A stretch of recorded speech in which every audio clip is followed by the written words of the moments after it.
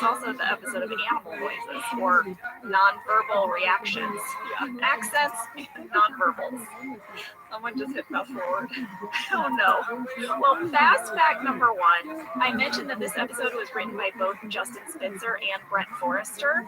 I should probably clarify that there are some writers who work in teams. Yes. Like we've mentioned before, Gene and Lee. They were a writing team. They were hired together as a duo. But Justin and Brent were not a writing team. They were hired separately.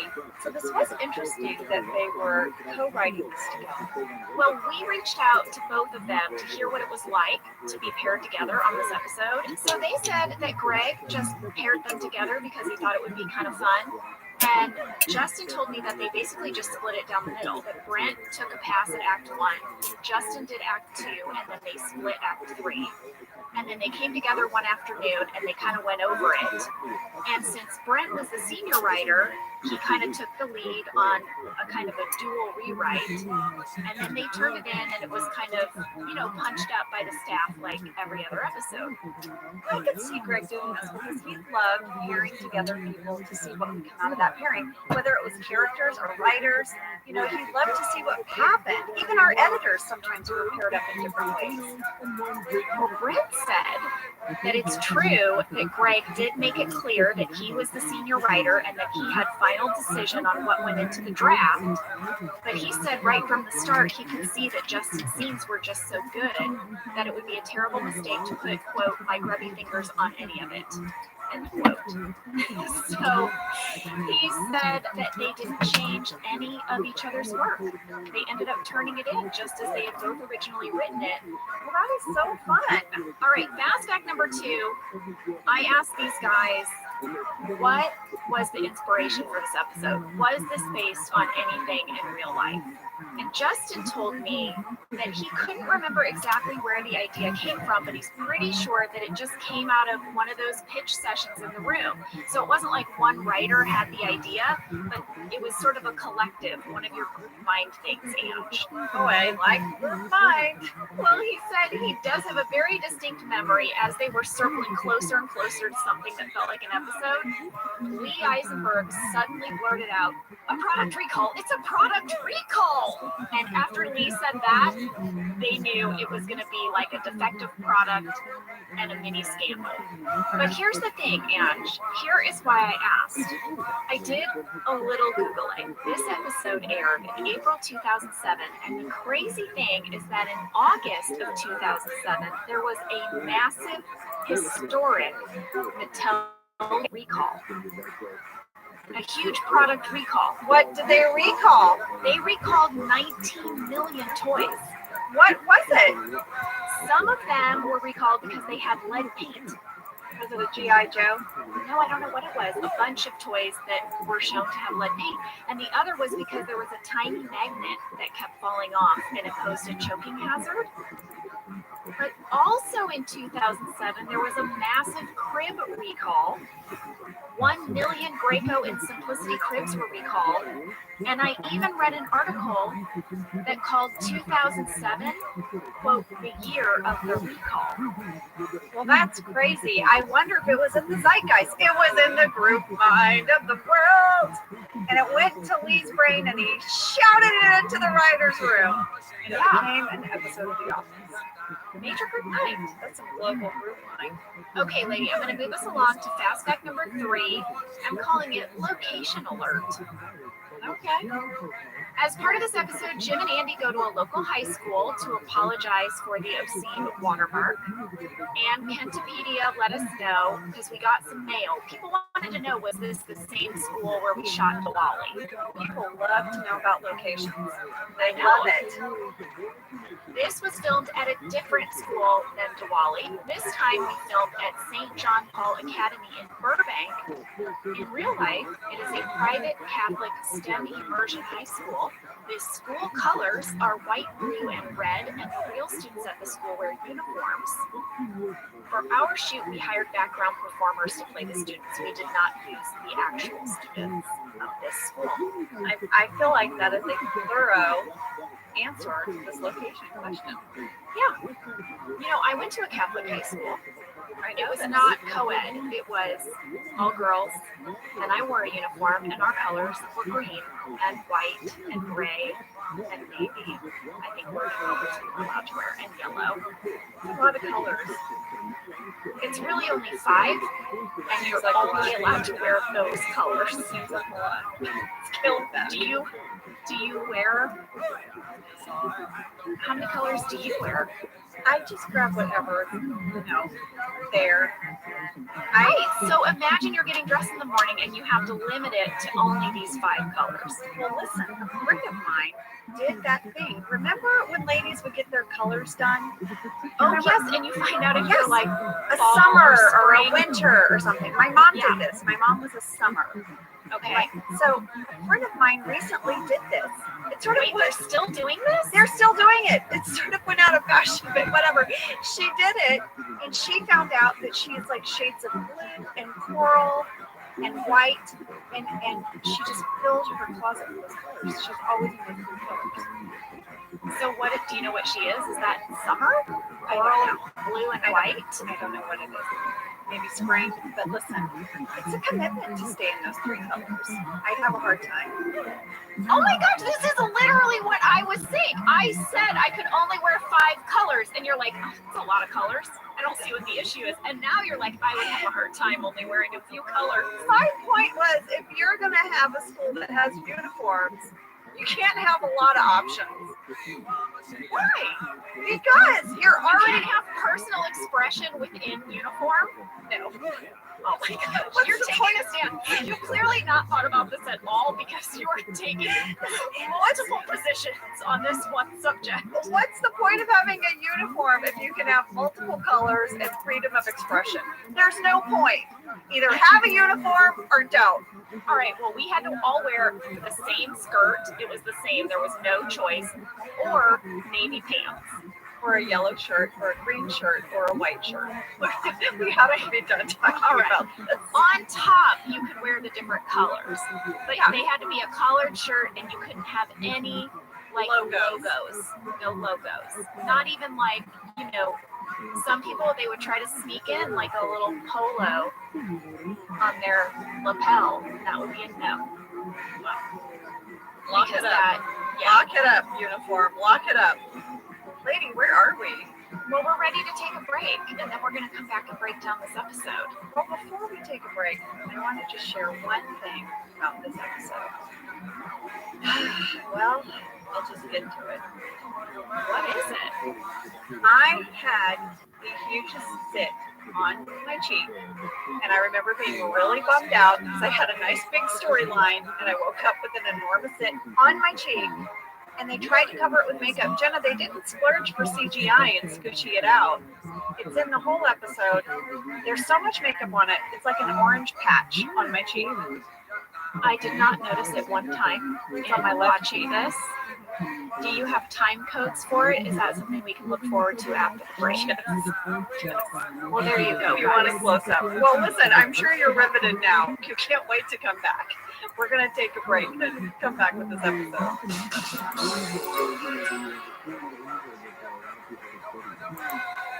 Whether your resolution is to save money, eat better, or stress less, HelloFresh is here to help you do all 3.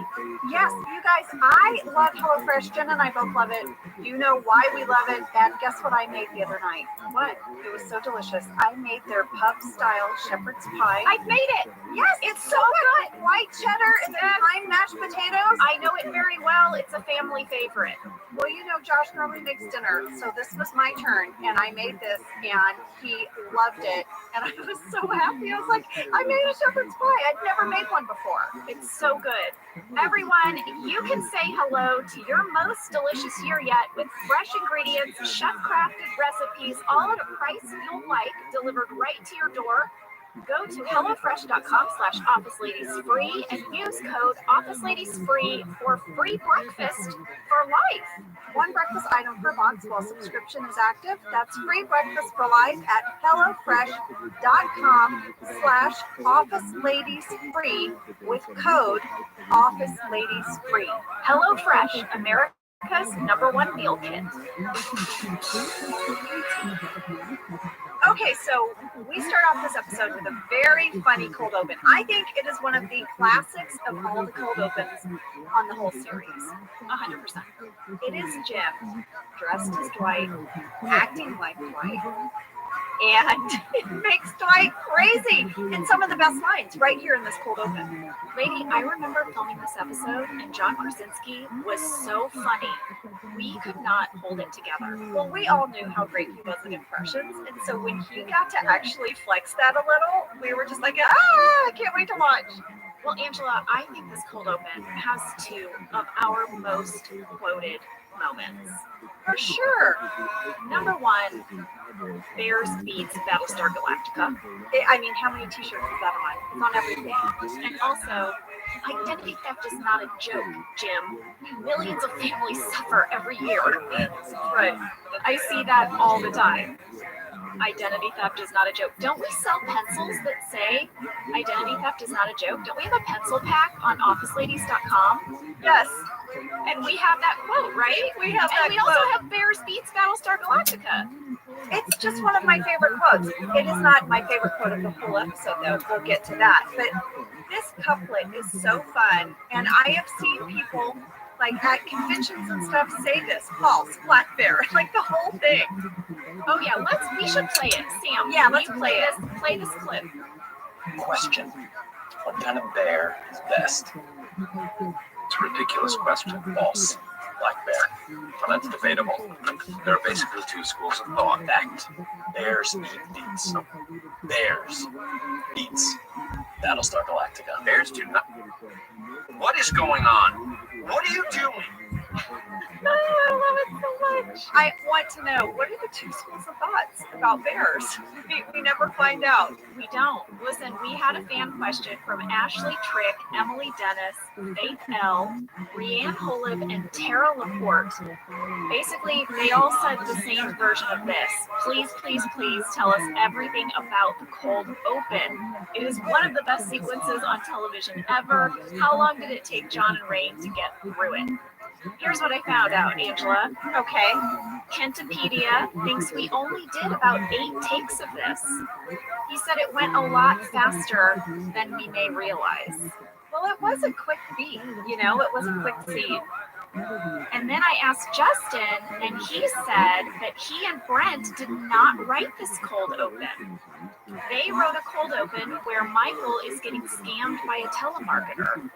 But during the rewriting process, Gene and Lee are the ones who came up with the idea for Jim to come in as Dwight, and they wrote the cold open, and it was Mike Shore who pitched the line, Bears beats Battlestar Galactica. Applause, applause. This is why you need a whole writing team. Look at that. That's how the magic happens. It's a collaboration, people. I have 2 other observations about this cold open. Not as popular as the obvious ones, Bears beats Battlestar Galactica, all that. But I have you know, there is a new plant at reception. No. Get out of here. What is going on? I am telling you, I don't know when I'll have time to do this, but I am going to screen grab every plant on reception for the whole series. What is it this week? It's a real sad looking plant. It's only got a few leaves on it. It's in a purple pot. It looks like some polka dots. And it is through the whole episode. I noticed it's in the cold open, the tag, and the whole episode. And in Jim's talking head, where he says he created that whole look for $11. Yeah. We have an old tech alert. Old tech alert, we have the old calculator watch. Oh, yeah.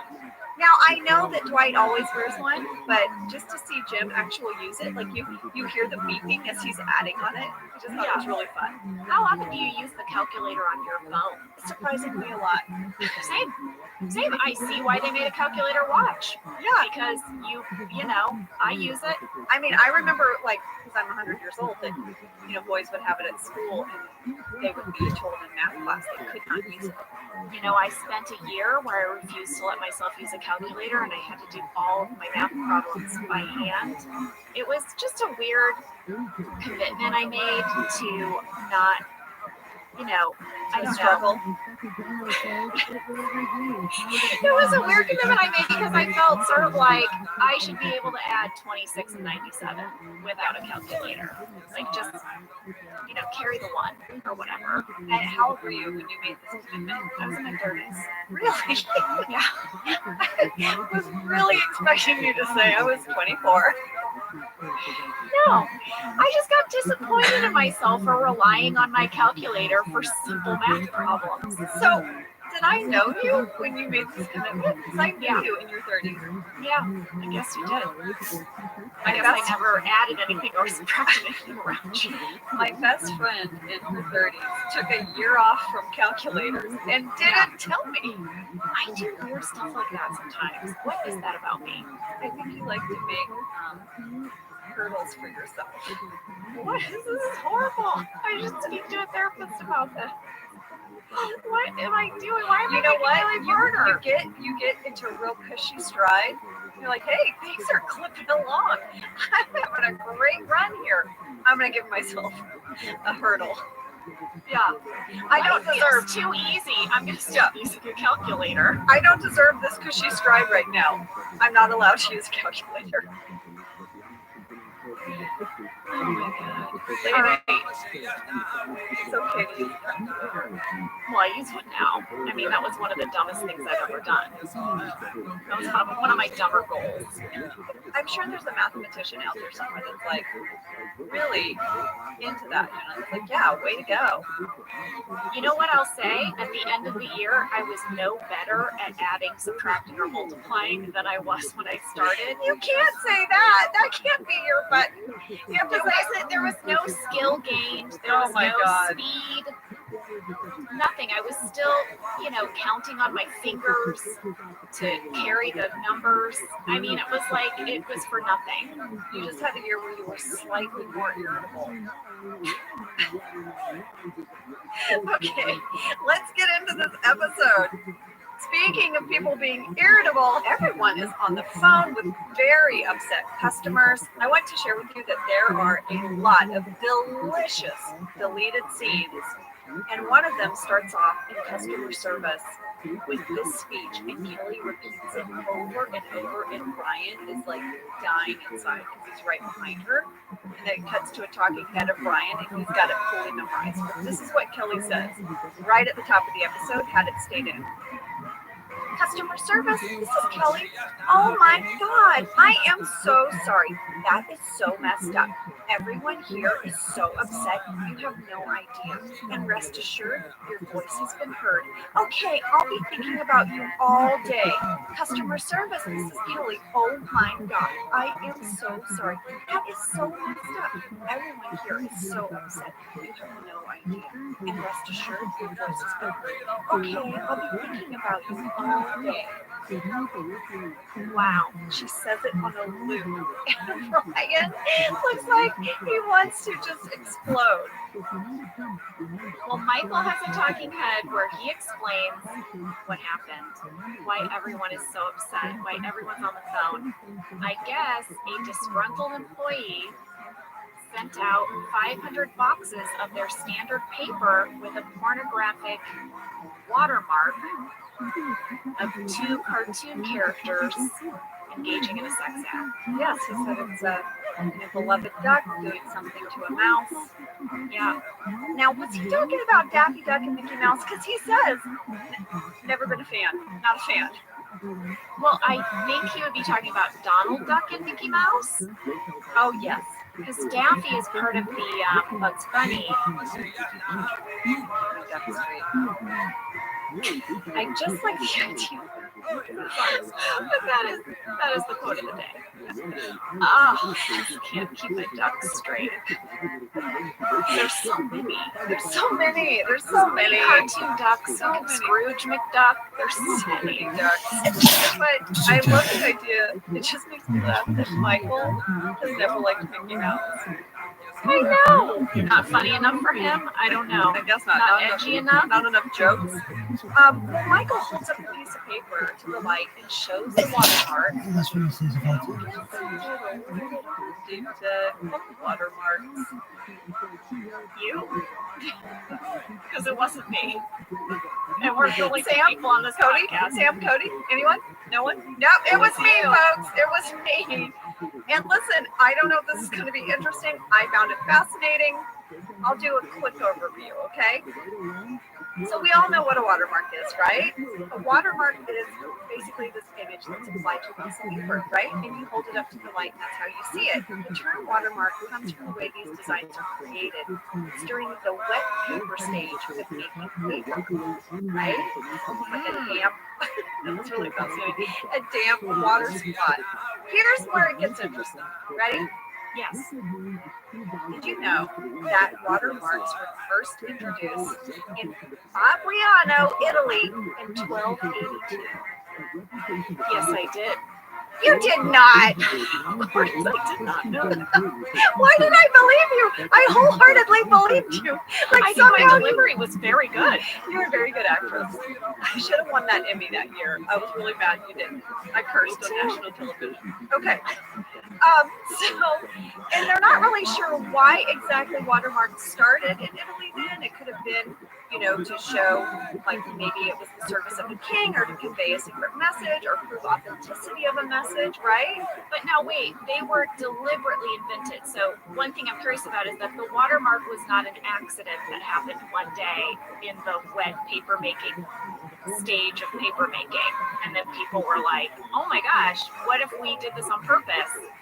Someone purposely watermarked. Unfortunately, we don't have, the fella's journal from 1282.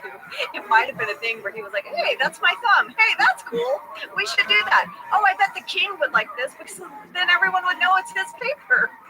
I love how this paper maker in Italy in the 1200s journals exactly like you. Exactly. Oh my God, my thumb. Oh, hey, I should tell the king about this. He might like to have his official paper. Oh man, gonna have a glass of wine. Okay. Oh, look at the hummingbirds. XOXO. Paper maker guy. Smiley face. So, Cartier, Miliani, Fabriano claims to have innovated 3 techniques which are still a part of paper making today. But here's the fun part, Jenna. Put this on our bucket list. You and I can go and visit the Paper and Watermark Museum of Fabriano in Italy. Oh, that is 100% happening now. How much fun would we have walking through that, getting a tour? How perfect would it be, these 2 people who are on a show about paper, going to one of the oldest paper mills in the world? I can't wait. That is bucket list for sure. Let's get back. Well, let me tell you what Brent told me about this obscene watermark. Oh yes, let's hear it. Brent, our writer, told me that this watermark for our show was faithfully created by our prop department, and that it really did look like a blank sheet of paper, but when you get up close, you can see this little caricature. And he said after the episode, he asked the prop department to have one of the sheets of paper, and he framed it, and it hangs on the wall of his office. And he says people come in all the time, and they say, why do you have a blank piece of paper framed on your wall? And he says it's a keepsake from the office. Look closely. And then they lean forward and they inevitably say, oh my God. Because, on the show, we put the little black bar up to hide the real obscene part. But on the actual piece of paper, I think It's there. it's all there. Yeah. And that was Phil Shea job that week. That was his job. How was your day? Have a duck and a mouse, do some stuff. Anyway, how was your day? Exactly. I want to point out something before we get too far. Remember we said at the very beginning of this episode, everybody's on the phone and they're talking to customers and they're like really trying to do damage control? I wanted to point out that at 1 minute 55 seconds, Creed is holding the phone up to his ear, but he isn't saying anything. It's a little bit of foreshadowing, I think, for the fact that Creed knows he's responsible. He's pretending to be on the phone with the customer, I think, but not really. He could also just be creepy and Creed. Yeah. Not doing his job again. Exactly. So Michael gets everyone in the conference room. You know, this is like crunch time, and he says, Creed, you really messed up. Yeah, quality assurance. So I feel like we officially hear Creed's job title. Quality assurance. Creed says every week he's supposed to stop by the paper mill, give it a check. The 1 year he blew this off. So good. So he hasn't gone for a whole year. Well, I know I said at the beginning of the podcast that Michael is in rare form in this episode, and he truly is in this conference room scene, but also Creed absolutely crushes it in this episode as well. He does. So we get back into the conference room. Michael has just great stuff. He was speaking in acronyms. Truman, Squaw, FNC, not saving any time, as everyone points out. And Michael's really freaking out. He tells everyone, this is threat level midnight. Yeah. Midnight, Oscar. Yeah. Threat level midnight. This is such a fun callback to the client. Yes, and everybody gives little looks to each other because of it, too. Yeah. Well, then Michael says, today Kelly will be training everyone on how to do customer relations. And Angela, you have a talking head where you just take a pill and you say you don't have a headache, you're just preparing. Yeah. I loved this back-to-back talking heads because Mindy as Kelly is like, this day it's bananas. It's bananas. And she's so perky and happy, and then it cuts to me just taking an aspirin. Yeah. And my kids were really hung up on this. They really wanted to know, was that a real pill? Did I have to take it? They were like, it looks like you take it. You swallow water. Oh, Angela, we got so much mail about this. Okay, Carlos L., Taya C., Emily W., Angela B., and Lily N. all said, what did you take instead of a real pill? Well, I will tell you. I did a few takes of that talking head. I had to take sugar pills. Wow, so I guess that's a props thing. I've never had to take fake medicine on a show before, so that's weird. Yeah, Phil Shea brought it to me. He said, listen, it's just sugar, like a sugar pill. So you'll be totally fine. So I guess I just had a little spike in sugar that day. So also during this conference room scene, Angela, we find out that Jim's client is a high school and they printed their prom invitations on this paper. So Michael tells Jim he has to physically go to the high school to rectify the situation. He says you have to bring someone. Ryan volunteers. Michael says no, you have to bring Andy. William Doolittle, at your service, a.k.a. Will Do. There we go. We said we were going to bring you accents. We didn't lie. And Jim is like, yeah, I'm definitely going alone. And Michael's like, no, I need 2 men on this. That's what she said. No time. But she did. No time. That is like such fantastic dialogue. Is that your favorite quote? Is that the one? No. Still not yet. Still not yet. Well, I remember John could not keep it together in this conference room scene. And anytime John starts to laugh, it is a very bad sign for the rest of us because you just know that we're never going to make it through. But Steve does something in this conference room scene that makes John lose it. I'm going to guess. I have no idea what you're about to say. Okay. I know people can't see me, Jenna. But, Okay. oh my God, Sam's filming.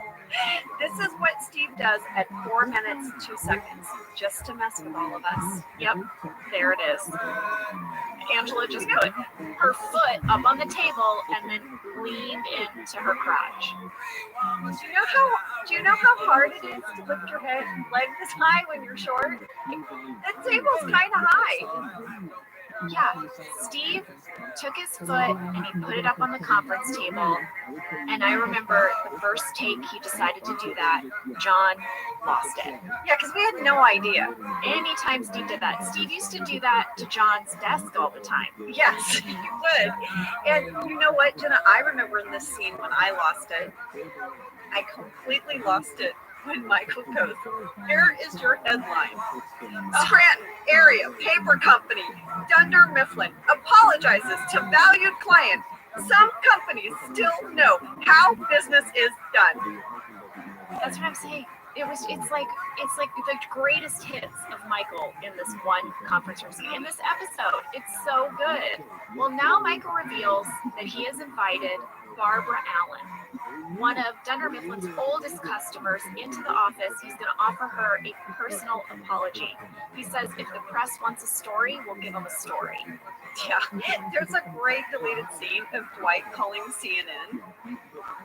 And like no one will take his call. It's really funny. Oh my gosh, I love it. I love that Jim is like, did the press ask for a story? Nope. No. Michael explains in his talking head, when a company screws up, the best course of action is to hold a press conference. You gotta control the spin. You gotta control the story. Well, this had me look up crisis management, Angela, because that's a whole thing now. Now, I did a very shallow dive on it. All I found out was that this really became popular in like the 1980s. And this idea of getting ahead of the story is all part of the crisis management public relations handbook. So Michael has it a little bit right here, but he has it wrong in the sense that literally no one knows about this right now. Yeah, if Michael had not made a big to-do, it would have just gone away. But no, he's gonna blast it and it's gonna blow up in his face. Yeah. So now we see Creed is trying to do his own kind of damage control. I mean, Creed says that this job is the only thing separating him from being a homeless man because he was a homeless guy. Yeah. I have to say, Creed calling up this paper mill and asking who wasn't there last week so that he can then pin it on this employee is kind of genius. Oh, Creed's a survivor. I mean, he's smart. He's very smart. He's cunning. Yeah. I was actually impressed. Yeah. I was like, wow. Wowzers. Who thought of that? It's exactly how I got my internship on Brian, by the way. Wait, what? You know this story. You called up. I would call and I would get like an answering machine, because I wanted to do an internship at 30 Rock and in New York. And back in the day before like big internet message boards and things like that, because I'm 100, you would have a phone number you would call and I would say, hi, it'd be like, 30 Rockefeller Center. I'm like, hi, I would love to apply for an internship. Hold one moment, please. Transfer you to a machine. If you would like to apply for an internship at 30 Rockefeller Center, please leave your name and phone number and someone will call you. We got that message every day for 3 months. And so one day I called up. I got the woman in BC, 30 Rockefeller Center. I said, yes, I was just speaking to a woman about my internship and we got disconnected. She said, oh, Barbara? I said, yes, Barbara. She said, let me transfer you. I said, thank you. Got to Barbara. Barbara's like, hi, Barbara. I was like, Barbara, I was just talking to someone about my internship and got disconnected. And she was like, oh, were you talking to Nancy? I was like, yes, I was talking to Nancy. Transferred me through to Nancy. Nancy answers hello. I'm like, hi, I was talking to someone about my internship. She goes, how did you get my number? Did you tell her? I told her. I said, well, for 3 months I called and I got your voicemail and no one called me back. So today I called and I lied. And I said that I was talking to someone and that person transferred me to Barbara. And then I told Barbara a version of that lie. She transferred me to you. And did Nancy say you're hired? Nancy said, can you be here Monday? And I was in Texas. It was a Friday. I was in Archer City, Texas, very rural area, 3 hours from a big airport. I said, sure thing. What time? She said, I'll see you Monday at 9. I said, great. I got off the phone. I said, Mom, Dad, I got to go to New York. Lady, that is what it takes. That's a fucking movie. That's what it takes. I think you just when you're starting out, especially when you're like the lowest person on the totem pole, you gotta have a little hustle. Guys, You heard it from us. Get that hustle. Okay, so there is a whole bunch of deleted scenes with Kelly and accounting. There's like a whole runner. It's really fun. I mean, at one point, Kelly and Angela get into this huge fight, and Kelly says, "You look old enough to be my mother," and Angela then calls her a slut. So, Oh my gosh. I know. And then they make up. Kelly apologizes, and then she's like, "Oh my God, we're best friends." And Angela's like, "I don't know about that." But there's a whole other journey that Kelly and Angela have that you don't see. Well, now should we go into the car with Andy and Jim driving Yes. to the high school?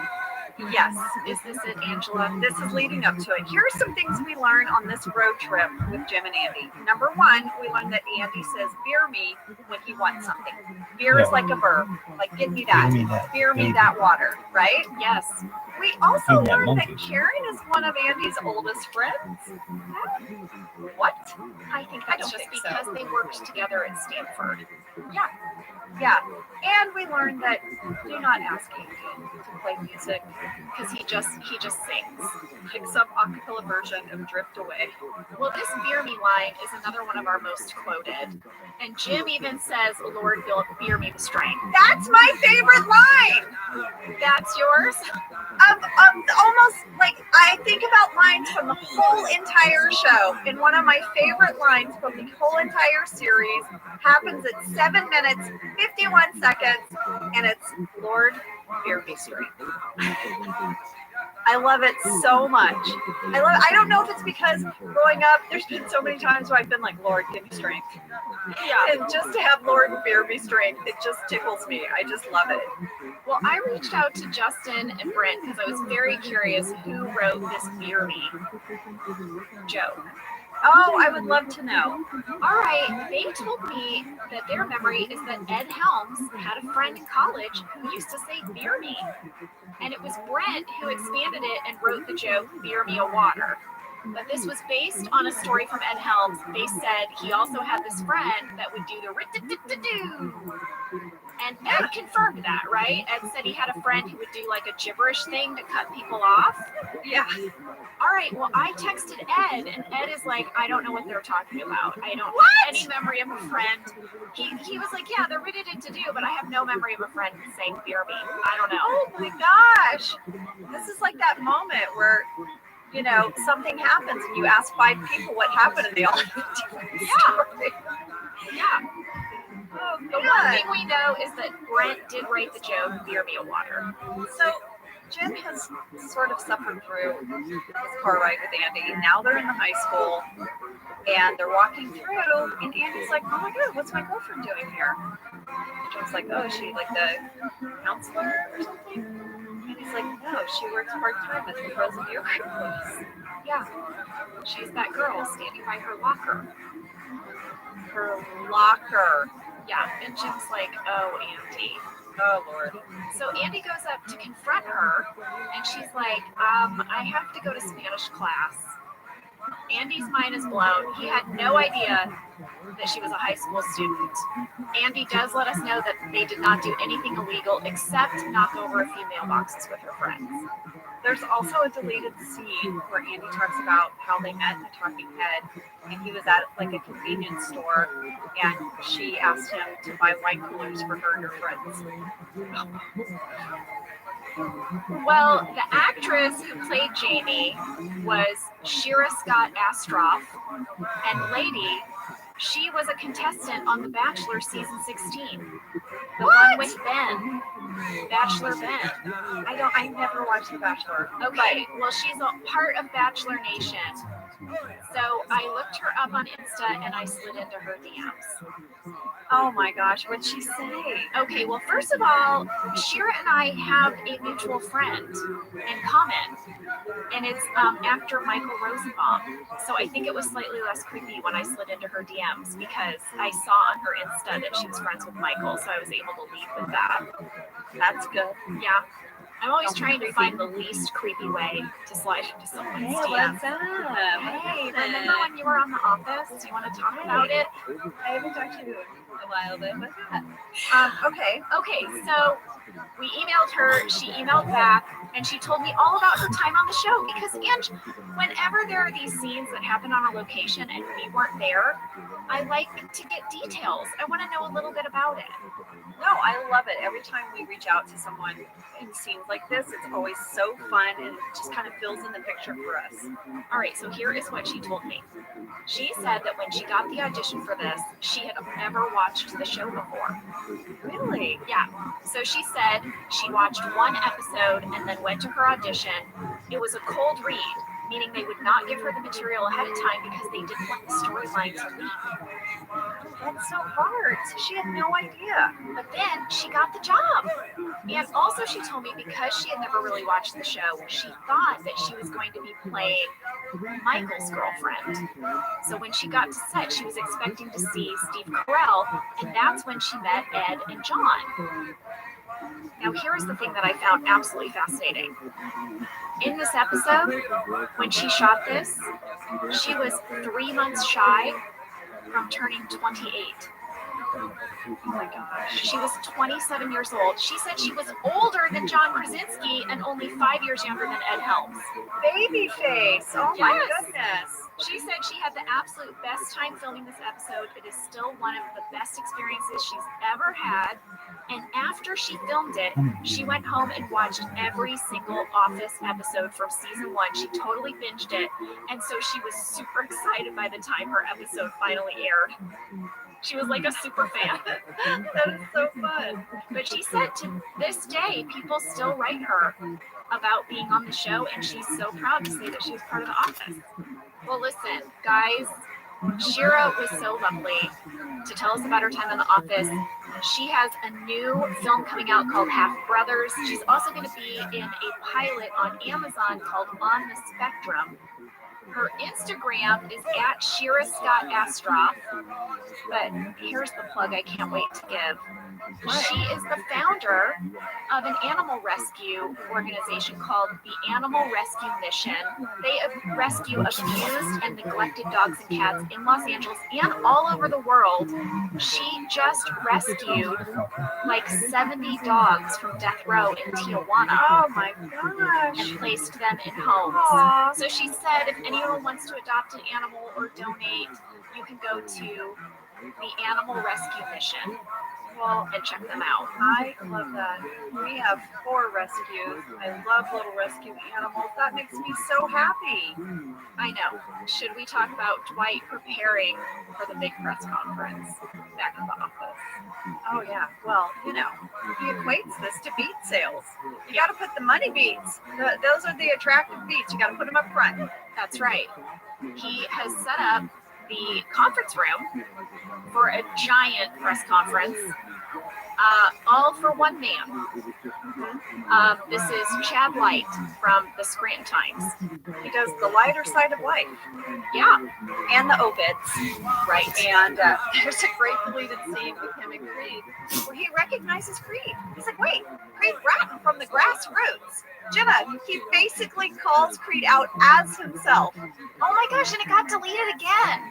This the Yes. origin of Creed keeps getting deleted. It got deleted out of Booze Cruise. It got deleted out of, what was the other episode where we found out that he stole his name from someone in prison? The Convict. And now again. So Chad Light goes, Creed Bratton from the Grassroots? Creed's like, yeah. And he goes, I wrote your obituary. Creed's like, oh yeah. Creed has this great talking head that he faked his death so he could get like an insurance claim or something. He gets money. And so yeah, Amazing. amazing. Well, Chad Light was played by Anthony Russell, and I found this in Anthony's bio, which I thought was absolutely so charming. It said, as a child, he played harmonica, ukulele, guitar, trombone, and piano. He worked his way through college singing in a show band. And after he graduated Montclair State College with a major in trombone and a minor in piano, his band was booked as a Las Vegas lounge act for many major hotels. Well, I played the trombone. What? No, you did not. Oh yeah. Stop it. What are you talking about? Yeah. When we moved to Archer City, very small town, like in football, it was class 2A, super small town. So to have a marching band, pretty much everyone had to participate. And so all my friends, the town was, I graduated with like 34 people. So my friend Shannon was like, "Are you going to play in the band?" And I was like, "I don't know how to play an instrument." She goes, "It doesn't really matter. We just need people." And so I was like, "Well, what do you play?" Now, my best friend was 6'3", guys. She was like a star basketball player. I said, "What do you play?" She said, "I play trombone." I was like 4'10". I was like, "Yeah, okay, sounds good. I'll do what you're doing." Because I wanted to be able to sit next to her. There was only 3 people in the trombone section: Shannon, Bill Crutcher, and me. And I said, the first day I sat next to Bill, and I said, "Bill, what are you playing?" Because all I could hear was like, "Rah," because I just played letter F the whole time. I said, "Okay." So Shannon was the only one that could really play, but I did learn how to play tequila. What's that? Yeah, I learned how to play that. It's really fun on the trombone because you do this big slide, and then I could never reach the last position. Yeah. 7th position, because I was too short. My arms didn't extend. Jenna, you wouldn't use a calculator for the year. I was in a band playing a trombone for a few months of my life. Very poorly, by the way. Very poorly playing the trombone. I'm speechless. I don't know. Where are we? Oh God, I don't know if anyone even is listening anymore. Well, listen, I'll tell you where we are. Chad Light has gotten level 3 security clearance. Don't get excited. It's level 3 out of 20. And they're getting ready for this big press conference. Meanwhile, Kevin, Oscar, and Angela are busy apologizing to customers, and it is not going well. Well, because Angela refuses to say the words "I'm sorry." She will not apologize. She keeps saying things like, "Our official position is one of apology." Like, she's like, will not just say, "We are so sorry." I love it when, like, Kelly is just patiently trying to coach her to say, like, just to make conversation. And she's like, "Where are you from?" "Ohio." "That's nice." She just does not want to be talking to these people. No. And also, by the way, in the meantime, Creed has found out that Debbie Brown did not show up to work last week. And he spins a whole tale for Dwight. He says, "Well, now, she told me that she had an emergency dentist appointment." And Dwight gives a look to camera, which I think is a little bit of a callback to his lie to Michael about his dentist appointment. Remember? Yes. Prentice the dentist? Yes. But then he says, well, then Debbie told the people at her work that she had the stomach flu. So she's clearly just making things up to avoid taking responsibility for this watermark. He's really laying it on thick. Creed is vicious. Yeah. Well, Miss Allen arrives, and before we get into this really embarrassing press conference, why don't we take a break? Yeah, we need a moment before we get to this. We promise we're going to just talk about The Office for the rest of the show. Why would you promise that when we know it's not true? Oh, We'll try. we'll try.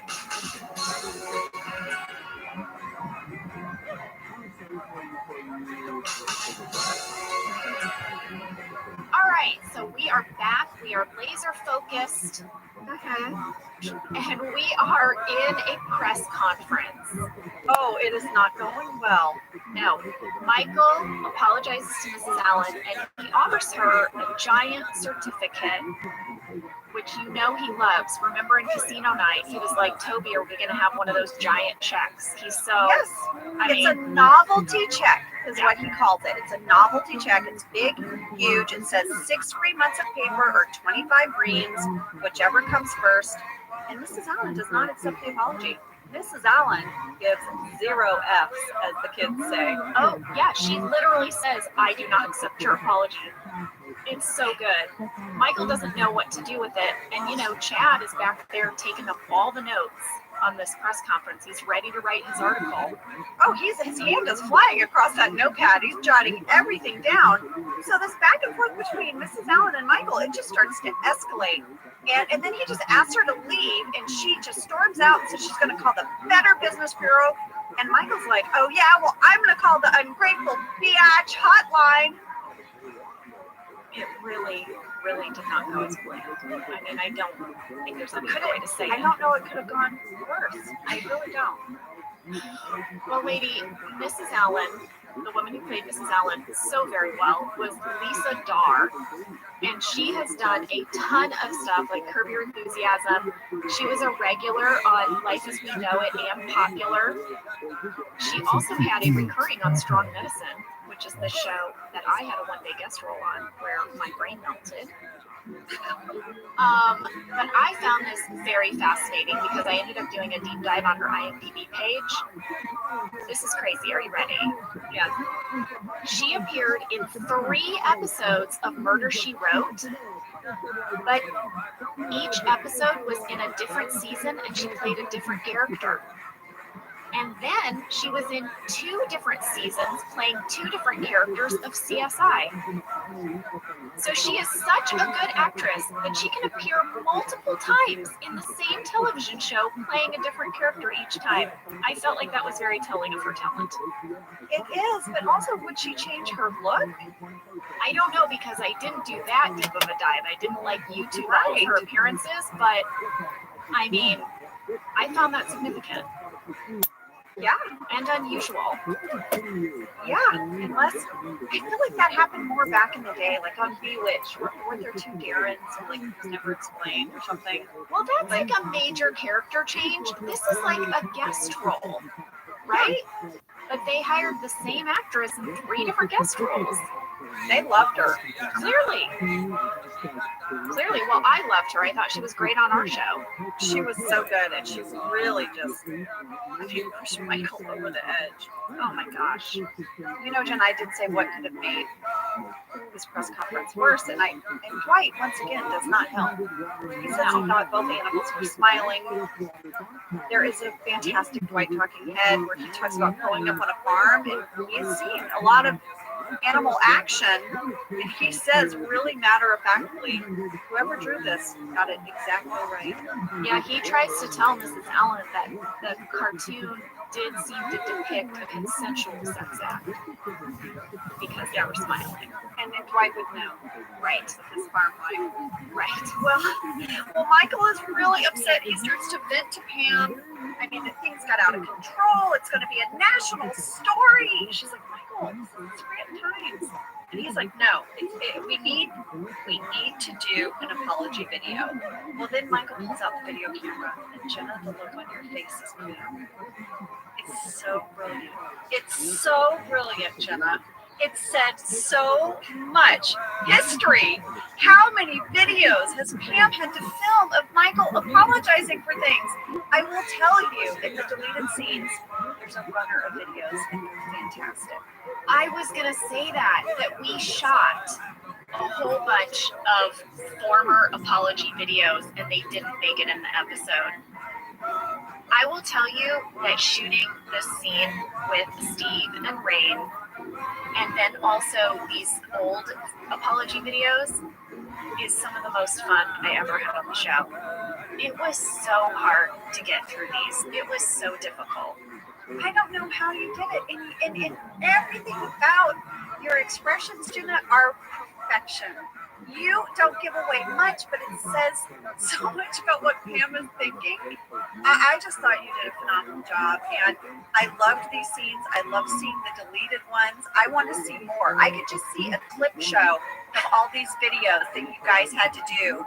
And I love the small touches. I love the American flag behind him, clearly made out of 4 pieces of paper taped together. Yep.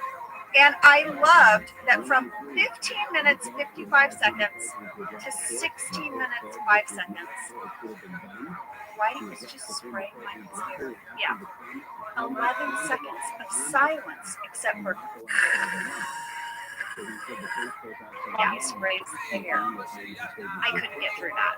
I laughed so hard. I broke constantly. It was very, very difficult to get through that. When you think about the real estate of a show, like every little moment counts. You're trying to just jam it with as much as possible. And I loved that our show would take these beats like this. 11 seconds, no one saying a word, just an aerosol can. Longer than you have to stay on a bowl. That's true. Thank you for bringing my measurement of time back to bull riding. Well, also, I don't know if you noticed in the scene, I kept my gaze on the camera. I never looked up to Steve. And I did this for two reasons. One, because it just felt like I'm in charge of operating the camera, and so I was going to make sure he stayed in frame, and that just seemed like sort of my job.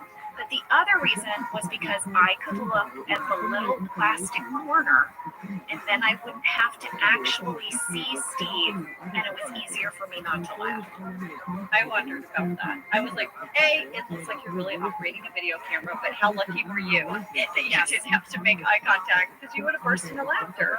Also, when Rain drops one of the cue cards and it makes a thud on the ground, that made me laugh. It was like when I was rewatching the scene, I was breaking constantly. Those poor guys, I mean, they must have been like, Jenna, you need to leave the room. Well, there's a deleted scene of, Michael does the first video and he's not happy with it, right? Well, in the deleted scenes, Jenna, there is his second take of the video. You guys shoot the first one. Yeah, and he doesn't like it. He doesn't like it.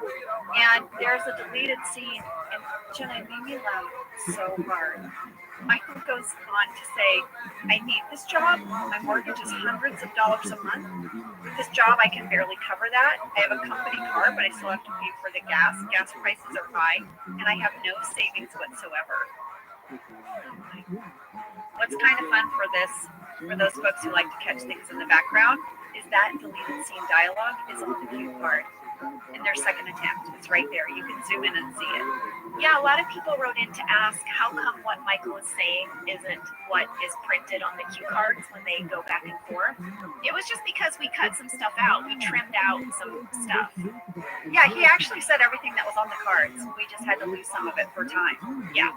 Well, over in accounting, we had someone write in. Megan Allman said, 17 minutes, 6 seconds, Kevin Sass. Yeah, serious Kevin Sass.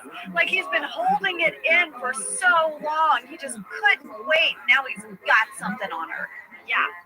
Angela is critiquing Kevin's math skills, and he then gives some sass by insulting your customer relations skills. Yeah, and then I call them apes, and then Oscar's like, apologize for that. And I'm like, oh, I'm sorry, you're both morons. And they're like, but you said sorry. It's like I'm sitting with my two junior high brothers.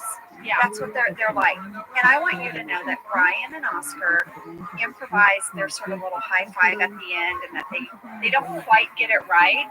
They were so tickled by that moment. They kept cracking up. Brian kept cracking up.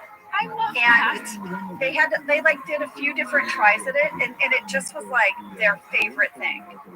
Okay, well, I loved that moment. It made me laugh. Me too.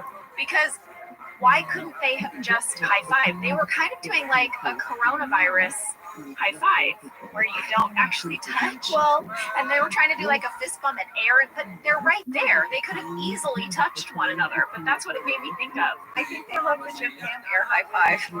Their dude version. Also funny. It would have meant that one of them would have to get up or lean over awkwardly, and so they were like, Oh, okay. Well, I guess it was an optical illusion because it seemed like maybe they could have just made a connection. It would have required one of them getting up. And I see. Okay, well, there you go. For it. Well, maybe we should go back to the high school for a second because we forgot to mention that Andy and Jim do meet with the principal. And it doesn't really go well because Andy is so preoccupied by learning that his girlfriend is in high school. Yeah, I don't really know. Did they get this account back? We don't know. It just seems like Andy's about to have a breakdown and Jim is just trying to get them out of there. Well, the principal was played by Jim Jansen, who also played Reverend Skinner on Gilmore Girls. A little bit of trivia. Ooh, that is good trivia. I know. And yeah, we don't really find out how that went, but as they're driving home in the car, Andy is still clearly bummed out, and Jim wants to cheer him up. Jim really goes for it here. He just starts going,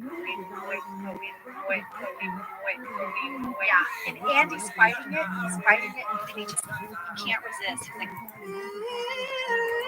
he can't not jump in.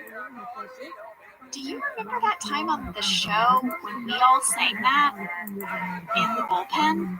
Was that for an episode, or were we just doing that one day? I think we just started doing it.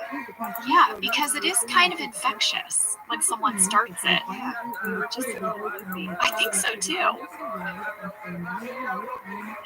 In the jungle, the quiet. Yeah. Oh, one last thing now before we end this episode and get to this amazing tag is Creed. Yeah. Creed got this woman fired, and he's going around the office collecting money for her. He's going to put it in a card. You know, why do bad things always happen to good people, he asks. And then he tosses the card, he puts the money in his pocket. Creed is diabolical. Yeah. And we also find out that, in Pam's opinion, Michael made the best apology video ever. Yeah. That ended with an ultimatum. You have one day. Yeah. And where are these videos going to? Oh, they go nowhere. I'm pretty convinced that Pam never sends them anywhere. Oh yeah. Well, now we have such a fun tag, and Rain had so much fun doing this. Yes. Dwight arrives for work the next day dressed as Jim. But it backfires a little bit because everybody just compliments him on how great he looks, and he gets a little frustrated. And he tries to do like the Jim look to camera, but it's like so awkward. Yes. Well, I want to tell you that this was originally in the script as the alternate ending to the cold open. Dwight had a little talking head where he said, to defeat your enemy, you have to become your enemy. And then he showed up to work dressed as Jim. But in the editing process, we split it up, which I think was genius. I love that. I love that we end with it. I remember how much fun Rain had doing this scene, but I also remember him talking with Randall, the director, about how Dwight couldn't be as good of a mimic as Jim. So whereas Jim could come in and just do this spot-on impression, they sort of felt like Dwight's version of Jim had to be a little messier, but like, how do you thread that needle, right? Like, how do you do an impression, but it's Dwight doing the impression? Because Rain could do an amazing impression of Jim Halpert, but he had to do it as Dwight. So I remember them playing with that a lot on the set when they were shooting this. Yeah, I feel like those moments would come up for us where it was like your character steps out of its comfort zone a little bit to do something, but you still have to do it as your character and through that filter. Yeah. But it was fun. It was fun for us to watch those fellas do that. Well, you guys, that was Product Recall. Thanks for taking that journey with us. We got off topic a few times, but, you know, there's some real nuggets in this. Lord Bear Mystery. Oh, yes. And listen, identity theft is not a joke. Millions of families suffer every year. All right, guys. See you next week. We'll see you next week. Someone fear me a snack. I'm hungry. Thank you for listening to Office Ladies. Office Ladies is produced by Earwolf, Jenna Fisher, and Angela Kinsey. Our producer is Cody Fisher. Our sound engineer is Sam Kiefer, and our associate producer is Ainsley Bubko. Our theme song is Rubber Tree by Creed Bratton. For ad-free versions of Office Ladies, go to StitcherPremium.com. For a free 1-month trial of Stitcher Premium, use code OFFICE.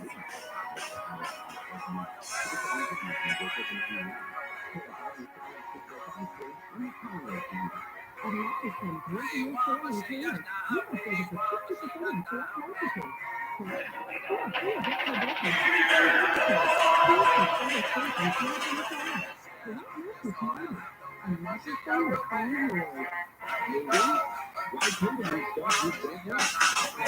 Jenna Fisher. And I'm Angela Kinsey. We were on The Office together. And we're best friends. And now we're doing the Ultimate Office Rewatch podcast just for you. Each week, we will break down an episode of The Office and give explicit behind-the-scenes stories that only two people who were there can tell you.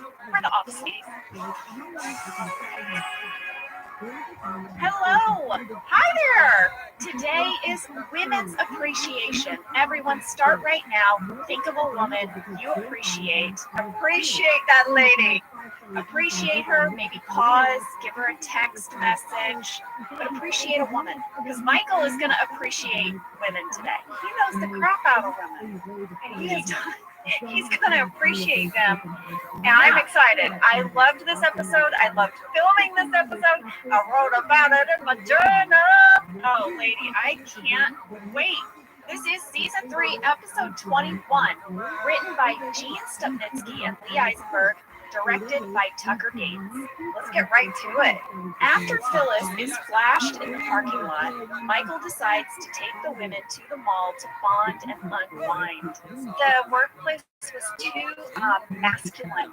So we got them somewhere where they could really relax. And that's the mall. Yeah. Michael. Well, while at the mall, Michael reveals how distressing his relationship with Jan is. Oh, distressing is a word. Yeah, I had to come up with a word for the summary. I picked distressing. Yeah. And with the support of the women, he decides to break up with her. Meanwhile, Andy and Dwight try to hang up sketches of the flasher. They're trying to find this guy, right? The pervert. Yep. The sketch was drawn by Pam, and it heavily resembles Dwight. It's exactly Dwight. It's Dwight with a mustache and no glasses. Oh, yeah. Finally, Kevin and the rest of the men in the office enjoy hanging out in the ladies' bathroom. That is a crazy episode description. And that really is just barely touching the surface. It really is. I mean, Meredith's band isn't in that summary, and that Meredith's band could be a whole episode itself. Oh, I wish we'd done an episode called Meredith's Band. Would you like to see that? Yeah, exactly. Or that's a spin-off right there. Meredith's Band. Just Meredith living out of her van. Yeah. What are your fast facts, lady? Well, Ange, my first fast fact is about you. What is it? Is it true that you once had a flasher at one of your jobs? Okay, this is true.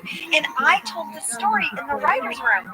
So I was talking to Greg on set one day about just different things that happened when I worked at 1-800-DENTIST as an operator. And he was like, oh, you got to go up to the writer's room. You got to tell everybody these stories. So I did. And I'm not sure that this episode is 100% from the story, but I like to think it was a little bit inspired.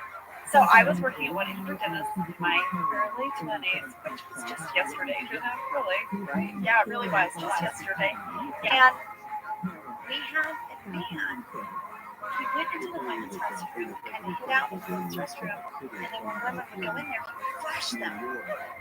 And who was he? We don't know. He was like some guy from the street. He was like, went in the women's restroom. Okay, wait. Wait, how did he... Where were did 1-800-DENTIST not have their own dedicated bathroom? Was it like a whole building? It was a whole building.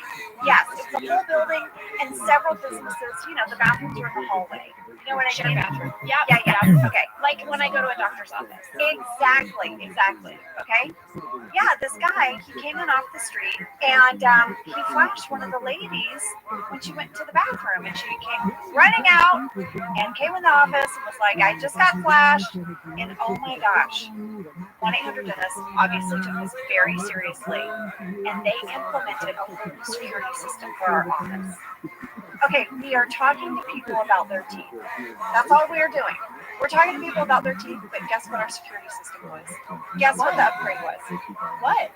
They scanned all of our fingerprints. And when we got to work, there was a scanner that you put your hand on that opened up to our hallway.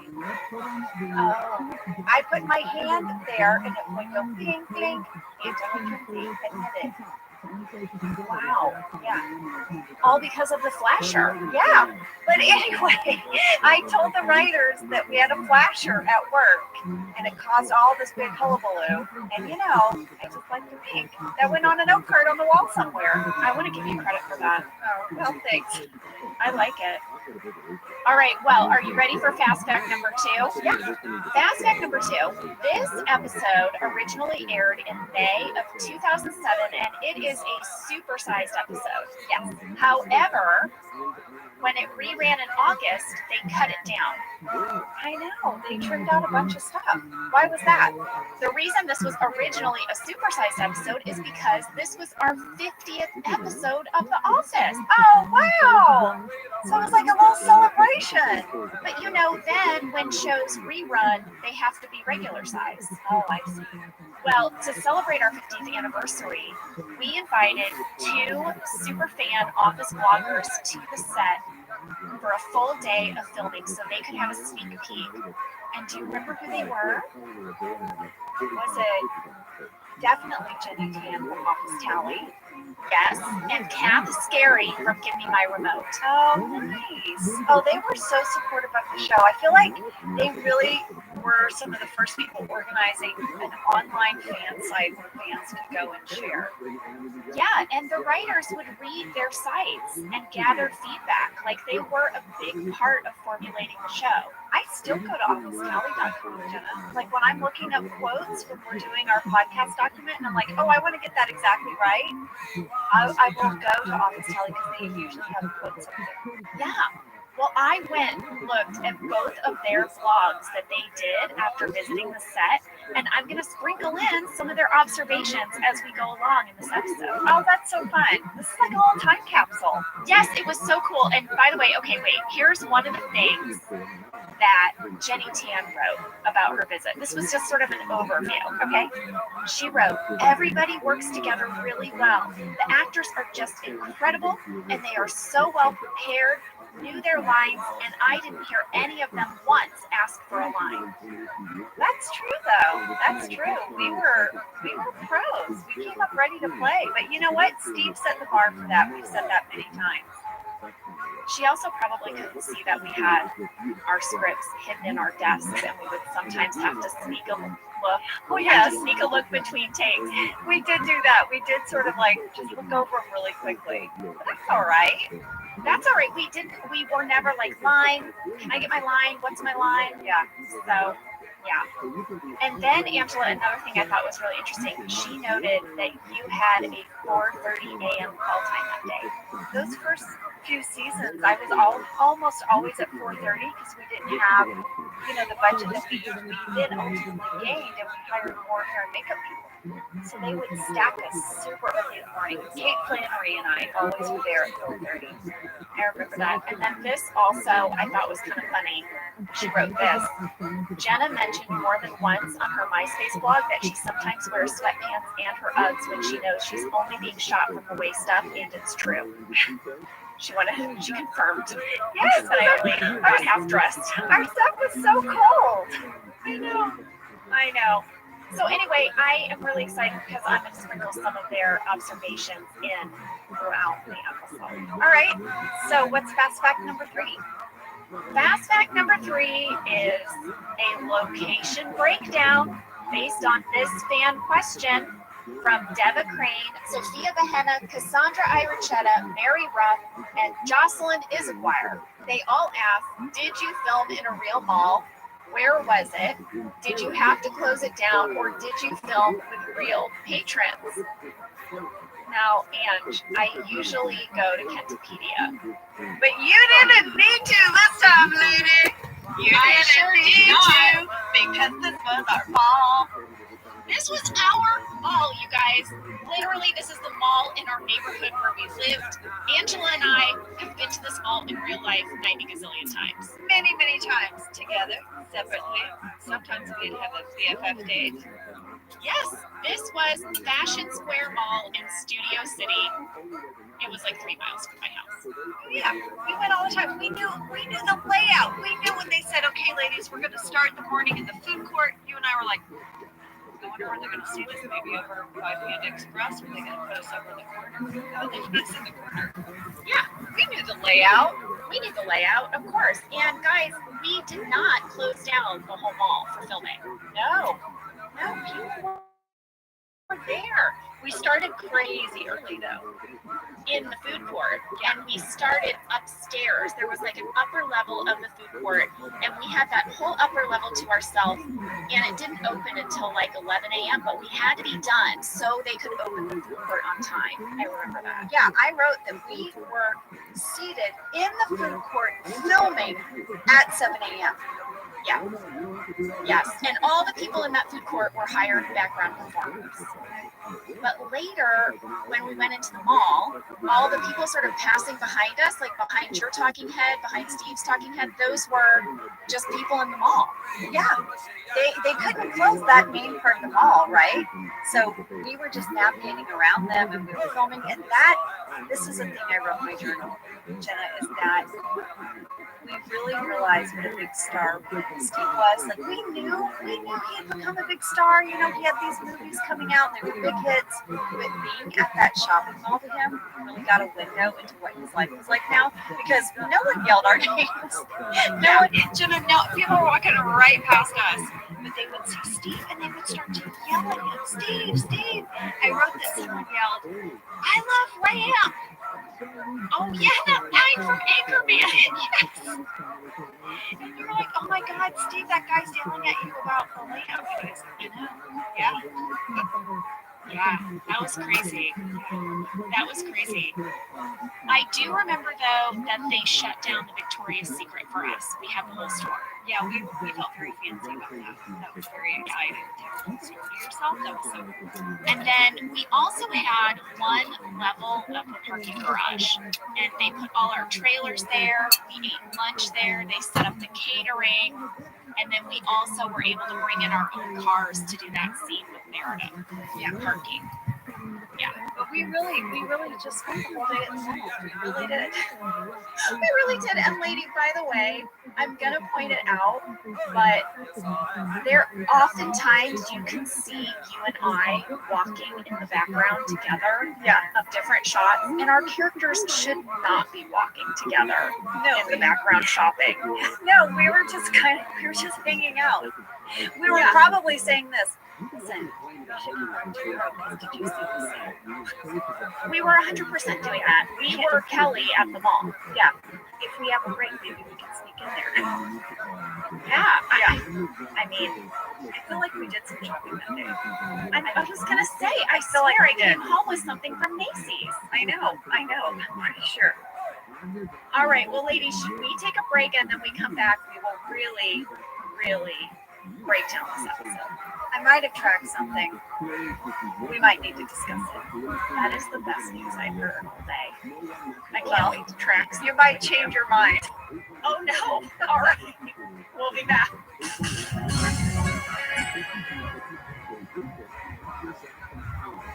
Whether your resolution is to save money, eat better, or stress less, HelloFresh is here to help you do all three. Yes, you guys, I love HelloFresh. Jen and I both love it. You know why we love it. And guess what I made the other night? What? It was so delicious. I made their pub-style shepherd's pie. I made it. Yes, it's so good. White cheddar and then thyme mashed potatoes. I know it very well. It's a family favorite. Well, you know, Josh normally makes dinner, so this was my turn, and I made this, and he loved it, and I was so happy. I was like, I made a shepherd's pie. I've never made one before. It's so good. Everyone, you can say hello to your most delicious year yet with fresh ingredients, chef-crafted recipes, all at a price you'll like, delivered right to your door. Go to HelloFresh.com/OfficeLadiesFree and use code OfficeLadiesFree for free breakfast for life. One breakfast item per box while subscription is active. That's free breakfast for life at HelloFresh.com/OfficeLadiesFree with code OfficeLadiesFree. HelloFresh, America's #1 meal kit. And we're back. We start with a cold open. Jenna, that was originally written for the business school episode. What? Yes, the cold open where Jim comes in and he's tardy and Dwight is going to write him up. That was originally for the business school episode. And the Dwight and Jim dressing like each other was supposed to be for this episode. But they switched them for time. Wow. Yeah. Well, you know, they would do these cold opens, and they were meant to be standalone. They were meant to be their own encapsulated joke that really didn't interfere with the main plot of an episode. So I guess they were kind of interchangeable in a way. Now, sometimes the cold open did affect the plot, but you know, two standalone cold opens, I guess you can put them wherever you want. And I feel like the tag in this episode is plot related, so I think it was for the best. Yeah, So, I agree. All right, so Jenna, here's the thing. Do you know that if you are tardy, you will get 3 demerits? Yeah, and then you'll receive a citation. Yeah, and then 5 citations, and you're going to get a violation. Which is bad, because tell us what happens after that. 4 violations, and you're going to get a verbal warning. Yeah, keep it up, you're going to get a written warning. Yeah. 2 written warnings, and you're going to be in a world of hurt in the form of a disciplinary review. And that disciplinary review is going to be written by Dwight and placed on the desk of his immediate superior, who, by the way, is Jim, who is tardy. Right. It's going to take a week worth of paperwork. I mean, this just made me laugh so hard. I just feel like I know these people. I feel like I know a Dwight. I feel like I've worked with a Dwight. Like someone who has such a small amount of control and takes it so seriously. It's just so ridiculously perfect. I love it. This episode opens with Phyllis arriving to work, and she is clearly upset. And by the way, I really like how all of us are genuinely kind to Phyllis and concerned for her. Yeah, she's shook up and we're worried about her. And Jenna, before we get into the scene, I have to share something with you that has been part of our family. It's like a family story. You know those stories in your family that you retell over and over? Yeah? Well, this episode inspired one of those family stories for me that we get together and retell at family reunions and everyone just cracks up. What is it? All right. Jenna, you know my grandmother, Lena May Kinsey. She was very, very proper, classy Southern lady. And, you know, she was not a fan of The Office. She thought that Michael Scott was vulgar, and she would say to me, Angela, we are so proud of you, and I don't care for it. But we are so proud of you. I remember. So my parents were really getting into the show, and they were like, Lena May, you gotta give it another shot. We gave it another shot, and now we like it. You gotta watch this week's episode. Oh, no. I called home. I'm like, hey, Mom, are you going to watch this week? We are, and we told your grandmother to watch. We got it on right now. I said, oh, no, Mom, not this week. Not this week for grandmother. Oh, no. She was like, why not? And I said, because Phyllis gets flashed, and it's all we talk about. What did your grandma say when she posted? Well, she never watched another episode, did she? I called home the next day. And I said, hey, Mom, did you talk to grandmother? Did she watch it? She said, I did. And this is what she said. And I wrote it down. And I have it in my journal. This is what my grandmother said. I watched it right up until they started talking about penises, and then I turned it off. That was probably good she turned it off, because, I mean, we didn't want her to be subjected to that scene in the mall when Michael describes his sex life with Jan. Oh my God, when he's like, what is a pap smear? I'm glad my grandmother didn't make it that far. Do you want to know when she turned it off? Yes. 4 minutes, 25 seconds. Is the first time we say the word penis. Click. Bye-bye. She checked out. She was done. And I mean, up until that point, you know, we're talking about how Phyllis has been flashed and where he put it on the map. And, oh my God, Jenna, do you remember that Phyllis could not get through that? Which part? She broke every time she said he had it out on the map. She could not get through it. The supply was incredible. Kobe cream pies is how I remember it was very difficult to get through Creed saying, what's the big deal? He's hanging brain. that phrase, hanging brain. So gross. It's so gross. But then Michael comes in and he finds out what happens, and he is like completely not sympathetic at all. And Phyllis isn't even there anymore. Phyllis has gone off with Bob Vance. He's taking her for a walk to calm her down. But Michael comes in and he is just making a joke of it. And he puts his finger in his pants, through the zipper of his pants, to look like a penis. And I remember we all thought, there's no way this is making this on TV. Well, Jenna, I was super curious about how we were able to get this on the air. So I went into the DVD commentary to see if they said anything. They did say there was one specific thing we had to do by standards and practices rules. Oh, really? This went all the way to standards and practices. Should we tell them what standards and practices is? Yeah, well, there's certain rules about what you can and cannot broadcast on network television. Well, according to the DVD commentary, this was the one thing we had to do by standards and practices. Before Michael turns around with his finger in his fly of his pants, camera has to see him fully extend his hand outside of his pants and then watch his hand go in his pants through his fly. So you know, beyond a shadow of a doubt, that is Michael's hand. You'll see Michael turns around and you have a close-up of his hand and he's kind of fidgeting so that we all know it's his hand. And that was because standards and practices said that's the only way we'll let the scene play. Wow. I know. I still can't believe that we got away with it. And then what I really can't believe is that when Toby walks in, the finger goes down. Yes. Well, fan catch from Brianne, Catherine, Julie, Elizabeth, and Christina. Everyone noticed that in the background of this exchange between Michael and Toby, it's sort of near the end after Toby's walked away and Michael is apologizing.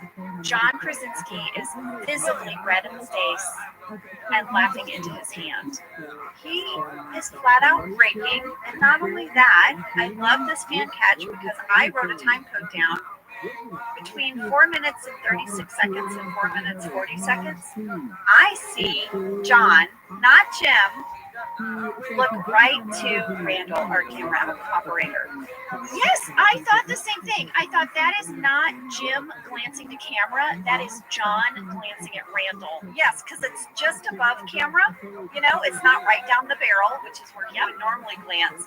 He's looking at Randall, trying not to break. And Randall was probably breaking too, but they're having a moment. And the line that really made him go is when Michael says, as that was coming out of my mouth, I knew that it was wrong. Well, now Michael has a talking head where he explains that in all of the excitement, he forgot that his primary concern is keeping the people in his office safe, and that women just can't have fun if they don't feel safe. And he knows this because, you know, he and Jan have a safe word, which is foliage. What is happening in that bedroom? I don't know. What is happening? That he has a safe word that she doesn't pay attention to. What is happening? Oh, Lord. And then Jan's phone call. She wants his body. She's going to leave him $200, $300. She'll get more vodka. Hunter, are you on the call? Everything about this is horrifying. Lady, I have to say that thing of Hunter, are you on the call? That has happened to me in business calls where I'll be talking to my agent or to my manager and I'm having what I think is a private, candid conversation. And all of a sudden, 20 minutes in, they'll ask their assistant, did you get that? Can you go ahead and set that meeting? And the assistant's like, no problem, I'll put it in the calendar. And I'm like, wait, what? How long is that a thing? Your assistant just listens to our phone calls? That's a thing? Man, I couldn't be an assistant. I couldn't handle that information. It would be so hard for me not to interject. If I had to listen in and my boss was having a conversation with someone and it got sort of personal or heated, it'd be so hard for me, to not be we might try. Just take a minute, take a breath before you, don't say something you're going to regret. And I'd be like, who is that? Well, we we have a nice callback at 5 minutes, 47 seconds. Yes, we had some fans catch this as well, Angela. Dwight is down in the parking lot and he is stabbing the shrubbery with that pointed, carved out broom handle that he made for business school when he was worried that Jim was becoming a vampire. Yeah, he kept it. Of course he kept it. He probably duct taped it under his desk. Well, that was caught also by Renee Brown, Ann Stevens, Bethany A., Phoebe Tomac, and Jacob Hirsch, among others. All right. So, Jenna, now it's 6 minutes, 29 seconds. Michael and Dwight have decided they are going to form a new anti-flashing task force. They come out and announce this, and I want you to know, Rainn Wilson wrote so hard throughout this scene. Jenna, I think we did like 15 or 16 takes. Do you remember what line he could not get through? Because I will never forget it. I'll never forget it, and it's on the bloopers. Oh, it's so good. Say it, Jenna. So he says that we should install floodlights in the parking lot. Yeah. And then he says, I know what you're thinking. Won't that just shed more light on the penises? We could not get through that line. When I was rewatching and I heard him say it again, I was like, that line is so genius and absurd. You know, sorry, it just cracks me up. And all of it was so perfect. And then him having to say, Pam, you can drug. It was phallus. Like, phallus? Phyllis, sorry, I just have penises on the brain. And then Jim's looked at camera. This whole moment is just so beautifully written and performed. Yes, and the other thing that led to the absurdity of it is that you're expecting Dwight to have horrible ideas, but his ideas start off really good. Smart. This idea of floodlights, this idea of extra security cameras, and I remember being directed to give a look to Phyllis, like reassuring, like, hey, they're not going to totally mess this up. And then it just gets weird. It's so funny. Yeah, he starts out so well. Yeah. Oh my gosh. Well, so Pam is going to meet up with Phyllis and she's going to make a sketch. Except that Phyllis can't really remember any details. And Pam's like, it's fine. I just don't feel like answering the phone. Yeah. But then Karen enters, and now we get Dwight's weird list of ideas. So, like, what he was announcing originally is what the business part was planning to do to help the situation. And now we're getting Dwight's mandate. Yeah, and Dwight's mandate is basically lock up the women and get rid of all the bananas. Yeah. What is happening? Yes, he starts saying that, like, the women have to dress a certain way. They have to wear sleeves down to their wrists, muted colors. And Pam is like, no one dresses like that. And then the camera swings over to Angela, which is a very funny moment. That was in the script. I remember this was one of those moments, Jenna, that it looked simple, but it was very choreographed because the beat camera had to find me and zoom in, right? And it's a very quick whip over, and it had to, be in focus. So that's a really tiny moment, but it was very thought out, exactly where I would stand, and it was all timed off of your line. And I want you to know, since we're talking about what I have on, that at 8 minutes, 28 seconds is when you see my outfit, that our wardrobe designer, Carrie Bennett, and I had so much fun. We were giddy. When she got the script and it said I would be wearing this like cat sweater, this outfit, we just couldn't wait. And I tried on all these different sweaters. This is the one we picked. And you can't really tell, but each of the cat is very different and distinct. And one of the cats on the sweater had a beaded purse that it was carrying. One of the other cats had like earmuffs, but the earmuffs were like goofy. Wow. Yeah. I wish I still had that sweater. I talked to Carrie about where did she shop for you? Where did she find this stuff? And you know what she told me? What? She said that a lot of your sweaters and your floofy blouses were vintage. That's true. That is true. And there was no double for them. There was just one. Yeah. And it would make her a little nervous because if you spilled coffee on it or something, she was going to be in trouble. But that was how she found these weird little items. And also, she said vintage clothing usually runs smaller, and so it was fewer alterations for her, actually.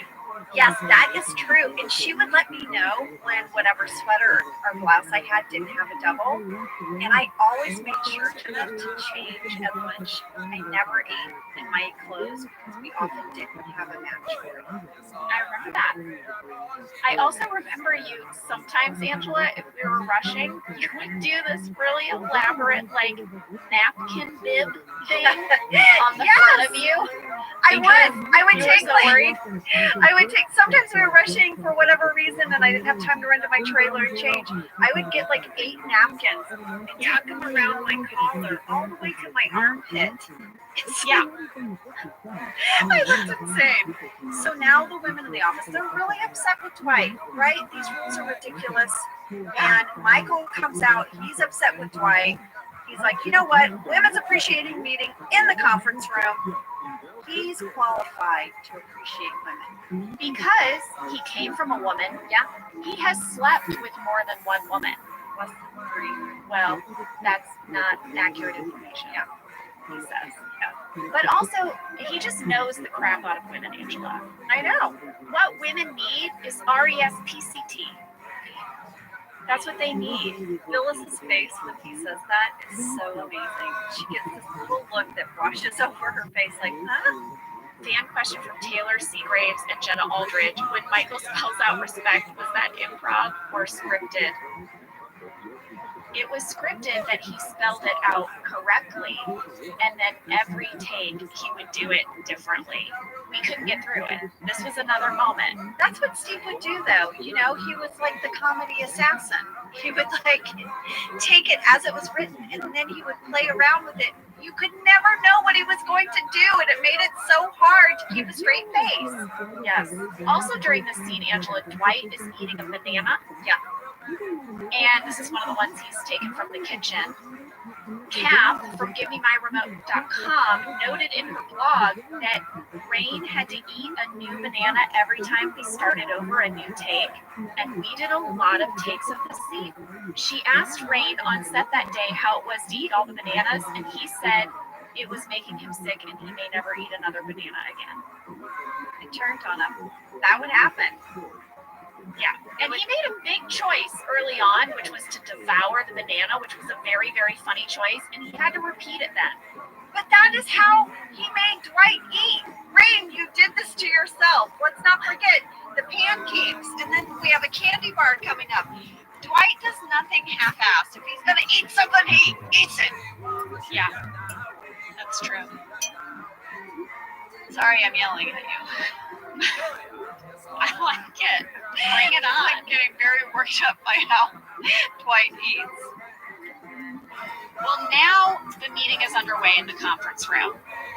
Michael is perched on his chair like a bird. 9 minutes, 36 seconds. How does Steve sit like this? I didn't know. How does he do it? He just finds the most awkward ways to sit and stand, and it's so funny.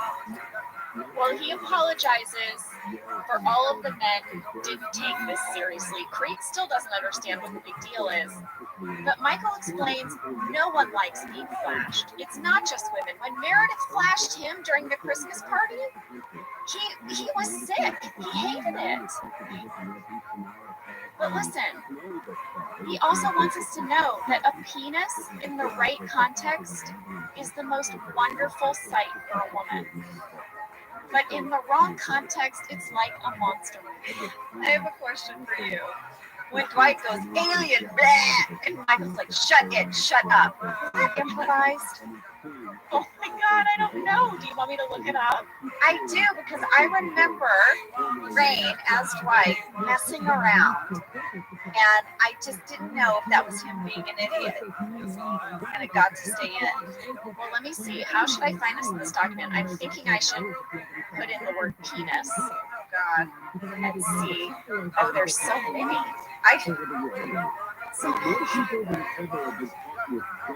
Oh boy. Okay.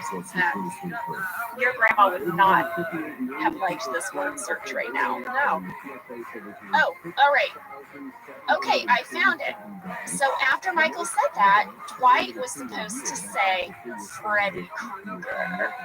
Okay, I remember this. I remember that Rain kept doing these alts that he was kind of making up in the moment. And that alien one was not one that was scripted. I was pretty sure, but I wanted to see. You were right. This is a random tangent. Okay. Have you ever been flashed? Well, I've spent a lot of time in New York City, and I've seen a lot of penises on the street, but I've not been on the subway. But I've never been directly flashed. What about you? Oh, I mean, listen, women out there listening, they're just creepers. I mean, I have been flashed. One, I was waiting for the tube in London. I was in college and doing a semester abroad, and my friend and I were standing there. This old man, I'm talking in his 70s. It was like, if you saw it in a movie, you'd be like, oh, it's too on the nose. He literally had on a khaki trench coat. He was 70. Oh. And he opened up his trench coat and was totally naked and wiggled around his old man penis. And we were like, oh my God! It was so crazy to me because it looked like something out of a cartoon. I was like, this can't be real.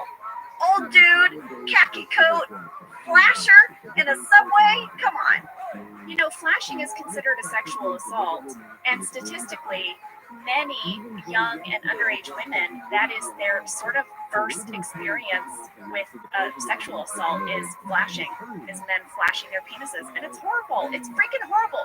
I was young, so I just went, ah! And then years later, I was flashed, and I literally yelled, knock it off! But why do we have to deal with that? I don't know. Why do women have to deal with that? Like, I don't have enough to do in my day. I also have to tell you not to flash me. Yeah.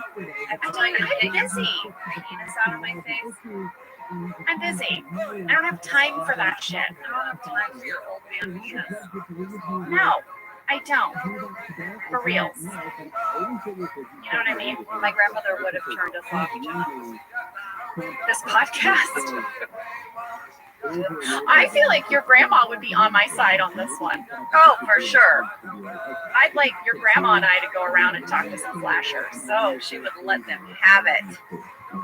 Well, let's see. Sorry, I got us off on a tangent, but I was just like, hey, I've been flashed. I wonder if Jenna has. Most women have. Flashed. Yeah. That's the problem. Yeah. And you know what, by the way, I just want to say the unsolicited dick pic text is the modern day flashing. Oh, yes. If a woman doesn't ask to see your dick, don't send a pic. Yeah. It's not difficult. Yeah. Truly. Truly. It's like, why does it need to be said? Oh my God. You got me all amped up. I'm sorry. I'm just realizing I've never gotten a dick pic.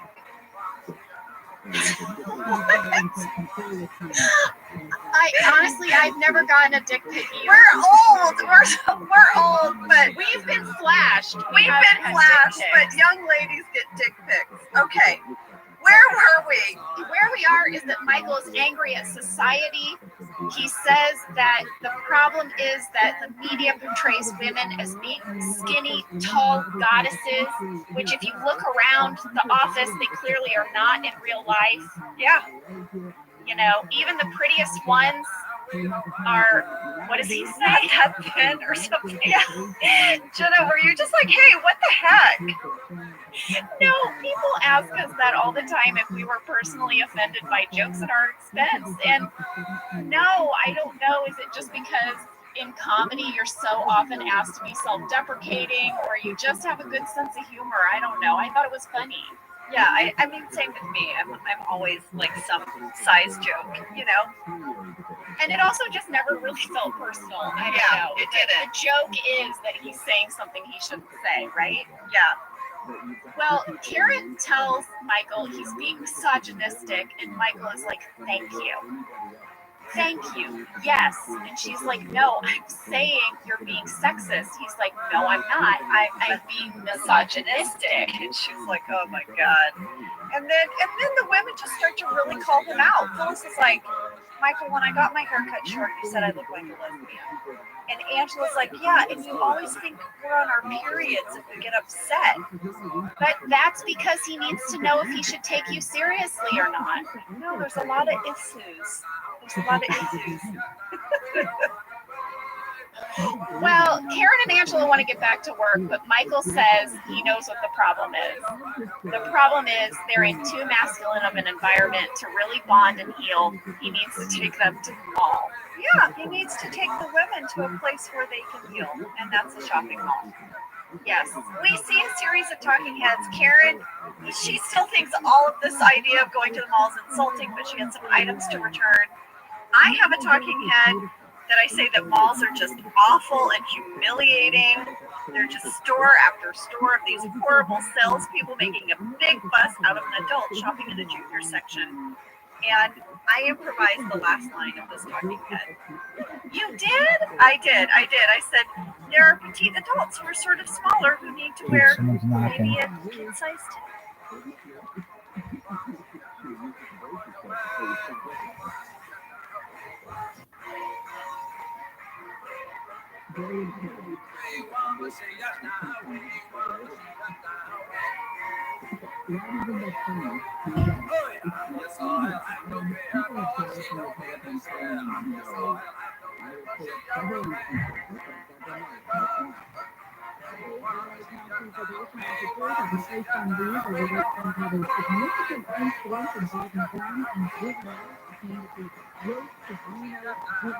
Thing, and as the holidays approach, I am concerned because I am already tipping the scales into my holiday clothes. What is going to happen after the holidays? I am in What I used to call my baggy jeans. and they're like so tight. Like I had to suck in to button them. What are we going to do? I don't know. What are we going to do when the pies and Christmas cookies start? Thanksgiving is going to push me over. I don't know what is going to happen. Okay, so Pam has now finished her sketch of the flasher and hands it over to Dwight. Yes, and he is thrilled. She's like, listen, Phyllis got a good look. This is accurate. Dwight starts making copies of this flyer, which reads, this man is a pervert. And the picture is very clearly Dwight with no glasses and a mustache. Lady, I saved one of these flyers from that week, and I have it. I have the original, one of the original ones that Rain is holding up as Dwight, and I love it. It makes me laugh. I have it in my scrapbook bin. Speaking of, I've started scrapbooking. I saw on your Instagram stories. Yeah. You put your kids to work on that. They were very excited. They loved it. Made me I happy. think it's a great idea. Well, listen, if you look on this poster, there is a phone number, a 1-800 number for the Anti-Flashing Task Force. This was a real phone number. Yes. And after the episode, you could call it and you would get a message from Dwight. And I have what the message said. I love this. Read it, Jenna.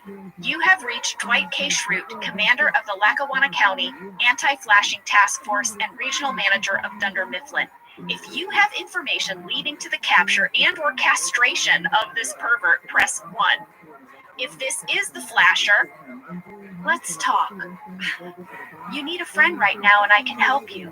Just tell me where you want to meet and I promise to help you with whatever it is you need. Thank you and have a nice day. Oh, and if you are inquiring about any of our paper products and would like a catalog, please press 2.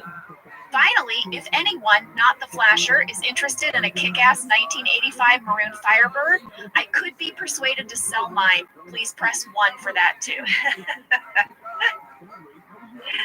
And people called it. A lot of people called that number. Here's an interesting trivia tidbit. That is the same phone number as Vance Refrigeration. Oh, yes.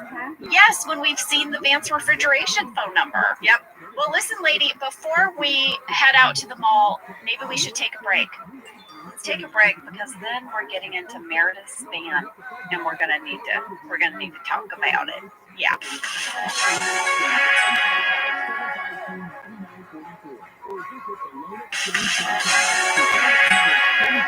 Okay, we are back, and all the ladies are off to the mall with Michael in Meredith's really fantastic van.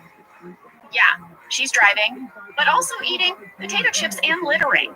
I do want you all to know that we had a van following behind us, and their job was to pick up the bag. It would go out the car, and they had to pick up the bag. So we, in fact, did not litter. That is incredible. Yeah. We had a fan question about the van from Nikki Lawrence. How did they decide the order in which you all sat in Meredith's van? Was it planned out, or did you just sit wherever? Well, I know that I sat in the front seat because I get car sick, and I know that they planned it that way, but I went to the script, and here is what it said about the van. Okay. It said, the van is strewn with takeout containers, and the dashboard is lit with every warning light imaginable.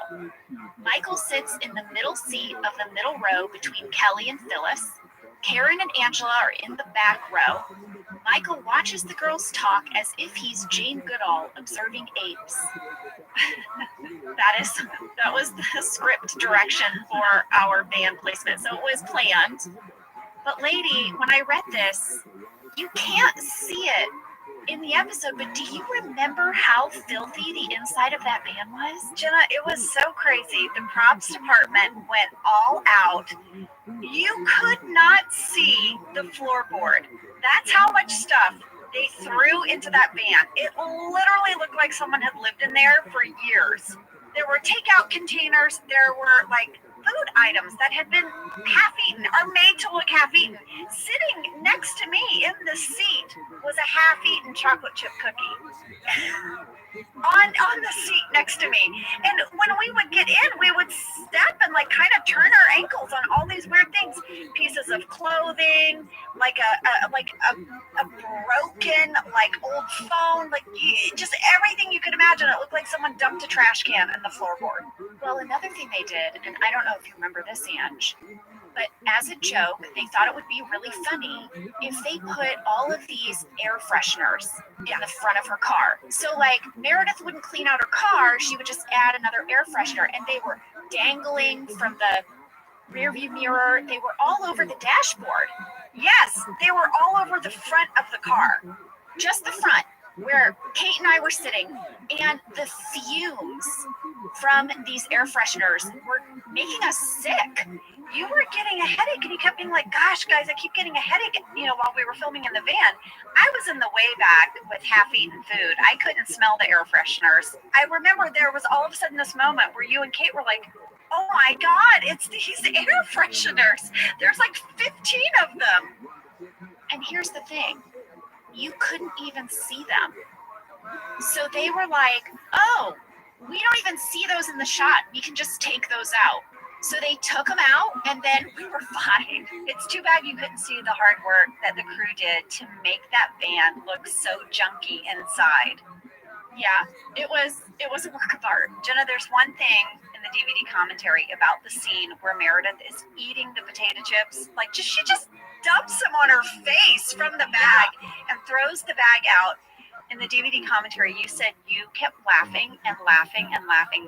You couldn't keep a straight face. And they actually used a different reaction shot of you from a different moment in the van because they never got a clean one of you. I was probably jealous too because I really like those sour cream and onion chips. You do love sour cream and onion. You and my daughter, Isabel, loves them. I do too. I can't keep them in the house. It'll just be cheddar bunnies all over again. Oh no. Quarantine 15. I know. So now we're back at Dunder Mifflin, and this is such a quirky little storyline where Kevin comes up to Jim and says, Would you like to join me in the women's bathroom? I thought this was so funny because I just so believe this curiosity of like, what's it like on the other side over there? You know, I mean, I've been in the men's room and like, it's disgusting. Disgusting. So gross. Like, I've been like somewhere like a Starbucks like a year ago or so, and there's a line for the women's room, and like, my daughter really had to go, and there was no one in the men's room, so I was like, listen, we'll just go quickly. And you go in the men's room and it's like, what is going on in there? Another thing I'd like to say is that, you know, there are a lot of fathers with daughters and they are actively parenting their children and they go places and their kids need to use the bathroom. And by the way, their little boys need to sit down too. Can we keep our bathrooms clean, guys? Can we keep them a little cleaner so that dads can take their kids to the bathroom and it's not totally disgusting? Jenna is just asking two things, guys. No dick pics. Unless if a lady asks for your dick pic, send fire away. Go for it. Fire away. Fire away. I don't know why that's making me laugh. But yeah, and keep your toilets tidy. So yes, Kevin is curious. He wants to go in the women's room, and he goes in. He's like, "Oh my God, you gotta see this! There's like a sofa. There's potpourri. There's candles. There's like a nice lamp. You know, magazines." Do you blame us?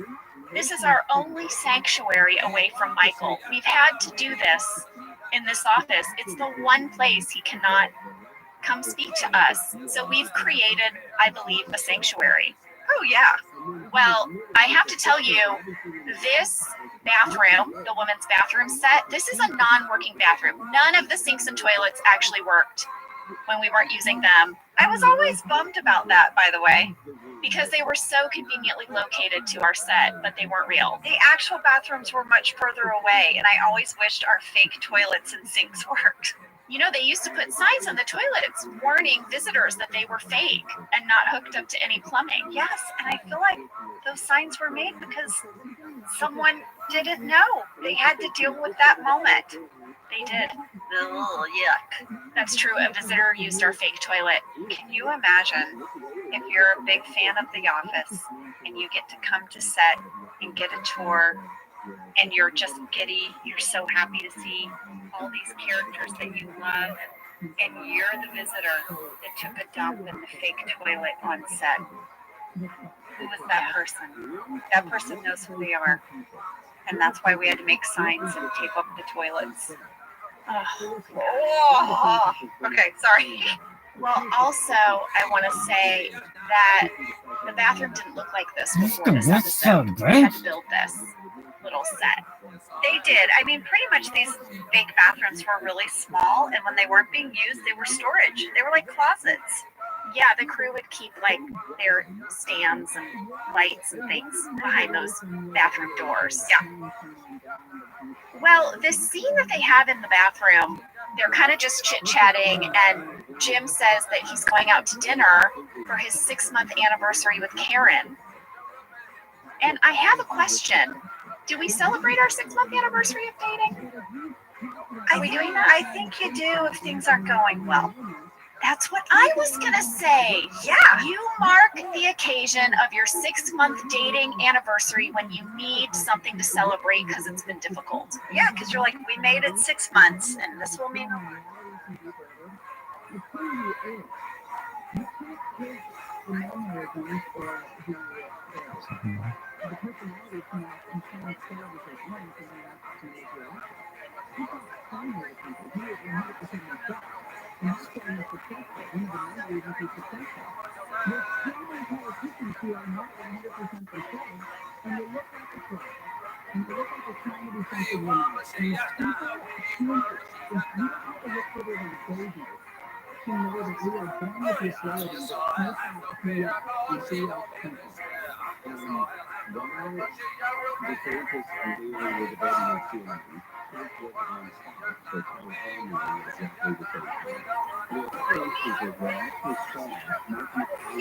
If they could cheat it where it looked really tight, but you can't cheat that shot. And just put in like a sound effect or something.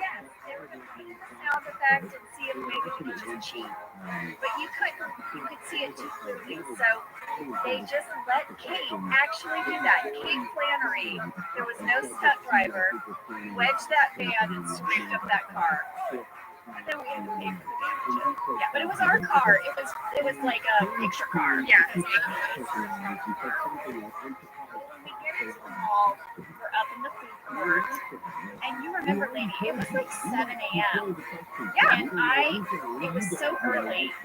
And I just watched this scene. You talk about Ryan playing with the potpourri, and I was just watching this being so impressed that Rashida committed to eating those chips at 7 a.m. No. I remember really wishing we had soda. Like, I was like, oh, I didn't think for a Coca-Cola or something because it was so early. But those cups just had water in them, and I was like, I remember being very jealous of Lisa Savant. Yes. And I'm just reading The Electric City the whole time, which is an actual Scranton newspaper. Yes. Well, I also want to note that in this scene, Michael says, ladies, let's dish about anything on your mind. And I counted, there is a 15-second moment of silence. She does that. I know. And he breaks the silence by asking what a pap smear is. And then also, is it schmear? Growing up as a young woman, it was a little unclear to me if it was smear or schmear. I had no idea. It's smear. Pap smear. Pap smear. Yeah. Just and if this has been haunting anyone else, it is not schmear like the cream cheese on a bagel. They smear it. Okay, after they pap it. That's right. Pam changes the subject to Kelly and Ryan, but that doesn't really go anywhere. And then Michael starts asking them about role play, and this is when he, I guess, it was clear that he and Jan role play. He is the schoolgirl, but also apparently so does Phyllis. Phyllis is very, she's certainly not disapproving of the idea. Angela, however, is like, I'm out of here, I'm going to the doll store. Yeah. She's like, I don't need to sit here and listen to Michael talk about his sex life with Jan. I'm out. Yeah.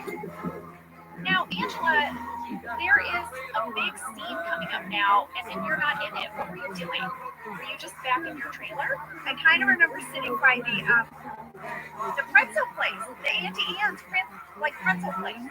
I thought it was a Wetzel's pretzel. Yes, yes, it's one of those. Well, in this scene, we asked Michael to make a list of pros and cons why he is with Jan, and one of his cons is, I'm not happy when I'm with her.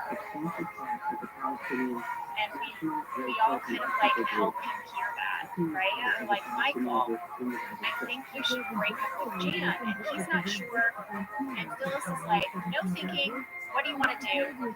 And Michael says, I want to break up with Jan. I want to break up with Jan. I mean, I feel like this is like a great little moment that Phyllis has. And I've done stuff like this. Haven't you like had a moment where you're like, you have a lot of feelings about something and you're trying to make sense of them and you just are like, okay, quiet my mind. How does this make me feel?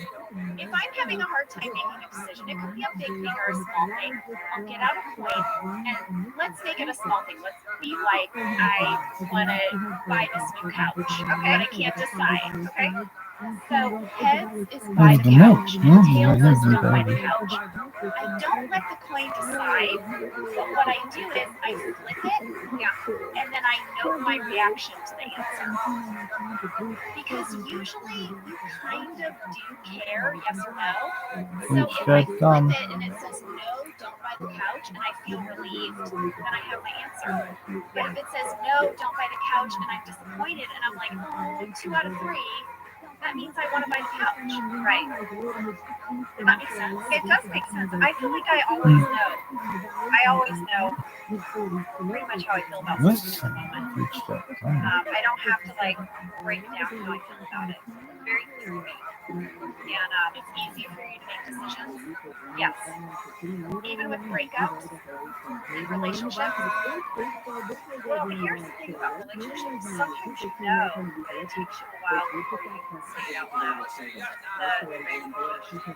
The right? But I think you always know. I think women really help Michael know, and he is very excited and to thank them for helping him. He's going to buy each one of them an item from Victoria's Secret. It's what we all wanted. And then there is a talking head that Lee Eisenberg, the writer of this episode, said is one of his favorite things he got to write for Steve because Steve's super great. He says, most guys want their women in high heels with cleavage and wearing skimpy little outfits, I'm paraphrasing obviously, but that he thinks a woman looks best absolutely. He just said when he heard Steve deliver the end of that talking head, he so nailed it. It was like a gymnast sticking landing. Yeah, totally. Well, Jenna, here's one quick thing. There are deleted scenes for this episode, and there's some really great ones, but one that I found sort of curious and fun is that all the women go into the Victoria's Secret except for Pam and Angela. They went back outside the mall. There's me, we're each eye, look at each other, we don't really say anything, and we're like, so then we both walk in. That's very interesting because we have a fan couch from Sophia Lee. And this is one of those moments, Ange, at 20 minutes, 10 seconds, you and I are way back in the background of Steve's talking head, and we're just walking together through Victoria's Secret. I feel like we didn't know we were on camera, and we were just like shopping. We're being chatty in the background. Totally, that tracks. Should we go back to the ladies' lounge? Yes, and I have one of my favorite lines from this episode, and it's Toby, and Paul Lieberstein totally crushes it. Yes. Kevin's like, we should do this more often, guys. This is great. And Toby goes, I think we hang out an appropriate amount of time. Yeah. It's so good. It's so good. And then at 20 minutes, 35 seconds, we have a major old tech alert when Creed enters the bathroom with a Walkman. With a yellow waterproof Walkman. Do you remember those? I own one. I own one. I own one fast. Do you remember the little green one?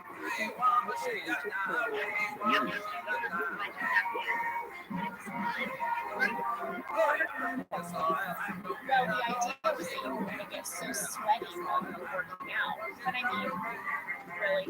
Well, I guess also Brian Baumgartner told me that when Creed would enter the bathroom with that Walkman and be completely stunned and horrified that other people were in there, it would make everyone crack up. They had a really, really hard time just getting Creed in the room. They could not get Creed in. I love Creed's talking head too because he's listening to music while he's doing the talking head. He's sort of like yelling over the music. And I think it's pretty on brand that Creed would go to you know those people, Jenna. You know those people. We've had roommates. The roommate that goes and takes a dump in your bathroom instead of theirs. That's Creed. Well, now, Ange, we go back to the mall. Angela and Michael are sitting, and I love the scene so much. Michael is dying for Angela to take something out really by her. He has a line where he says, "Can I please buy you some underwear?" Yeah, so you guys, Steve wanted me to break. He was 100% messing with me, and I've been given a very strict note from Tucker Gates and Lee and G's. He really did not want Angela to entertain him at all. So I had to sit there very stoic, and Steve and Michael just got to throw these lines at me, and there's a few of the bloopers because it was really hard to keep it together, and Steve was just having a great time. I watched the course for this, and there is a great line that didn't make it. Was it because I started laughing? Yeah, but Steve went on to improvise something along the lines of like, pretend it's Christmas and I'm Santa. Santa would like to buy you some Fanta. And I started laughing so hard. Oh, that was very hard for me to get through. And I feel like Steve just started making up things. He's like, what, a tea bag? I was like, I don't know what that is. Well, Pam has a talking head where she explains that she's between boyfriends right now. She doesn't need anything sexy, so she's going to buy a robe and just turn it into span towels. I thought that was really illustrious of her.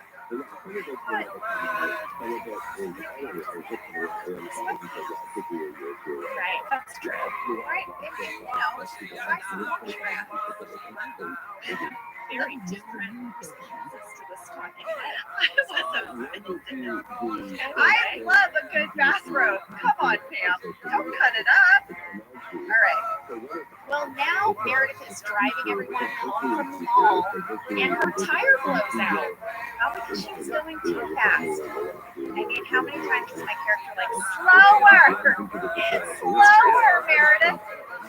Yeah, Meredith doesn't take care of her car. That tire blows out. Michael has no idea what to do. He's like, Pam, maybe we need a crescent, Alan. Yes, and Pam was like, we'll do it.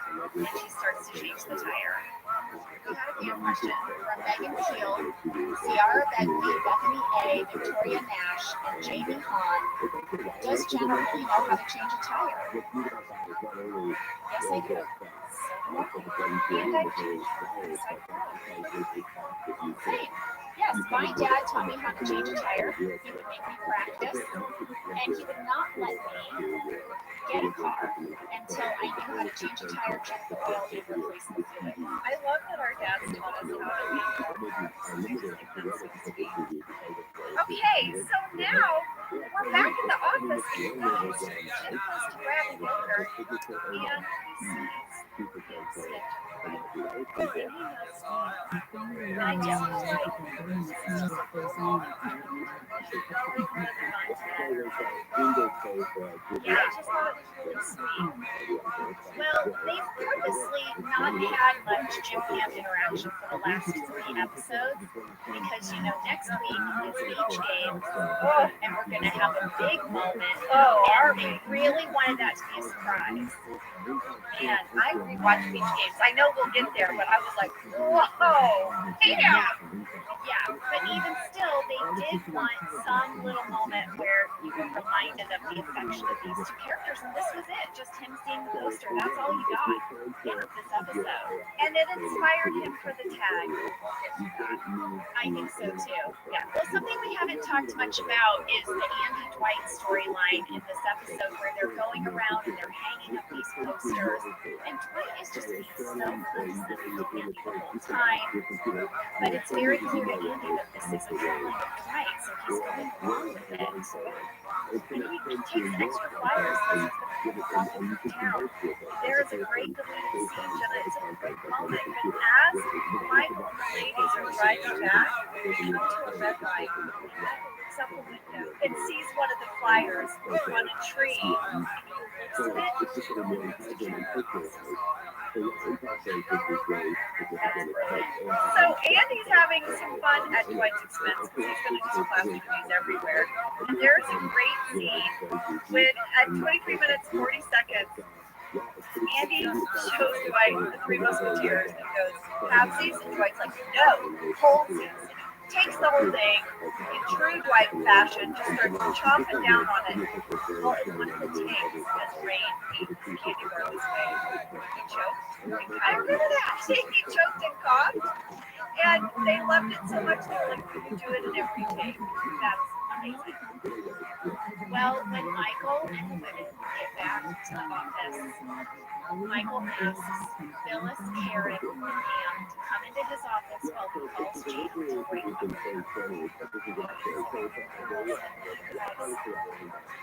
Well, he gets her voicemail, and he leaves a breakup message. Oh, and Jenna, your performance as Pam is so great. You're like, don't leave a message. Like, you don't want him to leave a message, but he does. And then, before we finish it, Jan walks in. She walks in. Can you imagine? I can't imagine. And then he's just like, all right, buddy, talk to you later. Oh, someone just walked in. Oh. And and Phyllis and Karen and Pam, they clear the heck out of there. Like, we're getting out of here. Yes. And Jan then apologizes. She says, I don't like her. I called in earlier. So I drove all the way here to say I'm sorry. We get some dinner. They awkwardly. And such a weird moment here. Steve brilliant. She starts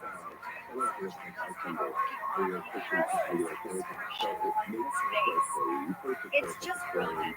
It's just saying things like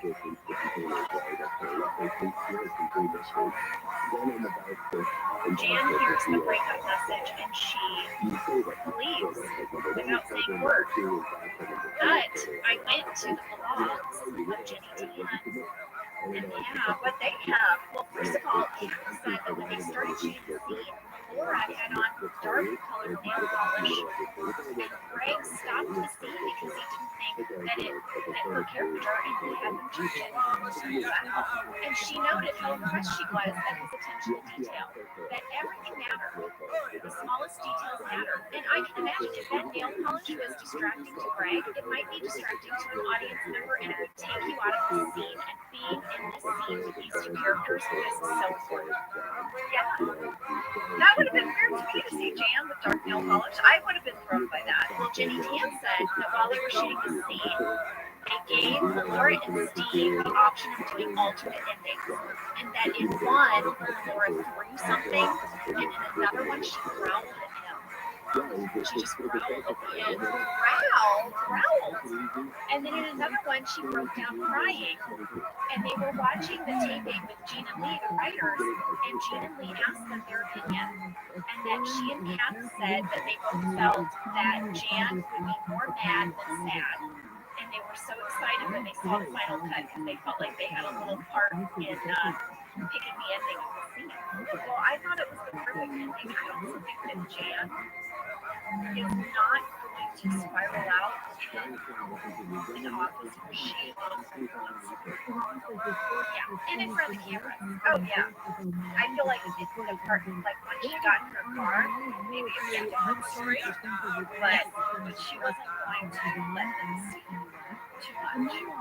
So the episode is wrapping up. We have Michael's talking head, and Gene and Lisa, this was actually a series of talking heads. They meshed together, and then they had all this B-roll with he's like wishing for Jan to get over him, and Phyllis to get a plasma TV, for Pam to get courage, and Angela to get a heart, and Caleb to get a real.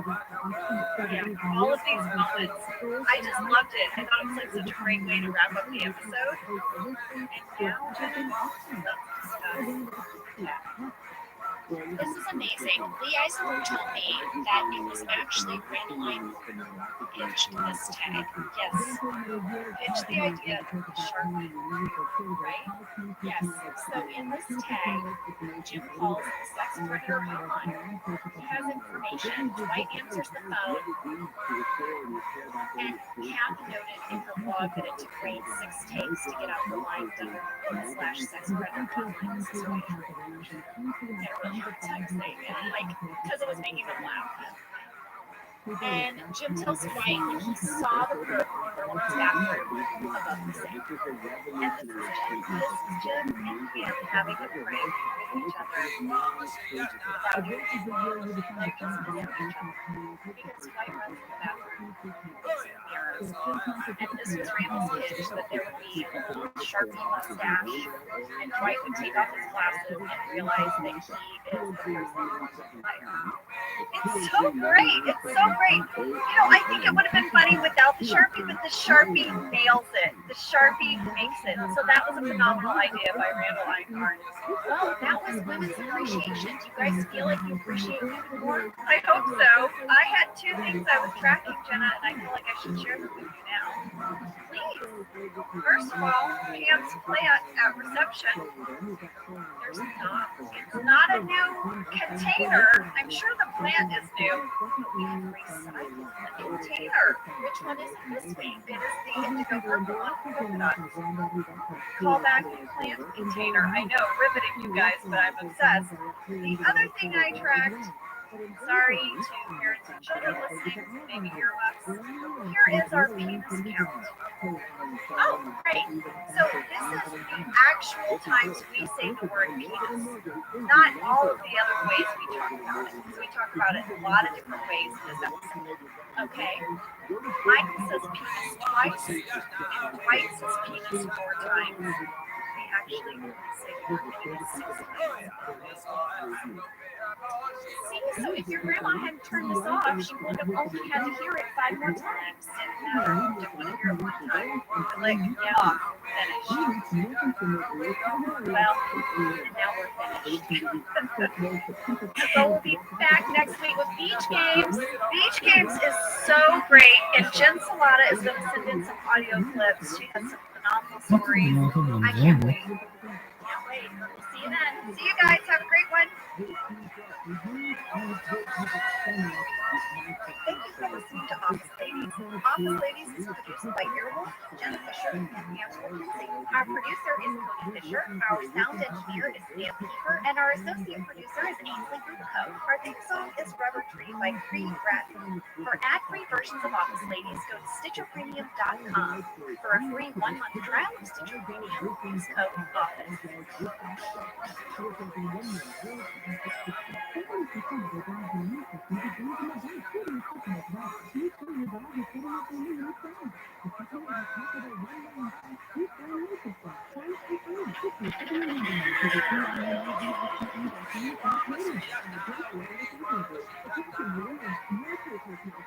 Into my eyes, and it was very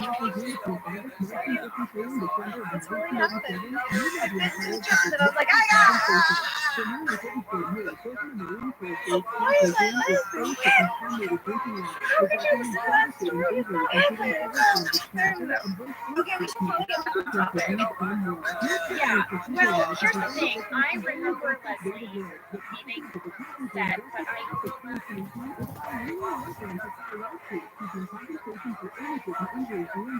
How you living, Pam? What's new in your neck of the woods?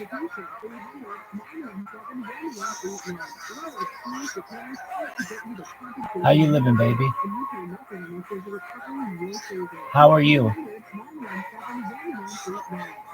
Good to hear.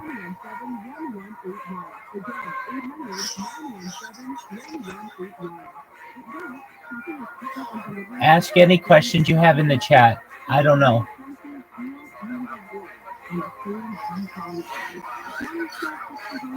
Cool. Thank you.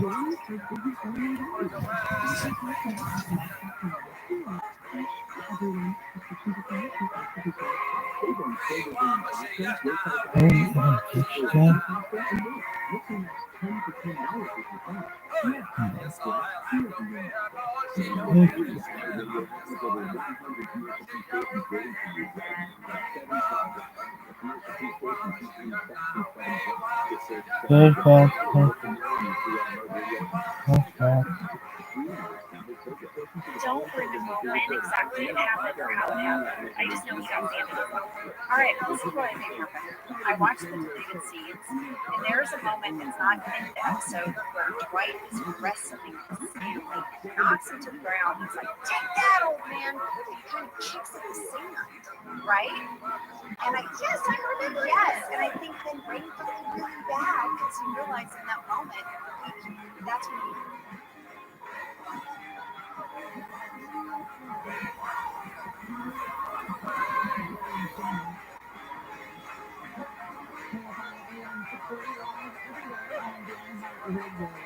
No, what's up?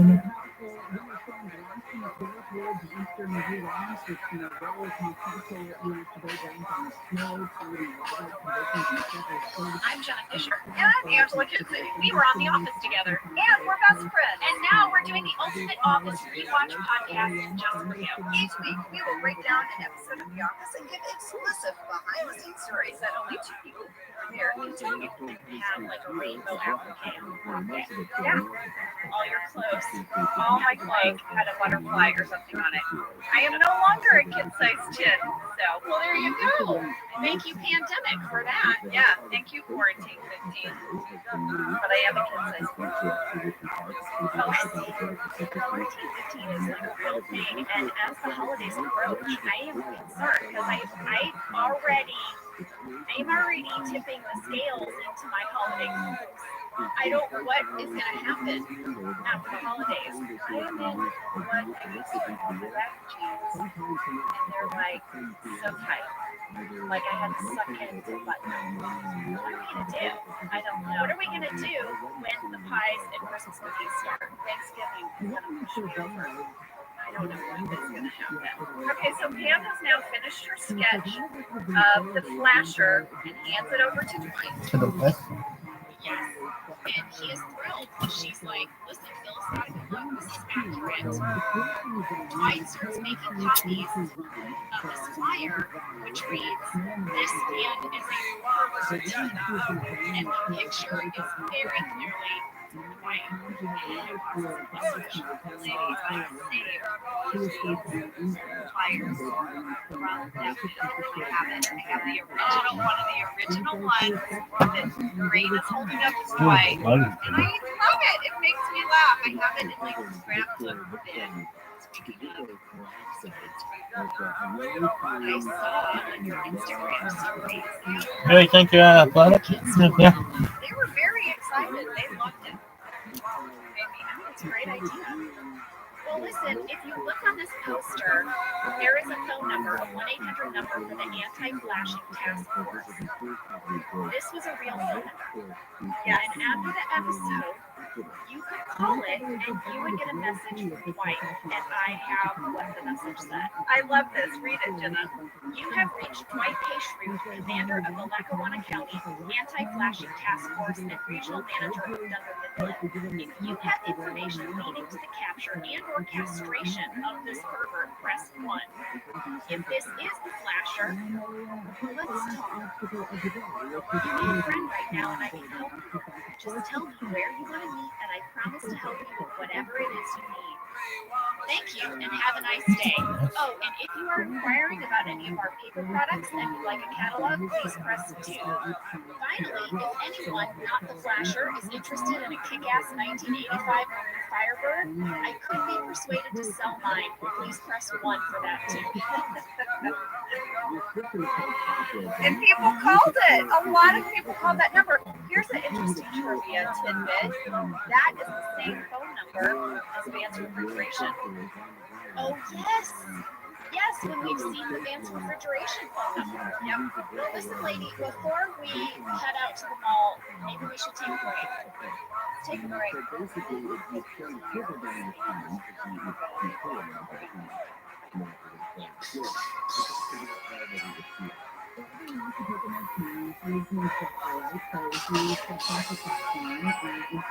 Okay, we are back, and all the ladies are off to the mall with Michael in Meredith. Really fantastic. Yeah, she's driving, but also eating potato chips and littering. I do want you all to know that we had a van following behind us, and their job was to look up the bag, fill out the car, and they had to pick up the bag. So we, in fact, did not litter. That is Yes, we had a membership on the van from Mickey Lawrence. Bro, and I shit better than that. As it came out, did you just sit forever? I know that I sat in the front seat because I get car sick, and I know that they put it that way, but I went to the script, and here is what it said about the van. Okay? It said, the van is straight with takeout containers, and the dashboard is lit with every warning light imaginable. Michael sits in the middle seat of the middle row between Kelly and Phyllis. Karen and Angela are in the back row. Michael watches the girls talk as if he's Jane Goodall observing ants. That was the script direction for our day of placement, so it was planned. But lady, when I read this, you can't see it in the episode, but do you remember how filthy the inside of that van was? Jenna, it was so crazy. The props department went all out. You could not see the floorboard. That's how much stuff they threw into that van. It literally looked like someone had lived in there for years. There were takeout containers. There were like food items that had been are made to look happy. Sitting next to me in this seat was a half-eaten chocolate chip cookie. On the seat next to me. And when we would get in, we would step and like kind of turn our ankles on all these weird things. Pieces of clothing, like a broken, like old phone, like just everything you can imagine. It looked like someone dumped a trash can.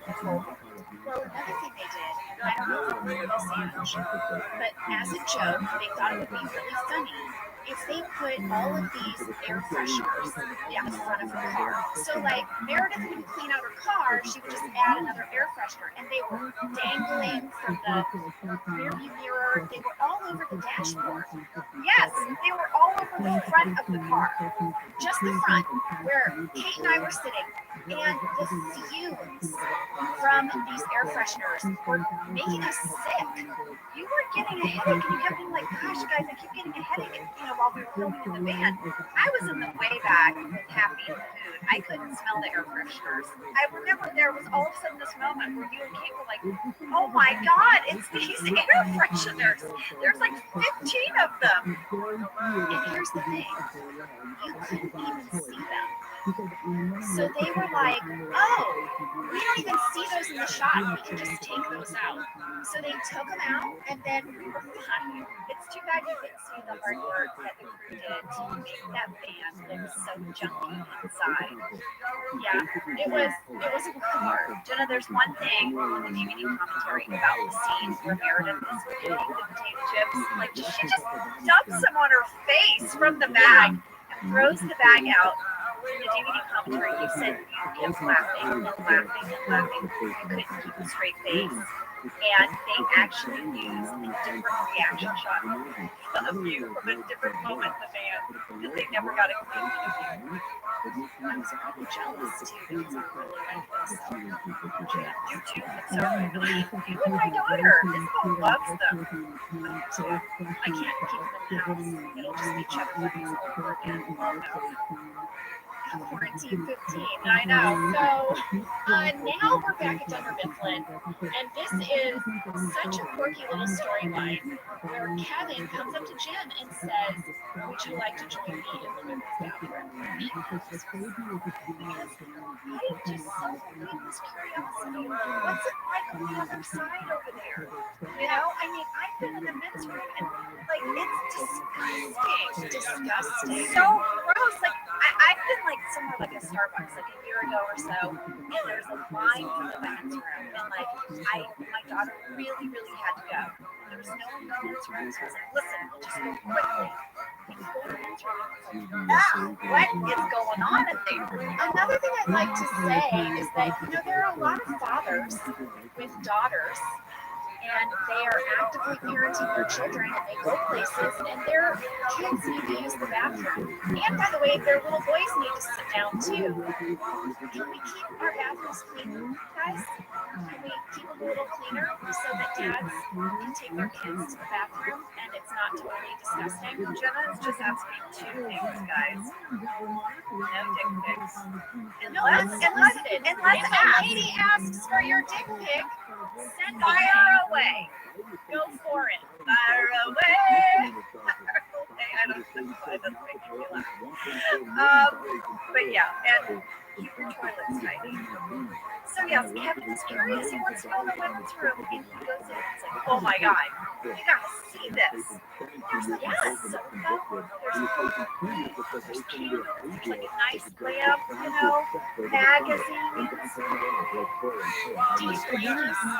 This is our own sanctuary away from Michael. We've had to do this. This office is the one place he cannot come speak to us. So we've created, I believe, a sanctuary. Oh yeah. Well, I have to tell you, this bathroom, the women's bathroom set, this is a non-working bathroom. None of the sinks and toilets actually worked when we weren't using them. I was always bummed about that, by the way. Because they were so conveniently located to our set, but they weren't real. The action factors were much further away, and I always wished for fake toilets and sinks worked. They used to put signs on the toilets warning visitors that they were fake and not hooked up to any plumbing. What signs were made because someone didn't know. They had to deal with that moment. They did. That's true of the Sarah Easter fake toilet. You can imagine if you're a big fan of the outfits and you get to the set, you get a tour, and you're just giddy. You're so happy to see all these characters that you love, and you're the visitor.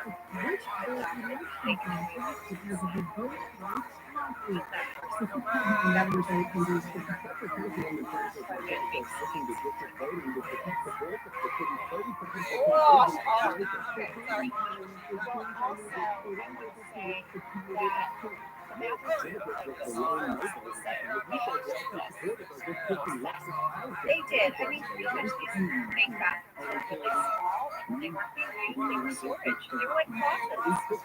Yeah, they were keep like their stands, lights, and things behind these bathroom doors. Well, this scene that they have in the bathroom, they're kind of just chit-chatting, and Jim says that he's going out to dinner for his 6-month anniversary with Karen. And I have a question. Can we celebrate our 6th anniversary? I think we do. That's what I was gonna say. Yeah, you mark the occasion of your 6-month dating anniversary when you need something to celebrate because it's been difficult. Yeah, because you're like, we made it 6 months. This will mean a lot to her. So let's celebrate it. I was cracking up at the scene because Ryan clearly doesn't know what potpourri is. Is he going to eat it? He's playing with it. He's fidgeting. And it's also awkward. He sent Karen this email and Jim's like, yes, she read it to me. It's so cringy and just so well done. But I couldn't help but watch BJ playing with that potpourri. I agree. Well, back at the mall, Meredith is parking the van, and she's just crashing into the car next to her.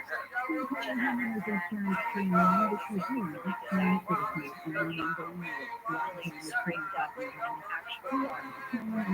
No, not one that we didn't own. No, we owned it, but still, they were going to see if they could cheat it, where it looked really tight, but you can't cheat that shot. Right. Just put in like a sound effect or something. Yes, they were going to put in the sound effect and see if maybe we could just cheat, but you could see it too clearly. So they just let Kate actually do that. Kate Flannery, there was no stunt driver, wedged that van and squished up that car. And then we had to pay for the damages.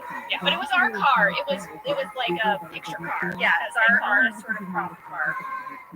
Well, when we get into the mall, we're up in the food court, and you remember, lady, it was like 7 a.m. Yeah, and it was so early, and I just watched this scene. You talk about Ryan playing potpourri, and I was just watching this being so impressed that Rashida committed to eating those chips at 7 a.m.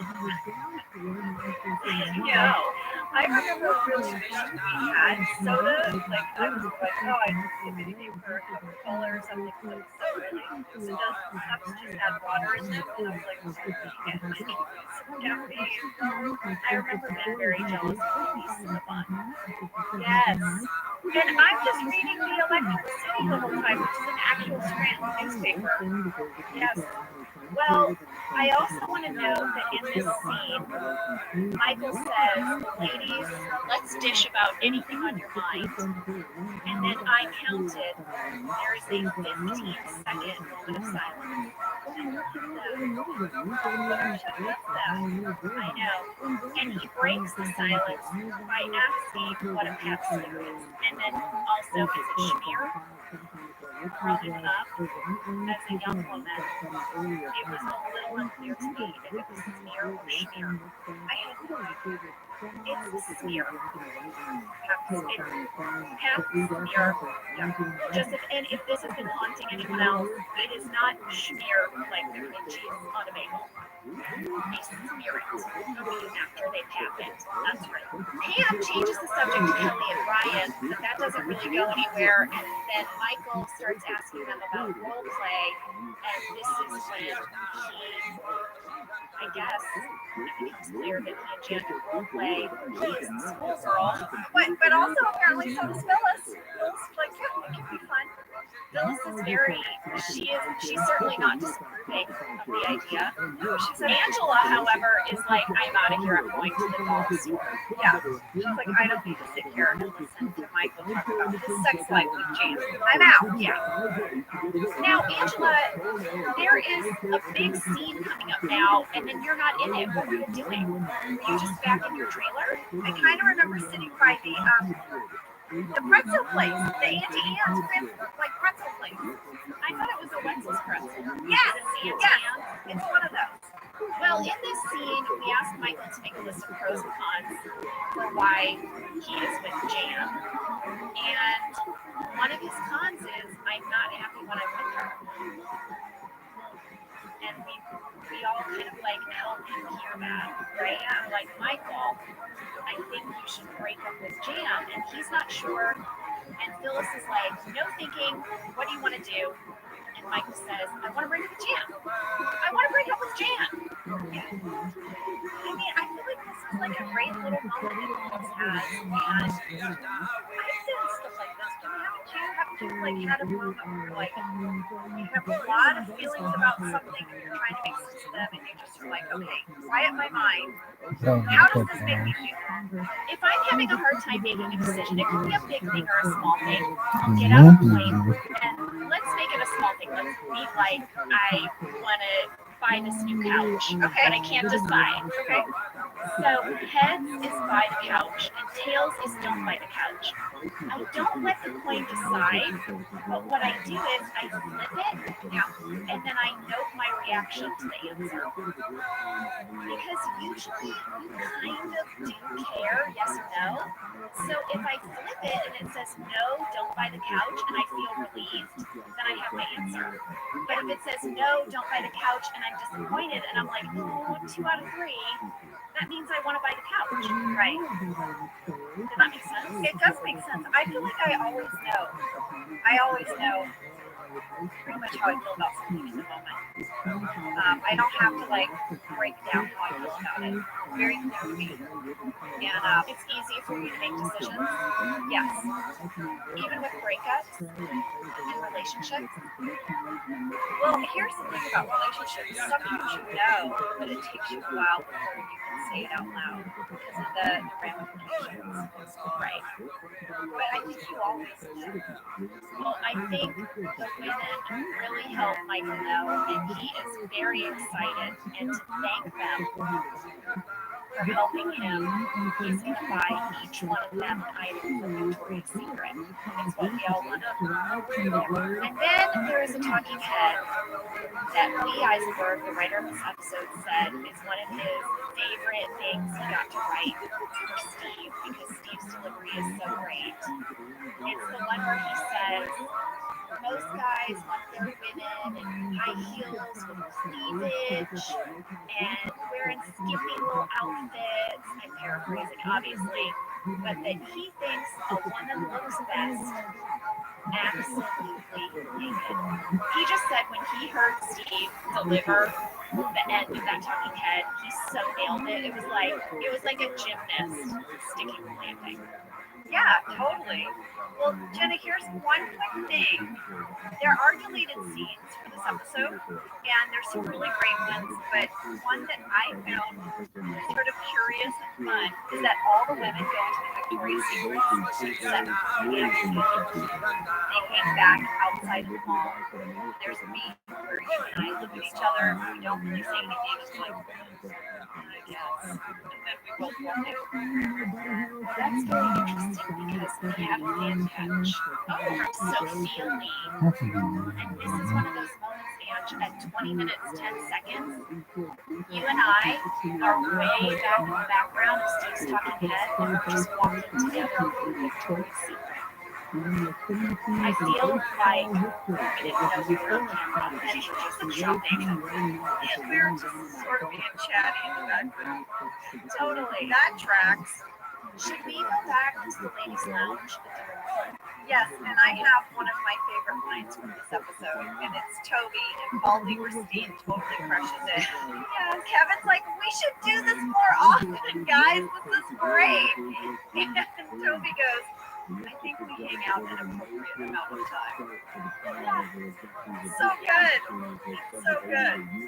And then at 20 minutes, 35 seconds, we have a major old tech alert when Creed enters the bathroom with a Walkman. With a yellow waterproof Walkman. Do you remember those? I owned one. I owned one. I They owned were one. best. Do you remember the little gray buttons that would pop off? Yep. Yep. And you'd have to wedge it back in. But it was fun. And why did we need a waterproof Walkman? Well, the idea was that you were going to get so sweaty while you were working out. But I mean, really? Okay.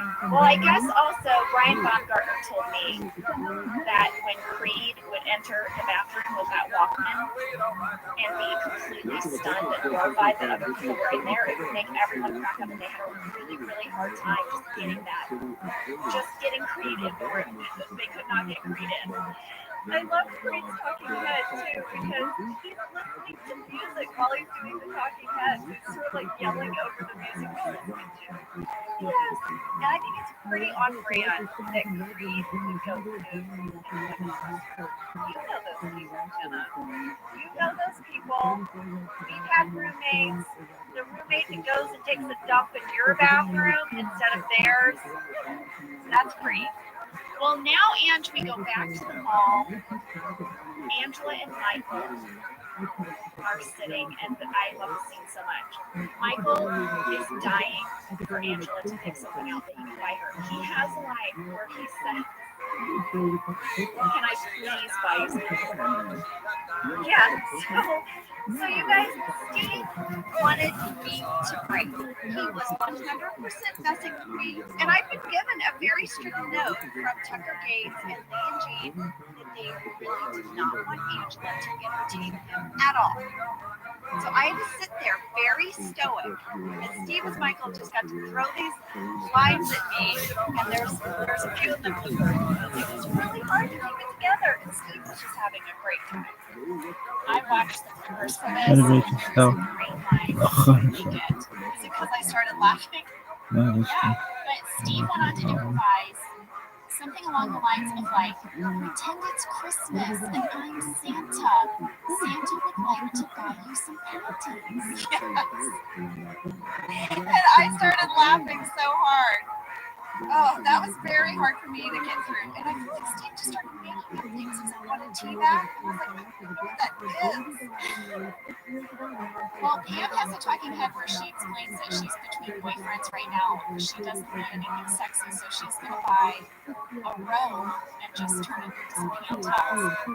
I thought that was really illustrative. But I thought it was ridiculous. Right, that's true. Right, and you know, just go buy some wash wraps. Very different responses to this talking head. I love a good bathrobe. Come on, Pam. Don't cut it up.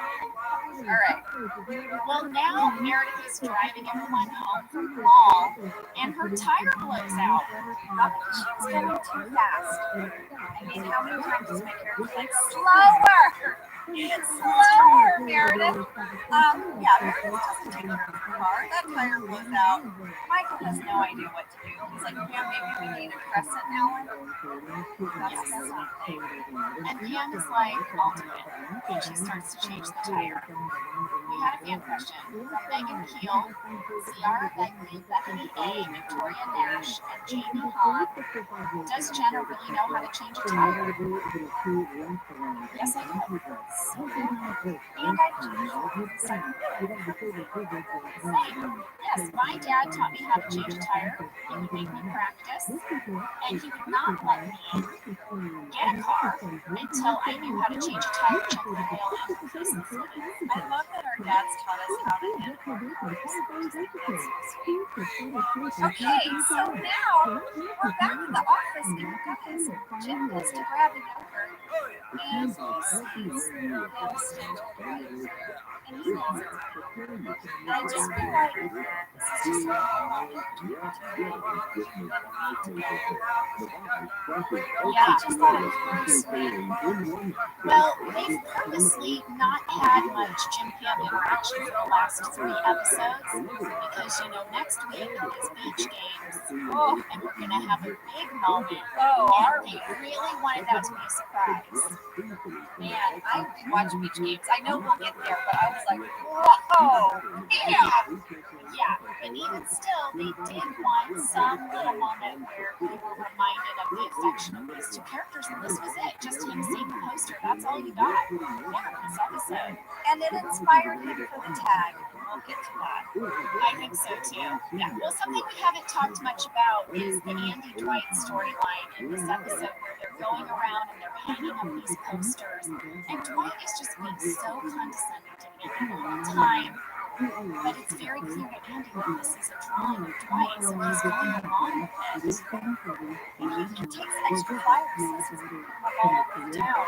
And there is a great exchange on this moment. As Michael and the ladies are driving back, they come to a red light. Looks up the window and sees one of the flyers on a tree. He looks at it and looks to Karen. So Andy's having some fun at Dwight's expense because he's going to just plaster these everywhere. And there is a great scene with, at 23 minutes 40 seconds, Andy shows Dwight the 3 Musketeers and goes, halvesies, and Dwight's like, no, wholesies. Takes the whole thing, in true Dwight fashion, just starts chopping down on it. All in one of the tanks as Rain beats King of his way. He choked. I remember that. He choked and coughed, and they loved it so much they were like, we'll do it in every tank. That's amazing. Well, when Michael and the women get back to the office, Michael asks Phyllis, Karen, and Pam to come into his office while he calls Jan to bring him home. Well, he gets her voicemail, and he leaves a breakup message. Oh, and Jenna, your performance in camp is so great. Like, don't leave a message. You don't want him to leave a message, but he does. And then, before he can finish it, Jan walks in. She walks in. Can you imagine? I can't imagine. And then he's just like, all right, buddy, talk to you later.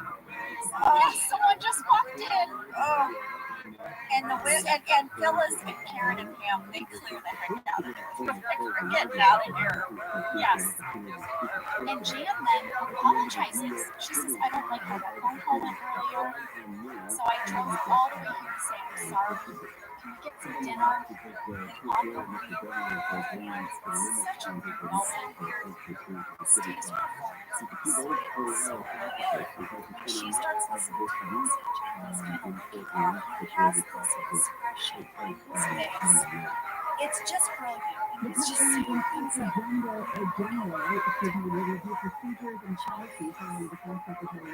Jan hears the breakup message and she leaves without saying a word.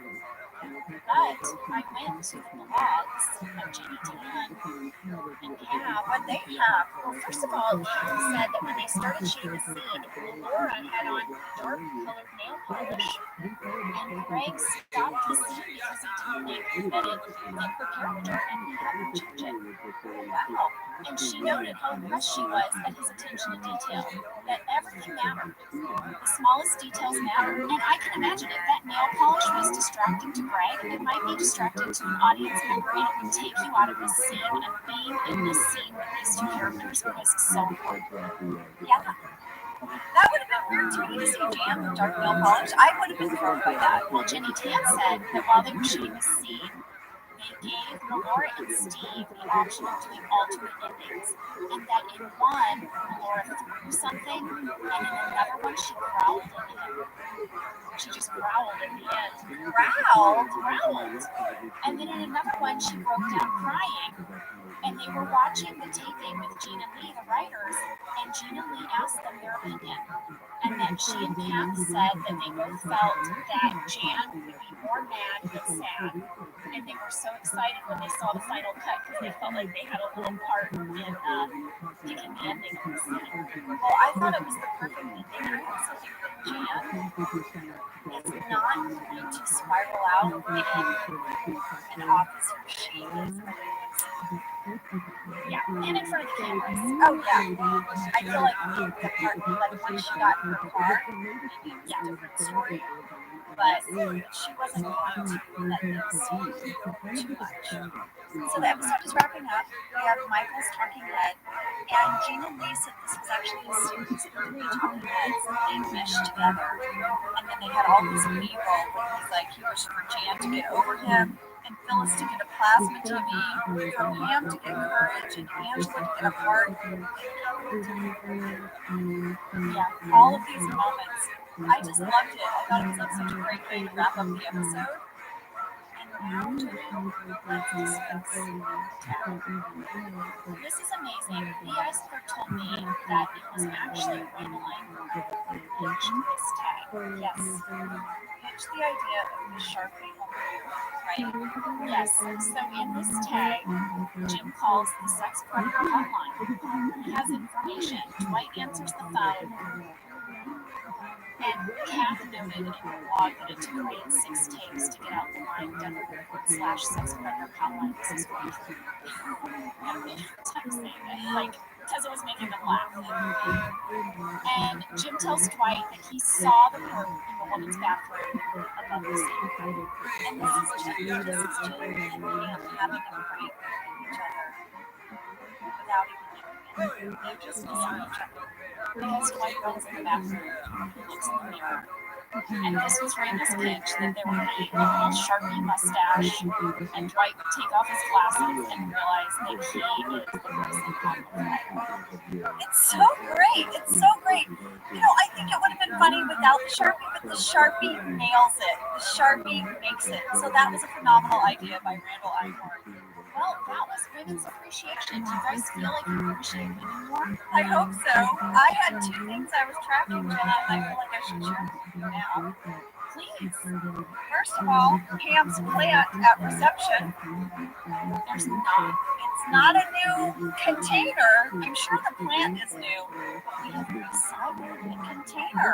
Which one is it this week? It is the indigo purple one with polka dots. Call back the plant container. I know, riveting you guys, but I'm obsessed. The other thing I tracked, sorry to parents with children listening, maybe earmuffs, here is our penis count. Oh, great. So this is the actual times we say the word penis, not all of the other ways we talk about it, because we talk about it in a lot of different ways in this episode. Okay. Michael says penis twice, and Dwight says penis 4 times.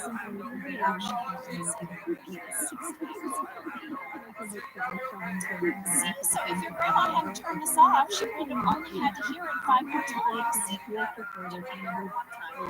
Click, off, finished. Well, and now we're finished. But we'll be back next week with beach games.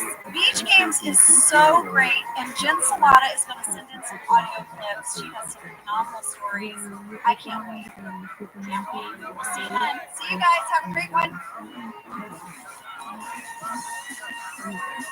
Thank you for listening to Office Ladies. Office Ladies is produced by Nicole, Jenna Fisher, and Angela Quincy. Our producer is Cody Fisher. Our sound engineer is Sam Keeper, and our associate producer is Ainsley Blumenco. Our team song is Rubber Tree by RatRabbi. For ad-free versions of Office Ladies, go to StitcherPremium.com. For a free 1-month trial of Stitcher Premium, use code OFFICE.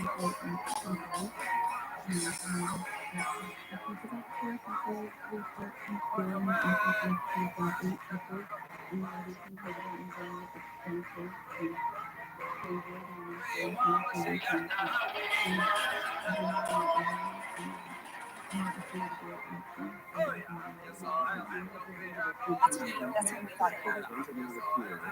Yes, that's right. Yeah, That's right. Well, this was not the only injury. And here's what he told me. We filmed at the beach at the Hanson Dam Recreation Center in Silva. We shot there for 4 days and nights. Well, you mentioned that you've been to the real Lake Scranton.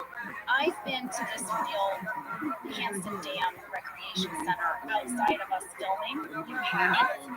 Yes, because there is this museum, this children's museum called the Discovery Cube that's right nearby. And when you go through this area, there's also like an equestrian center, there's an aquatic center, there's a playground. Because, lady, the place that they put us to film this episode was like, I had no idea all this stuff was there. My memory of where we filmed was it was like a chemical pond runoff, like from a dam, where I was like, are we like breathing in fumes? It was really like gross. Maybe the only place they let you film is in this like weird chinky corner of this area runoff water goes. Yeah, because this recreation center is actually really nice. But here's something I found out too. The lake where we filmed is filled with circulated drinking water. What? Yeah, circulated drinking water, and it offers fishing and public boating. Oh my gosh. So when Ed is out there floating in the water, he was in some recycled drinking water. Oh, well, that's good to know. All these years, I worried for him that he was going to get like some kind of weird rash. All right, well, let's move on to fast fact number 3. So like we said earlier, this was written by both Greg Daniels and Jen Salata, and we reached out to Jen Salata, and she sent us audio clips. She sent us so many. She's so gracious. We're going to sprinkle them throughout, but here she has one for us right now. Yes, she is going to tell us a little bit about the inspiration for this episode and what it was like to write a script with Greg. I think the inspiration for this episode was just Survivor. I think it was Greg's idea, and I remember all of us talking about Survivor being a perfect way for Michael Scott to pick his successor. I mean, what other way would this man use to try to pick somebody who would run a bridge? It just seemed like a no-brainer for Michael Scott to do it this way. And then we tried to sit down and write the whole thing together, and we were like, this isn't going to work. So we divided it up. We can't remember exactly how we did it. I think sometimes with Paul, when I read it with Paul, I do the first half, you do the second, or vice versa. And with Greg, I think we didn't cleanly divide it up that way. I think just he did some of the scenes, I did others. And I do remember that the Pam speech was mostly Greg, and I think that's such a beautiful part of the episode. And the Pam arc pre-existing the idea of the beach games episode. So I think some of the ideas from that speech were in his notes. But I love that part. It was one of my favorite parts, if not my favorite part of the episode. So credit to Greg for that part for sure. But we both wrote a much of it. I just don't think they clearly write about it. Well, and I remember Greg talking to me about this Pam arc of her finding her voice. And he planted this idea a few episodes ago, and we sprinkled it in. And so I just love this idea that he would maybe write it down little notes about what Pam will finally say when she says something. And I remember getting the script for this episode and just being so excited as an actor. There was just so much to chew on. I mean, I thought that it was just beautifully done. Really, just Pam's whole journey with Susan, about even her sending the wrong beer back. You know what I mean? Yeah. And just having these moments where she stood up for herself, spoke her truth, and it all builds to this one moment. And it's just so well done. When I was rewatching this, I was marveling at what a well-written episode this was. Yes. Well, maybe we should take a quick break and then come back and redo this episode. I can't wait, Jenna. We have so much to talk about. I know, we've been trading a lot of texts about this one.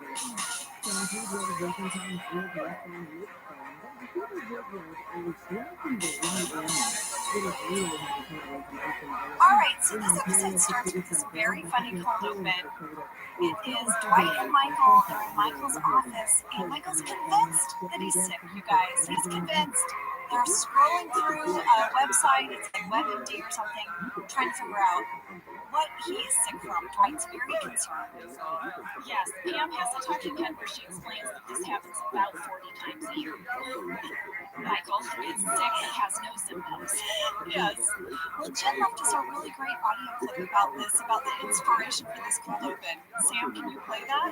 Greg and I wrote the episode together, and it was really fun. I remember being curious what Israel's process would be like, because writing scripts, it was such a solitary part of what we did, and so I was always wondering, like, what are other writers like when you go off to write a script? It became quickly obvious that his process at the beginning was like mine, which is like every other writer I've ever met, which is performing, procrastinating right away before you have to get into the hard part. It's figuring out what you want to eat, it's sharpening your pencils, it's figuring out the temperature of the room.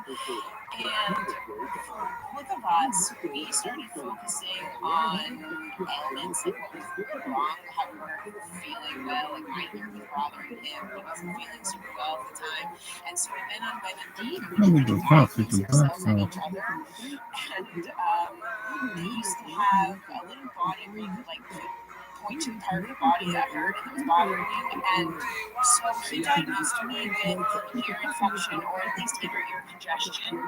And he ended up putting some oil from the kitchen that we found in my ear. It turns out you can do this. It is a home remedy, and it helped. It helped my ear, and I think we diagnosed him with walking pneumonia. So we did this right when we were sent off to write Beach Games episode, and it ended up becoming our cold open, because we were probably looking for a cold open, and we're like, what about what we're doing right now? There is so much about that audio clip that I love. It's so relatable. It's like whenever you sit down to do something, and it doesn't matter what it is. I mean, theirs was this writing assignment, but all the different ways you procrastinate before you get to that thing.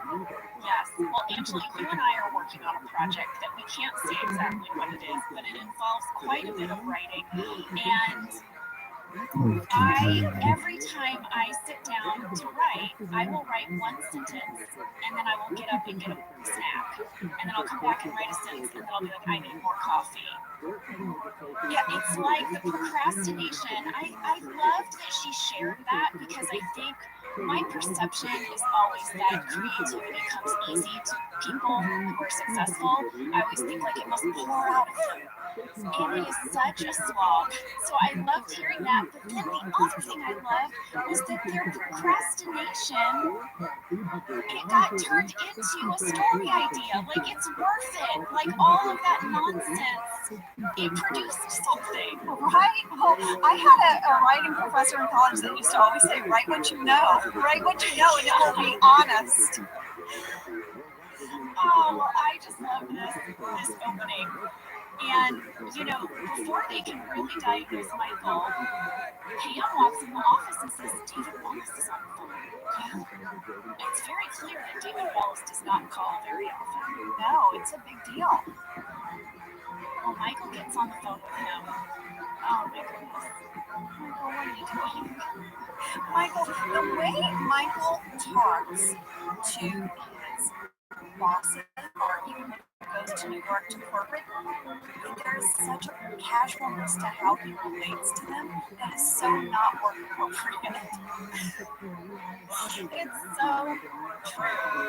Well, we find out the reason that David Wallace is calling is because there is a job opening at corporate and he would like Michael to apply.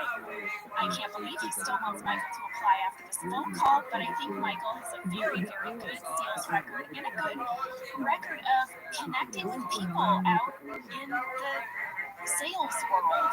Yeah, he's a really good salesman. Here's a little interesting tidbit, Jenna. There was a scene that was deleted right after this phone call of David Wallace and Michael. David Wallace tells Jim the same thing. I saw that in the script. And they chose not to use it. They chose to reveal it later that it's Jim calling. It's Jim being more proactive in his life. But there was a version where David calls Jim. Yeah, I noticed that in the script because that scene on the beach with Jim and Karen calling David and kind of asking if they could go for the job as well, that was not in the original script. So that must have been something that they added later. Well, I remember when we were at the beach, there were a few scenes that sort of happened on the fly. They were kind of pitched in the moment, and that was one of them.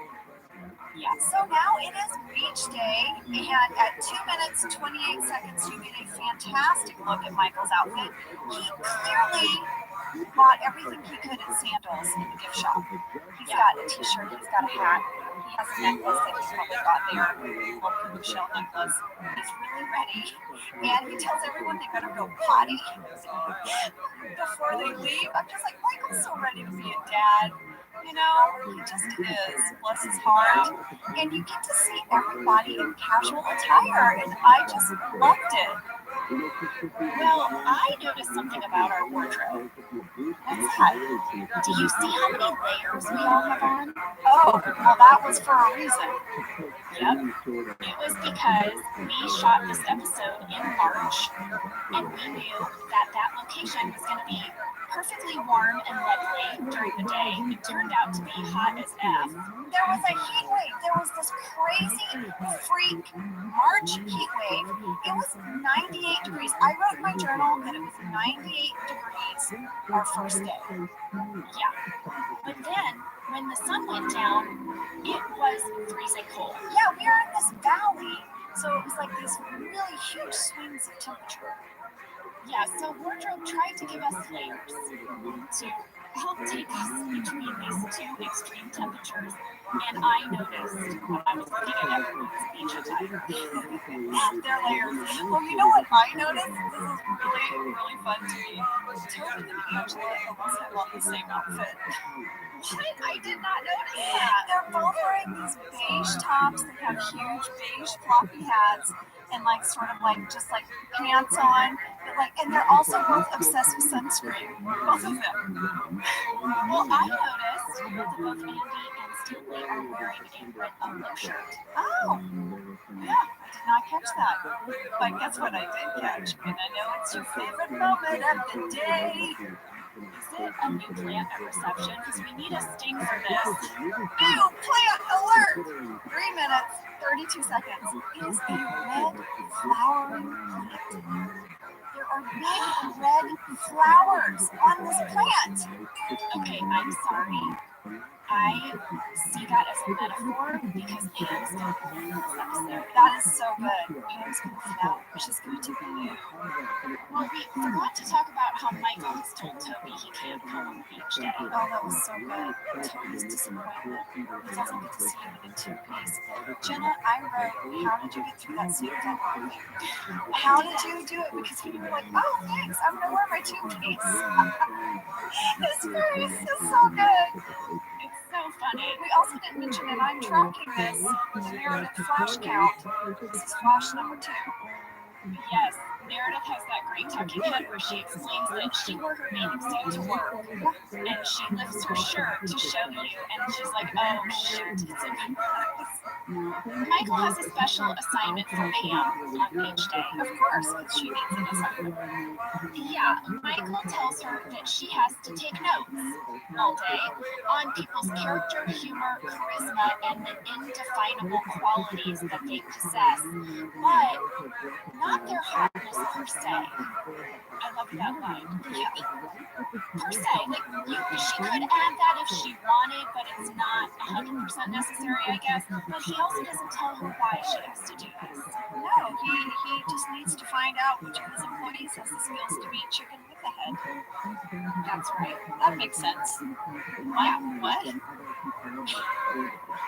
Well, let's see. Now the gang is all gonna board the bus. Michael's got a big party bus to take everyone to the beach. Yeah, Creed's got a boogie board. He's ready to go.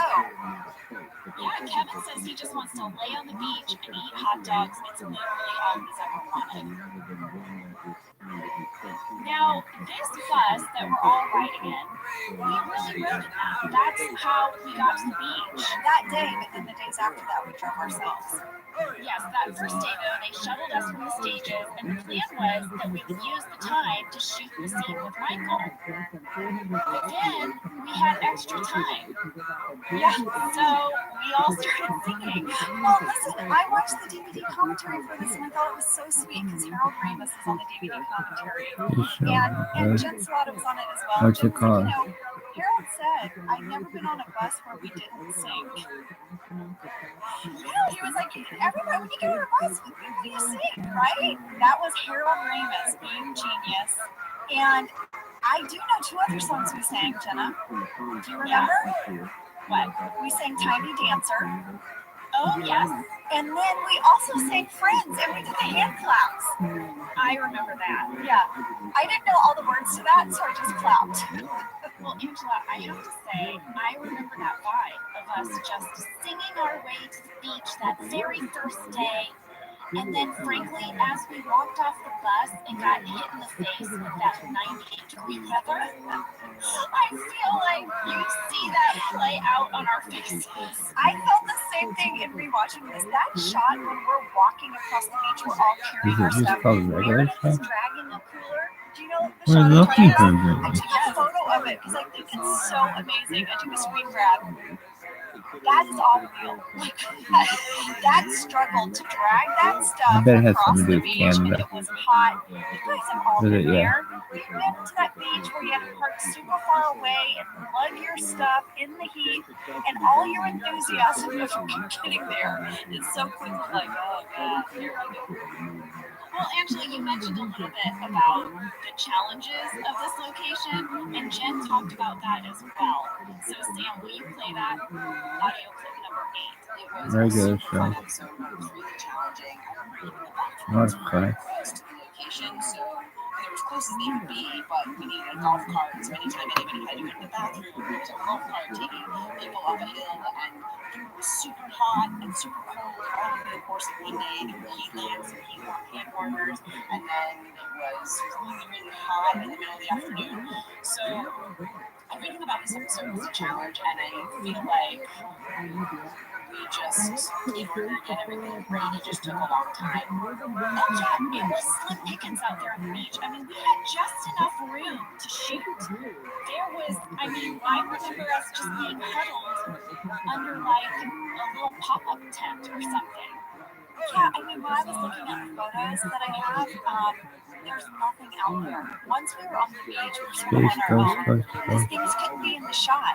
They did get us like What's some that, lunch. gangsta? Steve Gangsta. and I sitting next to each other. Steve. And we're just like in lawn chairs, like just hanging out and talking. I just love it. And also this week, didn't I brought my phone? Like in real life, I had it.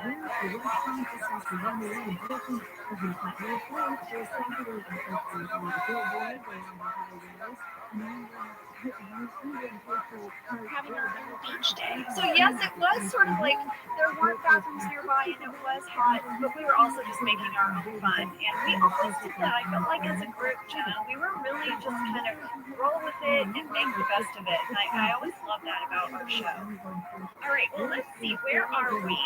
We've arrived. We're yanking our stuff down the beach, and Michael tells us it's time to start funtivities. That's such a great word. I want to use it. It's like nifty gifties. Funtivities. Can you imagine if I did that like at a family meeting? All right, everybody, it's time for funtivities. I know. You and I would both be excited. We'd want to be on the funtivities, like organizing groups. The funtivities or the committee to plan funtivities or one brand funtivities organizing group. What? Mama needs another cup of tea. Well, Michael tells everyone that they have to divide into teams. He picks the team leaders, quote unquote, randomly. They are Jim, White, Andy, and Stanley. These guys are clearly not prepared for the job. And he makes them choose their tribes. Yes, but not Pam. and Pam cannot be included. Pam can be included, and also these are the team names. Ready?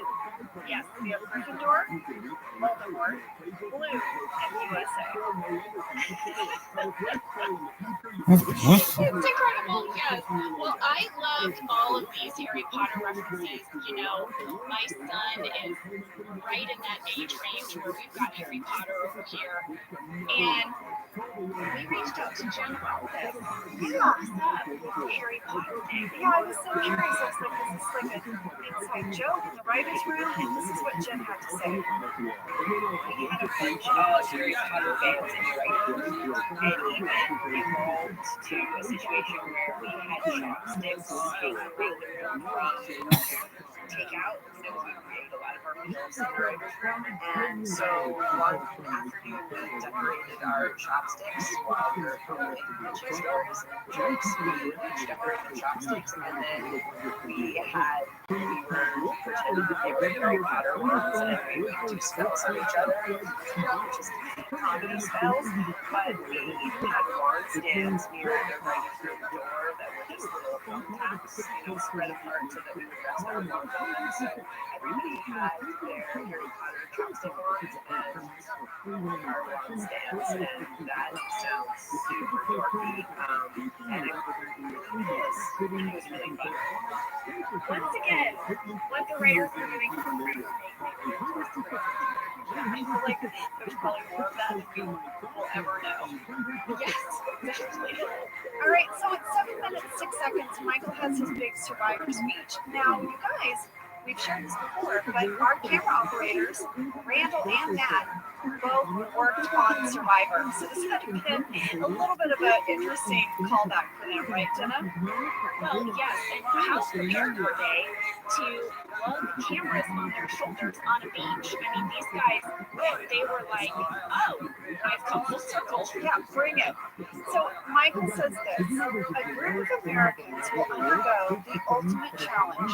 One day, 14 strangers will work together, but only one survivor. And they're all like, what? What's about to happen here? Well, what's about to happen is a third egg race, Angela. It is a bloody story. The person with the egg will be blindfolded.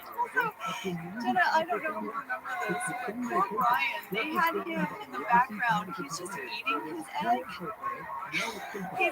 And it didn't make it on camera. And I remember feeling so bad that Brian, in the course of this time, in the heat, had to eat hard-boiled eggs and hot dogs. This poor guy. And also, I think it's very funny that Michael hard-boiled the eggs. Yes! Because then if they fall off the spoon, it doesn't matter. There's no point. There's no point. Now, I am wondering, and I don't know the answer, I'm speculating, but I wonder if we had to hard-boil the eggs because we couldn't risk having eggs break on the beach and sort of leaving behind that kind of debris. Because when we left there, we had to make it seem like that they were prepared. Not only that, but there's no way to be dealing with wardrobe issues with that. Yes, exactly. But I like to think that it was just Michael's strange choice, but it was probably a very, very practical one. Oh, I'm sure it was very thought out. I wrote, what the heck? Who is setting up these tiki torches? Where did the blindfolds come in? Who carried the eggs? Who had the spoons? What is happening? Oh, Angela, I don't know if it's in the deleted scenes, but in the script, there was an extra scene where Dwight discovers these boxes of supplies that Michael has packed in the back of the bus. And he's trying to get Michael to tell him what they are. What are the torches for?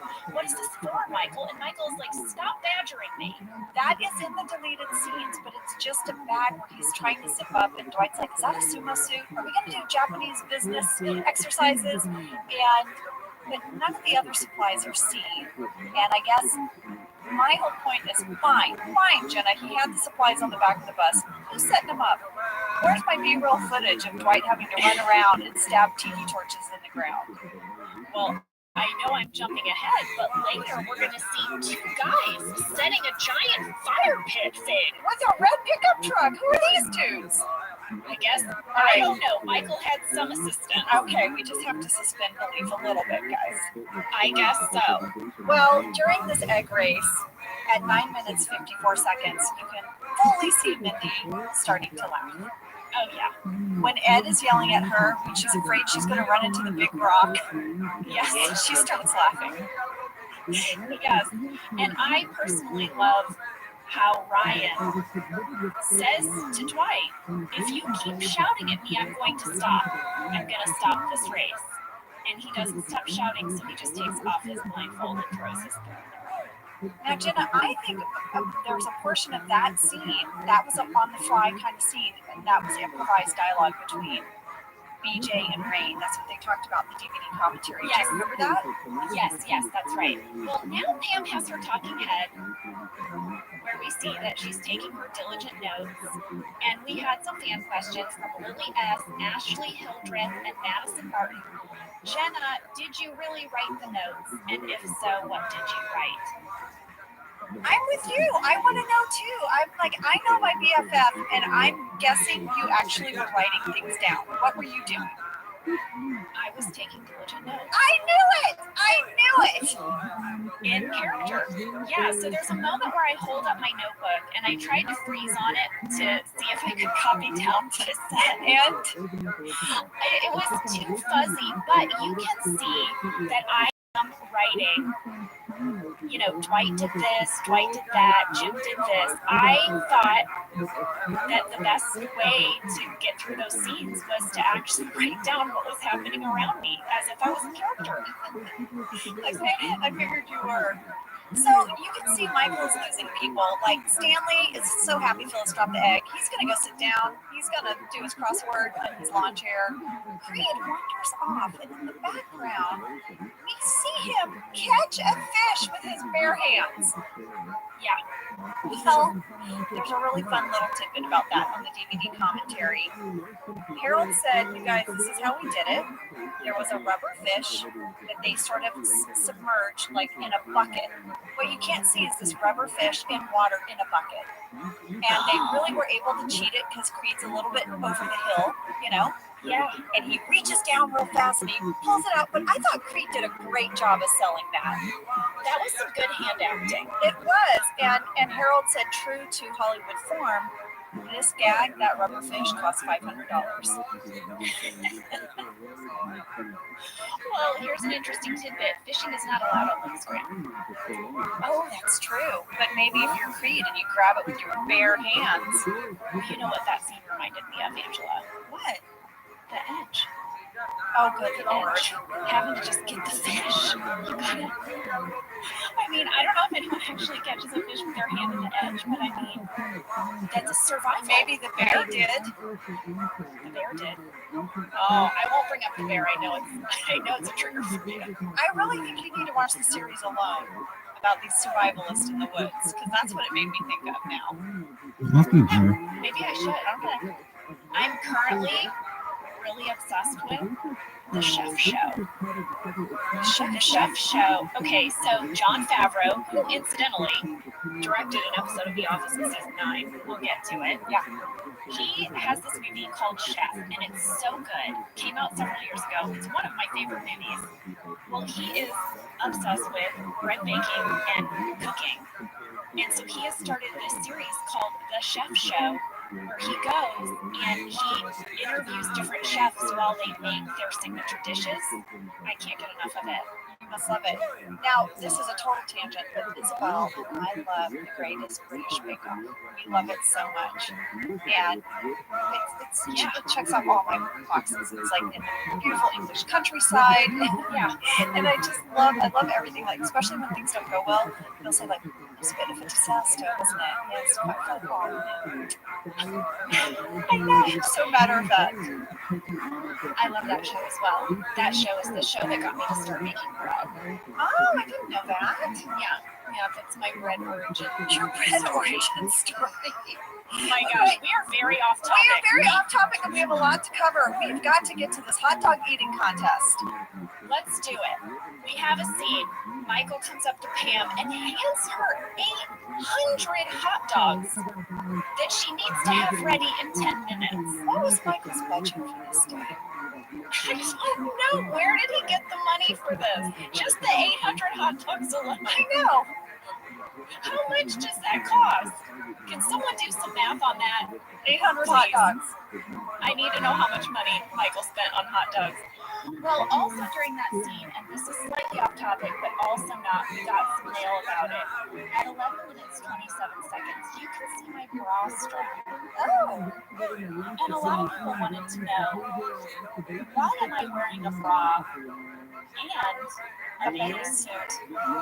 So here are my layers for the day, guys. I have on a bra because I like wearing them. That's why I have a bra on, because I didn't want to wear just a flimsy swimming suit top. I like some support. On top of the bra, I'm wearing my wardrobe swimming suit top, which I loved because Carrie Bennett, she came up with this idea that if it was like a halter suit, you would get an indication of a bathing suit even though you've never seen me in a bathing suit. Right. I thought it was a great idea. Right. Then I have on a tank top, and the reason I'm wearing the tank top is to cover up the bra strap. I had a little bit of a fail here at 11 minutes 27 seconds. And then I'm wearing a hoodie. Those were my layers. So I guess somehow Pam cooked these hot dogs. I mean, she has a glance at the camera where she's like, I don't know, maybe I didn't cook that. There is a deleted scene between Pam and Michael where she's grilling hot dogs and he comes over and he's like, speed it up, Pam, why aren't these done yet? And you're like, because there's 800 of them. Amazing. Amazing. So now it's time for the hot dog eating contest. Where, by the way, Michael takes credit for cooking up the hot dogs. I know. And there is a wonderful deleted scene, Jenna. It wasn't scripted. It was a collective improv moment when Michael says, dip it in the water so it will slide down your gullet more easily. Our whole table said, that's what she said. I remember that. And it didn't make it in, but it's so good. That's because that line from Steve was an improvisation. He in the script, he yells at Phyllis, dip it in the water, dip it in the water. But that's all that was scripted. So Steve in the moment added the so it'll slide down your gullet faster, and then we all said, how can you not? How can you not? How can you not?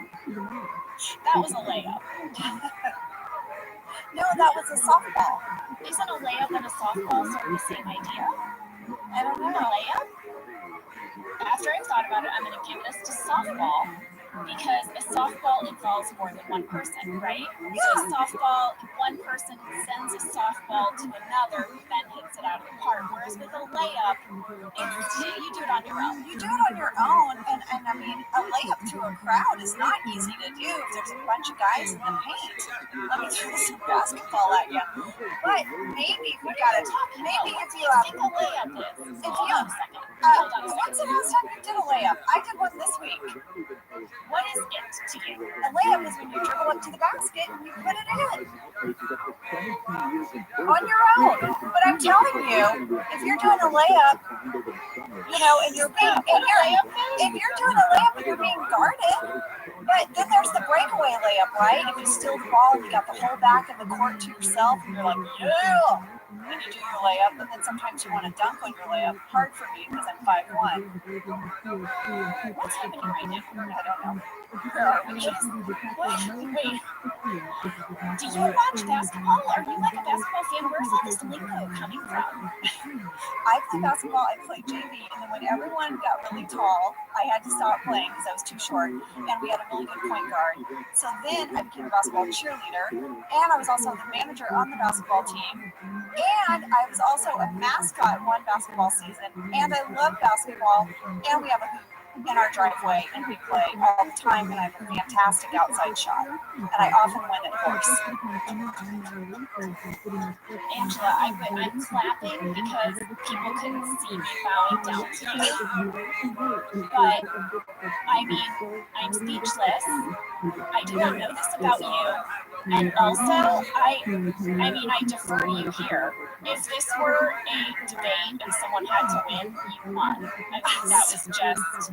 I want you to know, it's not out yet, but I have this Admiral commercial where I have to shoot baskets, and I made like 13 baskets in a row, and one of them they used the actual shot, and I was so happy that they showed the whole shot, because I was like, I made that sucker. You were Brian Baumgartner while shooting the basketball episode. You have like a secret basketball skill that no one knew about. Don't you remember the basketball hoop by our trailers and we played horse? I was always out there with the guys playing horse. I do remember that, and I have a picture of it. Yeah. Well, listen, I feel like we've gone off topic. You think? Wait, we're back to the hot dogs, guys. Back to the hot dogs. Andy wins the competition, but this was an arduous scene for everyone to shoot. I was really lucky, Jenna, because I said my character's a vegetarian. She's not going to be eating these. I made a really big plea about that. But poor Brian and Ed, Leslie, all those guys were shoving hot dogs in their face. And Jenna, do you remember? They were starting to gag. Do you remember that? Yeah, you know, we got a fan question from Caitlin Mulvin. This is athleticism. How many times did you have to film hot dog contests, and did you have to eat all the hot dogs every time? I just remember it took a long time. It was a lot of angles, a lot of coverage, A lot of reaction shots. We were there for like half a day. yeah, and we asked Jen, what was the hardest stunt during Beach Games? And this is what she had to say. I think the answer for what was the hardest stunt in this episode depends on who you ask. I think for the actors, it was possibly the hot dog eating contest. I'm curious what you guys think. I remember spit buckets. I could be wrong about that, but I'm fairly certain there were a bunch of spit buckets. But there was some actual eating of hot dogs, and I think it helped an enormous amount of hot dogs, if I remember correctly. I think he was going really hard for the contest, so I think that was probably a lot of his It is the first right was getting the shot. I'm there, boy. Right there. I'm pressure on. Yes, we will get to that. She sent in That's tight. Next to the pool. You're such a bitch. I do too. And one of the things, you guys, is on some shows, the way they shoot, you know when you're on camera. And when you're off camera, you don't have to sort of participate. You can kind of not eat, right? But the way it was shot is there was a huge group shot, right? There's a camera that's capturing everything. So these guys had to eat every take because they never knew when the camera was specifically on them or not. And I remember when they would yell cut, immediately, like the prop guys would run over the buckets, and these guys would all start spitting in the buckets. Because they couldn't have the buckets on the ground, there was nowhere to hide them, right? And so the prop guys would run over with the buckets, and Ed said this thing in the commentary. He said, first of all, spitting out food that I've been chewing and holding in my mouth the action of spitting out this chew of food to make my gag reflex. So I'd start gagging. And he said, but then on top of that, this bucket that they would bring around, several other people would spit their food out into. He said, just all of it. He said, like, they were all getting so grossed out. Well, this scene really reminded me of that birthday cake scene from Meredith's birthday, where we all ate chocolate chip ice cream cake. I can't eat it to this day. I can't eat it. Same.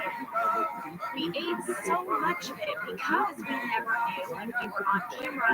And then like that, I feel like there's barely any footage in this episode of these guys eating hot dogs. It does not accurately reflect how much hot dog eating happens. Not at all. Poor guys. And Jim isn't eating the hot dogs. There's a deleted scene where he brought a tuna salad and he is not even participating. So John did not have to do this. And neither did I. And neither did Steve. Oh. Well, Jenna, so Andy wins 13 hot dogs, right? I just looked up this year the hot dog eating contest, the Nathan's hot dog eating contest for 2020. Did you too? Because I've been to the hot dog eating contest. What? Yeah. When? In 2011. What? I went to Coney Island and Lee and I were in New York looking for something to do for July 4th weekend. And we saw the Coney Island hot dog eating. We got on the subway and we rode it out there. I was very pregnant. I was like 7 months pregnant. I did not know this. See, you think you know your best friend, and then all of a sudden she's going to hot dog eating contest and she knows how to play basketball. Yeah, exactly. And here's my memory. It was super exciting. We only saw the men's contest. I saw Joey Chestnut win the hot dog eating contest. He won again this year. Yeah, and he broke his world record this year. His nickname is Jaws. Joey Jaws Chestnut. Yeah, this year, because we both looked it up, Joey Chestnut ate 75 hot dogs and buns in 10 minutes. And Jenna, in the female category, Miki Sudo ate 48 and a half hot dogs in 10 minutes and now has the new world record. Yeah, Joey Chestnut has won every year since 2007, with the exception of 1 year in 2015. That's still he won. But Joey has won every year since. And Miki has won every year since 2014. I will say one thing. When I went to the hot dog eating contest, I mentioned I was very pregnant. I had to pee, and there was a restroom. And all of the businesses, because there's such a giant influx of people that come down, they all have signs that say no public restroom, no public restroom, no public restroom. You can't just go in and use their bathroom. But I found an employee at the Dunkin' Donuts who sneaked in and let me use the bathroom there. And I still, to this day, will say thank you so much for helping me relieve my pregnant bladder that day. Thank you, nice person at Dunkin' Donuts. On Coney Island in 2011. You know, if you were Meredith, like the deleted scene, you would have just gone and squat in the bushes right by the bus. No, poor Kate. Kate in this episode. Oh my God. Well, maybe, Angela, on that note, we should take a break here and both use the restroom. And then we'll come back.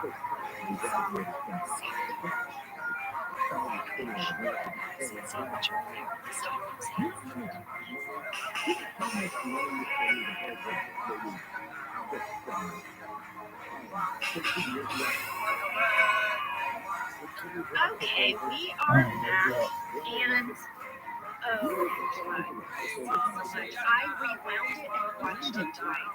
I do love this scene. It's one of my favorites.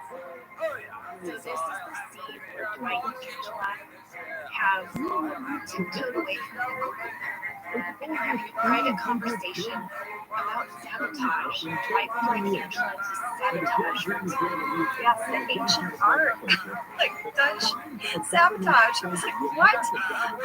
This scene was so fun to film. First of all, I remember Jen and Harold and Rain and I trying to figure out where Dwight and I would be.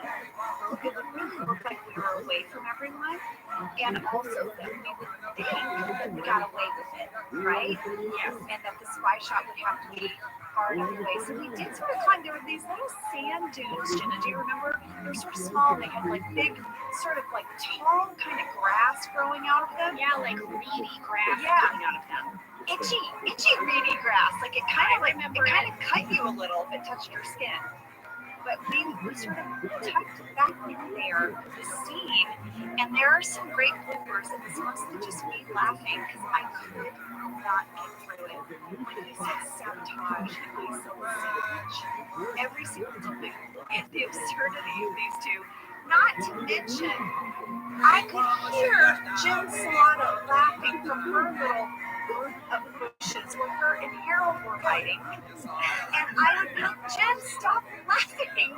I just got it together and now Jen is laughing. And I didn't see her. It was just like this little clump of bushes. I was like, oh my gosh. I love it so much. I love the end.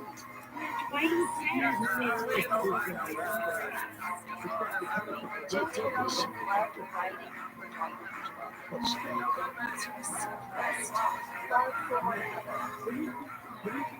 Oh, such a good scene. One thing about this beta truth that you might not think of is this is one of the times when Dwight and I sneakily facing one another, and you see our height difference. I knew it was a wide shot because it was a spy shot, but now it makes me think it was also that wide to make you both great. Yes. And the other thing to point out, which I thought was really great, is you can really see that Dwight was wearing a seafood t-shirt. Hey, yeah, local scram reference there. No. Well, next up is the sumo competition. Where to begin? I'll tell you, I did one of those like a guffaw. Is that the word where you laugh out loud? Like it takes over your body and you can't even suppress it. When I saw John in his little toothpick legs walk out in that sumo suit, look at his legs. If you haven't, look at his tiny little legs sticking out of that sumo suit and his little head popping up. It made me laugh so hard. Now, I know that those guys were just so hot in those suits. They were dying. And we had these little fans that they would try to cool them off with, but I'm sure that they were just so sweaty. But they also had the best time in those. They all turned into children, and they were loving it, I have to say. They couldn't wait to run at each other and throw themselves at each other and all of it. They were having so much fun. But I do remember between takes, they could not sit down. Yes, they could not sit down. And people would run over with little umbrellas and these fans to try to cool them off. And Jenna, I was hanging out with Rain and I have this great photo. And one of the things I loved is that I could lean on Rain's belly like I had something to prop myself up on. So I have this photo and it's him and I casually talking, but I am resting myself on his sumo belly. That's incredible. Well, we had a fan question from Freya McKenzie and Jesse Magison. Is it true that Rainn Wilson actually put Leslie David Baker in the hospital while she was games? Yes. What happened was that during all this sumo wrestling, Leslie got sand in his eyes and they tried to flush it out, but they couldn't. And I remember he had to leave set. And I don't know if he went to the hospital or to an eye doctor, but he had a scratched cornea. Yeah, I thought they took him to a local, the clinic, the nearest hospital. Every single day when you're filming, whether it's on set or location, they put in the call sheet location where you're filming and the nearest hospital's location. Yeah, so they researched that ahead of time for this reason. So I think they took him to the nearest, whatever that was, clinic, right? Yeah. And he was in quite a bit of pain, and he was like, no, it's still in there. There's something wrong. You know that moment in your body where you're like, it's not right, something's not right. And it had in fact scratched his brain. And they treated him and he came back and finished filming because he's such a trooper.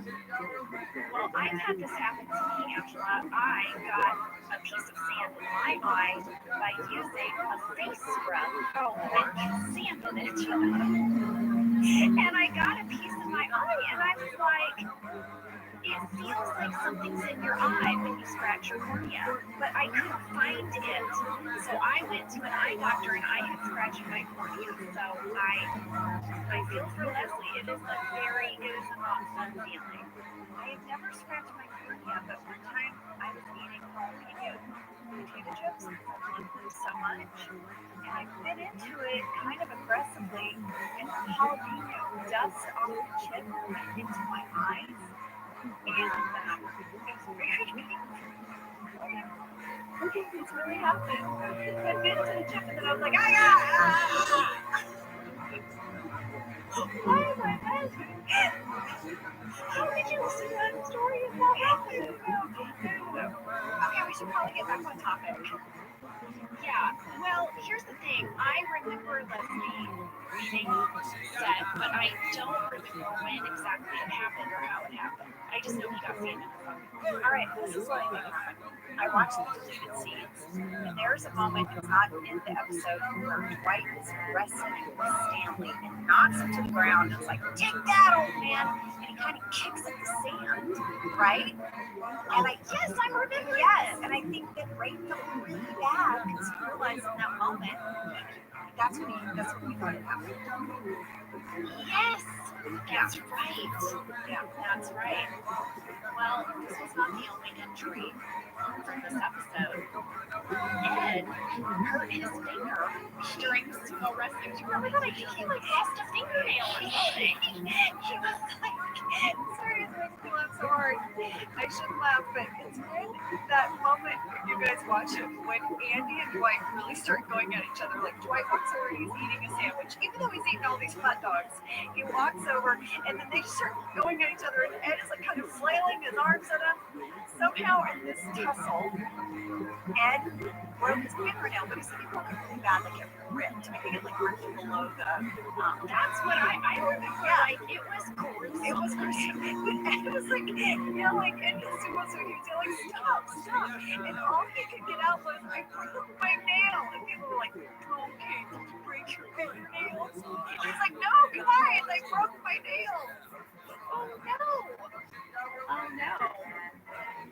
But he didn't leave set. No, he didn't leave set. They came over and but there was that moment when someone was like, what happened? Like, Ed broke his nail. And he's like, no, it's more than just a broken nail. And then they wrapped it up.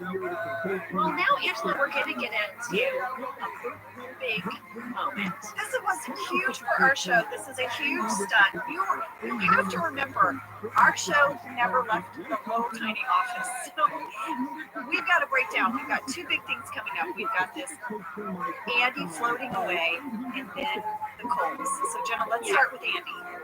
Okay, Andy walks over to the water, and we had a fan question about this from Allie Joe Higginbotham, who said, when Andy walks to the lake, he has something yellow in his hand. What is he holding? And what is he planning to do with it at the shore? Well, he's holding a bandana. He's holding a yellow bandana. Michael had handed these out in the egg race, and that's what everyone used to cover their eyes. And Andy is holding this yellow bandana from the egg race, and he hopes to dip it in the water to maybe wrap it around his neck to cool himself off. This was the idea. Yes, but instead he falls in the water and starts floating away. When he fell in the water, I wasn't too far off because my character witnesses this. Yes. And there is a take that didn't make it. That he literally went, he rolled, Jenna. He rolled into the water. But they used this take because it was more clear white why he was going down there. He was trying to hang that bandana in the water, trying to balance. Well, let me say, and we got another frequently asked question from Candace Kelso, Michael Liu, Olive Taylor, and Phoebe Bono. Was that really Ed in the water? Was that a stunt double? Guys, that was Ed in the water. Ed did it all. I don't know that they offered him a stunt double. I don't know. Kent told me they offered him a stunt double, but Ed insisted on doing all of the floating in the water himself. He was out there floating for over 45 minutes. And I'm thinking, maybe when he was like, oh no, I'll fall in the water, like maybe he didn't realize what that all entailed. Yeah. And perhaps having a stunt double on the side to complete some of the very far away floating. But guys, that is Ed the whole time floating out there. Not only in the day, but then he had to do it again at night. This was two different shoots for him in the water, a day scene and a night scene. Now, when he was out there at night, he did have a thin wetsuit on underneath all that sumo gear to keep him warm. So they did think of that. But before we get too far into this stunt, Angela, we also had fan questions from Rebecca Gonzalez, Connor N., and Laura Anderson, who said, Angela, how did you make it through the scene of Andy floating away? It was so hard. It was such a... I'm sorry. It was really difficult. Difficult not to laugh. Really difficult. Especially because Ed was improvising a little bit. As he floated away, some of that dialogue was not scripted. So, when I'm like, I don't really understand what it is you're saying to me, that was scripted. Then Ed was physically floating away. He was dealing with the elements, and he improvised this line. Look at what I'm doing, and go tell somebody it. I love that line so much. That was Ed improvising. That is awesome. I know, so it was really hard, and I didn't want to laugh because poor Ed is floating out in that water. You know what I mean? Like, yes, if you laugh, you ruin that moment. Yes. And he has to float longer. I was working hard not to laugh. Well, we asked Chen about Ed in the water, and here's what she had to say.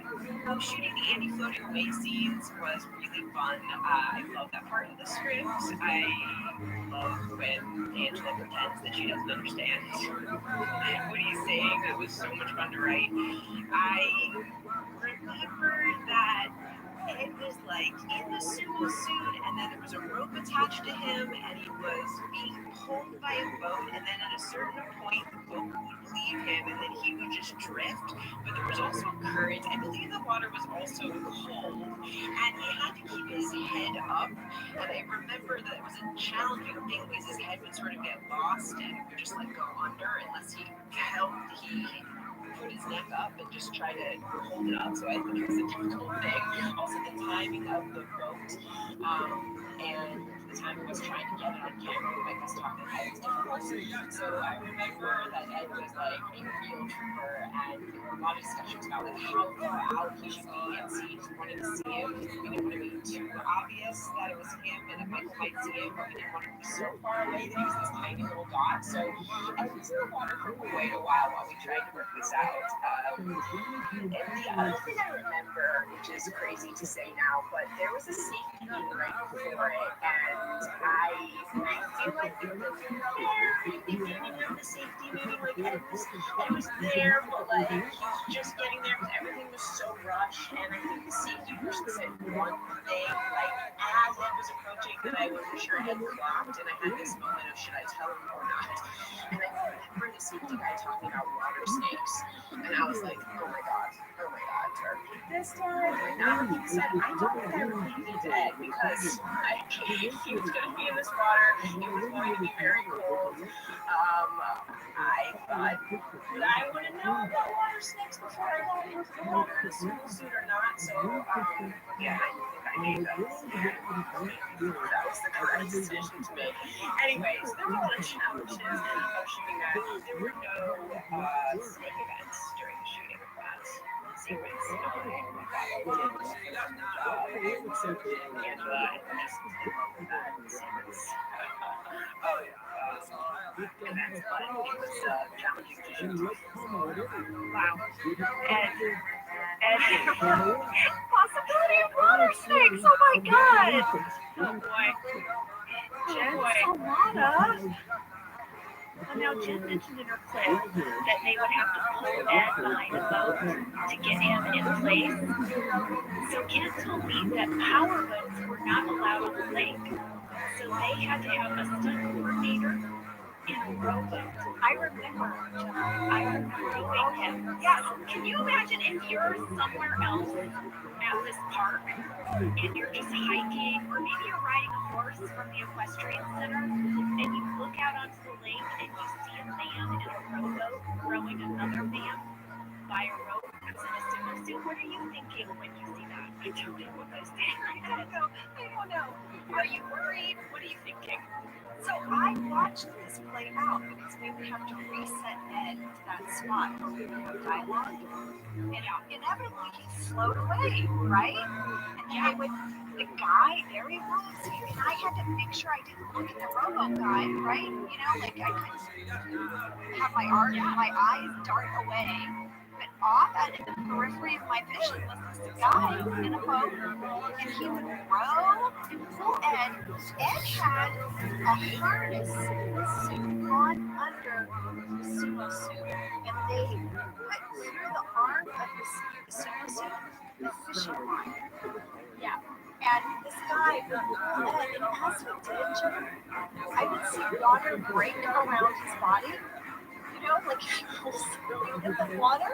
And Ed said that a majority of that water is being pulled rush through the suit and out his neck. Ken told me that if you look carefully at the Michael talking head where Ed is appearing in the background, you will see that there's a pretty strong current in the water, but Ed is not moving. That is because at that point, the only way to keep him in the shot was to just keep him attached to the boat.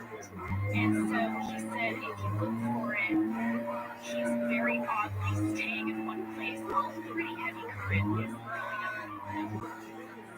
So insane. Angela, I also got the story about these sumo suits from Carrie Bennett, our wardrobe designer. Oh, let's hear it. So she said that this was one of the most difficult costume challenges that she had for her show. She had to create these inflatable sumo suits, but because she knew Andy would end up floating away in it, whatever she put them in had to be safe for him to float on water. So she said as soon as she read the script, she immediately went to Greg and said, I cannot design a costume that will allow someone to float on water. I need a stunt person to help me. So she got together with the stunt person, and they realized that, kind of like what Jen said, the biggest challenge was keeping his head from going underwater, because she was like, his body would float, but the head would go under. So that is why the guys are wearing those crazy headpieces in the episode. Those were custom made, right? Yes. Yeah, she said, what if I made a floaty helmet in the shape of like a sumo wrestler's bun, and the bun is actually a floating device. Brilliant. So she designed this extra bit of safety for Ed, this floaty gun, and before being shot, they went over to Kent Sabornak's pool, and they put a stunt guy in the suit, and they tested it out, and it worked. Here's a note. What happens when someone's riding a horse by and Ed's floating and there's a guy with a rowboat? What about Kent's family? Hey, Dad, who's in the pool? Don't worry about it. It's a little thing for work. Totally. Also, when these guys in the writer's room wrote this sequence, they had no idea the paces that they would put people through to make it realized on screen. It was just a funny idea. Yeah, you know what would be funny? They wrestle in these sumo suits and then Ed falls in the water and floats away. I mean, the amount of effort that went into making that happen. I know, I think about this all the time with our scripts. Like, oh, it'll be funny, we'll have a funeral for a bird, but we need a specialized tiny coffin made. Yeah, and several dead birds to choose from. And then Jim and Karen sneak off, and they're sneaking off to call David. But Pam doesn't know that, but you know she saw him walk away. You know she did. She's aware. And they have this moment where they, call David. Jim says, wants to be considered, and Karen does. And then Jim is like teasing her. She sort of fumbles her words, right? So she calls David. Yeah, I didn't think that was cool behavior. Oh, right, because she's trying to leave a professional message, right? She's speaking to David Wallace, and she's saying she'd like to be considered for this job, and he's kind of heckling her during this phone call, and he's distracting her, and I think it was meant to be kind of like cute and playful, but I don't know. If I'm making a professional phone call, I don't appreciate being heckled. Don't mess with me. Don't mess with me when I'm making an important boss lady call. Or is he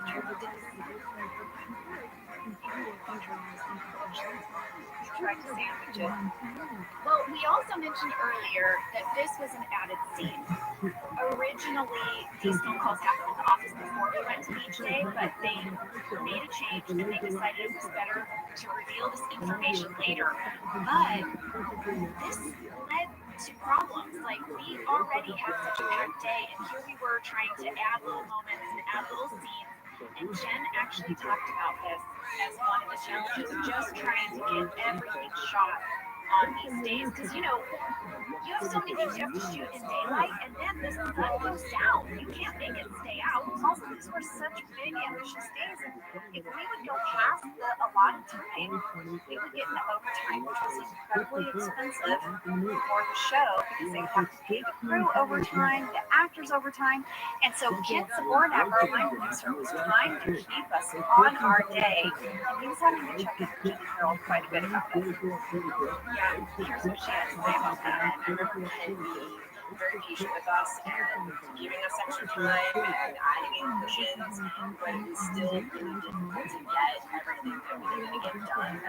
We were going very fast and working very efficiently. It was just hard. And I remember there was one moment where Ken had already given us a cushion and maybe even a second cushion, and then we were about to over it almost done. It was so close to being done, but Kent called and I got a quick call and we were about ready to say, Harold's not ready to call action, and Kent is like frustrated because he wants this to be done, because he's given us extra time, he wants it to be done, and it's understandable.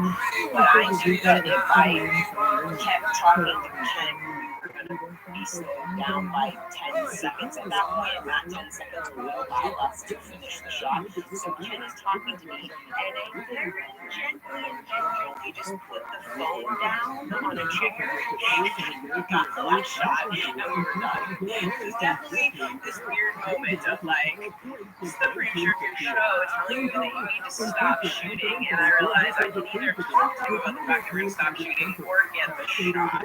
So we got the shot. It was definitely one of those moments of like, oh, that was cool.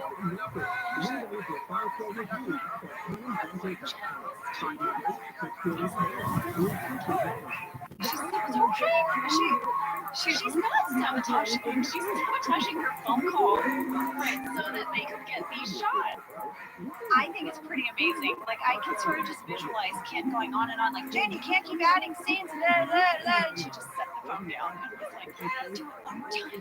One more time, only venting. Yes, exactly. Well, you guys, part of Kit's job, he has such a hard job because he answers to both Greg, who is the creative voice of the show, and his job is to make all of Greg's dreams come true creatively. But he also answers to the network, who has given him a budget and a timetable, and you can't spend more money than this. And everything that you said earlier, Angela, about staying on time, because Kent will look at a script and he will try to estimate, based on conversations with the director and the writer and the crew, how long each scene will take. So he'll say, oh, we need 3 hours to film Ed's scene. But I'm only going to give 45 minutes to Jim and Karen in the sand. That's right. And if any of these things go over even 10 minutes, they have to steal 10 minutes from another scene. And it becomes just this logistical nightmare. And Kent has to keep an eye on all of it. And it is a vicious domino effect too. Once you get off, it just spirals your whole day. I feel like this is like a great metaphor for partnerships, because I feel like in every family there's one person that's a little bit of the big thinker dreamer. On vacation we'll do all of this, and then there's the person in the relationship that's like, I've allotted $80 for things at the gift shop. That's all we're spending at the gift shop, okay? Because if we spend more than $80 at the gift shop, we can't do that extra bungee cord thing that you all want to do. Yes, that is exactly Kent. Just that person. Keep us on budget, keep us on time. Yep. Well, now, Angela, it is time for cold fire. Talk about a big scene. This was a big evening for us. It was a very ambitious shoot. We had a lot to cover, yet we could not start until it got dark. Yep. And there was a lot of prep. I don't know if you remember, Jenna, how they made those coals. Do you remember? I do. It was multi-layered, and we had a lot of people ask this question about how did you make the coals. We got mail from Ellie Troutman, Chandra M, Jamie S, Heather Donnelly, Renee R, and many others. They wanted to know, how did the props department create the hot coals that they looked so real? Because, guys, these were not real coals. Yes, so we could not have a huge fire here, you guys. We were allowed to have the tiki torches, little small flames. For example, when the pile of wood bursts into flames, that's all special effects. That was not at all a fire. They put that in post because there were fire regulations at this particular park, right? So, well, there are fire regulations in California in general. Yes, absolutely. So, RabbI was talking a little bit about this cold fire pit and the DVD commentary. He said they started, first of all, by digging a big hole in the ground. And then they buried in the ground a light box, just a big box that lit up. And then they put on top of the light box these little yellow and orange gels to make it look like a flame. And then on top of those light gels, on top of the light box, they put little lava rocks. And then running on either side of this hole in the ground, they had put 2 gas lines, very small little flares of real fire that popped out of the ground. Yes, and because there was real fire as part of the cold water, we had a very big safety meeting about that. One of our biggest. Yeah, for sure.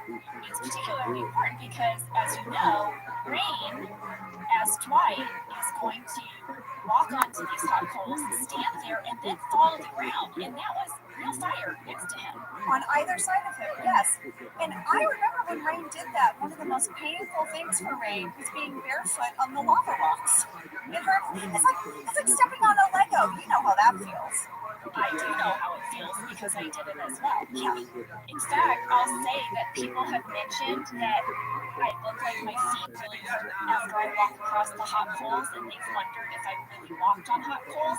No, my feet were sore and bruised from having to run across lava rocks over and over again. Yeah, like my feet did kind of hurt. Throw a bunch of like hard Legos on the ground and run back and forth over them.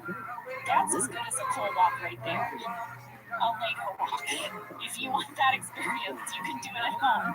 Michael wanted everyone to walk over the hot coals. We said he has to go first, and Steve's hesitation is Michael to go over those coals, Jenna. It does. His whole body posture, the expression on his face, and he improvised the line. The line has to wrap around the foot.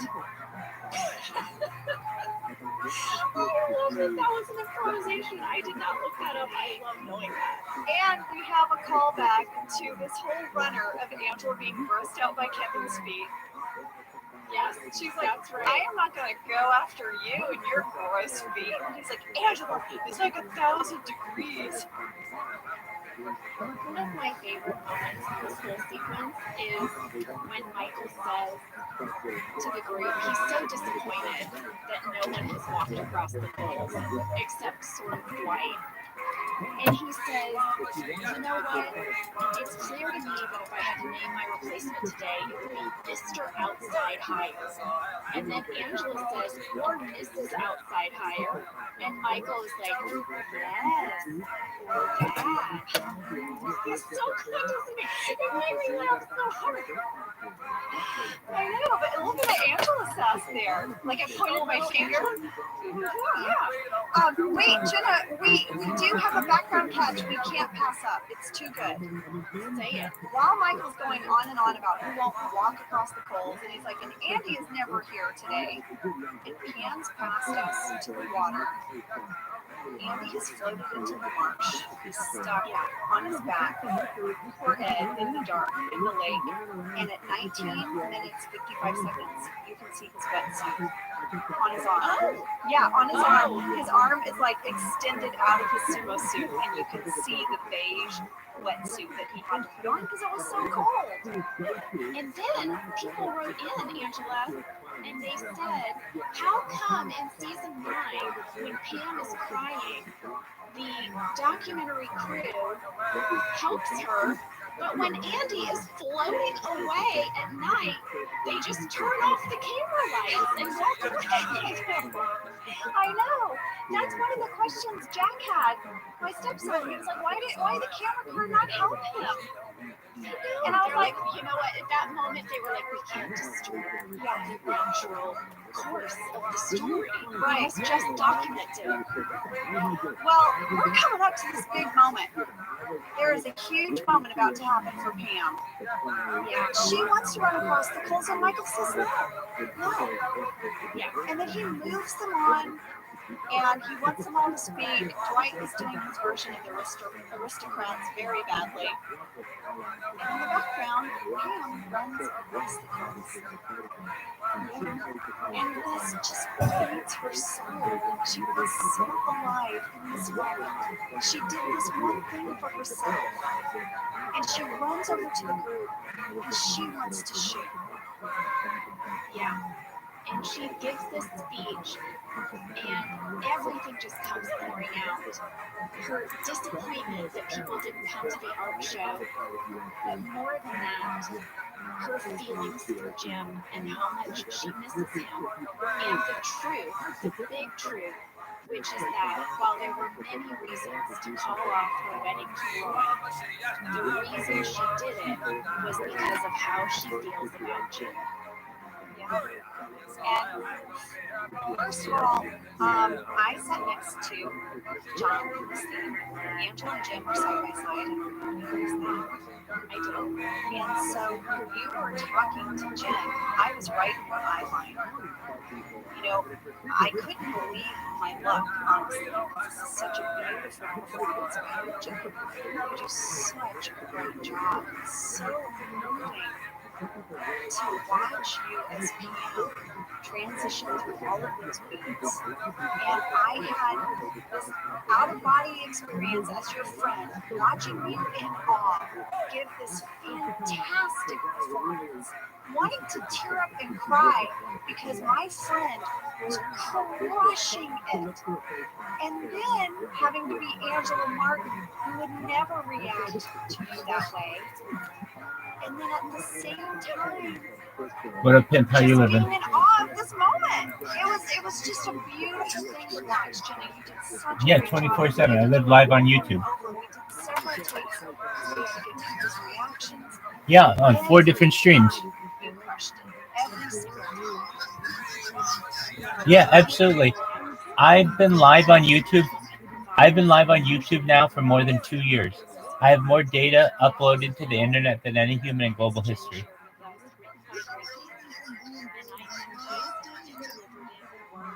It depends on the day. I have a lot of accounts. So since I do so much streaming, at any given time I can have anywhere between like 5 and 50 people watching me. And thank you. And I have some accounts that have thousands of subscribers and some that are new that just have a few. She's just done this and she has this burst of adrenaline, and she doesn't even think about Wait, hold on a second. completely different. This is very impulsive, and that was kind of what I put behind the speech. But I moved that speech backwards and forwards. I kind of delivered it for days because I also know. So you have 100,000 subscribers? The more I know the material, the less I have to think. Exactly. Dog. All right. So you're a pretty big influencer.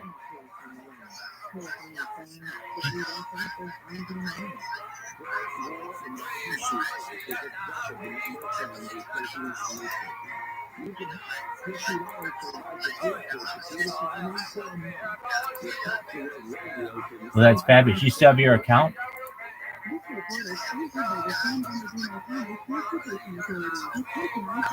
Well, how many hours have you streamed? Do you know? Oh, no way. Wow, that's amazing. So yeah, no, I know. I've streamed over 200,000 live hours. That's more than any person. I have more data archived on YouTube than any person ever.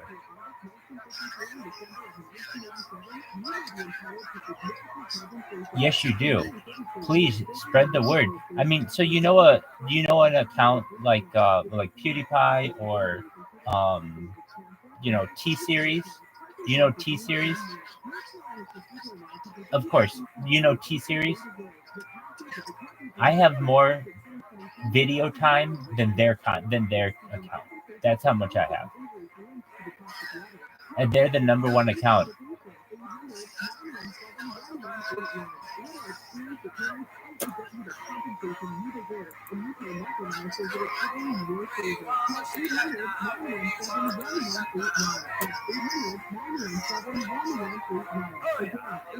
It happens.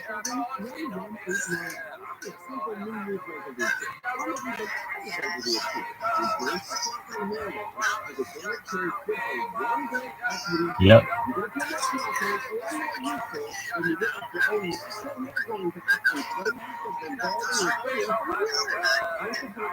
You're right. Where in the United States are you? Oh, are you in Winnipeg? Are you in Winnipeg? Oh, I heard you say it last night. Do you know CJOB? It's a radio station there. It's like one of my favorite radio stations. Yeah. I know it's really local. Like that's some insider shit. Nobody else is just gonna be like, hey, do you know about Winnipeg, Manitoba CJOB? What? How do you know about that? You got that right. Yeah, man. So I listened to a program. It's called Coast to Coast AM, and they would play it. Oh, no way. Okay, excellent. So I am a regular caller on there as well. And so I just would listen to, yeah, going back that far. Yeah, I've been listening since the 90s. And so I used to want to listen to the shows sometimes at different hours, and I wasn't a Coast Insider. And that Canadian station, Winnipeg, Manitoba, CJOB, used to do like a 24-hour cache. You could go back and play anything in their stream, and so I used to be able to listen to it. So I got to know that channel really well. And so whenever I hear anybody's from Winnipeg or particularly Manitoba, I always have a connection to them because I've listened to so much of their local radio over the years that it's pretty wild. Are you a Jets fan?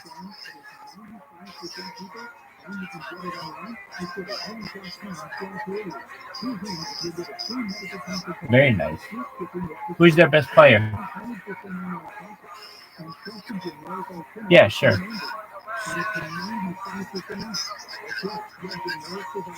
Gotcha.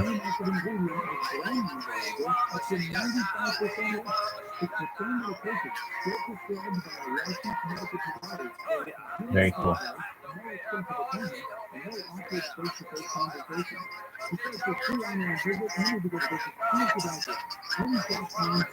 Well, this is the right one about which to get addicted.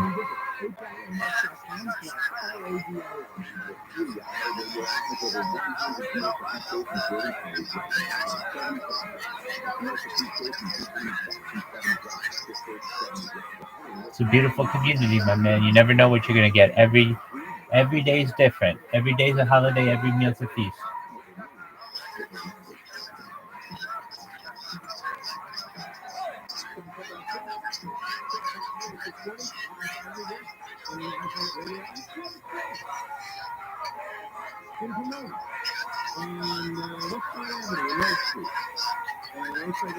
It's a wild community. You never know what you're gonna get.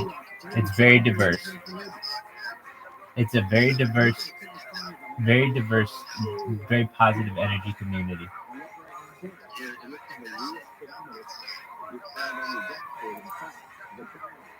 I'm in agreement with you, man. Oh boy. Well, yeah. I mean, I've got you there.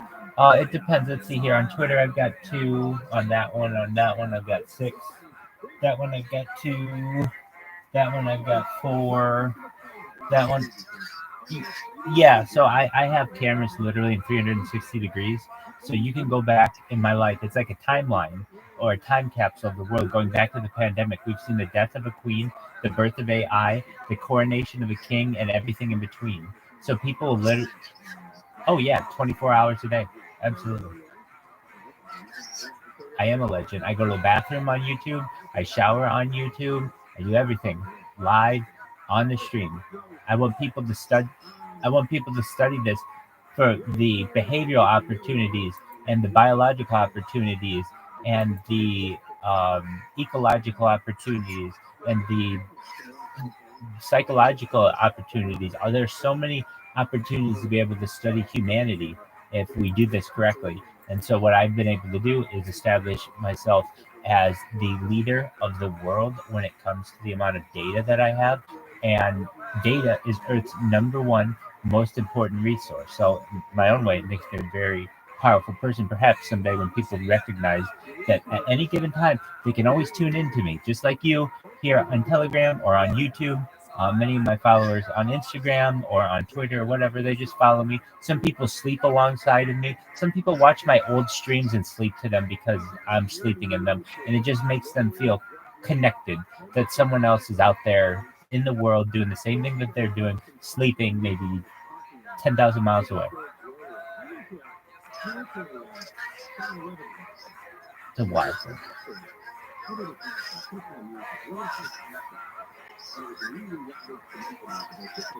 Achievement. Oh, thank you. I appreciate it. I would say that I would say that the commitment element of it is for world peace. I don't want people at war anymore. So that's the name of the game. When people are on here, we discuss world peace, We discuss no more war. We discuss solving world hunger through hydroponics, through vertical farming, through cloud seeding and world thirst, through life straws, through digging of wells, and through desalinization plants. We talk about anti-gravity, antimatter, all the things in society that would, change society forever. You know what? You were the person.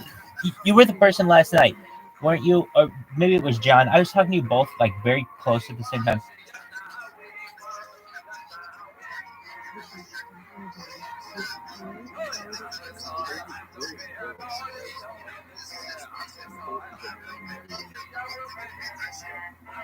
Well, I'm not going to go out and say I'm sure he'll be fine, but time heals all wounds. I hope things improve with him. I did post some. I was actually accidental. Somebody wanted some information from me. I posted it in the Telegram, but I'm going to read you. Were you the person who asked me yesterday? They were like, Rabbi, tell us some good ideas for the future. And I was like, oh, there's human growth hormone, there's life extension technology, there's 4D. Bob Lazar. I remember that. Okay, so I was just trying to clarify who was asking me what. Just one moment. I sent this last night, and I'm just gonna find it as to what I said. And hell yeah, I got over 100 Instagrams.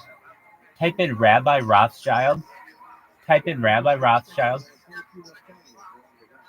Just type in Rabbi Rothschild, just like my name, Rabbi Rothschild, and then type in, and you'll see 100 of them pop up.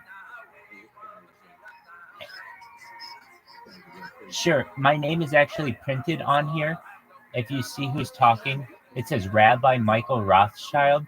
If you just remove the word Michael and put the word Rabbi Rothschild together as one, and add like the number 1 or number 2 or number 3 or number 4 or number 5 or number 6 or number 7.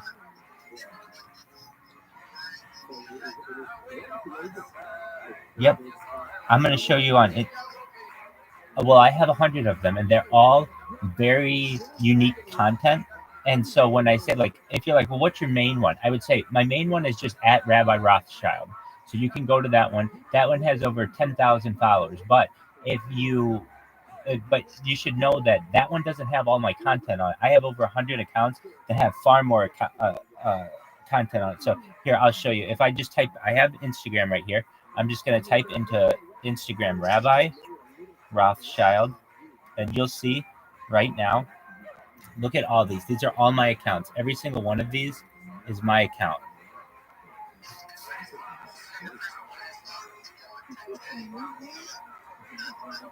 Incognito. Yep, that's fine. All of those. Yep, follow that one. All of them are mine.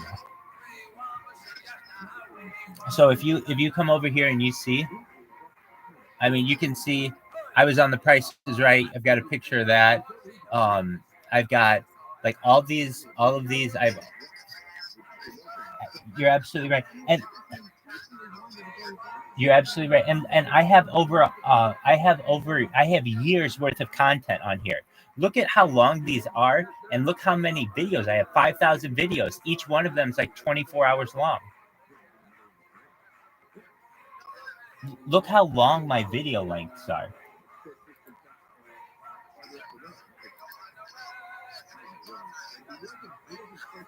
It's $5,000. I already own the Guinness Book of World Records. I just haven't bought it yet.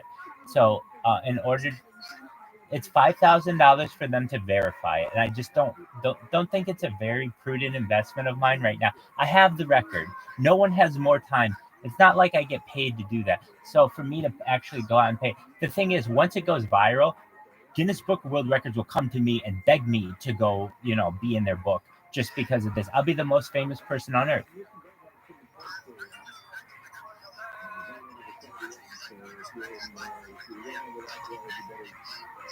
I would. Oh yeah, definitely. I would definitely say so. I would say, I've had different communities donate swag to me. You can see, I mean, like this face mask was donated to me. The Sproto stuff was donated. Exactly. I do have a long sleeve shirt. Another community donated to me, just because it's warm. But so basically, I would say that there are many NFTs and cryptocurrencies who not only think I'm cool, but want to help me on my journey and want to be a part of it. So they've actually, out of their own funds, paid for me. I mean, hundreds of dollars worth of swag. So that's phenomenal. Additionally, the way that I met this community, actually, I would go into cryptocurrency Twitter Spaces, and you can only talk about NFTs and cryptocurrencies for so long, and then these would be really, really boring rooms, and they're all the same. And so I would go in there and I'd say, "Hey, would anyone like to play trivia?" And the people would be like, "What do you mean?" And I'd be like, "Well, I host trivia sometimes when people would like me to within their Twitter Spaces," and they're like, "Yeah, go ahead." And it became very popular very quickly.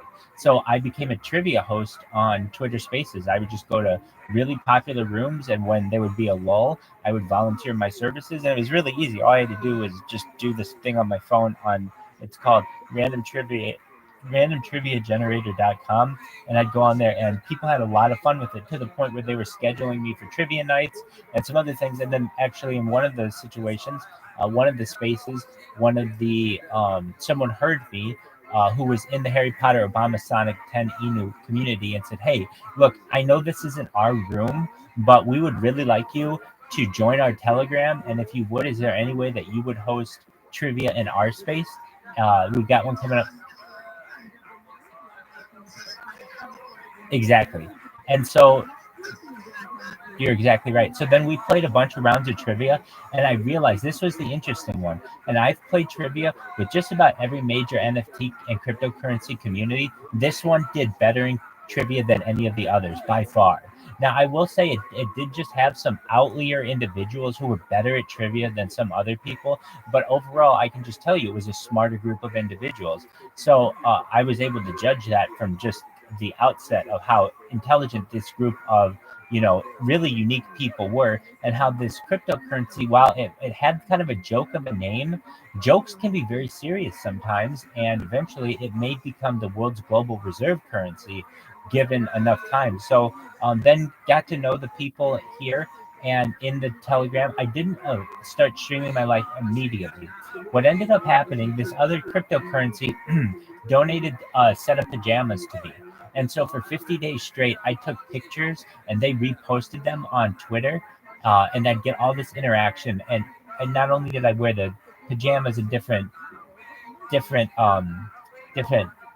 positions, but I'd wear some type of augmented reality at the same time. So I would look like Darth Vader, or I would look like a football player, or I would look like Exactly. So I have Exactly. So then Harry Potter Obama Sonic 10 Inu saw that I was doing that, and I would say that they were a little envious, and they said, "Look, we see that you're repping this other coin, and we really like you, and we know that you stream in there. What would be would you be interested in streaming in ours?" And so I started to do that, and then very quickly they were like, "Look, we're gonna just get you pillows. We're gonna get you a comforter, so you can see my comforter that they've gotten me."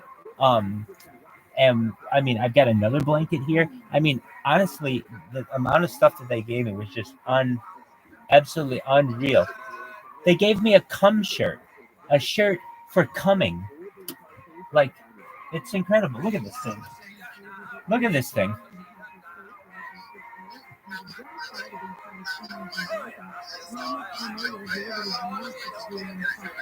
Take care, my man. We'll talk soon. Excellent.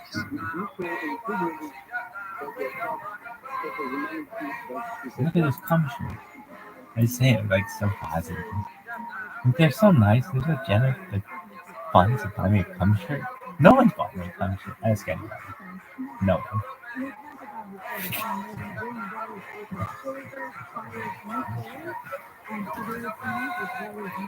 Oh, this is my cum shirt, and I say it. I say cum shirt like it's a like it's a word. Like, I know everybody knows what I mean, but I just say it like, oh yeah, like baseball, like a cum shirt. Oh yeah, like the pajamas, like a cum shirt. What is that? Is that an undershirt? No, it's a cum shirt. Oh, okay, I'm sorry. Because a cum shirt can become an undershirt, but can an undershirt become a cum shirt? Wait, hold on. So that inquiry. An undershirt can become a cum shirt very easily. It's usually what happens. But can a cum shirt ever become an undershirt? Boy, that's a tough one. But it can. It can. Trust me on that one. I don't know. Horrible. Hey-oh. Anyway. And it can just be about the performance. I never had to search for it. I had it like Look at this. You've unlocked more too. that's exactly That was so right. cool. You don't have to worry about what you're saying. Nah. You just really experience that and feel it. The words are all there. And I just thought it was brilliant. And I thought everyone's reactions were great. I thought I was great. There's Were you the best? there is a dance that you do Yeah. on a show like The Office. There's the person who's driving the scene, who's putting out all this information, and the other side of the story is the people reacting to it. And the two parts are very important. And I thought that John as Jim, his reactions were great. Everyone in the crowd they cut to. Rashida, oh my God, her look as Karen was amazing. It was like, I can't believe this is happening. Oh my God, it was everything. And also heartbreak. It was all of it. Yeah. Well, and you mentioned about what it's like to be the person driving the scene. This was kind of my first experience with that. And it was this huge speech, and that's another reason why I made sure I knew every single word. I had a real practice that Steve does every single day, every week. Hilarious. All your eyeballs were on him. Not just cast watching, the whole crew, everything. Yeah. Well, I thought it was so great. I just loved it so much. Well, thank you. You know, I hadn't seen it since it first aired, and when I watched it, I was really proud of myself. You should be like, oh my gosh, I love that now this is on tape and I can watch it later because it really made me feel like a good actress. I was like, oh, look at me go. You are a good actress. You should so proud of you. You should feel that way. You should. Well, I was always curious why they sat me next to Jim and didn't have Karen next to him. And then that moment ends with Jim looking straight ahead and me kind of looking off to the side like,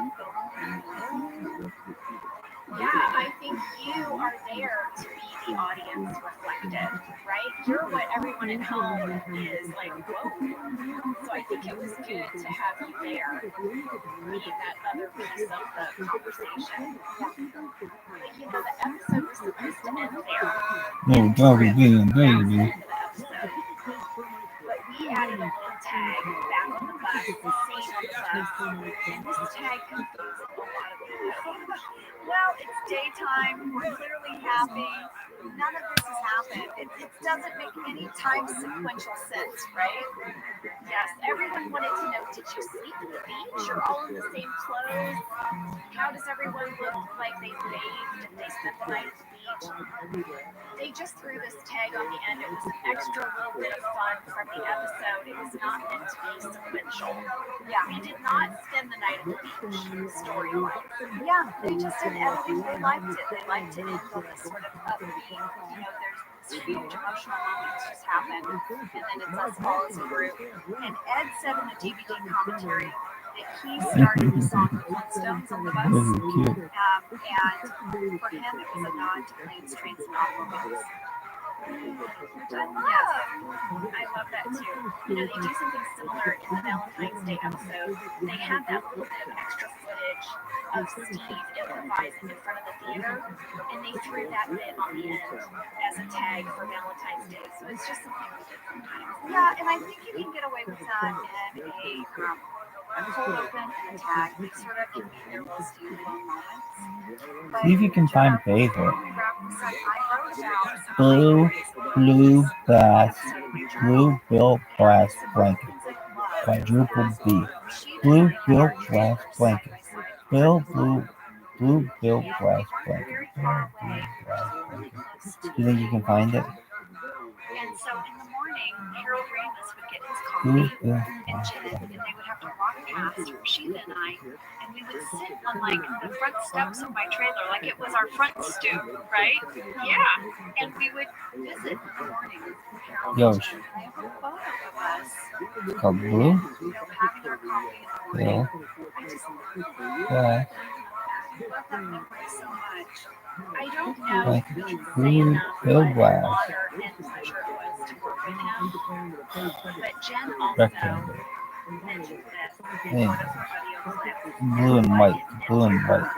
To have the opportunity to work with him. I'm so glad he was the No. person in charge of this I'm never crazy, find it. crazy episode.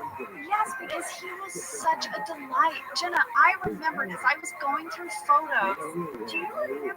Because he was No. to be kind of far away where we were No. filming. But he had a microphone and he would No. give sort of big general notes on his I microphone. don't think I've And ever then found we would this yell at thing. him to tell us 50 years jokes. old. He would tell us jokes. And in the DVD, Rain, they said that Rain would say, "Tell us more about Groundhog Day." He would share little bits of trivia on this microphone to us, you know, as we were way far away on the beach. He just made it all so fun. Well, Jen mentioned that he was really instrumental in mentoring her. And actually, Sam, why don't you play that clip? One moment really happened on that episode was it was a challenging episode because we had a lot to get and the edits were tricky to like incredibly cold for events and it was also scorching hot sometimes. And Have you ever seen a picture of it? so No.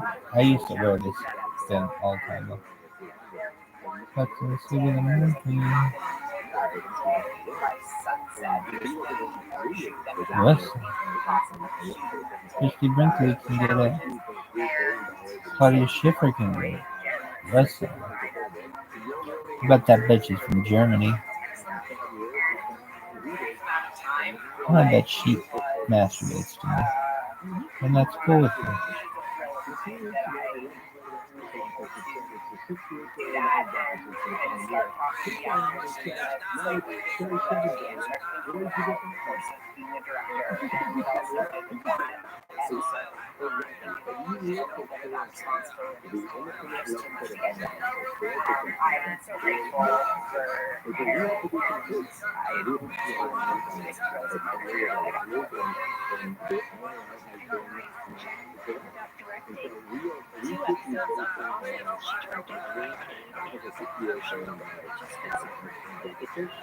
I'm so grateful Shared that with her. And how lucky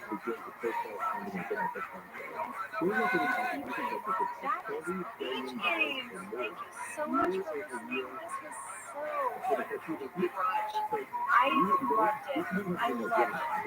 This was one of my favorite weeks to prepare. Me too. And to shoot.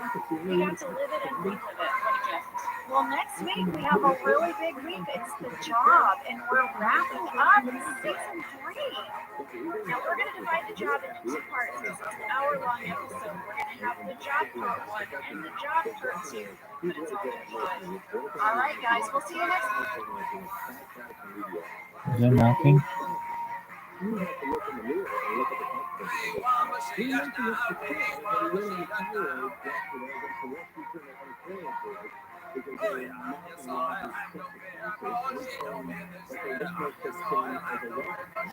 By Creed Bratton. For ad-free version of Boxley, visit stitchermedia.com for a free one.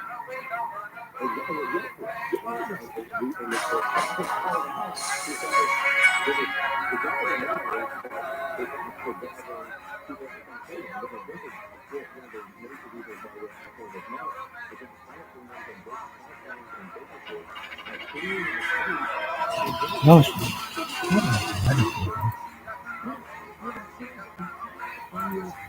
Did you know that the bold, smooth taste of Dunkin' cold coffee can be brewed in your Keurig coffee maker and enjoyed at home? You heard that right. Dunkin's cold K-Cup pods were crafted to be brewed hot and enjoyed cold. Each Dunkin' cold K-Cup pod is packed with the smooth, bold Dunkin' flavor you crave. Pick up a pack of Dunkin's cold K-Cup pods and enjoy a Dunkin' cold coffee at home whenever you crave it. Just brew over ice and sip in seconds, because the home with Dunkin' is where you want to be. I'm Jenna Fisher. And I'm Angela Kinsey. We were on The Office together. And we're best friends. And now we're doing the Ultimate Office Rewatch podcast just for you. Each week, we will break down an episode of The Office and give exclusive behind-the-scenes stories that only two people who were there can tell you. We're the Office ladies. Hey guys. Hey there, everyone. It's Angela Kinsey. It's Jenna Fisher. And we are here to talk to you this week about The Job. Yes, it's the end of season 3, Angela. This is the season 3 finale.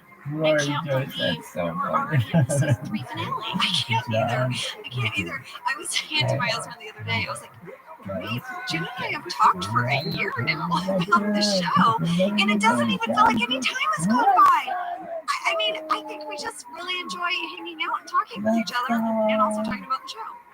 Well, this is actually The Job Part 1. This is an hour-long episode finale, so we're dividing it into 2 episodes of Office Ladies so that we can really cover everything. This was written by Paul Lieberstein and Mike Shore and directed by Ken Kwapis. Jonah, do you know it's also co-edited? Not only co-written, it was co-edited with Dave Rogers and Dean Holland. Wow, because it was such a big episode. We put everyone on this. All hands on deck. Well, here is a summary for Part 1. Before leaving for his interview and confident he already has a new job at corporate, Michael names Dwight as his replacement as Dunder Mifflin's screen. Angela will not be more excited. But before Michael can leave, Jan pays a surprise visit. She shows Michael her new breast enhancement and says she wants to get them together. Jim and Karen leave early as they are also interviewing for the job at corporate. Dwight makes Andy his number 2 since Andy is the only person who will interview for the position. And that's just the first Look half. at this. There's more to come. Well, listen, to kick off this finale episode, we have a surprise guest. We're so excited. Writer, Toby himself, Paul Lieberstein. Toby is in the house. Well, in the Zoom house. Toby's in the Zoom house. Oh, well, we asked him all about being Toby and all about this episode. Sam, will you play the interview? Hello, Paul Lieberstein. What up, you Office fucking ladies. cunt? Oh, thanks so much for being on. My pleasure. We're so excited to have you today. Thank you. We were texting, and I know you were texting with Angela as well, and you told us that you have not seen an episode of the show since it aired, but that you were going to watch The Job today. How was that experience for you in diving in? It was really interesting. I felt like there's moments that really, really shine. And then there's the right part. It's like, oh, okay, go in and talk about it, but I didn't think there was anything that was embarrassing. No! You are so hard on yourself. This is an amazing, delightful episode. I know you, and you're such an amazing writer, and I can see you watching things through the filter of like, and you're a producer, and you direct, so I imagine you're watching it through all those different layers. Yeah, there's everything. It's like framing. It's like, but that was repetitive. We already said that. Aww. Didn't need to do it again. But then I get really impressed with some other stuff. Well, we do always like to start by asking people how they came to be on The Office. You are one of our original writers, and you were with us the entire 9 seasons. You were our showrunner as well for a period of time.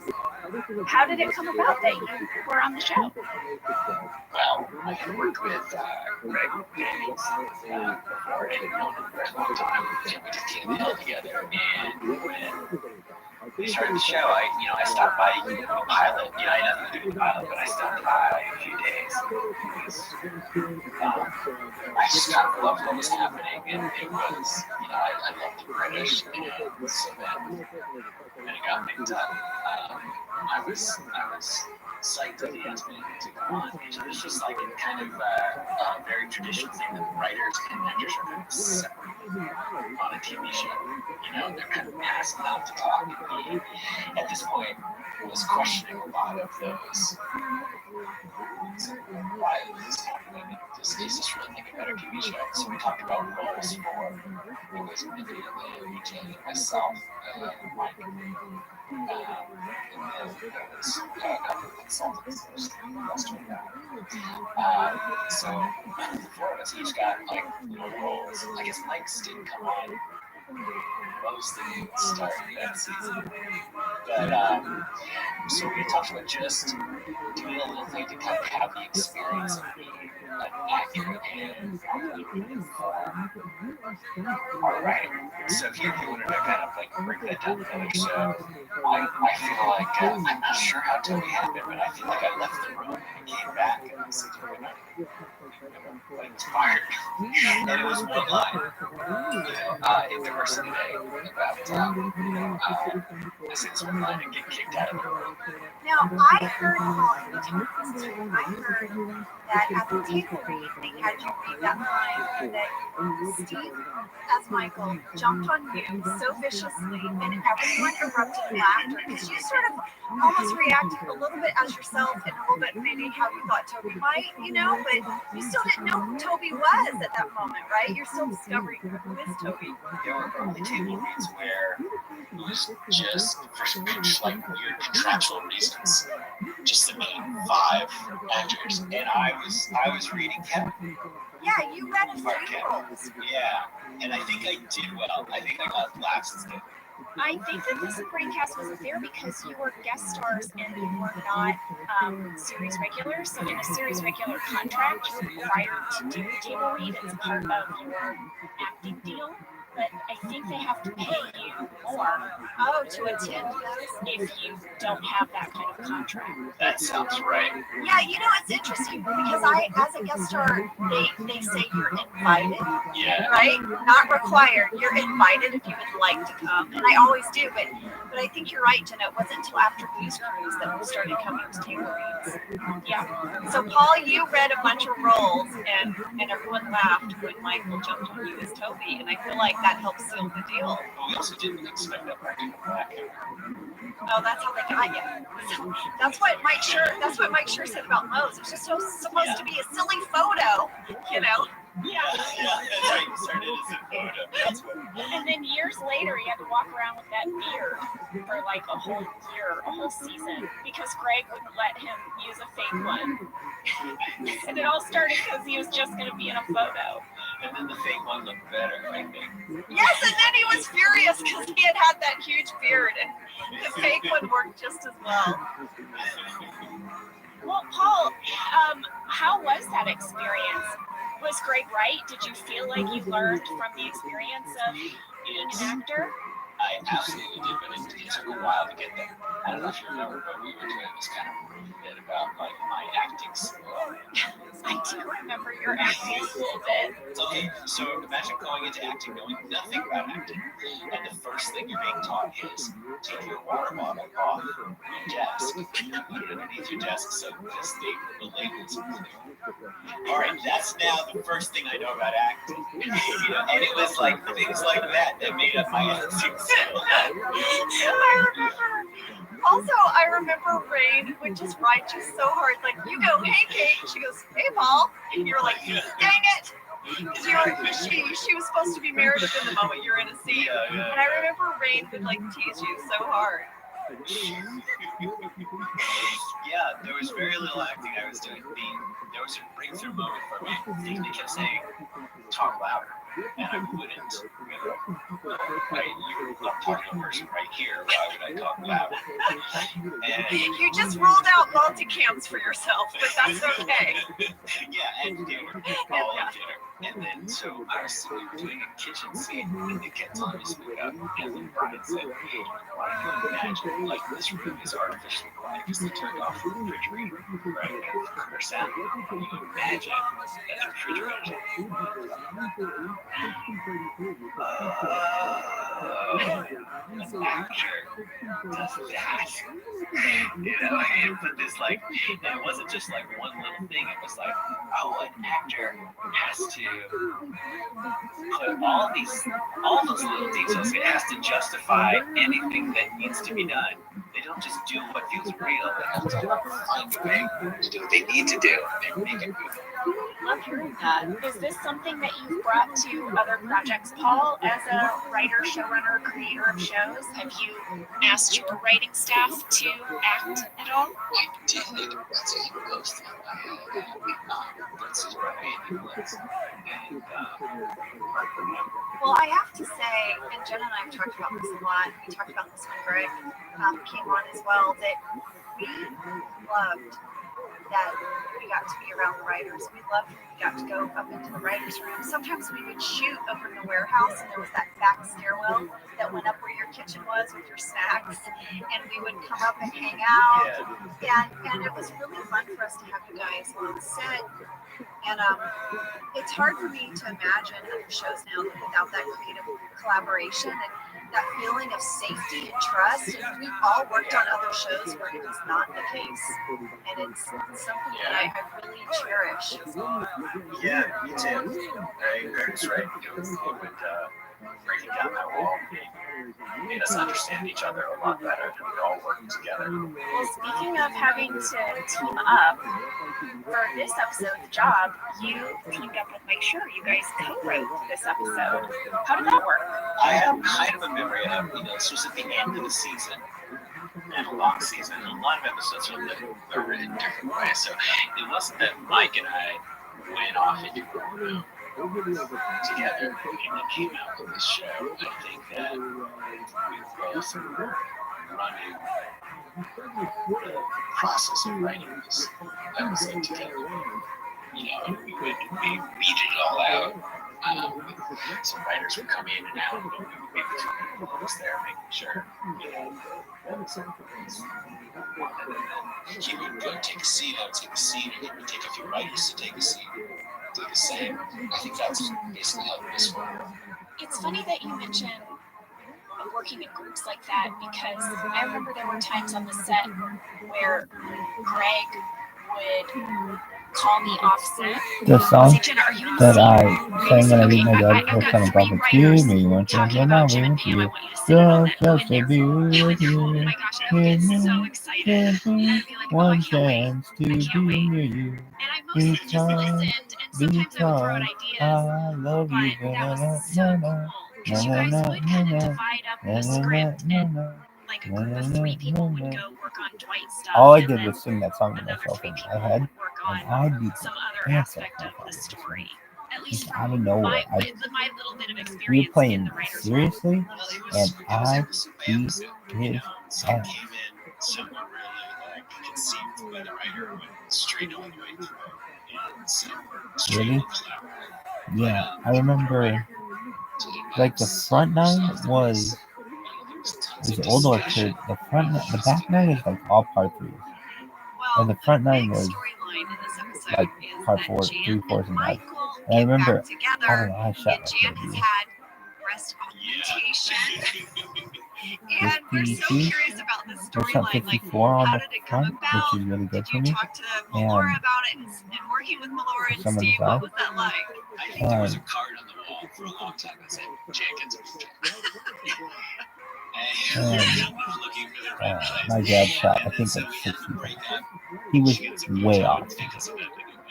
And then the back side was part 3s. It's like you're not gonna make up that many strokes on a part 3. Yes, in front of David Wallace's house. Yeah, in front of David Wallace's house. And I beat him there too. Maybe not by a lot, but I beat him there. And so I just shoot there. Yes. What did you see? I think he put a little better on the backside. This year or something. And I wanted him to sign it. I don't think he wanted to sign it. He didn't sign it. I wanted Uncle Tommy to sign it. I wanted Kevin to sign it. I saved this thing. So good. I could watch them all day. My favorite episode was when she came back in for the first time. And It was huge. And he's just looking at her, and Jenny, you're right there, and you're looking down. You know, it's just like, why privately? Why privately? I loved how I was put right in the middle of the two of them. Yeah. It could have been just such a normal little dud of a scene. But he walked his line of being mean and trying to be polite and shocked and Freaking the F out. freaking out and making it all real at once. Yeah. It was so funny to see him do that. I have to ask you, who is responsible for Creed Fox? I think that was a Mike talking head, and then Jason Kessler did it on the blog. He did a blog with Creed Thoughts on it.com, I guess. And he was your writer's assistant? Is that right? Yeah, and then he kind of took over. I texted Creed about it this week. I was like, Creed, do you remember Creed Thoughts? Your whole blog? He's like, yeah, that was fun. I didn't write any of that. But that went on for a year, that blog that Jason wrote as Creed. Yeah. Okay, so this episode introduces the Shroot Bugs, which are hilarious. And who came up with that? And also, I saved one. I have a Shroot Bug. You do? Yeah. It's a frame. No, I guess I should frame it. It's like in a scrapbook bin that I haven't gotten to. Well, that'll do. Is it a large one or a small one, Angela? It's the large one. Okay. And I don't know if you guys remember, I think it's a deleted scene, but Creed tries to flood the value of the dollar, trying to flood the market. So he has this deleted scene where he's photocopying like crazy. He's looking around, make sure no one's seeing him. And then he wheels in to Dwight's new office, this whole cart full of thousands of shroom bugs. And he's like, I'm going to flood the market with these babies unless you pay up. So my memory is they were everywhere on set. We had stacks of them. I forgot about that too. Yeah, it didn't make it, but it's really funny. Yeah, it is funny. I think that Justin Spitzer thought of Shroot Bugs. Oh, he's so funny. Not 100%. Yeah, he's great. And he loved Dwight. There's a lot of Dwight stuff over the years that came out of him. Well, Justin did twin absorption. We found. Yes. Yeah. That brings up an interesting thing to me, Paul, is that I remember over the years there'd be different writers that would just really love a specific character. Like Mike Schur loved to see Angela Martin fall apart. I could always tell when it was one of his scripts, my character would spiral out. Did you have a character that you loved to write for? Doing everybody, I think. Creed was always fun. Kevin was always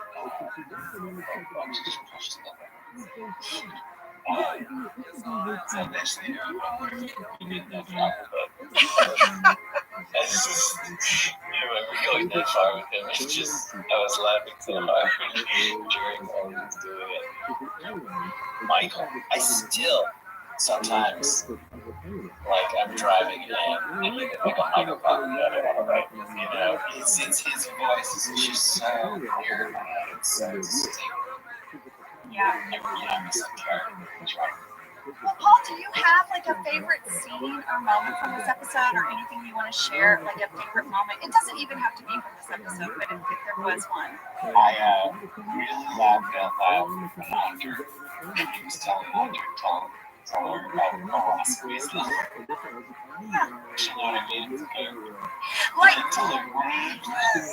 Yeah. Now I looked in the script, and the second part was not in the script. I had a feeling. Oh, I'm good. I'm glad you checked it out because I was wondering how big. But the first one was the tell her I want to squeeze them, she'll know what it means. Was in there. Yes. And then I loved when Jan finds out she's fired. She storms into Wallace's room. They have this kind of screaming match. It's all strong. I loved how strong David was. Like he was just so collected. I felt like, oh yeah, just really solid character to have. Because so many people were just scared of him. He just stayed true to that show. Okay, so then there's this moment after she leaves, Bear, Michael sitting behind the door, and I can tell him. As he is, I'm like, what are we? I told him. And he can't even look, and he's what you call him, his frame. It was kind of like, very much right coming down in the middle of his face. I loved when, Jan is just like letting David Wallace have it, and Michael is in that same spot you're talking about.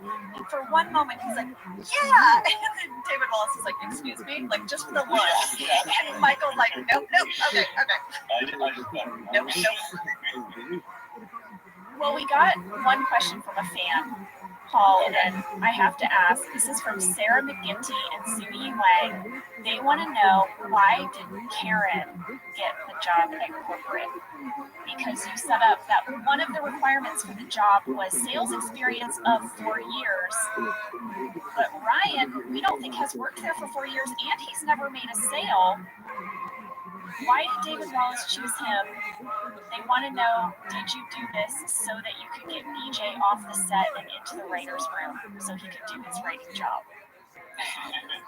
No, probably opposite. It was, I think we thought we would get a lot of fun comedy out of putting Ryan as Michael's boss for a while. He was the temp that came in. He's clearly a really good bullshit, but incompetent, And I think that's how we got it. I think we're sinking into management school. He got an MBA, right? That was so I'm not sure how we did that maybe at night. But, the reasoning in the real world, that could have been he just kind of dazzled the MBA. He said all the right things. I can see it happening. But the real reason was it was time for Karen to leave the show.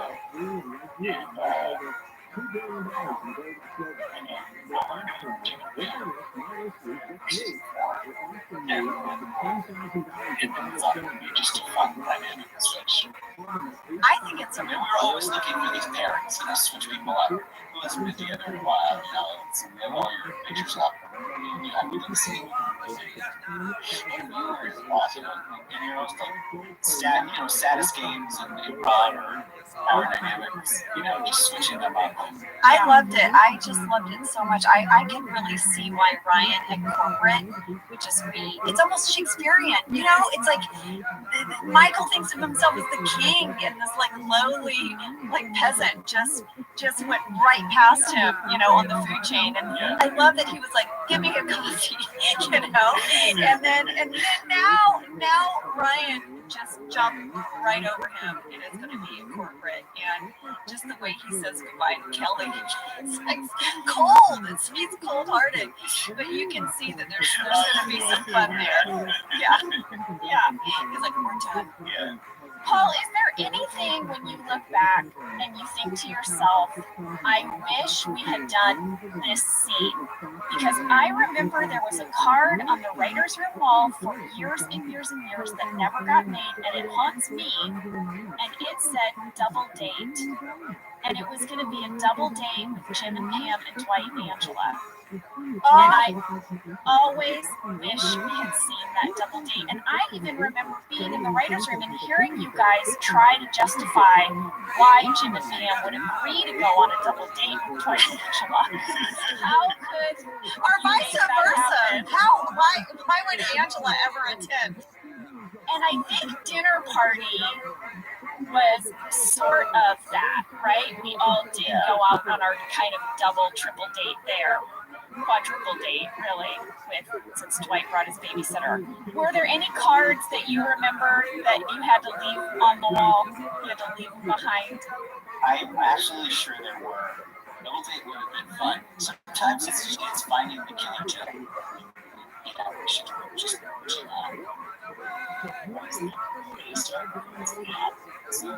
find that and Paul, thank you so much for coming on Opposite User. Just thrilled to have you. And thanks for having me on. Yeah. Well, thanks, Paul. It was really good to see you. And I hope that we can have another get together really soon. Yeah. All right, Paul. Hugs. All right, take care, guys. Bye, Paul. Bye. Bye. This thing that they do at Hooters Well, is that was amazing. just too much fun. I love it when we have writers on the show, and Paul's the writer actor. He brings such a cool perspective, right, Jenna? Oh my Yeah. gosh. Well, no. listen, we want to give Paul a shout out here. He has a really funny new project coming out spring of 2021. It's going to be on Audible, and it's a show called Captain. He said it's like an old time radio show, and it's sci-fi, but it's anti-sci-fi. I love this description. Anti-sci-fi. Jenna's like, I'm on board. It has Will Forte, John Malkovich, Rand Wilson, Adam Scott, Wyatt Cenac, Gillian Jacobs, lots of funny folks. Be looking for it, spring 2021. Captain on Audible. Yeah, he said it's like they're all out in space, but there's nothing sci-fi happening to them, which I just thought was so funny. I can't wait. I can't wait. Well, listen, guys, we will take a break, and then when we come back, we will start breaking down. That's fun.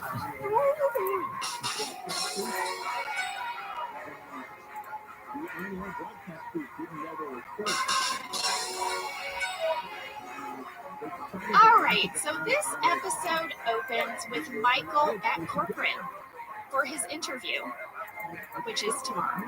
Yeah, he got the day wrong, and now he's got to cover his butt. Yeah, he's trying to save it, and he does a horrible job. Yeah. And I wanted to point out something. While him and David Wallace are talking, I looked at reception. No plants at reception corporate. Gosh, now you're tracking the plants at corporate reception. What's wrong with me? But at 33 seconds, there is a really good shot of some dried brown sticks in the back. It's like sticks, big, tall looking sticks. I mean, they're not really alive, right? This is some kind of decor. Well, clearly, the receptionist at corporate is doing something right. She doesn't have to keep any plants alive. She's just got a jar with sticks. I like it. Pam could learn something. We should get into the episode. So, Jim arrives to work, and Jim has a new haircut. He does. Meredith thinks it looks sexy. Oh, yeah. And Kevin thinks he could look worse. Andy immediately says, "You're no longer Big Tuna, you're Big Haircut."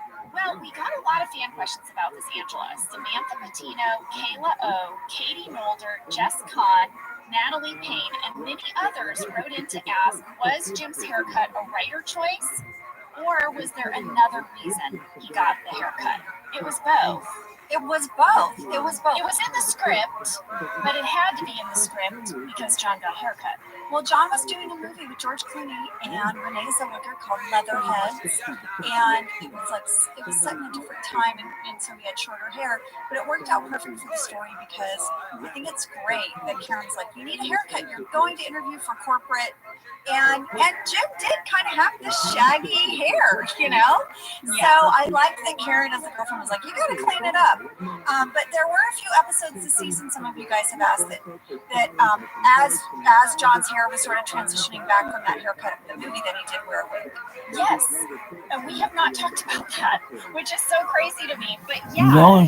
after he got the super short haircut for the movie, he came back to the office and he had to wear a wig for a while where his hair grew out. And then finally, for this episode, I think they felt like it had grown out enough that it looked like a more modern day haircut. So this is John's real hair, folks. Yes. You guys, I went to the Leatherheads premiere and I met John's family, and I could not believe it. I walked up to the group of them, and John was like, "Hey guys, this is my friend Angela," and they turned around, and they were the tallest people.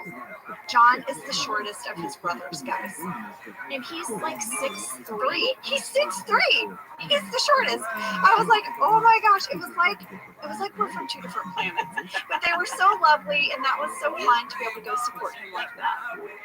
Yeah, that was really cool when he was shooting that movie, actually. We would get excited for each other when we would get these jobs, and we'd be like, tell us all about it. I know. I was like, George Clooney, come on. I wanted to point out something, though, with his talking head. You know, he says that Karen suggested he get a haircut for his interview. And this is a major girlfriend moment. I mean, it shows that Jim is actually really listening to Karen. You know, changing your look especially when you've had the same haircut or same look for years and years. That's a big deal. And so he took her advice, and I thought, oh wow, their relationship's really solid. Like, I was believing it. I'm like, wow, Jim's all in. And then I thought it also shows that he really wants to get the job. Well, in this episode, there are going to be a ton of misdirects. We do not show our hand for what the end of this is going to be at all. And coming back from beach games, it was like, what is going to be the repercussion of Pam's confession on the beach?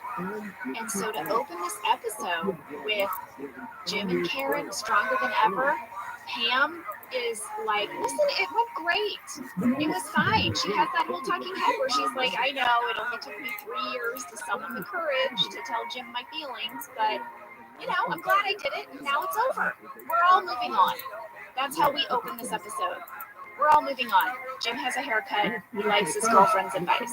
I was really, I don't even know the word, like in awe maybe of Pam's talking head about how she was like, I have no regrets. It needed to be said, and I said it. I would have been horrified.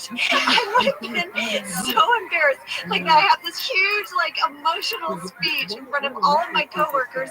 But then you gotta show up to work the next day with everyone in the bright fluorescent light. Yeah. Well, they do tease her a little bit. There are a bunch of deleted scenes. There's a runner, and we'll see one later, but you do get made fun of a little bit, but lovingly by everyone. Yes. Well, next up, Michael is in his office. He calls Dwight in, and he explains, it's time for me to name my successor. He hands Dwight an envelope. Yes, and inside there is a written note from Michael that says, Dwight, congratulations, AY. Don't screw the pooch. This brings begins sobbing. It brings Dwight sobbing, tears. I listened to the DVD commentary, and they said in the commentary that Rain as Dwight went on and on so long sobbing, they just let him just sob. Ken Quaffis just let him go and let him go.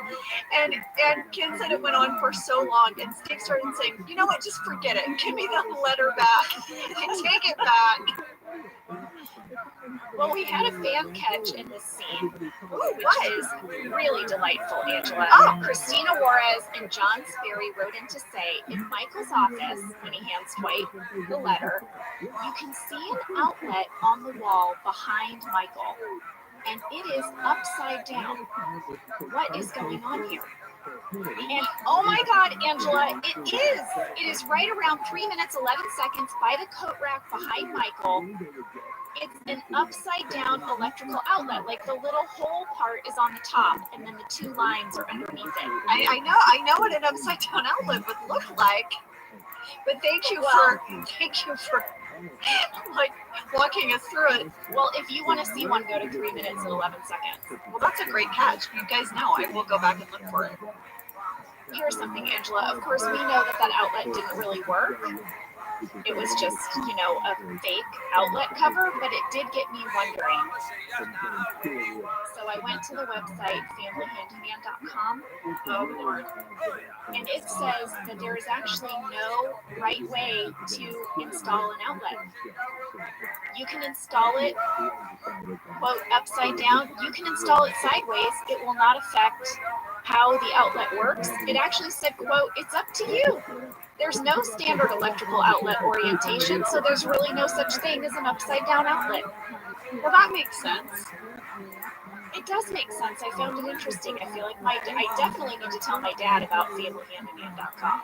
Oh, your dad will love it. I also want to say, before we move on, that I noticed that there are also 2 light switches in the middle of Michael's wall underneath a giant framed picture. Now that is odd. Why would you put your light switches there? I guess it's because when you walk in the door, he has like glass, so you can't. But he has to walk real far into his office to turn on the lights. Well, you know what? He never has to do it because Dwight gets there early and sets up his office for him. Yeah. Michael doesn't even know where those light switches are. He's never had to turn them on. Well, they're right there under the picture. You know what, Angela? You spot plants. I'm going to be on the lookout for outlets. Well, between the two of us, look out, world. That's right. Well, next up, the scene between Pam and Karen. Oh my gosh. I thought Rashida did such an amazing job because she had to react to so many things as Karen. First of all, she's graciously, I think, trying to let Pam off the hook. She's like, you know what? It happens sometimes. We just have those moments. We say things we don't mean. And then Pam's like, oh no, I meant it. I've thought about it a long time. And Karen, the look that comes over her face, she's like, oh, that's how it is. And then she has her talking head where she's like, Pam is kind of a bitch. Yeah, I would be ticked off. I would not be happy with Pam. Well, here was my thing as the character of Pam, because in watching it as an audience member, it was great. Like, Pam is not being great in that scene. But Not being great in that scene. She's also flirting with Jim in front of Karen. It's like all bets are off with Pam now. She walked across these coals. She's feeling empowered. And when did she flirt with Jim in front of Karen? Hi. I like it. Smile. Come on. Right out of the gate. And then later, when he's leaving for work, she's like, good luck.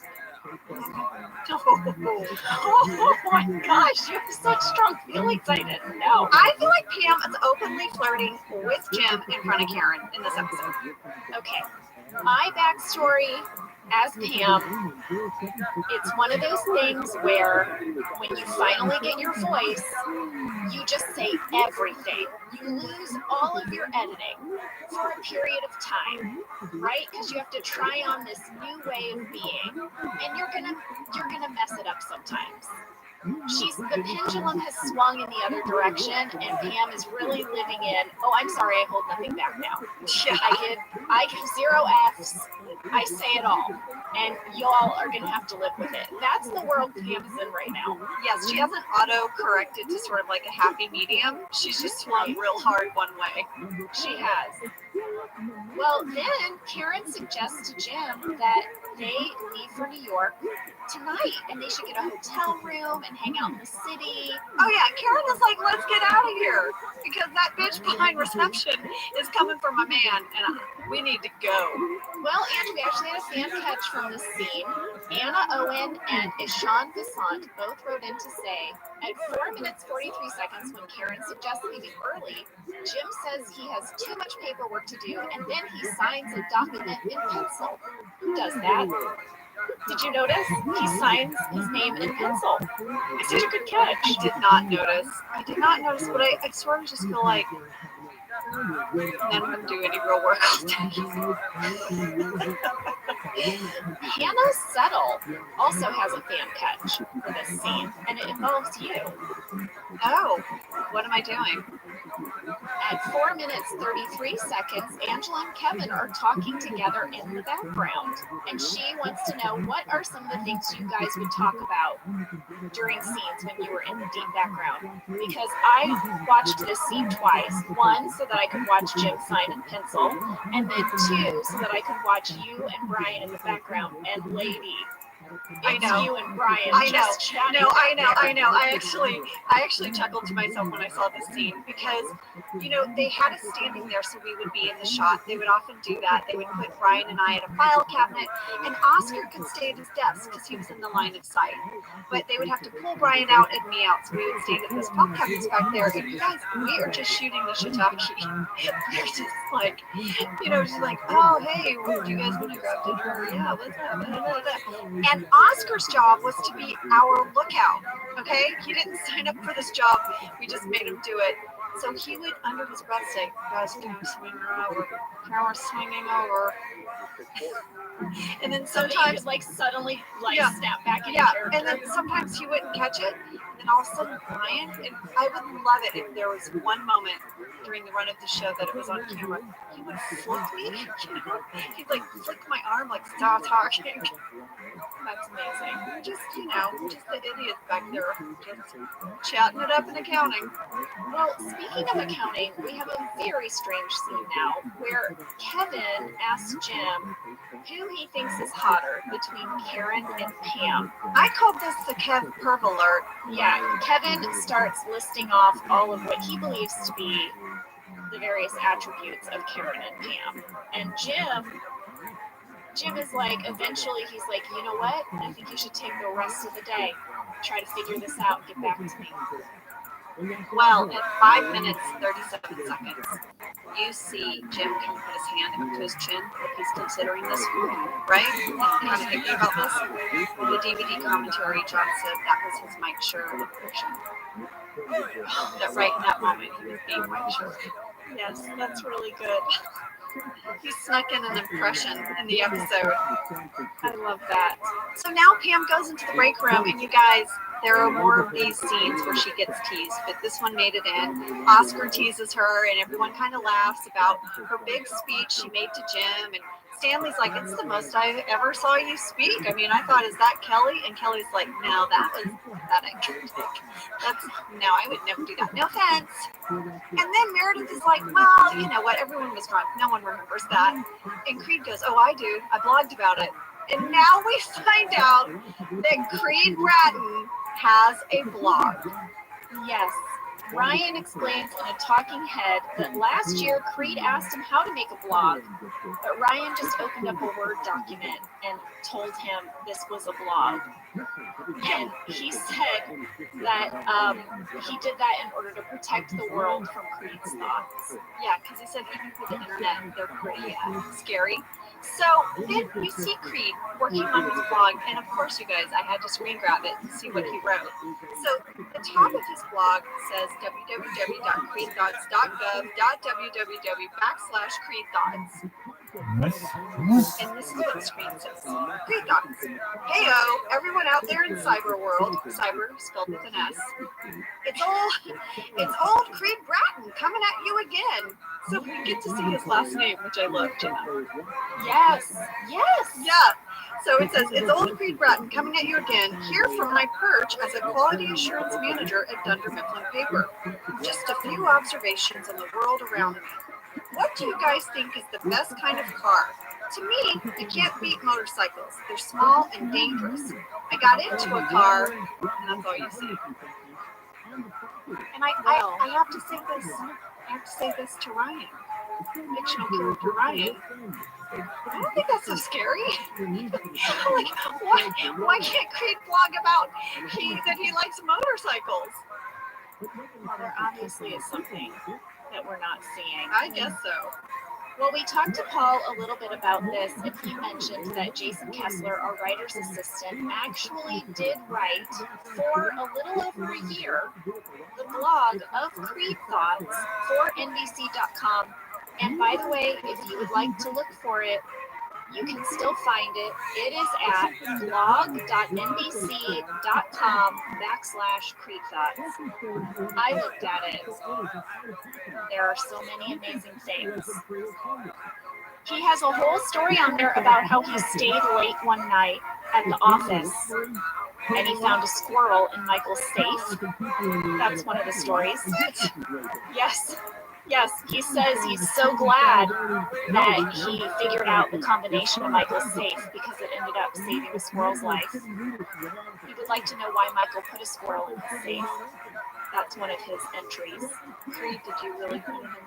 And then you forgot about it. That's possible. But you can check it out. It's still there. That's so fun. That's so fun. I didn't know it was still active. That's so fun. Well, now Michael visits the accounting department, and he's talking about his new job and how he's already sold his condo, and they're like, whoa, what?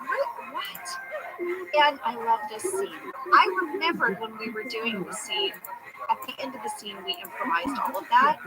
And when I was watching it, I was remembering that. And then I went to the DVD commentary, and Ken Kwapis said, yeah, he was like, the scene didn't really have an ending. So I just asked the accountants if they would improvise sort of reacting to Michael, and that's how we went out of the scene. I think this scene is such a great example of the three of you as an improvisational trio. You guys work so well off of one another. Your deliveries are spot on. And I noted it when I watched it, Angela, and I went to the script. And Ken Kwapis is right. It really just ended with Michael giving the news that he's already sold his condo on eBay. That was the button. But I think this scene is brilliant because of your reaction, and I'm so glad they left it in. Well, I love that it made it in, and I really loved our little accounting pod. We so clearly knew our characters and how they would react to one another at all times, and we were rarely ever on the same page. But in this moment, all three of us have similar reactions. I say, "Who gave you that advice?" You know, and then Kevin and Oscar all chime in, and for once, the accounting department is all on the same page. Well, we had a few catch in this that I absolutely love from Adelia L., who said, "You guys have mentioned that Phyllis was constantly looking at fences for her home. Please tell me she caught the fence on her computer. At about 7 minutes, 20 seconds, I think she's looking at fences on her computer in the background of the scene." Angela, this is amazing. Because you know how you were mentioning that sometimes you would check to see if you were in the background? Yeah. At 7 minutes, 10 seconds, Phyllis looks over her shoulder to accounting, and I swear that what she's doing is sneaking a look to see where the camera is, and I think she thinks she's not on camera because right after that, she clicks on a website to look at fences. Yes, that's exactly what she was doing. Yes, it was amazing. You guys, Phyllis looked at fences for like a year. Yeah.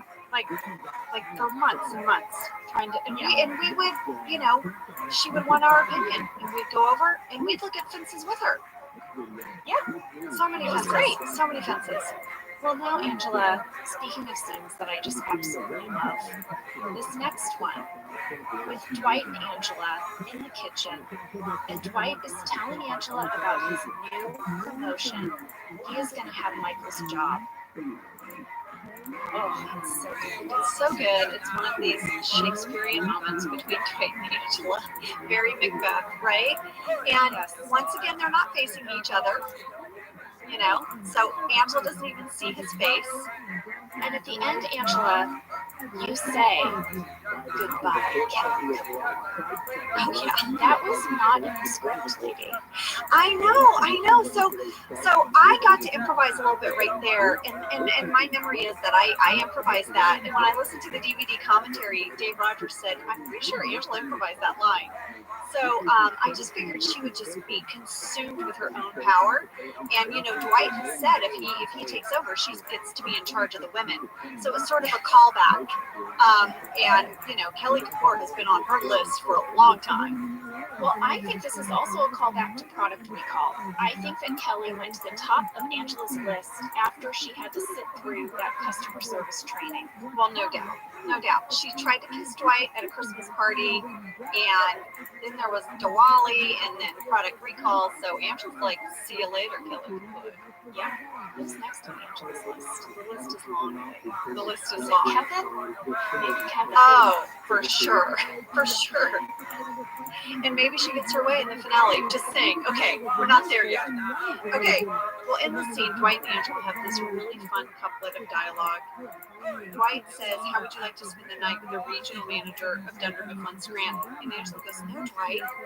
And I don't care if that's how they consolidated power in ancient Rome." And he's like, "I mean me." Well, listen, lady, I think maybe we should take a break. And when we come back, we're going to see what this new power does to Dwight. Oh, get ready for his bed and breakfast in hell. All right, we'll be right back. All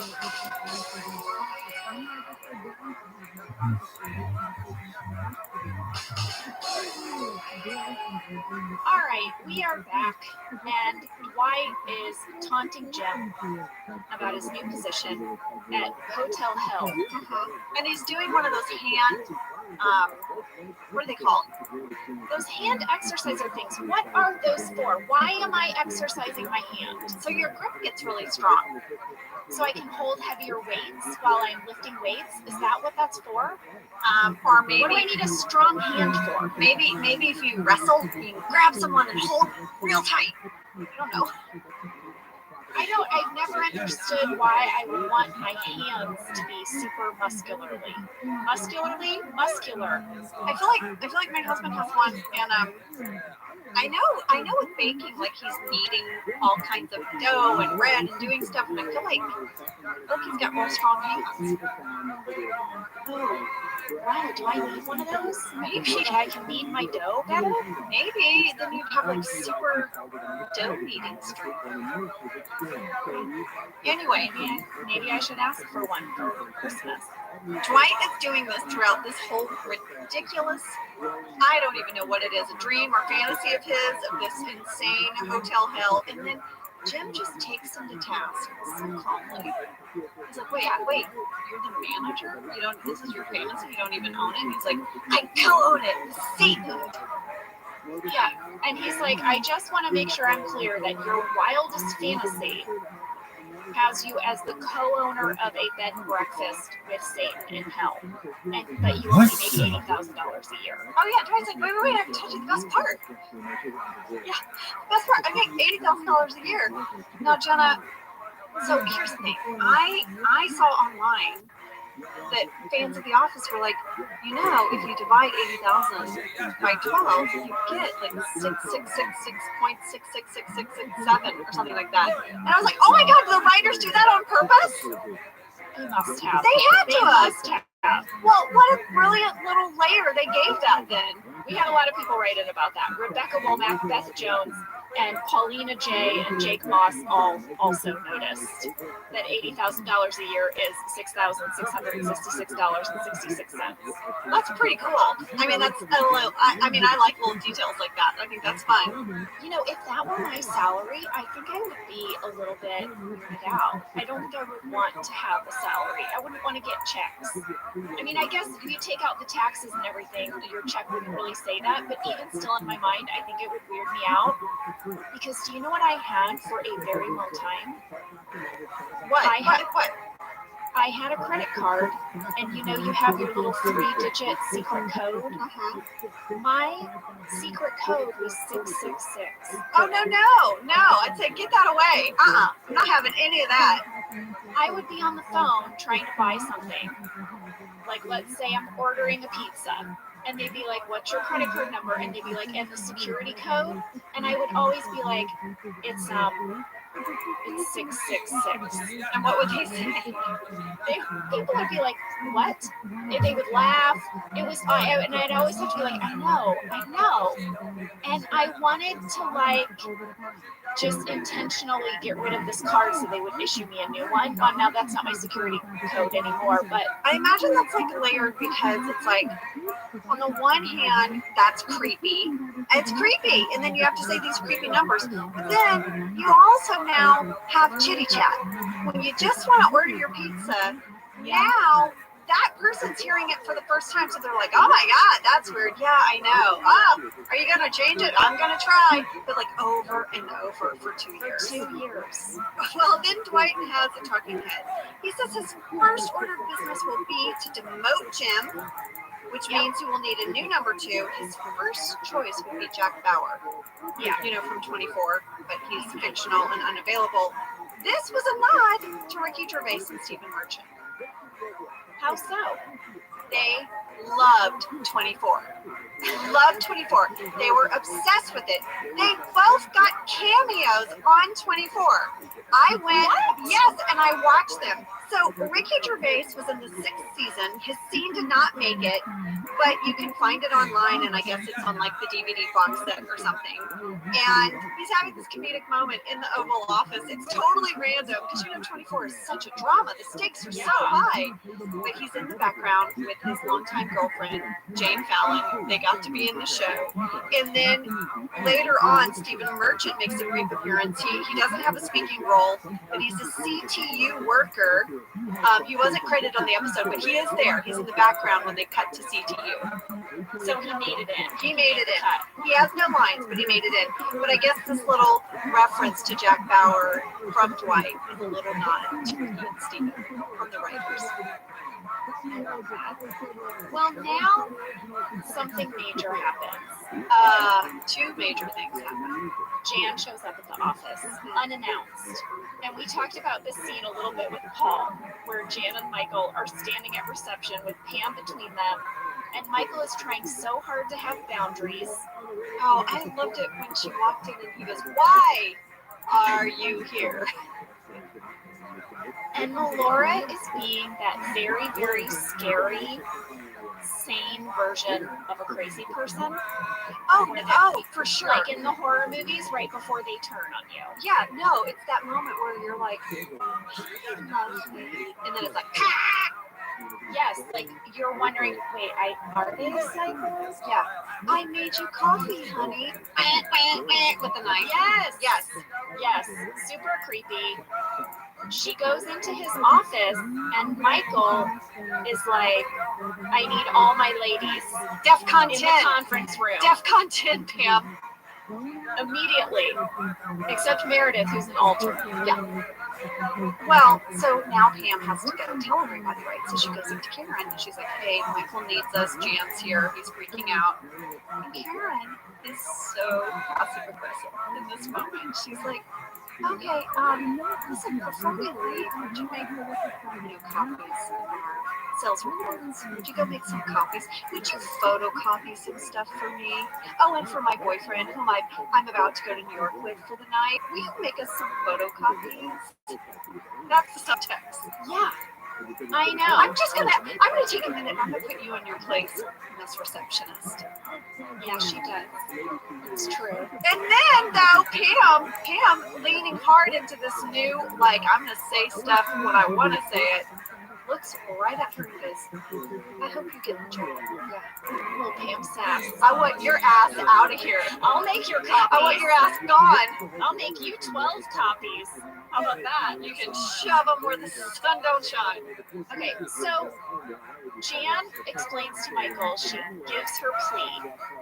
She says that after their breakup, she went on vacation. Another vacation. Yeah. But she's made some big changes, and she really, really misses him, and she wants to get back together. Michael runs out of the office and into the conference room. DEFCON 20. And all the women in the conference room are like, "Michael, no, do not get back together with her. You have to stay strong. She doesn't make you happy. We're good. We all agree." Michael's like, "Yes." Yeah, so now he feels empowered. He's going to go in and tell Jan, no, we're not getting back together. But he walks back in his office, and Jan has taken off her jacket to reveal that she has had breast augmentation surgery. She is wearing a white, very tight little knit sweater with a plunging neckline. Yep. And she's got a bodacious set of tatas. She does. That are like, hello, in his eyes. He walks in, he's like, what? Because he's such an adolescent.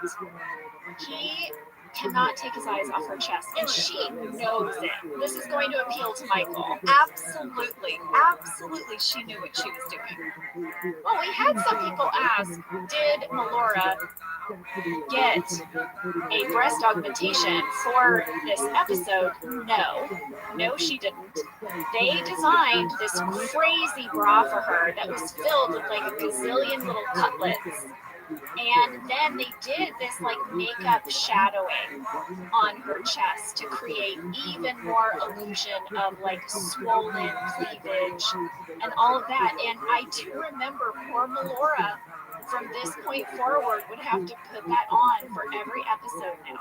I listened to the DVD commentary, and Ken Pappas and Melora were part of this commentary, and they said they had a meeting to discuss her boob job storyline with Greg. So it was Ken, Melora, and Greg, and they really had a like earnest conversation about what size they would be. Like, how big would Jan go? And how much of a visual joke would this be? And Melora said this whole storyline was just a lot of fun. That it was just a really fun thing for her character and just part of that journey that Paul was talking about of Jan really starting this spiral. And she did say that for a long time people would come up to her and ask if those boobs were hers. I know, poor Melora. Poor Melora. Oh my gosh. Well, it works. Michael gets back together with Jan. He says it was not for the boobs. That wasn't for the boobs. No, of course not. But he said that would be shallow. And this is actually emotionally magnificent. So, yeah, he's going to give this relationship another try. Yeah. Well, Jan walks out to the bullpen. Oh, by the way, I can't believe I forgot to bring this up. In the very beginning when she shows up, Michael goes, Janet? And I was like, what? I forgot her name was Janet. It is? Yes. When she enters the office, and I'm sorry to take us back a minute, he says, hello, Janet. And I'm like, Janet? That's my sister's name. But is that just Michael doing Michael? No, I looked it up. Her character's name is Janet, and her nickname is Jan. Wow. Yes. Janet Levinson. She's not gold. No. And so she walks into the bullpen, and now everyone sees her new boobs, and everyone is having their reactions. You know, Meredith is like, waste of money. I find that guys are way more interested in the back of you than the front, in her experience. And I thought Kate did such a great job with that talking head. She just throws that line away. She doesn't put too much on it. Yeah, and she did a brilliant job. And Pam, once again, trying to flirt with Jim. It's like, oh my God, they're so big. And he's like, I know. She's just trying to flirt. She's trying to flirt. She wants to be friends again. She's being friendly. She wants to be friends with benefits. Well, she wants to be friends. Yeah. While everyone is reacting to the boobs, we have another pretty big storyline, which is Dwight is going to start interviewing his new number 2. And the only person who signed up was Andy. Yes, which leads to this amazing interview scene between Dwight and Andy. It's like a rapid fire Q&A session. Yes. And it's so great. We had a fan question from Seth Jason Tan and Zuyi Wang. How much of the dialogue between Andy and Dwight was scripted when Dwight is interviewing him for assistant to the regional manager? Well, guys, everything you see in the episode was scripted, but there was so much more in the script. Angela, is that stuff in the deleted scenes? Because it was so funny on the page. There are great deleted scenes, Jenna, from this scene, and apparently there's even more that we're not even getting to see on the DVDs. I listened to the DVD commentary, and they said these guys went on and on and on, and then they went past the scripted stuff, and they just started improvising. And Ken Pappas said Rain was just throwing the craziest stuff at Ed, and Ed did not miss a beat. Like, all right, walk me through an appendectomy. and Ed, as Andy, is like, all right, you sterilize the area, you make an incision, you just, did this whole thing. There are great deleted scenes in the DVD, but I think there's even more that we don't get to see. It was amazing. I absolutely loved it. And Dwight has no choice. This is his only choice, which is so great. Well, we're going to end this part 1 of the job with Michael finally leaving for his interview. He is holding Jan's breasts. Well, they've shut the blinds, but they've only shut them on one side of his office. They left him open on the other side, and so the camera gets this little, they used to call it a peep shot, that's not what it's called, sneaky shot, spy view, spy shot. You got it. You got there. A spy shot. And I found it. Sam, I got there. Thanks for sticking with me. Michael's just cupping them. He's just holding them. He's like so happy. Just holding them in his hands. And then he has this crazy talking head where he says 2 weeks ago he was in the worst relationship of his life, and now he's in the best relationship of his life. The same woman. Isn't love a mystery? Angela, I mean, can you get a breast augmentation and heal from it in only 2 weeks? Is that enough time?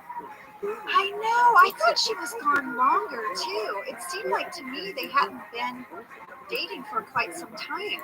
I thought there was a bigger passage of time. I do too, because when he walks over to accounting, he's like, I haven't talked to Jan in ages, right? Well, I know that Women's Appreciation was 2 episodes ago, but I thought there was more time in real life that had passed. So that bumped me when he said 2 weeks. I was like, wait, what? And also, like, I just would think her boobs would still be so sore. I mean, I don't know. Should I look it up? I think this was maybe a continuity error in writing, but I think he said a longer passage of time when he went to accounting. Well, according to plasticsurgery.org, most surgeons agree that full recovery can take an average of 6 weeks or so, but that many women notice they feel fine after about only 1 week. So there you go. But I still think this is a continuity error because of what he said in accounting. I think so too. Well, Michael goes to Pam and he says, Pam, you gave me great advice, but Jan's was bigger. Yeah, Jan's advice was bigger. So Michael's going to say his goodbyes.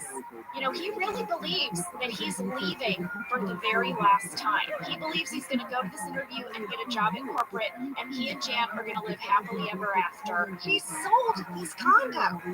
The man is leaving in his mind.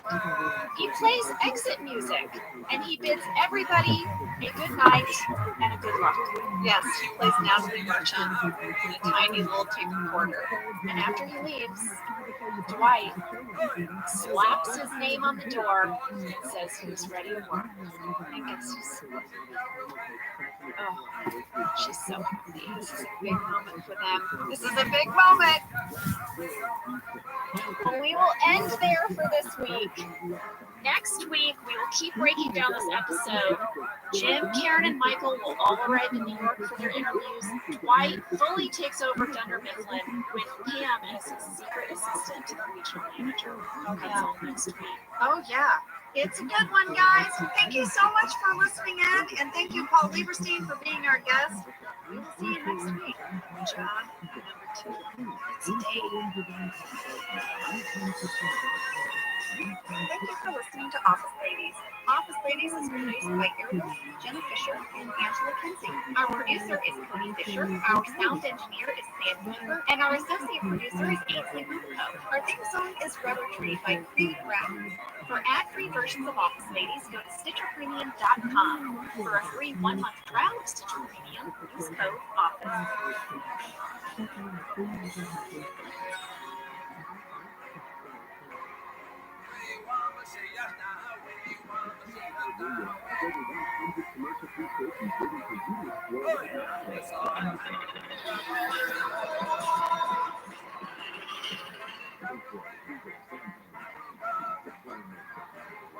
Did you know that the bold, smooth taste of Dunkin' cold coffee can be brewed in your Keurig coffee maker and enjoyed at home? You heard that right.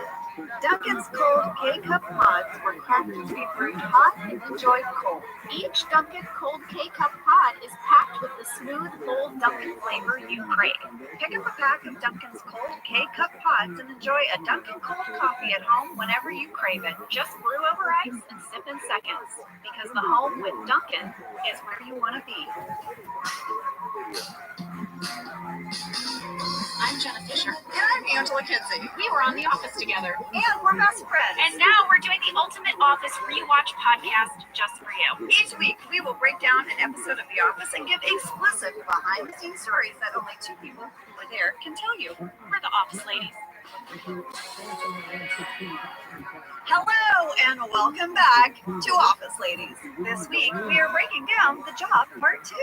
It's the season 3 finale, second half, written by Paul Lieberstein and Mike Shore, directed by Ken Klopis. Last week we interviewed Paul Lieberstein, aka Toby, about this episode. It was great. So fun to talk to him. Well, this week we're going to break down the second half, and I've got a summary to catch us up. Well, Jenna, you know I can't wait to hear it.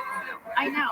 Now, do you really like my summaries, Angela, or is this? I actually really do. Now, that probably sounded like I was being some BFF sass to you, but I actually really do because you're so good at summarizing them. I think you might have missed your calling as like someone who writes the caption for movies, you know? Like, the little thing slogan that comes up on your TV guide? Yes. I think you could have been that person, except for look who's talking.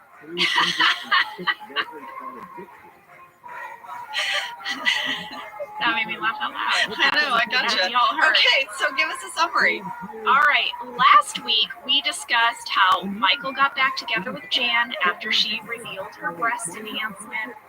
He named Dwight as his successor to Dunder Mifflin because he was so sure he was going to get this job at corporate. But I have just pause 1 second here.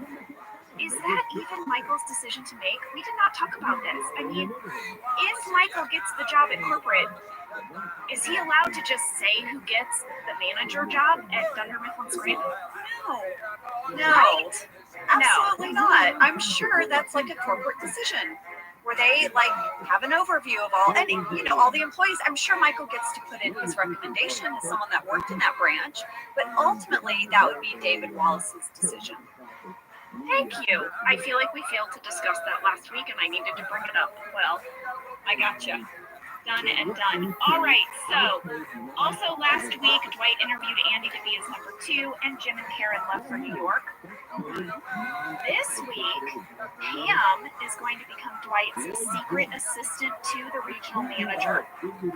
We will see Michael, Jim, and Karen all interview for the position at corporate, and we will ultimately find out who gets the job.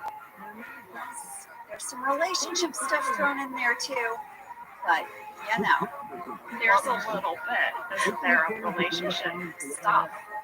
All right, fast fact number 1, fan question from Maddie Jensen. I noticed that Ken Klopis directed the finale for season 3 along with the finale of season 2. Both episodes are crucial to the Jim Pam plotline of the show. Was this an intentional decision to have the same director in charge of these important episodes, or was it just a happy accident? Well, this was very intentional. I'm so glad you said that because I was sitting here and I wasn't sure. I was like, what is she going to say? And I was like, I hope it was thought out because Ken was so caring about the different dynamics and relationships in the show. He'd been with us since the pilot. We had such a trust for his vision. And if you were about to say, it was just a scheduling thing, I was going to be like, no. No, I traded some emails with Kent Zabornak, and he told me that he and Greg always wanted Ken Klopis to direct milestone episodes. So season openers, season closers, or any episodes with big story movement, especially if they involve Jim and Pam. He wasn't always available, but that was the intention. And if you look back, Ange, you'll see that oftentimes it was Ken Klopis, Greg Daniels, Paul Feig, or Paul Lieberstein who would direct these big milestone episodes, which makes sense because those guys were kind of the original team of visionaries for the show, and they were with us since the first season. Yeah, so they knew every character's journey, and I think that was super important. That was sometimes a learning curve for new directors. If they hadn't seen every single episode, they would come in and maybe not understand why a character was making a certain choice, and I would cast it sometimes just bring them up to speed. Oh, I did. I remember I was in the scene. I forget who the director was, but they were like, "So let's have Angela over there, like cutting the meat or something." It was like a party episode, and I was like, "Oh, she wouldn't touch that meat. She's a vegetarian. She wouldn't go near it." Yes. And they're like, Yes, "Oh, exactly. okay. I guess I'll put you over there by the bag of chips." I'm like, "Yes, that's better." Exactly. So this created a really nice sense of consistency for those big episodes to bring people back and do us all so well. All right, fast fact number 2. This is a fan question from Beatrix Smith, Brooke B, Amelia C, Erica P, and Supa Nanduri. Did the conversation at the beach between Jim and Pam that we see throughout this episode, did it have to be recreated like the kiss on casino night? Or was it a deleted scene that was added later without audio? What's the story? Well, guys, this was a new scene, but we knew about it when we were shooting beach games. So we shot this during the beach games shoot. We did not have to go back to the dam. Oh yeah, we couldn't get that location again, so they shot it while we were there. And Jenna, I remember that they brought Kim Crocus to direct that. So, and that was actually very common. That wasn't like anything weird to Harold Ramis. That was really common on a show. If you had a crossword moment, you had a scene that was in another episode, the director of that episode would come and direct that to sort of complete their story. So Kim came back, and Jenna, I read that this was supposed to be in the beginning of the show, like the cold open. Yes, just like that jump from Casino Night to Gay Witch Hunt, we were going to originally open this episode. The cold open was going to be I'm so watching the used to scene Duke between Rose Jim and being here, Pam but on that's the a dude. beach. I'm so glad it wasn't that way. It's like something's off about I this. think it creates What? so much more The tension chest? Yeah. And then there's like, to leave it until later as a flashback. And you know, Jenna, it really did add to the tension you because gotta give me some. now Ben, I'd be we like, know Ben. as the Oh, audience that Who's this? you had this moment. So when Pam was saying What does the goodbye woman who and speaks love say? and all of that, it's layered. Who? This This moment bitch? that they shared at Shit, beach podcast. games. anyway, I'd be like, Ben be like, dude, you just thought that dude, no, trans. I'd be like, yo, and he'd be like, okay, fine. I'd be like, dude, I look at this fucking It was during the editing process. thing every day, and it's always hot older ladies, and I'm always like, oh, well, I'll do that, I'll do that, do that, do that. And I was just being nice. To make it a flashback later in the episode. I love that. Oh, he's so smart. Such a smarty. Fast Ben fact would be number like, 3, I'd be Angela. like, Ben, Staying consistent today, it is you a gotta fan have sex with question that person. from Really? Are Faye you? B, No, but you can. Kayla Moffat, Tiffany L, Brianna K, and Rowena C. Not that there's Did anything. John and Rashida actually You can't film even say in that. New That's York, okay. and how much of the Okay. group was Whatever. them? Yeah, guys. Oh, yeah. next. They went to New Oh, York fuck. for one day of filming. We were so envious whenever anyone got to go anywhere because we never got to go on big trips, but this was a skeleton crew and they went to New York. Yeah, we actually wrapped filming in Los Angeles on March 28th, 2007. They did not go to New York to pick up the Jim and Karen scenes until April 19th of 2007. So we had been wrapped for the season for a little while. Wow, I didn't know that. That was from Kentopedia. Of course he's going to give us those details. He's Kentopedia. Well, the people who went were Greg, Paul, Mike Schur, Kent, Randall, our DP, our camera assistant Chris Workman, and our sound mixer Ben. Now, they talked about this a little bit in the DVD commentary about how they had to sort of do that guerrilla shooting, you know? Like they were sort of sneaking around, filming in little spots where they could. And John jokingly called Greg Covert Greg. Because, like, Greg would have a note, but he wouldn't want to talk directly to him. So he'd be like he would act like he was passing by. Or he would send Kit Zabornak with his kid. Kit's kid was with them. And they would walk across the street nonchalantly, kind of tell John a note. And then, so it looked like they were just people, pedestrians in Manhattan. Amazing. Because I guess they didn't want people to notice that they were filming because all those people became background people. They didn't want to draw attention to John and Rashida, I guess. They had seen what happened when people like realized Steve was being filmed, right? Yeah. Well, they had a tight day. Kent told me they filmed in 9 different locations around New York City, all in that one day. And they hired a local crew to fill out the production for hair, makeup, wardrobe, grips, electric drivers, craft service, and set production assistants. They had to come up with a little mini New York crew, but that's how we did it. I love it. I love it. Here's one other little piece of trivia. Rashida and John said that they wore their own clothes for all the scenes in New York City. That makes sense to me. Yeah. I also thought they looked really cute. I was like, oh. I like Rashida has great taste, and John is cute. They look like normal people, not like, the Dunder Mifflin folks. Here's some tidbits. Ready? Okay, Kinsey tidbits. Kinsey tidbit from the DVD commentary. John said that there was like this kind of drunk guy while they were filming in the restaurant, and he kept coming up to them, and he's in a white shirt. So if you see it, 1934, there's a guy standing there sort of next to John, and he's like, "What are you guys doing?" And John sort of was like trying to keep it like, he didn't want to draw attention to it because they were filming from like across the street, Yeah, through the window. Yeah. So he was like, "Oh, ma'am, we're just doing a scene." He's like, "Oh, you're doing a scene. You're doing a scene." He was like, "Buddy, come on." So they were, and he said that this guy heckled them through that whole moment. That is crazy. Listen, lady, should we take a quick break? And then when we come back, we can start breaking down the job part 2. Yeah, let's do it. All right, we'll be right back.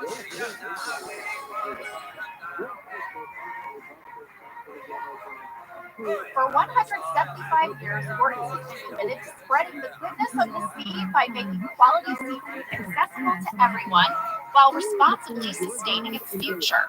Over 99% of Gordon's seafood is certified as responsibly sourced. And Gordon's reached out to us and said, "Do you want us to send you some of our fish sticks, some of our products? You can become familiar with it before you speak about it on the podcast." And I was like, "Gordon's, I've got you in my freezer right now." Yeah, you Okay? You do. Your kids love the fish sticks. Yes, it's our fave. Guess what I got? I got the Southern style shrimp.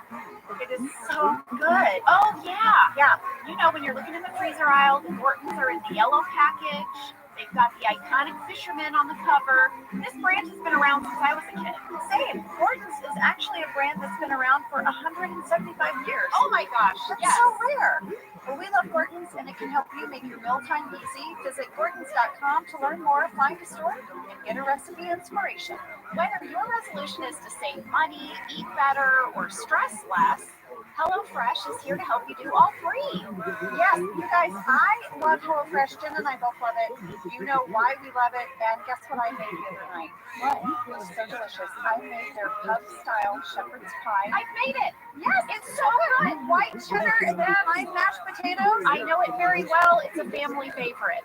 Well, Josh Brewer makes dinner, so this was my turn, and I made this, and he loved it, and I was so happy. I was like, I made a shepherd's pie. I've never made one. It's so good. Everyone, you can say hello to your most delicious year yet with fresh ingredients, chef-crafted recipes, all at a price you'll like, delivered right to your door. Go to HelloFresh.com/OfficeLadiesFree and use code OfficeLadiesFree for free breakfast for life. One breakfast item per box while subscription is active. That's free breakfast for life at HelloFresh.com/OfficeLadiesFree with code OfficeLadiesFree. HelloFresh, America's #1 meal kit. Let's talk a little bit about hydration in the new year, particularly about liquid IV. Angela, you turned me on to this, and I'm going to have to give you props. Oh, thanks. It's pretty great. You told me that you use this when you travel to stay better hydrated, and I started doing the same thing. Whenever we go on a road trip, it's like I don't want to drink too much water because then I'll have to pee, and then I find myself so dehydrated. So I use this. Well, I like it for hikes. Here's what it is. You get a little packet, and you put it in your water. And then you are going to get 3 times the electrolytes of Elite Sports Drink plus 8 vitamins and nutrients. It's non-GMO and free from gluten, dairy, and soy. It is perfect for daily use before a workout or when you feel run down or after a long night out, hint, or even on really long flights. Rehydrate yourself for the new year. Grab your Liquid IV Hydration Multiplier sugar-free in bulk nationwide at Costco, or get 20% off your first order when you go to liquidiv.com and use code OfficeLadies at checkout. That's 20% off your first order when you shop Better Hydration today using promo code OfficeLadies at liquidiv.com. Okay, we are back, and Jim and Karen are arriving in New York. They're getting off the subway, and oh my God, Angela. What, you have a story about Astor Place? I do not. I want to know, did you see the lady with the baby stroller who gives major side eye to John and Rashida? No, is she by as they come out of the subway station? As they come out of the subway station, there is a woman with a baby stroller. She is clearly not with us. She's just a lady walking her kid, living her life. It's in 18 minutes, 29 seconds. I need to know who this woman is. I need to hear her story. I need to see her face. I need to see it. I took a picture. Oh, good. Show me. We'll put it in our Insta stories, guys. Office Ladies Pod. Okay, lady, I found it. Here she is. She's so annoyed. I love her. She's so over it. She is so over it. Oh my So gosh. over it.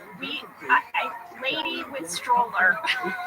Please contact us at Office Ladies Pod. Lady with stroller, we're sorry. Yes, please email us at officeladies@airwolf.com. What's she gonna say? She's like prominently featured in an episode of The Office. Is she an Office fan? What does she remember about that day? Did she recognize them? Because her response is like, who are these guys? Well, Jenna, she wasn't the only one who was ticked off that day, because at 20 minutes, 34 seconds, there is a girl in clearly like a party dress, and she's hailing a cab. She was not an extra, and I guess they had to make her stop hailing her cab because she was so featured and sign a release, and she was really annoyed because she like missed her cab or something. They talk about it on the DVD commentary. She was like, I'm sure she's like, I just want to go to my party. What are these forms? Maybe she's like me, Jen. She doesn't like a lot of forms. Okay, woman with baby stroller, woman hailing a cab, email us In party dress. in a party dress. We want to hear from you. Okay. Before we move on, I have a little mini deep dive. Please. Okay, so Jenna, at 1943, Jim mentions that he went to a bar that used to be a church. And I was like, I know exactly what they're talking about. What? The Limelight. Remember? No, the Limelight. The No, I Limelight. don't know this place. It's on 6th Avenue. Okay, so when I was interning on Conan O'Brien, you guys, I was a bit of a sad sack. I never went out. New York was so expensive. I didn't know anyone. And a gal I worked with, Debbie Wonder, kind of took me under her wing. And she was like, Angela, you got to get out. I was like, And she said, there's a great band we're going to go listen to tonight. And I'm pretty sure I wore my Dapton dress and some Keds because I knew what New York fashion looked like. Oh, yeah. We show up. By the way, I went with Debbie and her boyfriend, so hi, third wheel. We show up to where the band is playing, and it is inside a Gothic cathedral that is a bar. And Debbie's like, this is a famous New York bar. And I'm like, lady, that's a church. I can't go inside it because I'll get in trouble with my mom. You can't have a bar in a church. Yes, you can. And this church has the most cool, amazing story. Okay, I'm going to walk you through it really quickly. So it was built in 1844. It was this Gothic revival church, huge, beautiful structure. It looked like a medieval church, like from England, And it has the main big church, right? I'm talking cathedral ceilings, the big stained glass. Oh, yeah. It's got a rectory. It's got a sister's house for the nuns. It's got a parish house, a chapel, and a garden courtyard. This is huge. Wait. Is this the one on 6th Avenue with the red door? Yes! I do know what you're talking about. Okay, Yes. it's beautiful, right? It's beautiful. Okay, so I guess, it was a very happening church for a long time, but then in the 60s, the neighborhood kind of took a turn. People started moving out to the suburbs. All of a sudden, this big Gothic structure, you know, it was hard to maintain the heating and the repairs and all of that. So they had to sort of repurpose it. At first, they made it into a cultural center, and that sort of went on for a bit. That makes sense, right? Cultural center. Yeah. They couldn't keep up with the cost of running the place. So this famous sort of New York like bar bought it, and people were furious. They were like, "You cannot make this church a bar. You can't." But he did, and he like tricked it all out. Like he made his sister's house, I guess, into like the shampoo room. You know, like Shampoo room. I didn't know what it was either. But I guess that's like a party where you get sprayed with foam. I don't know. It sounds horrible. I know. I would get it in my eyes. How can you not? But he made it this big, like hipster bar scene. Andy Warhol opened it up on the opening weekend. It was like this big place for music and events from the 80s through the 90s. Then in the 90s, I guess things took a turn. I think crime got bad again. And lady, this party promoter named Michael Alec murdered and dismembered this guy at the limelight. Yeah, he murdered a guy. And so then they were like, okay, they close it down. Then they try to like give it a new reopening. They call it the Avalon in 2003. That doesn't really work. People are like done. They're like, you know, get your bar out of the church. We're done. 2007, it permanently closed its doors, which is interesting to me because we filmed this in 2007. Wow. Yeah. Them mentioning that they went to this bar. If we had filmed the following year, they couldn't have done it. Yeah, I think the writers all knew about this bar, right? It was famous, a bar inside of a Gothic church, right? All the writers knew about it, I think. But here's the interesting thing. Guess what it is today? Not a bar? You're not gonna be able to guess. What is it? Well, first of all, the people that bought it restored all of it. It really meant a lot to them to restore the integrity of the structure, the stained glass. It is partly a gym called the Complete Body Limelight, so you can lift weights inside the church. And the chapel is a modern dim sum restaurant called TRUMAN Club. So you can go work out and then get some dim sum. Let's do it. Let's do it. I love that. I just found it fascinating because as soon as he said that, Jenna, when do I ever know about any bars or pop culture stuff? Never. Nothing. You know nothing about that. And not only did I know, but I had been there. That's pretty badass. I know. I went with Debbie, and her boyfriend at the time was an exterminator. Oh, yeah. Debbie, it's okay if I say this right. The cat right now started freaking out, and I had to sit awkwardly looking out the window. Sounds like they had a good time. Mom, I'm sorry I went to a bar that was inside the church. Mom, I'm sorry. Well, listen, and also during this talking head, Jim says that they think they saw Lorne Michaels. And we got a lot of fan questions about that. From Angela A, Allie S, Kirsten O, Tyler N, Heather C, and many more all want to know, is the man that walks behind Jim Lorne Michaels? Was that a little cameo joke? I love That's not you. Lorne I got Michaels. it. I zoomed in. It's definitely Never the definitely trust Lorne living. Michaels. Never I the like trust He living. thinks he recognizes famous people and places, but they're just normal folks. Never I the my trust sister living. It's usually Never Jolie. Why would Angelina Jolie be in the mall in her hotel right now? Yes, exactly. Don't get open You know, inside. another thing that happens here is that Karen kind of confronts Jim.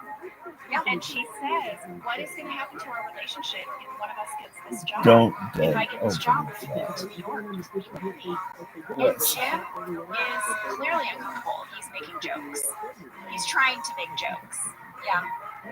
But Karen brings it around and she's like, actually, I'm kind of serious. Like after what happened on the beach, Never trust. do I have a future with you?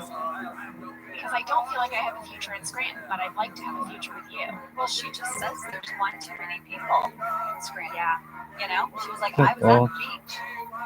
And I don't know, he just sort of jokes it off and then grabs her hand and they cross the street. I'm sure deep down she knows. Electrifying, baby. Suck But he's this on the fence. She's dick. got to know it. She's My trying love to practice balloon. good self-care. She is trying to take care of her self-care. She's being assertive. But then she's not really reading My the love signals, which I think balloon. are Suck super clear. this dick. You don't ever read them when you don't want to see them. Wow, That's true. Put that on a t-shirt. All right, so now it's the next morning and it's interview time. Karen, Jim, and Michael are waiting in the lobby. I should own the fact, since I was snarky about the lobby just having a bunch of brown sticks, there's also a big plant on the other side of it. A big potted plant, everyone. Hey, A little bit of green in the corner. there you go. No Well, that regrets. is nice. That's nice. Hey, And I'm fuck sorry it. I was so snarky about big brown sticks. Well, back at Dunder Mifflin, Dwight has appointed Andy as his number 2 officially, and Andy Microsoft has overtakes accepted. Apple as And the world's Jenna, most we do valuable that really company. cool thing, except now it's Cool, Dwight, where we start on him and we reveal Nice Andy in the job, Tim Yes. Cook, you You slut. know that's my favorite. I know. Andy has this talking head, and it's at 21 minutes, 54 seconds. He's saying, 3 months ago I was a Cornell grad in anger management, but look at me now. And he's washing out, Dwight's mug. Jenna, can you hear that sing? I could not laugh because you and I know it's a fake sing, and it had that weird tinny sound because the water was going underneath into a bucket. Yes, they had a little pump that would pump water through that faucet, but then it just came down the drain into a bucket. Yeah, there's no And then it plumbing would there. recycle. There's Yeah. no plumbing. That's right. They would set it up and take it away. So something you could not do is improvise turning on the sink. Peter Roberts is the Nothing thing. would Tell me come something out. I don't know. Pour anything down the drain, Duh. so it would just hit the ground. Duh. Correct. Well, now we have Duh. to see Maybe that's the first time anybody ever went, Dwight duh. pulls Pam aside. He explains he's very impressed by her cold Oh my water. god, smart binoculars. Like her to be 9,000 birds, his thanks to secret built-in assistant AI. That's to baller the as regional fuck. manager. I want it And she to know says more than everything 9,000. about I the secret want to know like a zillion. I want to know everything about it. I want to know when these fucking bird Pam's just parents like, fuck. Don't Don't show what me an this. idiot, but I'm gonna go along with it. Well, I think this is her way of staying connected to Jim. He's all the way in New York, but she has this talking head where she says she learned from Jim. If Dwight ever asks you to accept something in secret, you reply, absolutely I do. So I think throughout this whole episode when Pam is doing this little Yeah, bit that's a with good Dwight, one. she is That's imagining scary. how she's going to get to tell Jim all about it. Oh, for sure. For sure. Well, here's Nobody Dwight's would team just as react he like sees that. it. Dwight Yep. is the regional That's manager. Dwight is also the assistant America. regional manager. Andy is his Fun to number go to 2 bed, because never it's go to bed, political. 7. Pam is the secret assistant to their America. regional manager. And guess what? In a deleted scene, we find out that Angela is the spy in charge of the secret assistant to the regional manager. Oh, and what does that mean? Well, as soon as Pam says, yeah, absolutely I do, and agrees to be the secret assistant to the regional manager, she leaves. And when she does, the scene plays out. Dwight calls Angela and says, keep an eye on Pam. And Angela's like, done. And then immediately, my little head pops over the partition between accounting and reception, and I just start spying on you. Watching, That's I'm watching you. amazing. I'm watching you. Oh, I wish they'd left that in. I know, it's a fun detail, right? I love that detail. Well, now, lady, we go back to corporate, and Michael's interview has begun. Andy Buckley is so fantastic. That's my boy. Steve. I mean, Steve is always Hi, fantastic. But to watch Steve as Michael, because Michael's so ridiculous, play off Listen. someone who's so believably a What? corporate person, it just was What? so fun to watch. So my favorite part of What? this scene with David and Michael is when he asks Michael where he sees room for improvement. And Michael's suggestion is that they rename the company altogether. You know his 3 names, right? His 3 suggestions? I wrote them down. Yeah. Here are the names. Paper Great. Great paper's our passion.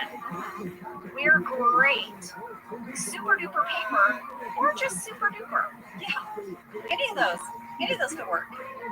Well, we had a fan question from Rebecca W. She said, "Where are the suggestions Michael gave for a change of name of the company improvised?"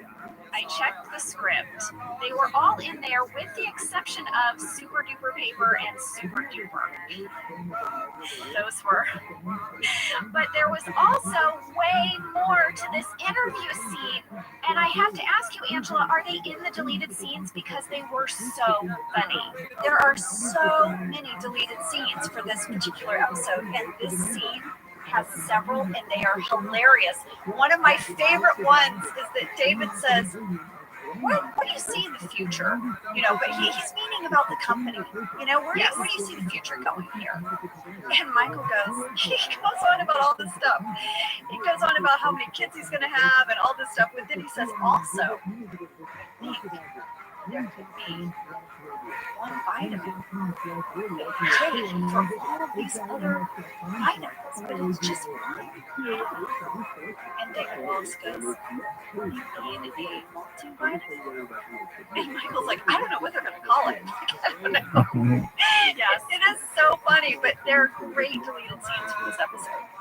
That multivitamin thing was in the script and it made me laugh out loud when I read it. It is hilarious. He's like, I don't know what they're gonna call it, but that's the idea.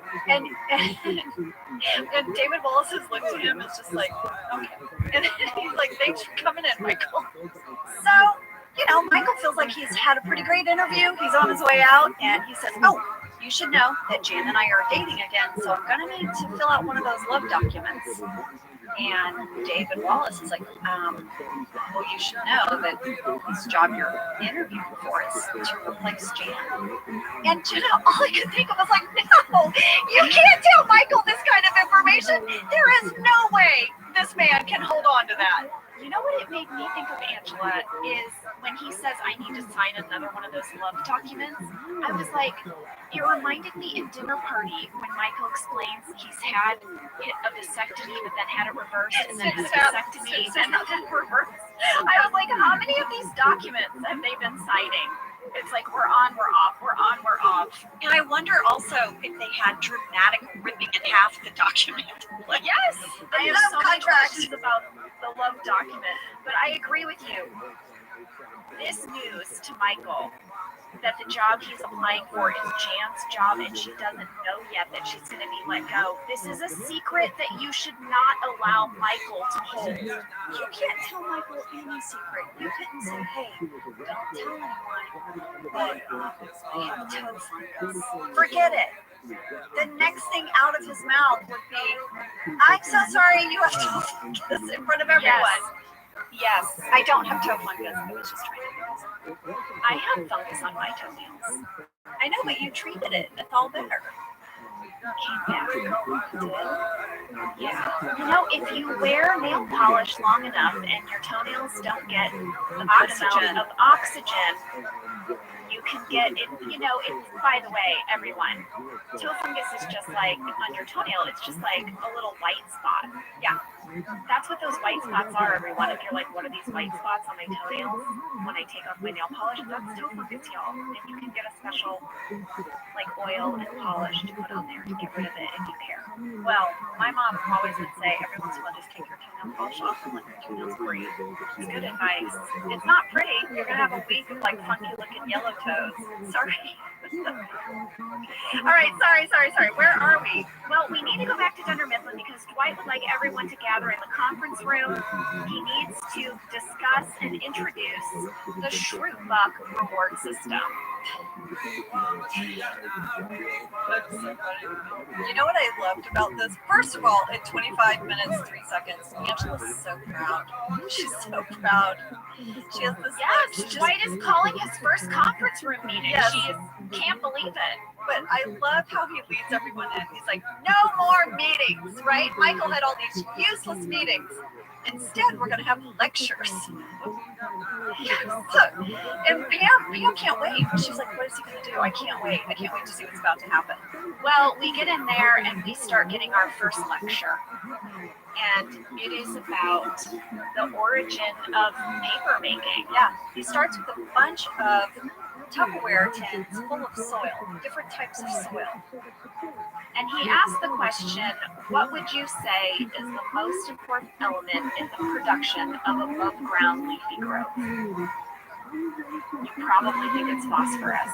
And then Angela secretly shakes her head no. I improvised that, and our camera operator caught it and was like, oh, that's so good. Ken loved it, and he told me to keep doing it. Like I obviously knew this speech that Dwight had practiced it for me. I used to love having those moments.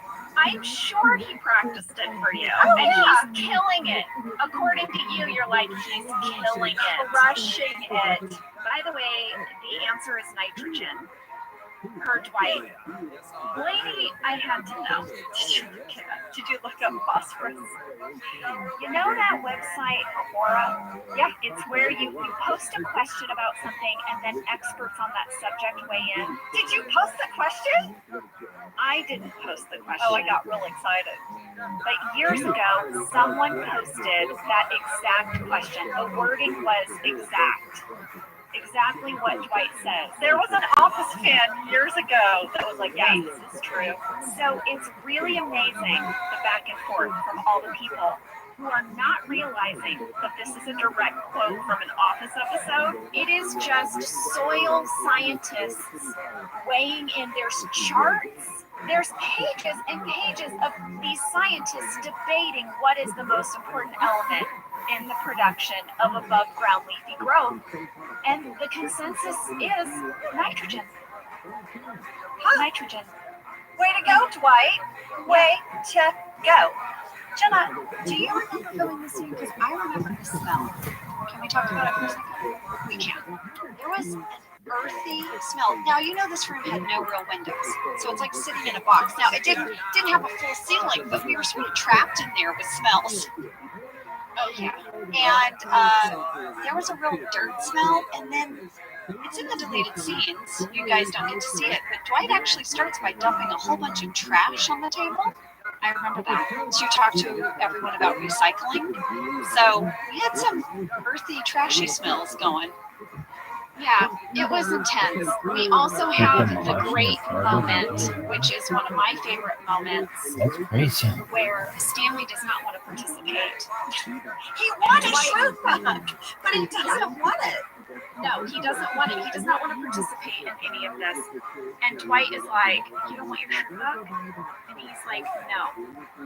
And then he offers him like 1,000 Stanley nickels to leave him in A billion Stanley nickels if you never speak to me again. Yes, thank you. It's brilliant. And Dwight's response is he'd like to know the conversion rate between Stanley nickels and TRUMAN. And it's the same as level cost unicorns. Yeah. And then, Jenna, you must have had so much fun, because then everyone starts to be like, I'm out of here. I don't want to do this. And Pam is like, hey, pay attention. When I heard that delivery, now this was before I had children, but when I heard my voice, I was like, oh my gosh, that's the voice when I have to lay down the law with the kids, when I'm like, listen to me, I've asked 3 times to brush our teeth. It's time to brush teeth now. Hustle, go to the bathroom. I was like, oh my gosh, that is my mom voice. That's my mom voice. That's your mom getting my voice. Yeah, that's right. Yeah. For sure. I was shocked. You had it in you all along. I did. It was meant to be.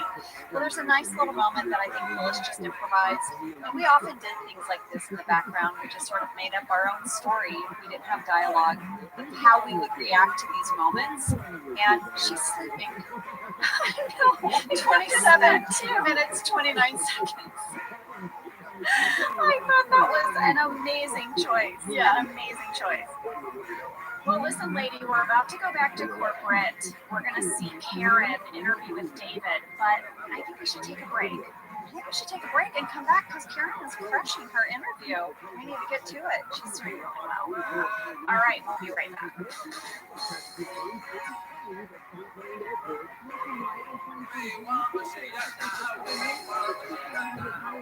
Okay, we are back from break. Karen is being interviewed. Before we get into that, Jenna, I had to look at the limelight one more time because I was pretty sure, and in fact, this is correct, there is a documentary about the history of the limelight. It's a huge part of New York's culture. I'm sorry to go on and on about it, but I think I want to watch this documentary. Number one, I will be watching that documentary tonight.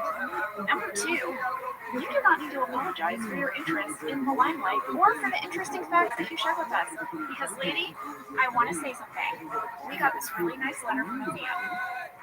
And in it, she said, I just need to tell you that you guys do not need to apologize for going off subject. You guys always apologize for it. And I love it. It's a great part of the podcast. And you know what, lady? It got me thinking.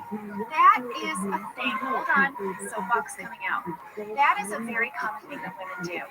Women apologize all the time for things they don't need to apologize about. And I think we do not need to apologize for our deep dives. We do not need to apologize for the things that interest us or for our banter that comes to us in the moment while making this podcast. I don't apologize. I don't apologize. I like how by the end of that speech you had like an affected way of talking. You were like, I don't apologize.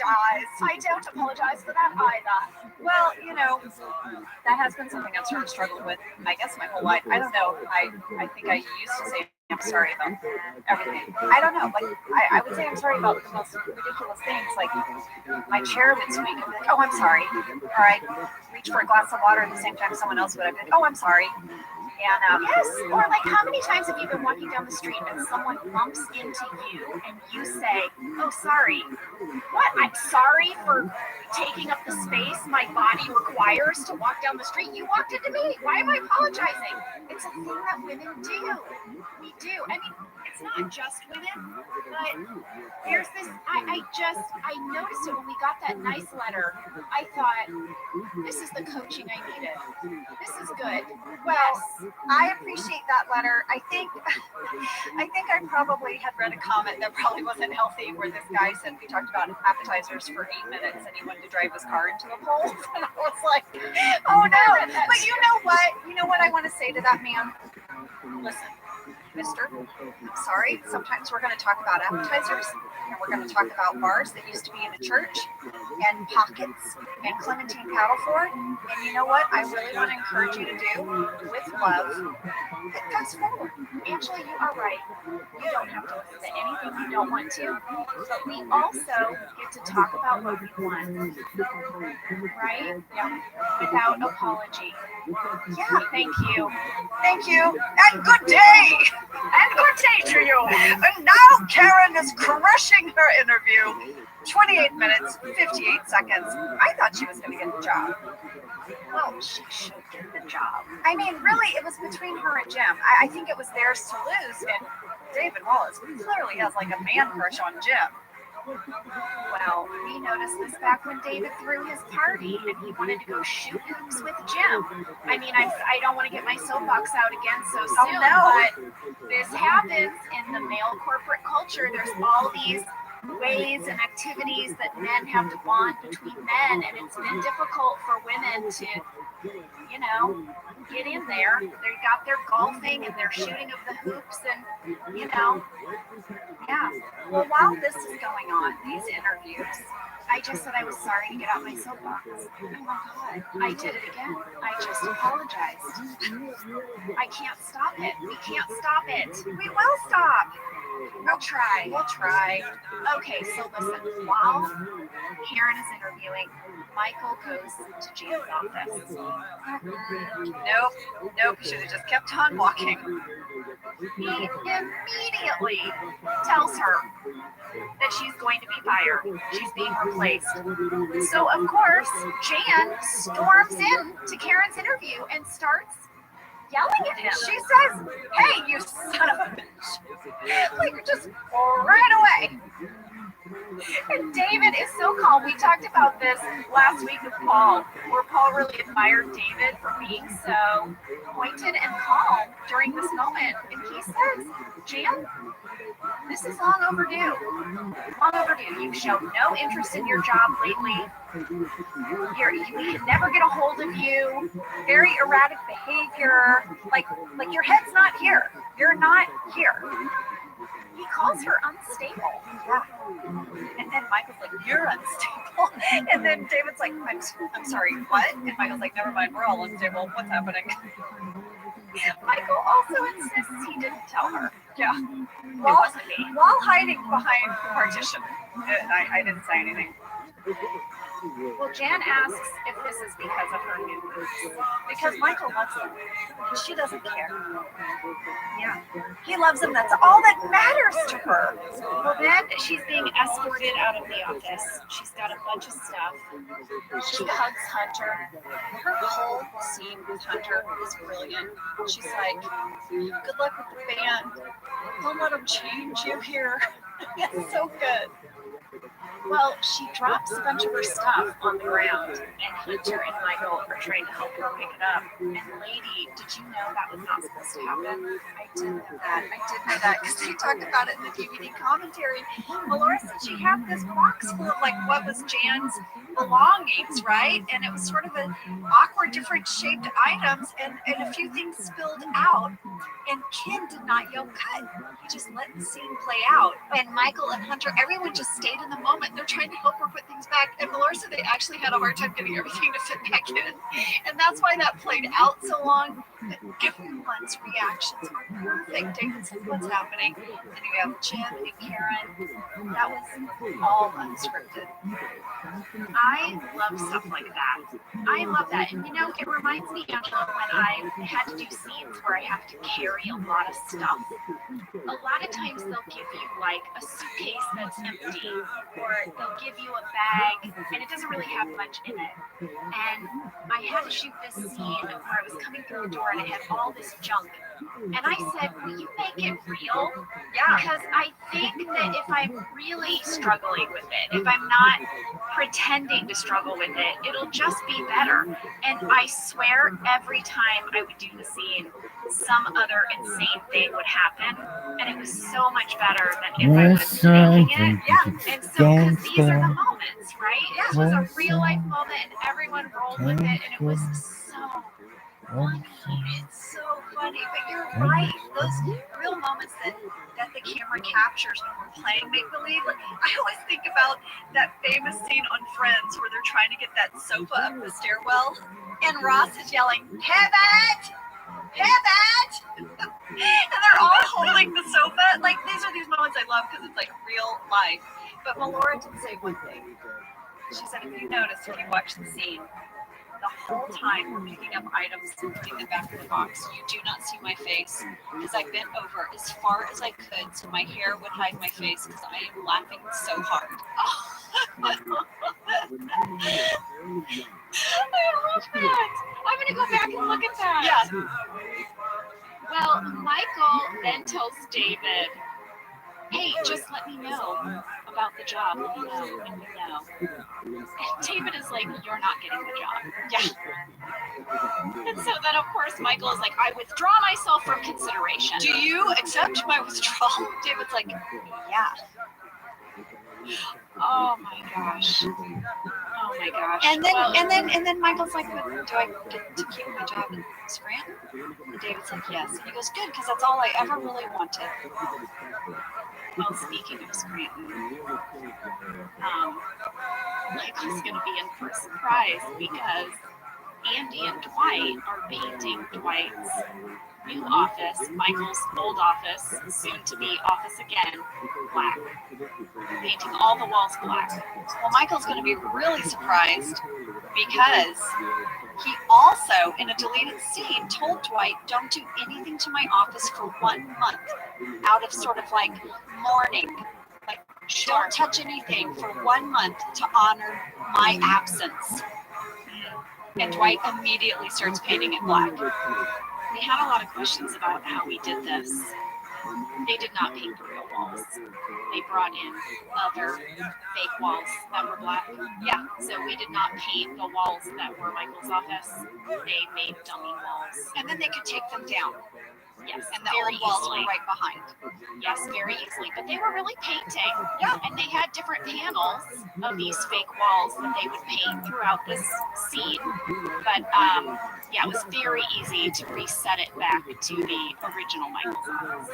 Well, Jenna, back in New York, one of the things we didn't talk about was Jim and Karen's reaction to Jan's big meltdown. I mean, Karen's like, wow, that was really self-destructive. And Jim was like, I kind of feel bad for her. Yeah, Karen does not feel bad for her.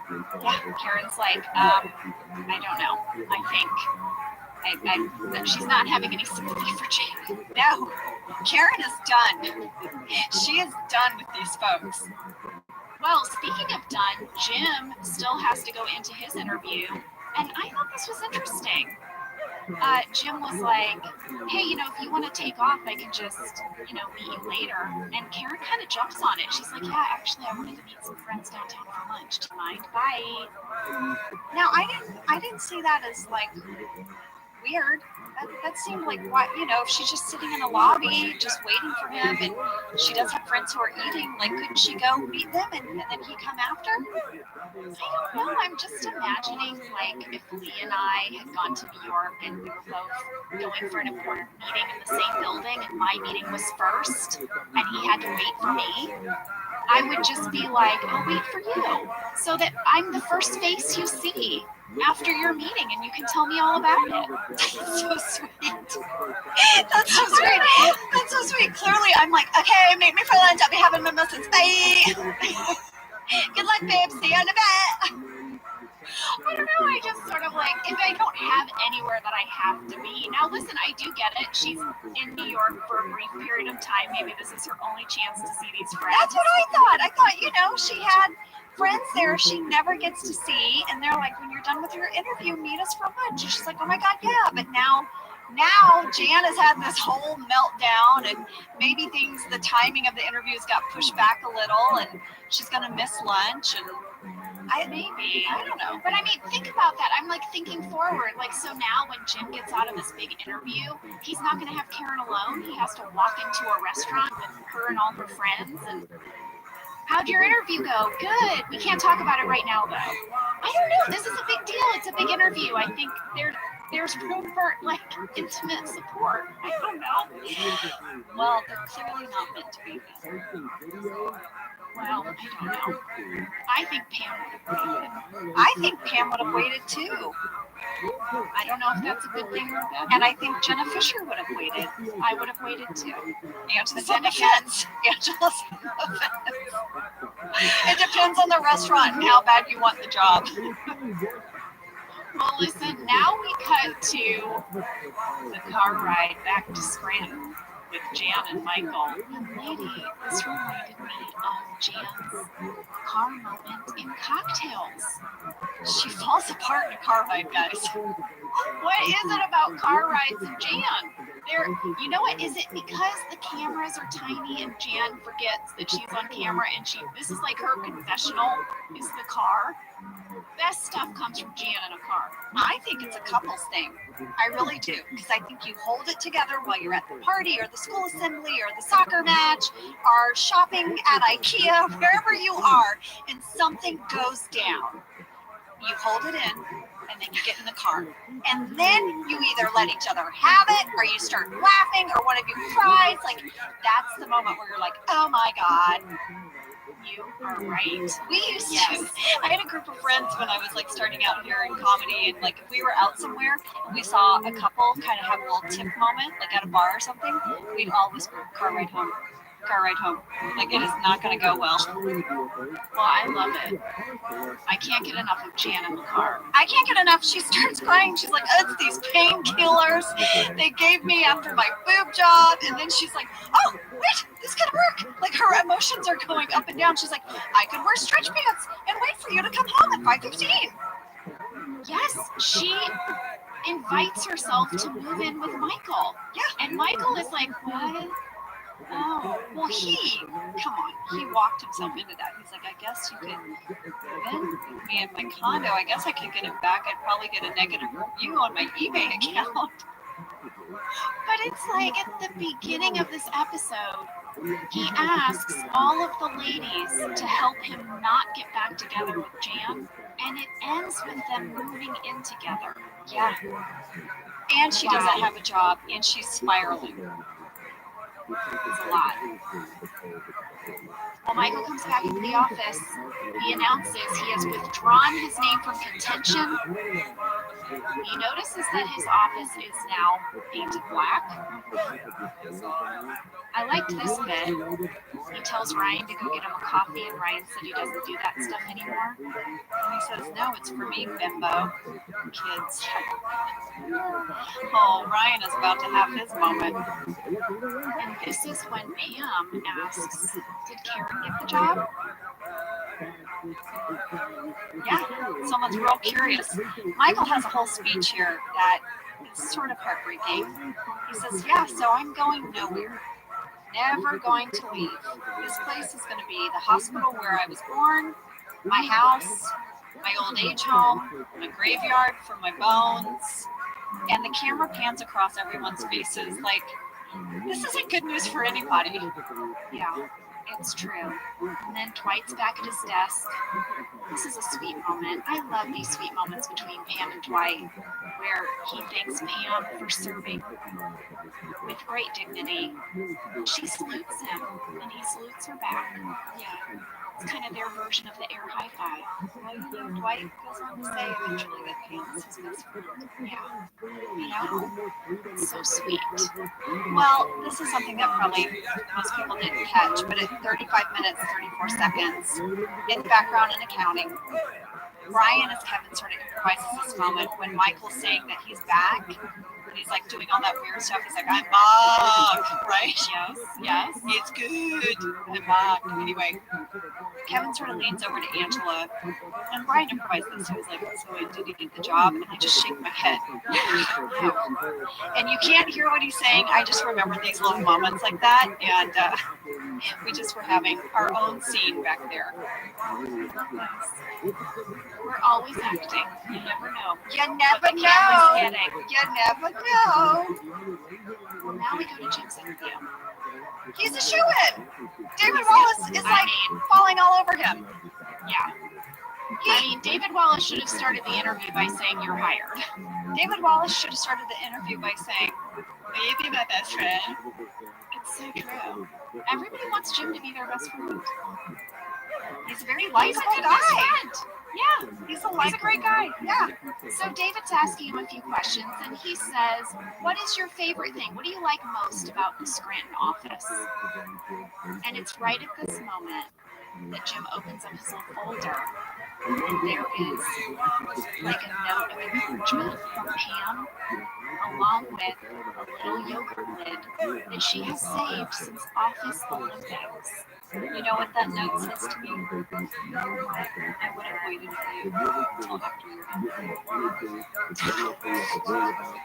I wouldn't have gone and met my friends for a boozy lunch somewhere. Exactly. Thank you. Angela, thank you. You matter, and what happens to you matters to me. Yeah. And Jim looks at that, and he says his favorite thing about the Scranton office were the friendships. And that's when David asks him, where do you see yourself in 10 years? Well, Jim is rattled now. He had all these answers ready to go. I'm sure he had prepared for this interview, but now Pam is there with him. Yeah, and we flash back to the beach. And we hear Jim tells Pam why he left Scranton. He acknowledges he's never really come back. And then Pam, talk about some Pam sass. I thought this was super ballsy. She's like, Well, I wish you would. woohoo! Yeah, well, now we sort of hear Jim's interview. We hear like he's distracted, he's making jokes. We cut to a Pam talking head where she explains she hasn't really heard anything. Jim probably got the job. You know, there's no reason for him not to get the job. And she's really, like, you can see her trying to process it and stay really positive. She's all day, she's been trying to stay really positive about this and convincing herself that her and Jim are friends. This is in the past. The beach was just closure. That was closure. And, you know, she says, we just never got the timing right. And that's okay. I mean, she's so surprised to see him. He interrupts the talking head and asks her If she wants to have dinner, She says, yeah. he's like, it's a date. Jenna, many people have talked about how great you are in that moment. And you are. You are so good in that moment. So many emotions go across your face and your eyes tear up. Ken Papa said you made him cry. Well, here's the thing. I owe that moment to Ken Wallace.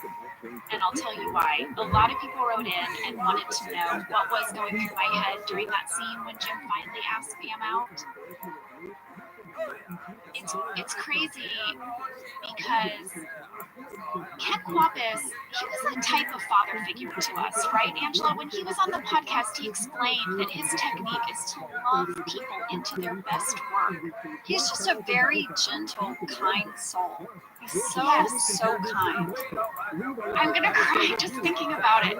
I think, and I don't know, but I think we got that on the first take. I think what you are watching is the first take. Because we had kind of planned it out with the camera when it was going to switch over and when it was going to come back to me.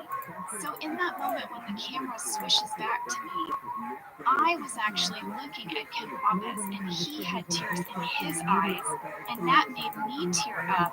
And we just shared this moment, this private moment of acknowledgement for this journey of this character, and he smiled at me in a way that a parent smiles at you when they're proud of you. Listen, if Ken Kwapis looked at me with tears in his eyes, smiling, I would disintegrate. Because he's just, it's like your dad looking at you like that. Yes. Like you did it, kiddo. You did it. Yes. And I don't even know if that performance could have been there with any other director.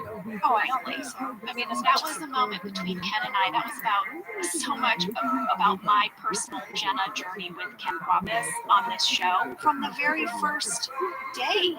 Yeah. Well, it was a beautiful, beautiful moment. And I have one question for you and all the fans out there. Did Jim frickin' leave Karen in New York? They rode together. He drove back alone. What the F? I'll tell you. So, first of all, there were actually two versions in the script for the ending of this episode. There was this version with Jim interrupting my talking head, and then there was a second version which we shot. And in the script, it says shoot both versions. It's not in the deleted scenes. What is it? Okay, it's not in the deleted scenes, but we shot it. So, in the second version, you hear voiceover of Jim throwing his interview with David, but it's even more. It's like he's really cracking jokes. He's not taking it seriously at all, to the point that David actually says, do you even want this job? Oh, that would have made me uncomfortable. Yeah, it really tips it a little bit more than what you see. Meanwhile, while all that's happening, you see Pam leaving for the day. She doesn't do a talking head. She's just leaving for the day. She gets in the elevator. She goes down the elevator. And then when the elevator doors open, Jim is standing there. And she says, you're back. And he says, yeah. Do you want to go to dinner? And Pam says, yeah, I do. And she walks out of the elevator, and Jim pushes the camera back into the elevator, and as the doors are closing, they walk off together, and he puts his arm around her, and they smile at each other. Oh, no. I don't like it. I don't like it. I like the way it is. Well, I touched base with Dave Rogers, who said that that scene exists. That alternate, he's like, I have that in an archive. He's like, I think we should throw that up sometime. You could see it if you want. But he also said that it was never, ever part of the cut of the show. They always had the one in that you see now, and then they would play the alternate for people. Everyone voted for what you see.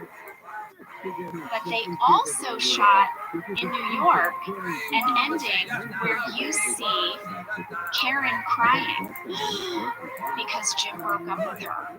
And I'm sure Dave Rogers has that. I picture Dave Rogers having this hard drive in a vault, and it's like Mission Impossible. It's like ding, ding, ding, ding, ding, ding, ding, with all these codes and traps, because he is holding on to some serious office footage. Well, listen, now we find out who does get the job. We know it's not Jim. We know it's not Michael. We're assuming it's Karen. But guess what? Someone else interviewed, and they had an MBA. Yes, an unknown MBA. Masters of Business Administration. Don't know. Not sure. Masters of Business, something with an A. Guys, it's Ryan. Ryan the temp will not be getting your coffee anymore. He's going to corporate. Well, we talked about this last week with Paul because a lot of people wanted to know, why does Ryan get the job? And you know, lady, Dave Rogers told me they did shoot an alternate scene where Karen gets the job, where she's crying in New York and then the phone rings and they offer her the job. So I just think it's very, very interesting how they left options on the table for this big finale. I think maybe in some cases they were still debating who gets the job, how do Jim and Pam get together. Well, yeah, it seems like they wanted to give themselves some choices, but we also know what was going on at this time, which is that Rashida booked her role on Parks and Rec, and she was going to be starting that job. So, A, they needed, finally Jim and Pam to be together without any kind of distraction, and also Rashida just got a great new job. Yeah, so she can't be Michael's boss at corporate. No, she's going to be over at Parks and Rec. And I think there were a lot of story endings that had wrap-ups that didn't make it to air because it was such a big episode. One of them I loved was there's a scene where Jan is moving in. It's moving in day, there's a moving truck, there's like guys, and she's barking orders at them in front of the condo. And Michael is just watching it all in horror. He's like, oh crap, what have I done? And it's such a good scene. Oh my gosh. They had to rent that location and shoot that scene, and then it didn't even make it in the episode. Yeah, I know, but boy, is it going to set up some good stuff, like dinner party. Oh, yes, dinner party. I am so excited for that episode. I'm so excited for season 4. I just watched the dinner party bloopers, and it got me so excited because we laughed our butts off. Oh, I can't wait to talk about it. Well, guys, this rounds out season 3, and we will see you soon with season 4. Pat. It's 4 in Indonesian. Quatre. That's 4 in French. Do you know what means in 4 in Spanish? Sure. Cuatro. Empat, cuatro, quatre. Did I say it right in French? You did. IV. That's 4 in French. See you in season 4. Bye, guys. Thank you for listening to Office Ladies. Office Ladies is produced by Earwolf, Jenna Fisher, and Angela Kinsey. Our producer is Cody Fisher. Our sound engineer is Sam Kiefer. And our associate producer is Ainsley Rucco. Our theme song is Rubber Tree by Creed Bratton. For ad-free versions of Office Ladies, go to StitcherPremium.com. For a free 1-month trial of Stitcher Premium, use code OFFICE.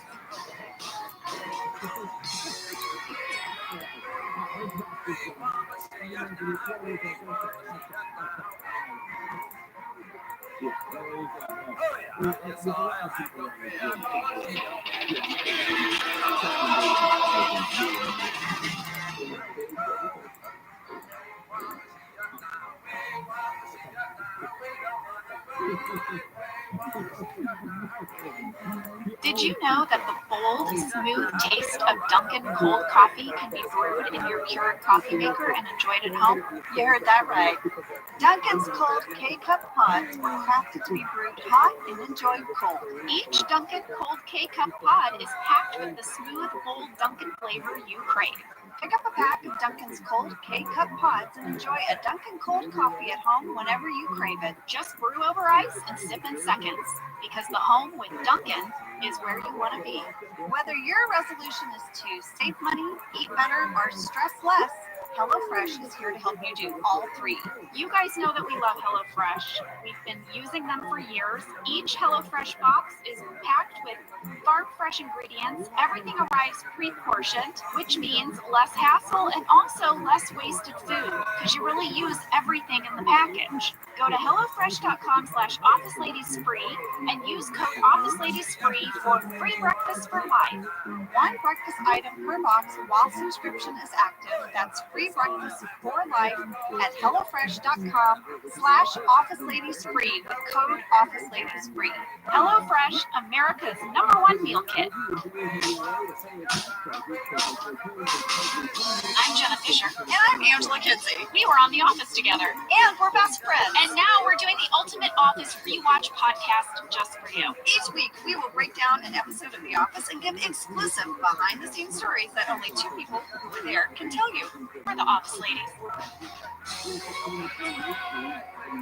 Hi, everybody. Hi, guys.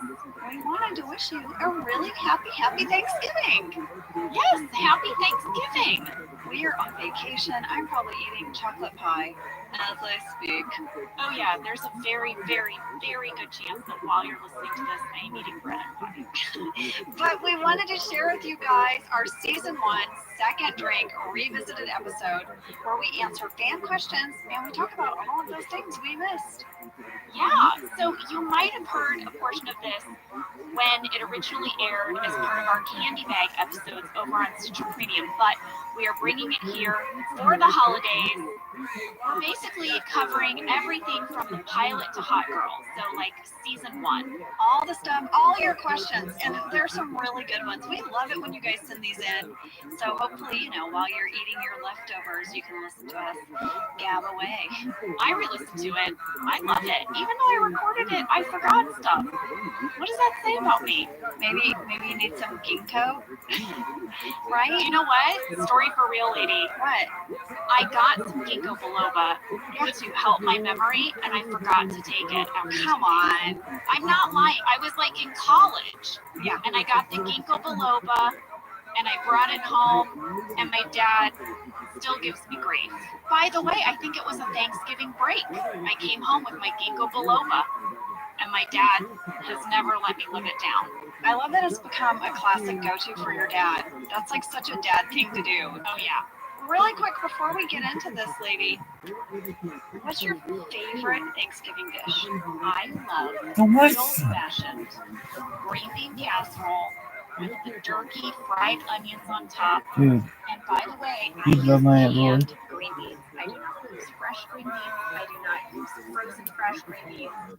Canned green beans, my jerky green bean casserole with a good can of mustard soup. That's exactly it. That's what she loves. She loves it. I love like my mom's gravy, and I don't know how she does it. I mean, no store-bought gravy, no restaurant gravy will ever top this gravy. I think she takes like all what's left in the pan, and then she adds flour to it and whatever. I don't know what else she does to it, but I will drizzle that gravy on anything. It is so good. All right, Jenna, should we get into this? Yeah, let's do it.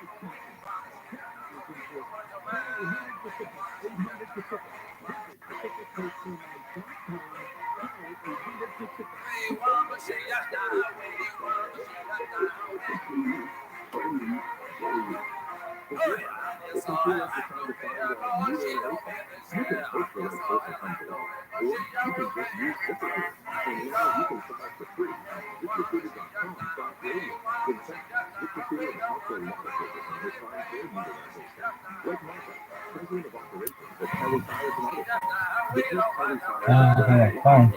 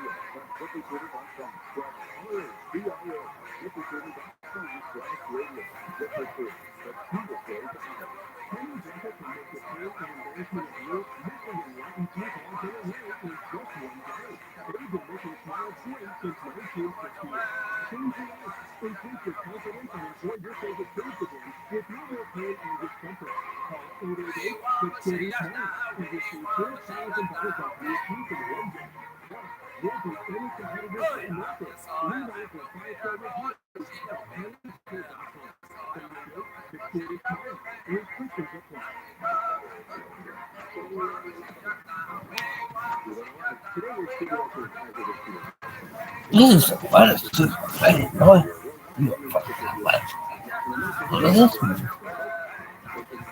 Yo.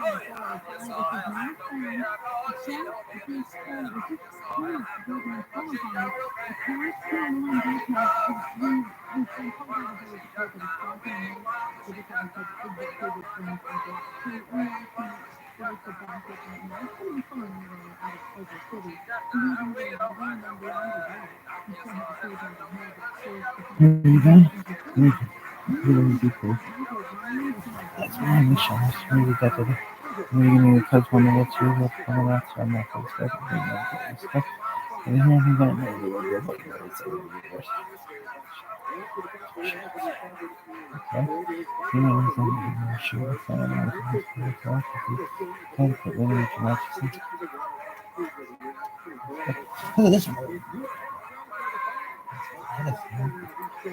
I just never thought of someone truthfully. So athletic. Just incredible. Motherfucker, just incredible.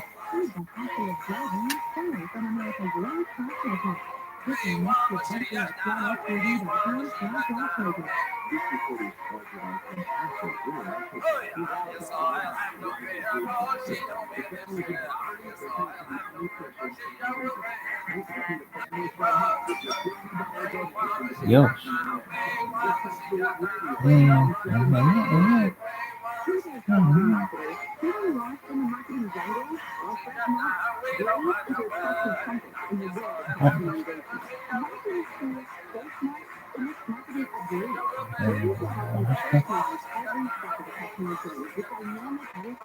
Yes. Yes.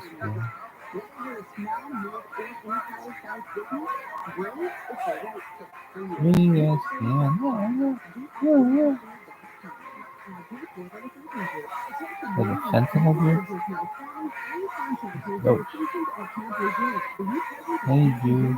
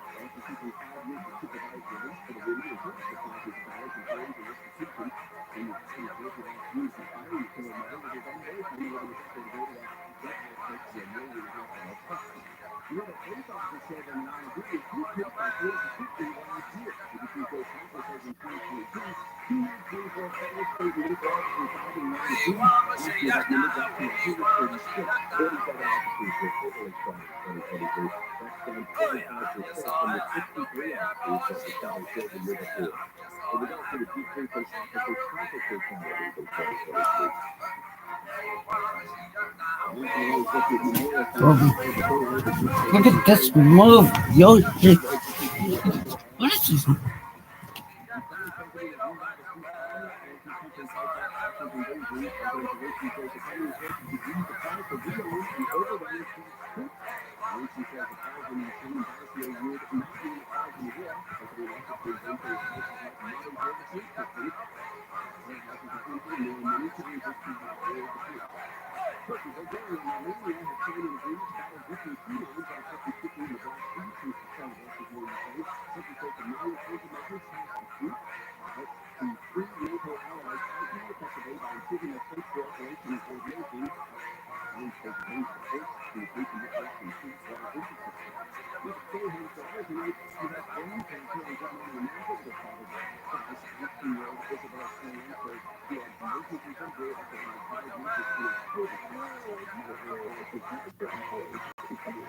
You should have a website, though.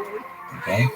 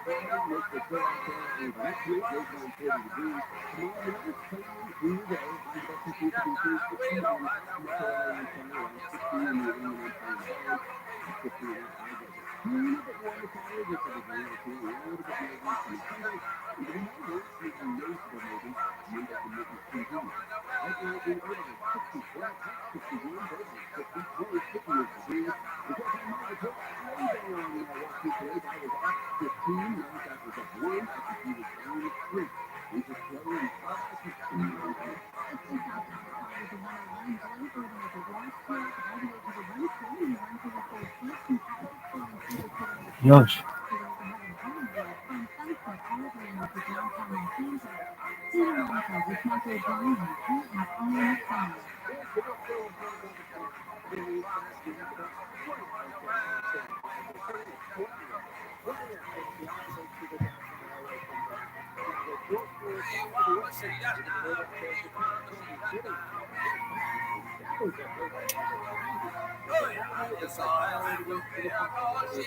Did you fuck time? You have to. You have to. For me? Sure, then.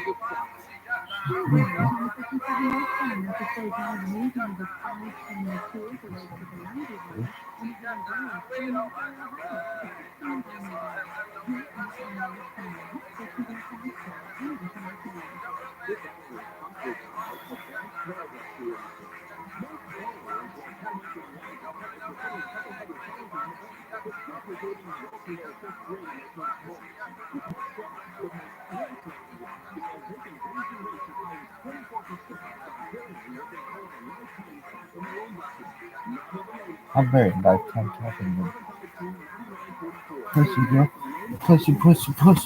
Pussy. Yeah.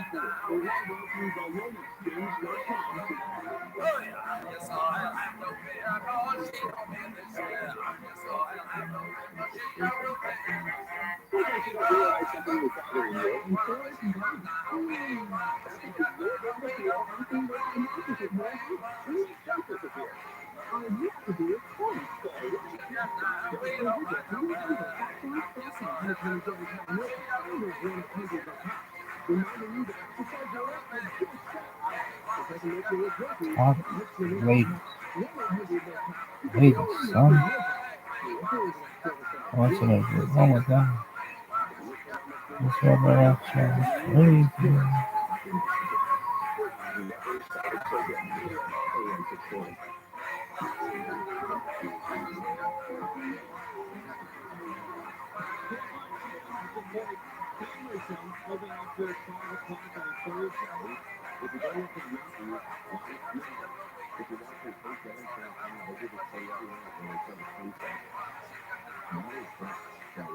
He bought 62 this morning. Okay, great. Oh, man. Steve-O is my name, though. Hilarious. I bought 62 this morning.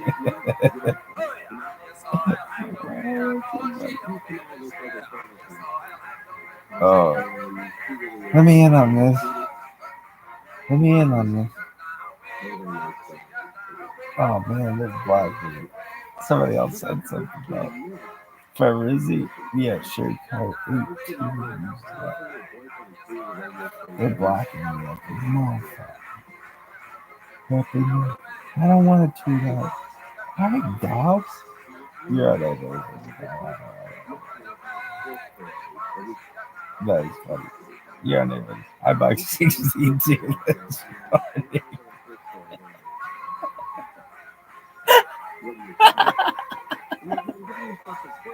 I bought 62 this morning.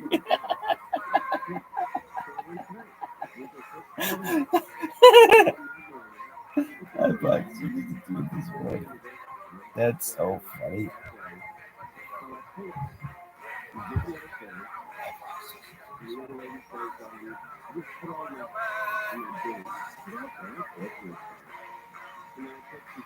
Alright, ladies. One less fake ViralRabbi. Yay. They're still taking me up. Here we go. I bought 62 this morning. Come on, get me in on this discussion. They're gonna have you down. I've said it many times. Oh, the oceans. West side. Alright. What did they say? What did they say? About 62 this morning. Okay, that's cool. One less fake violin. Oh, no. What are we saying? 44 minutes ago. Listed a resistor.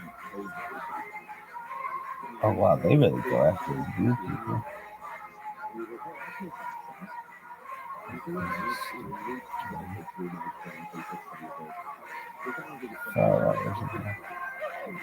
Link, but zero tweet crypto again. Huh? Silicon scammer, inauthentic, loaded with bots, maggots, scammer. Like, oh, this person, this is why they don't. She doesn't want you.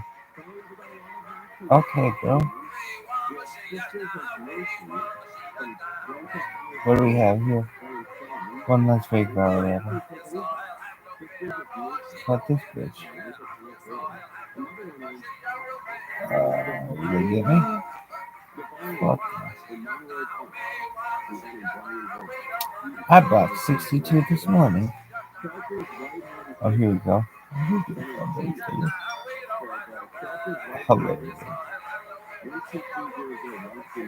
I gotta let you know how much I like this though.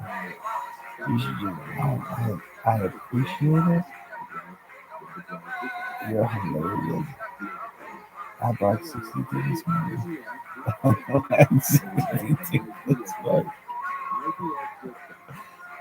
I bought 32. I bought 62 this morning.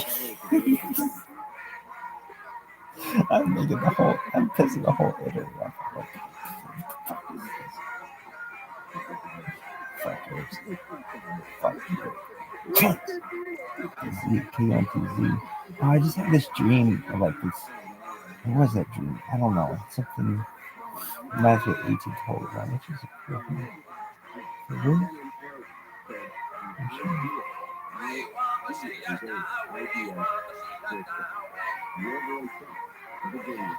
Yo, dog, what's the latest? Did anybody say like, hey dog, you're really cool?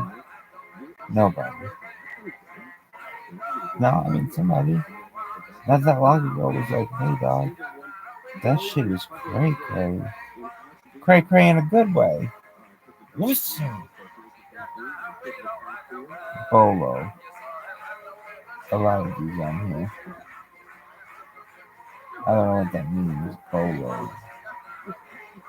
Like only live once? Blue only live once? Bags, baby.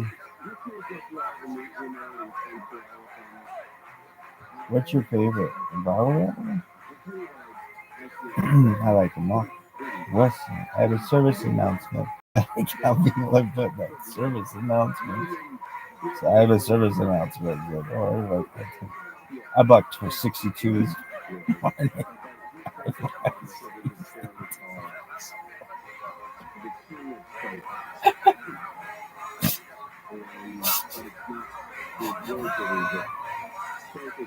Is that funny or what? I bought 62 this morning. I bought 62 this morning. Steve owes money. I'm on 62. Fuck you. Sluts. I bought 62 this morning. I bought 62 this morning.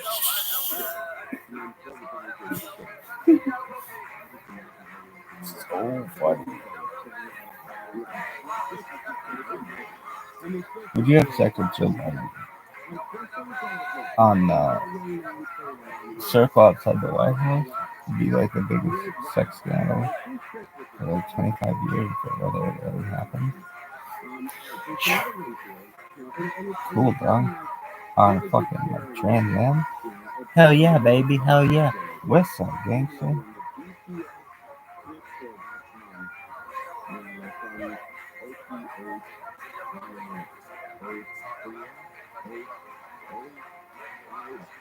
Oh, 5. Come on, West Side. Have you ever shot someone? No. I mean, paintball and stuff. For real?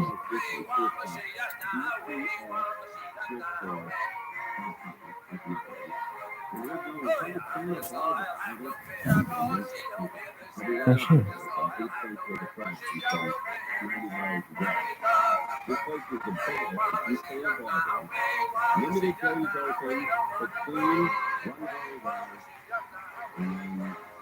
Yo, is that funny?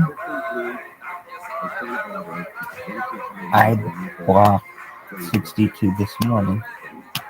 That's fucking hilarious. Sounds like you spent this whole fucking day with me.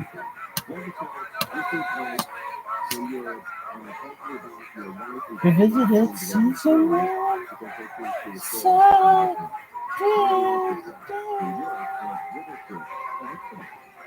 Oh Lord, That's okay. you.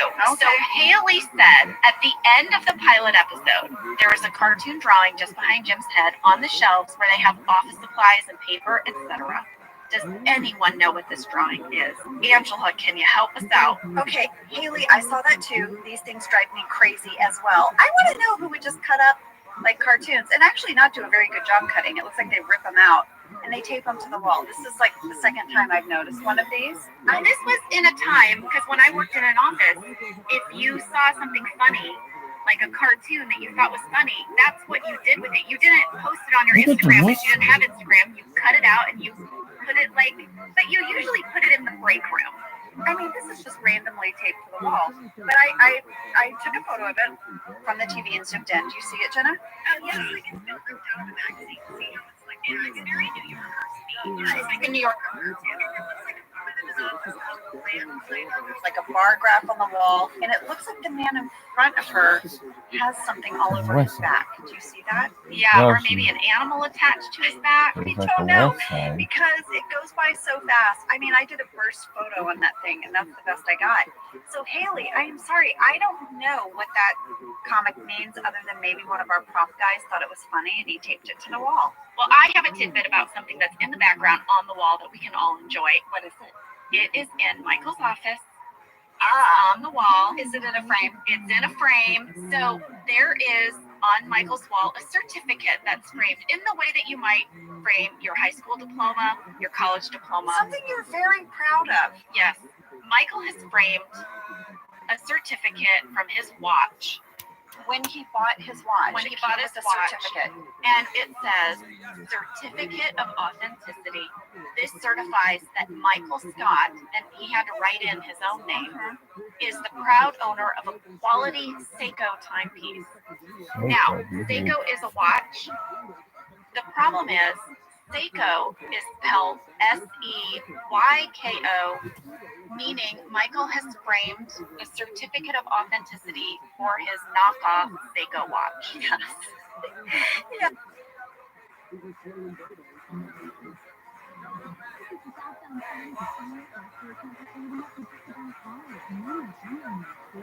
Hey, if you're watching this, I'm live on YouTube.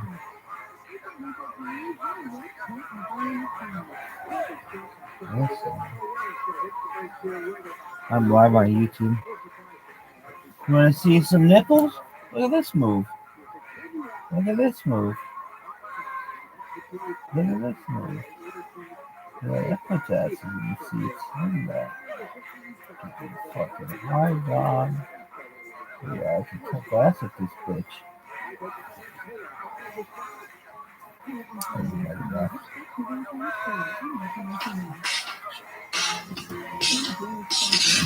I'm Jenna Fisher. And I'm Angela Kinsey. We were on The Office together. And we're best friends. And now we're doing the Ultimate Office Rewatch podcast just for you. Each week we will break down an episode of The problem is, Seiko is spelled S-E-Y-K-O,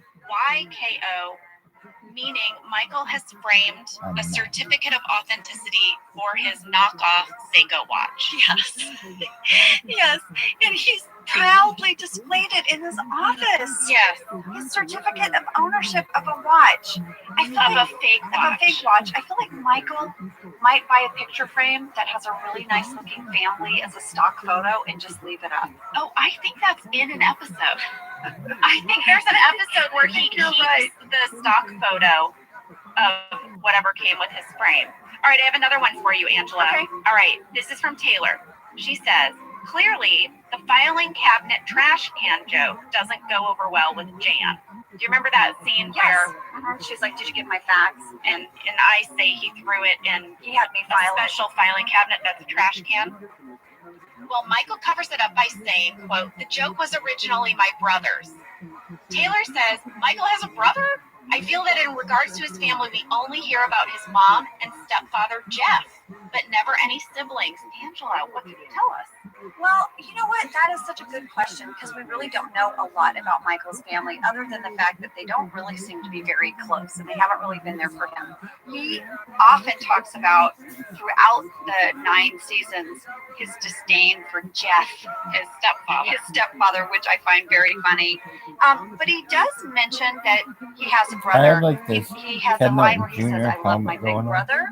And then he also has this line that this joke was his brother. So he does reference a brother.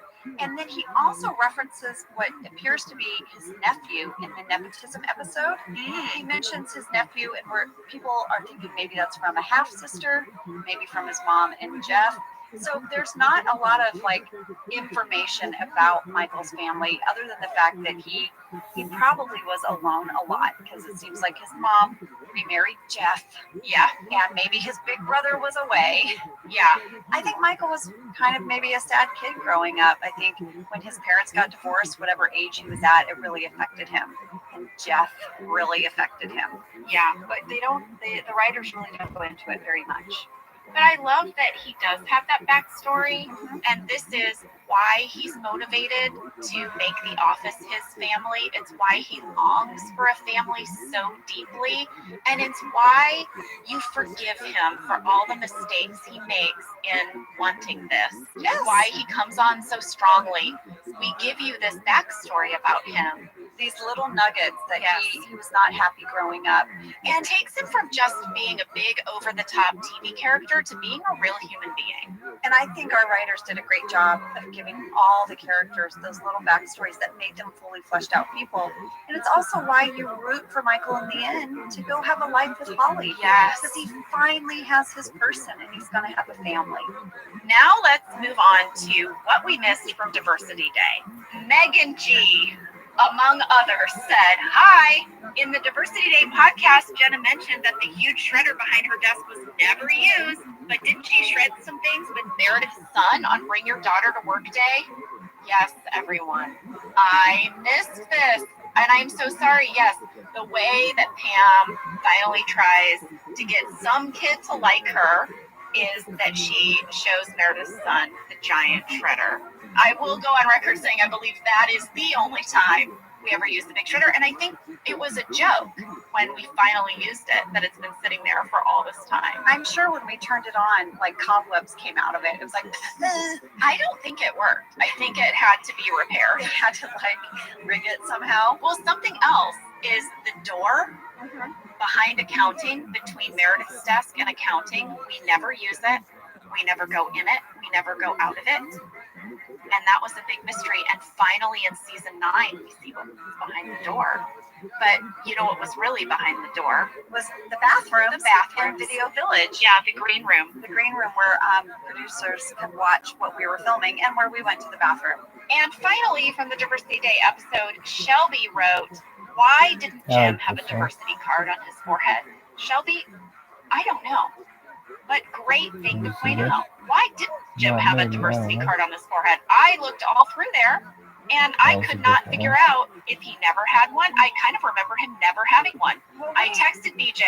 And what did BJ say? He didn't get back to me. I went over to Dunderpedia. Yeah. Okay, Dunderpedia is like the Wikipedia just for The Office, and it lists every person and the card on their forehead, and Jim does not have one. There is no listing for Jim. This is a mystery, and it's just going to remain so. Phyllis has Haitian in a deleted scene, and Devin has West Nile in a deleted scene. Yes. But Jim does not ever appear with a sticker on his forehead. Is it because John had bangs? I don't think so. Look at his hair and tell me how you'd put a note card on his forehead. I don't know. I think somehow Jim just managed to get out of it. Doesn't he seem like the kind of guy that would get out of something like that? Somehow. Like he would just like sneaky because he's cool. Clearly. All right, guys. Well, maybe we should take a break. I like it. All right, let's get into healthcare. Heather wrote in and said, there is a brief discussion about Rain maybe having a lollipop in his mouth at 4 minutes, 50 seconds. She says it's a toothpick. Angela, can you confirm? Heather, here's the deal. I have now gotten glasses for far away. They're new. I now wear them when I watch the episodes, and I rewatch this part of healthcare just for you, Heather. Yeah, And I think you're right. I think it's a toothpick and not a lollipop. Without glasses, looks like lollipop. With glasses, I'm like, I bet it's a toothpick. You're seeing the detail. Brett at 5 minutes, 5 seconds says there's a photo on the wall behind Meredith. Is that Bob Barker? Yes. It is? Brett, yes, it is Bob Barker. Okay, and it looks like it's torn out of a magazine. And Bob has like a striped shirt. He's sitting on a sofa. I swear this was in a magazine. And it's just right below, there's a green Scranton Wilkes Barre wall map index book that's been like thumbtacked. And right below it, it's Bob Barker sitting on a sofa. Is this something that Meredith, the character of Meredith, put on the wall, we think? Does she love Bob Barker? You know what? It fits. He's really tan. He's got a lot of money. Yes. He probably knows the best buffet in Vegas. All right. This is Meredith's kind of guy. Next question. This is for you, Angela, from John. Now that we know that Kevin applied for a job in the warehouse, but Michael gave him a job in accounting, does that change the way you look at the dynamic between the three characters in the accounting department? Angela, I want to say that you always had the most amazing backstory for the character of Kevin. Will you share it? This is, guys, now this, we always make fun of my actor prep and my Pam document, but Angela has this backstory for the character of Kevin that she invented, that she shared with me. Here's my theory for how Kevin got his job. I think Kevin's dad, Mr. Malone Sr., I think he was like golf buddies and friends with Robert Dunder and Robert Mifflin. They were the co-founders of Dunder Mifflin. It was a nepotism hire. I think Mr. Malone was like, you got to hire my kid. Look, we know he's an idiot. Put him some...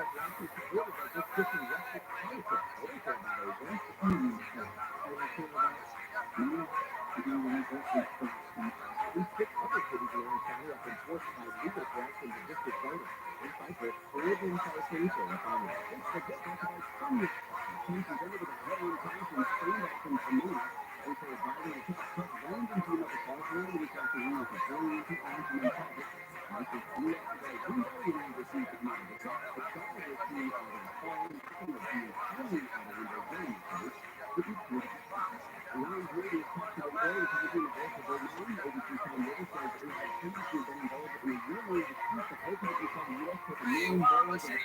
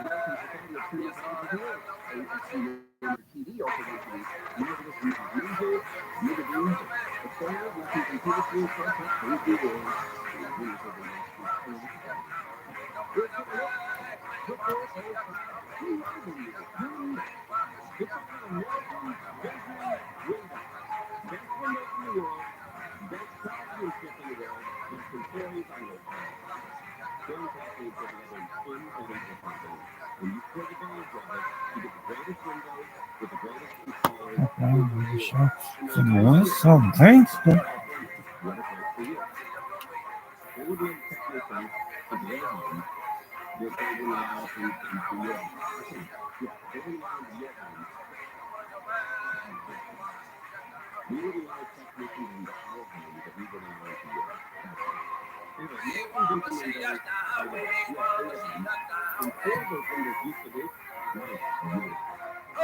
Oh, yeah, okay.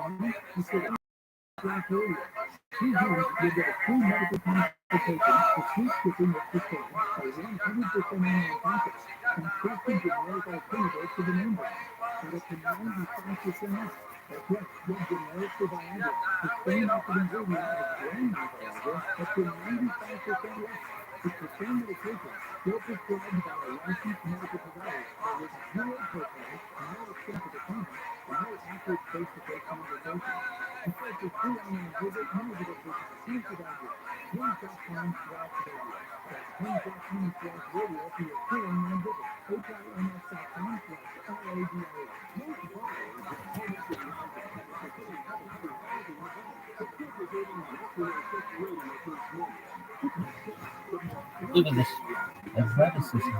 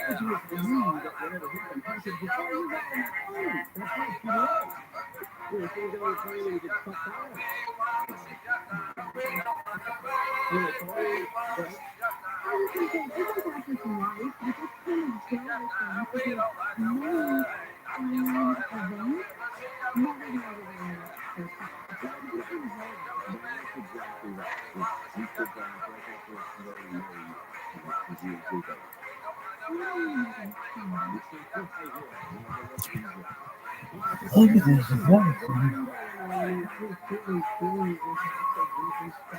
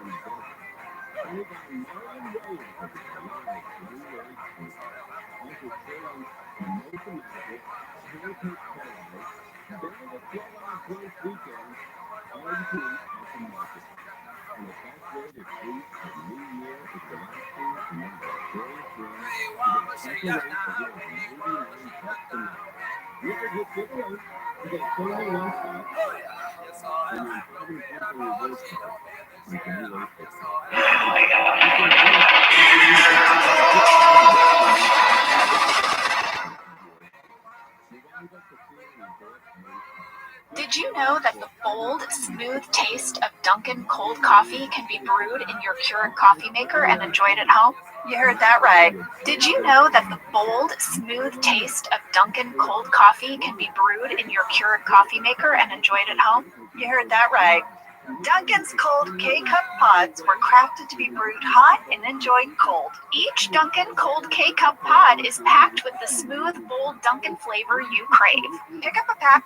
Did you know that the bold, smooth taste of Dunkin' cold coffee? All right, so those were some general hot girl comments, but let's get into the nitty gritty of the episode. Is it the factory? Boy, we should. You would love that.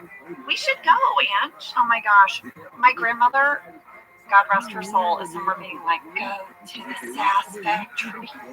She loved her sass shoes. I would love it. I went to that shoe factory in Key West, Florida. What?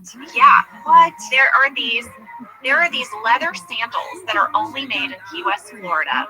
And I went on a family vacation when I was a teenager with my mom, and I got a pair of these sandals. They're like $8. And I loved them so much. And they eventually opened an online store, but the only way you could get them is if you sent them like a certified check from the bank. But it was like for $15. It was like $8 for the sandals and then shipping. And I did it for years. For years, I would go into a bank and I would get a certified check and I would send it off to this Key West because they were the most comfortable. Were they the ones like your Navy ones? Yes, the blue. Yes, yes. Jenna, I have such a strong memory of you wearing those shoes every day in the summer. Yes. Every day. Angela, I still wear them. You can order them now without a certified check. I'm disappointed I can't remember the name of them. I'm sorry, everyone. This is not an ad for them. No. This is just, I really love these sandals. I'm sure you can find them if you Google, like, Key West, Florida sandals. Listen, that's what happens. My grandmother wore Stash shoes her whole life. You find a shoe you love, you stick with it. That's right. I would go to this factory tour with you. That would be fun. All right. Steph Thomas writes in and says, there was a continuity error during the game. One shot showed Phyllis sitting on the bench with Pam and Angela. And when the camera switched to the game, Phyllis was playing. Then she was back on the bench. Yeah, I caught this too, actually. I caught a few times where she was like sitting next to us and then it would cut back and she wasn't there. So Steph, great catch. That did happen. I think we shot a little bit out of order and that was a continuity error. So great catch.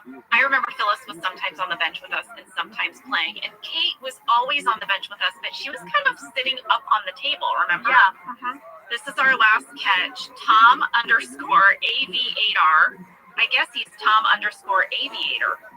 Well, Aviator. Aviator. That's the abbreviation. Yeah. Let's see.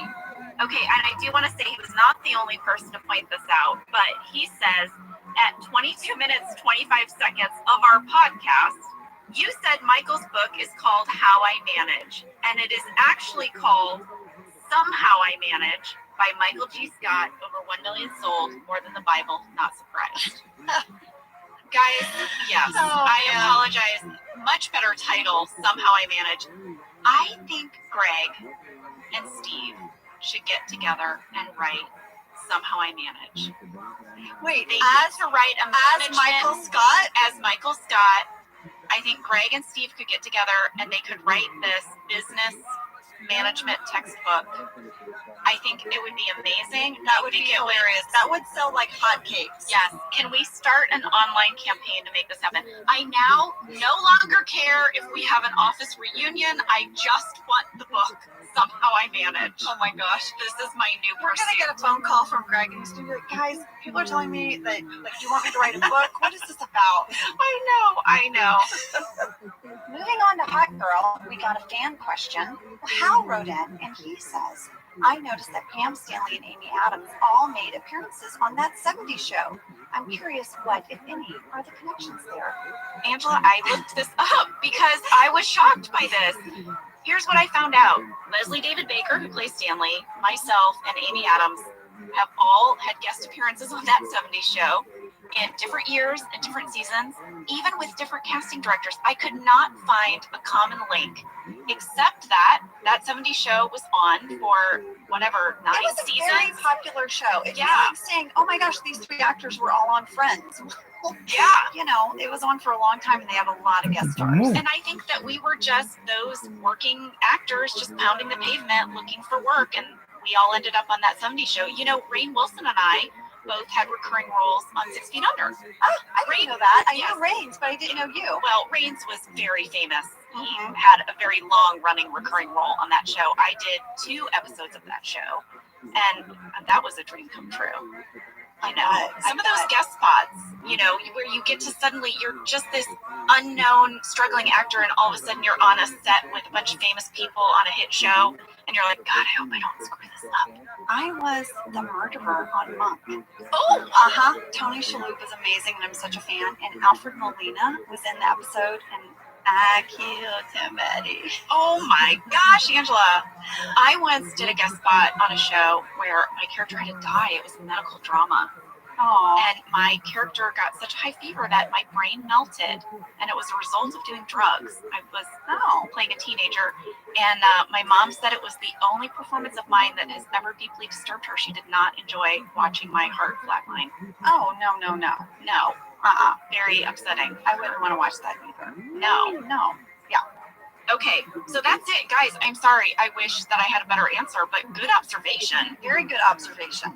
So William Warden, 6547, wrote in, Amy Adams might be my very distant cousin if she's also related to John Quincy Adams. William Warden, I have some good news for you. What? According to the internet, Amy is the 13th cousin, 8 times removed from our 6th president, John Adams, and signer of the Declaration of Independence. Does Amy know that? I don't know if Amy knows. Amy, I hope you know this. This is kind of amazing. Yes, you are a very distant cousin 8 times removed from one of our founding fathers. Wow. As is William Borden, Wow. 6547. All right, so those were some general hot girl comments, but let's get into the nitty gritty of the episode. Here is something. A lot of fans had questions about the espresso machine. Angela? Well, let me just tell you, I did a deep dive on this. Here we go. Coffee machine correction. A lot of fans said it was an espresso machine. Correction from Kelly McNeil. You ladies said you weren't sure what happened to the coffee maker at the end of Hot Girl. Doesn't it make a reappearance in the episode where Michael renovates the Michael Scott Paper Company into Cafe Disco? Well, let me tell you, Angela, here I go. I went way into the internet last night, guys, and here's the thing. In Hot Girl, at 11 minutes 41 seconds, Michael says it is a Starbucks digital barista, and it costs $1,000. And you know what? I looked it up, and it looks kind of boxy. Look, Jenna. Oh, yeah. Right? Mm-hmm. Now, in Cafe Disco, this is not the same machine. Oh, Cafe Disco, it's actually circular looking, and it is called a Espressione Cafe Nova Centro. Oh. It's $400. Is it also from Starbucks? No, you can get this. It looks like on Amazon or Costco. Oh, I see. Oh, yeah, completely different machine, Completely guys. different. One looks like a boxy square. The other is like round with levers. Yeah, it has a sort of cylinder-esque. Yes, I don't even want to tell you guys how long it took me to find this information out. I actually found the Cafe Disco Espresso Cafe Nova Centro on Reddit. Reddit is an interesting place. Oh my god. Oh boy. So anyway, Sam is shaking his head. Yeah, don't go to Reddit. Mom, don't go to Reddit. Well, I was looking for a coffee maker, dang it. But here's the thing, it is not the same coffee maker. Well, I believe Phil Shea when he said we had to return it. It definitely isn't the exact same one because he returned it back to Starbucks to get his money back. And the one that's, I guess. the one that's Even though we used it. The one that's in Cafe Disco, why did I read the reviews? But it's much cheaper. Oh, I And see. Doesn't always deliver. Well, that makes sense because Michael Scott Paper Company did not have as much money as Dunderman. They would not spend $1,000. They would not. All right, so more about the coffee maker. A lot of people would like us to answer the question, who won the coffee maker? Remember I bring up that we don't know? Well, Julia Sniffen found out something very interesting. Julia, what? She said at 16 minutes, 43 seconds, Dwight is asking Katie on a date. And when she says no, he moves and you can see the leaderboard for the incentive prize. It says DM Calendar Blitz. Jim is in first place with $3,500 and Dwight is in second with $3,000. She says, I like to think that Pam wrote this. So I guess at that point, Jim is the leader. So technically Jim would have won coffee maker. Right. If we Michael believe it. was a little sour though about Katie going home with Jim, so that might not have worked out for Jim. Yeah, I like to think that at the end of the episode, Michael is just sipping coffee, like he kept it. Why do I feel like he kept it? I feel like he kept it at his condo. I do too. That's what I think. Well, Tyler Weirs also says, I was rewatching Hot Girl after listening to the last recap, and I noticed the name Andy written on the conference room sales board at 14 minutes, 36 seconds. Is this a complete coincidence, or was this, pointing at Andy Bernard, the character of Andy Bernard, already in the plans? This must be a coincidence. It's a coincidence. 100%. There's no way they knew that early on that any of those extra characters were going to be storylines. There's no way. But I feel like this is what we talked about before, Angela, about these accidents that sort of stay in the ether of the office magic. Hey, I will go down a deep dive on how I think there's a group mind in comedy, and it's my improv background, and that when people are all in this group mind, these wonderful accidents that aren't accidents happen, Yes. Okay, sorry, I geeked out for a second, guys. I love it. Laura Sloss wrote, I loved the Hot Girl episode of the podcast. Thank you. She loved hearing about my poker tournament in Scotland. She lives in a town outside of Edinburgh and was wondering, do I remember the pub that I won the poker tournament in? Yes, I do. Yes, I do. It is called the Wally Doug, and it is at 32 Northumberland Street. Laura said she's going to go by and see if my name is still on the leaderboard. Will you let me know? Oh, that would be great. If it is, you have to take a picture. Yes, please do. That is so cool.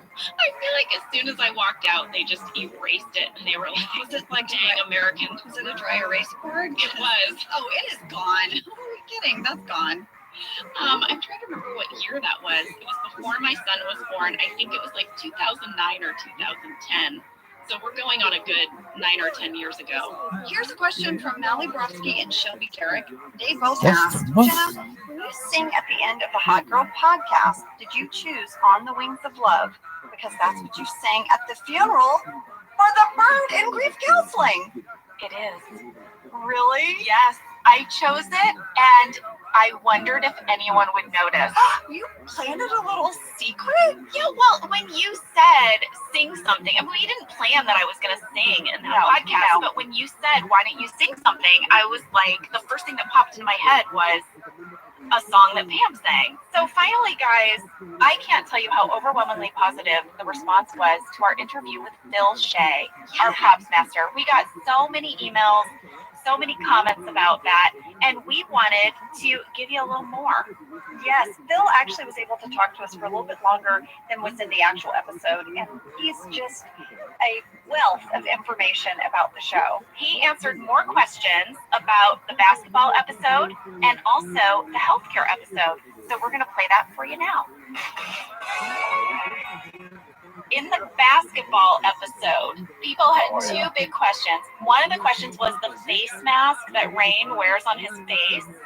I remember that was Greg's idea and it was scripted, but we never refer to it. Do you remember that? Is that something you had to find? Is that a prop or is that a wardrobe? It was a prop because it was basically something that would have been in Rain's personal effects. Lots of store had a ophthalmologist. Shout out to Saigon Vietnamese sandwich chiller. See, this guy saw. They just made a little fucking sign, kids. Kids, here's what happened. Some Asian guy in Vietnam starts a fucking thing in New York City, and he's like, "Oh my God, this fucking business is not doing that well." It's known as Saigon Crazy, inspired by Alan Vietnamese Iverson. sandwich deli in New York City. I don't know where. This motherfucker sees, like, the guy's just gotta be like, to his kids, like, we're fucked. Like, we need more customers. And the kid, somebody gets on a computer, does a pretty good job with the sign. I've seen this thing slaughtered. Does a pretty good job with the sign. I mean, really gets the point across perfectly. Please spread words in your social circle that we are open. Like, okay. It's not like, yes, it's spread the word, spread word. Okay, fine. Another thing We people need wanted to know more about in customers that like you to episode say, I mean, it's really is sweet. the cold pack Thanks that a burst million. open. Did you have to So test this guy cold just sees packs? it and Like, he's how like, I'm did getting you this and boom. make sure Now that I this see it cold pack and I burst spread it, open and we're in gonna like make that the like fucking way that Saigon Greg wanted? Vietnamese sandwich deli in Little Italy. Oh, of course, in New York City, one of the most popular fucking destinations in the city. It's just gonna be like, they're like the fucking soup box out the fucking door for this motherfucker. He's got an A, but we know that doesn't necessarily mean too much. It's still something. So let's help him. Looks like wow, we'll figure it out. Yeah, let's help him. Poked a hole in him. So wouldn't that be something that like somebody's randomly made a sign and that person took a picture and I got it on video and then that video went somewhere?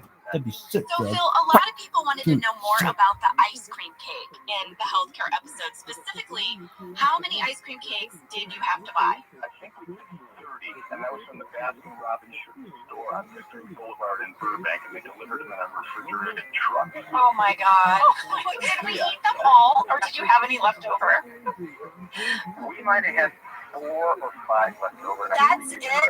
Oh, man. I'm sure. Who ate them at craft service? Not the cast, I can tell you that much. We were all about to vomit. I gave it craft service, and I was just glad to be rid of them all. Because I don't want to know who eats them or what to do with them, but they're not my responsibility. I know.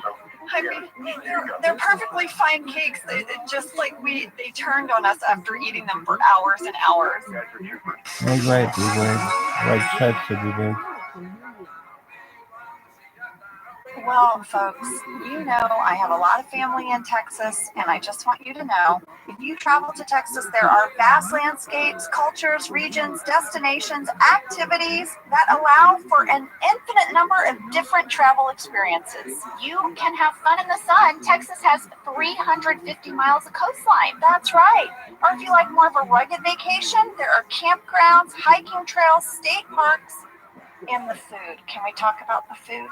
Tex-Mex and barbecue. Barbecue. There's live music, art museums, cowboy experiences. Come on. Right now, Travel Texas offers a one-of-the-kind online trip builder that allows users to generate a custom visually led trip matched to their unique interests. So you go in there and you click your interests and it'll say, here's where you want to go in Texas. Visit traveltexas.com/get-your-own to get the only trip to Texas that matters. Yours. That's traveltexas.com/get-your-own.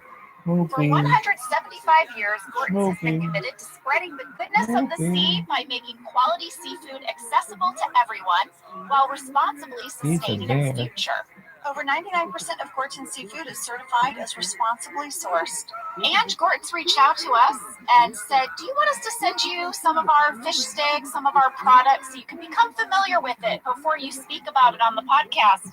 And I was like, Gorton's, I've got you in my freezer right now. Yeah, you do. You do. Your kids love the fish sticks. Yes, it's our fave. Guess what I got? I got the Southern style shrimp.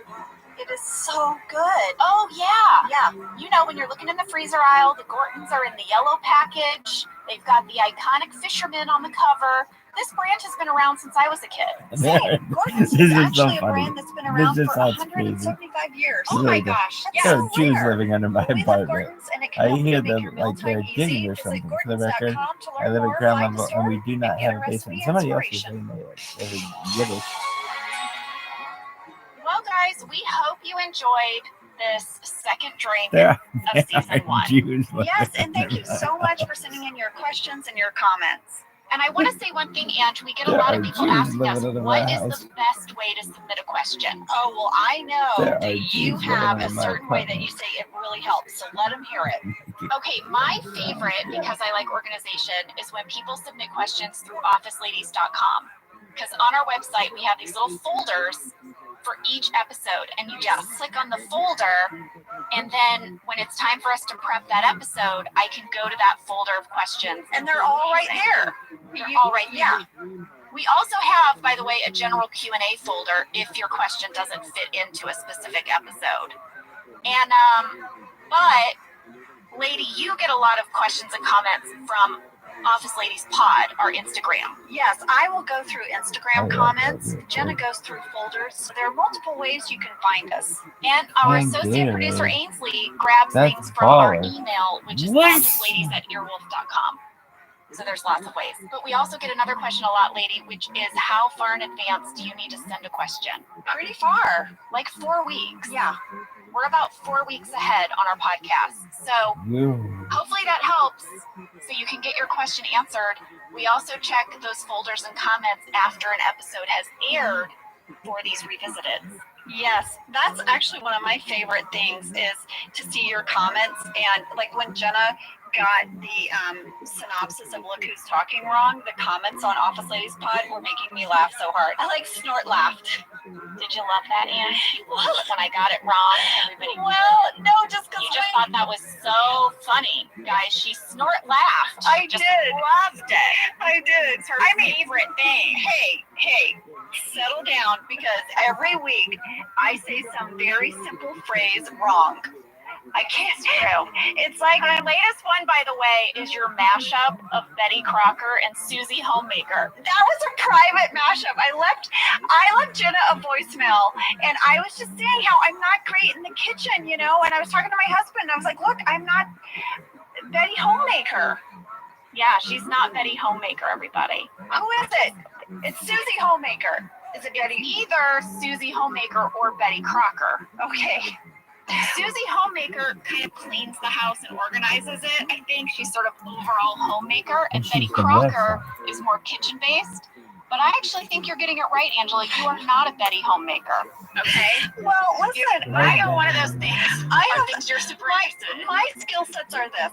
if you want someone to organize your pantry, if you have like all of your sort of wrapping paper and it's all in a bin all meshed up with your ribbon, I'm gonna go through, I will fold every piece of tissue paper. You will Marie Kondo that. But guys, I can't like make a casserole out of just like extra stuff in the fridge. You're not gonna want to eat that. I don't have that in me. I hear you. You're not a Betty homemaker. I'm not a Betty homemaker. All right, you guys. Well, happy holidays. We hope you're having a safe and good one. And we just want to say we love you. Yeah, we love you, and we'll be back next week breaking down an episode as usual. Bye. Bye. That's my turkey. I liked it. Thank you for listening to Office Ladies. Office Ladies is produced by Earwolf, Jenna Fisher, and Angela Kinsey. Our producer is Cody Fisher, our sound engineer is Sam Eager, and our associate producer is Ainsley Bubico. Our theme song is Rubber Tree by Creed Bratton. For ad-free versions of Office Ladies, go to StitcherPremium.com. For a free 1-month trial of Stitcher Premium, use code OFFICE.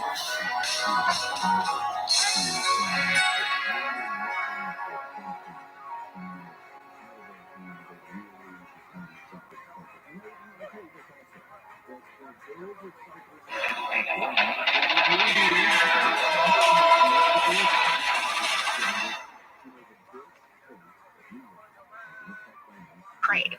Pick up a pack of Dunkin's Cold K-Cup pods and enjoy a Dunkin' Cold coffee at home whenever you crave it. Just brew over ice and sip in seconds, because the home with Dunkin' is where you want to be.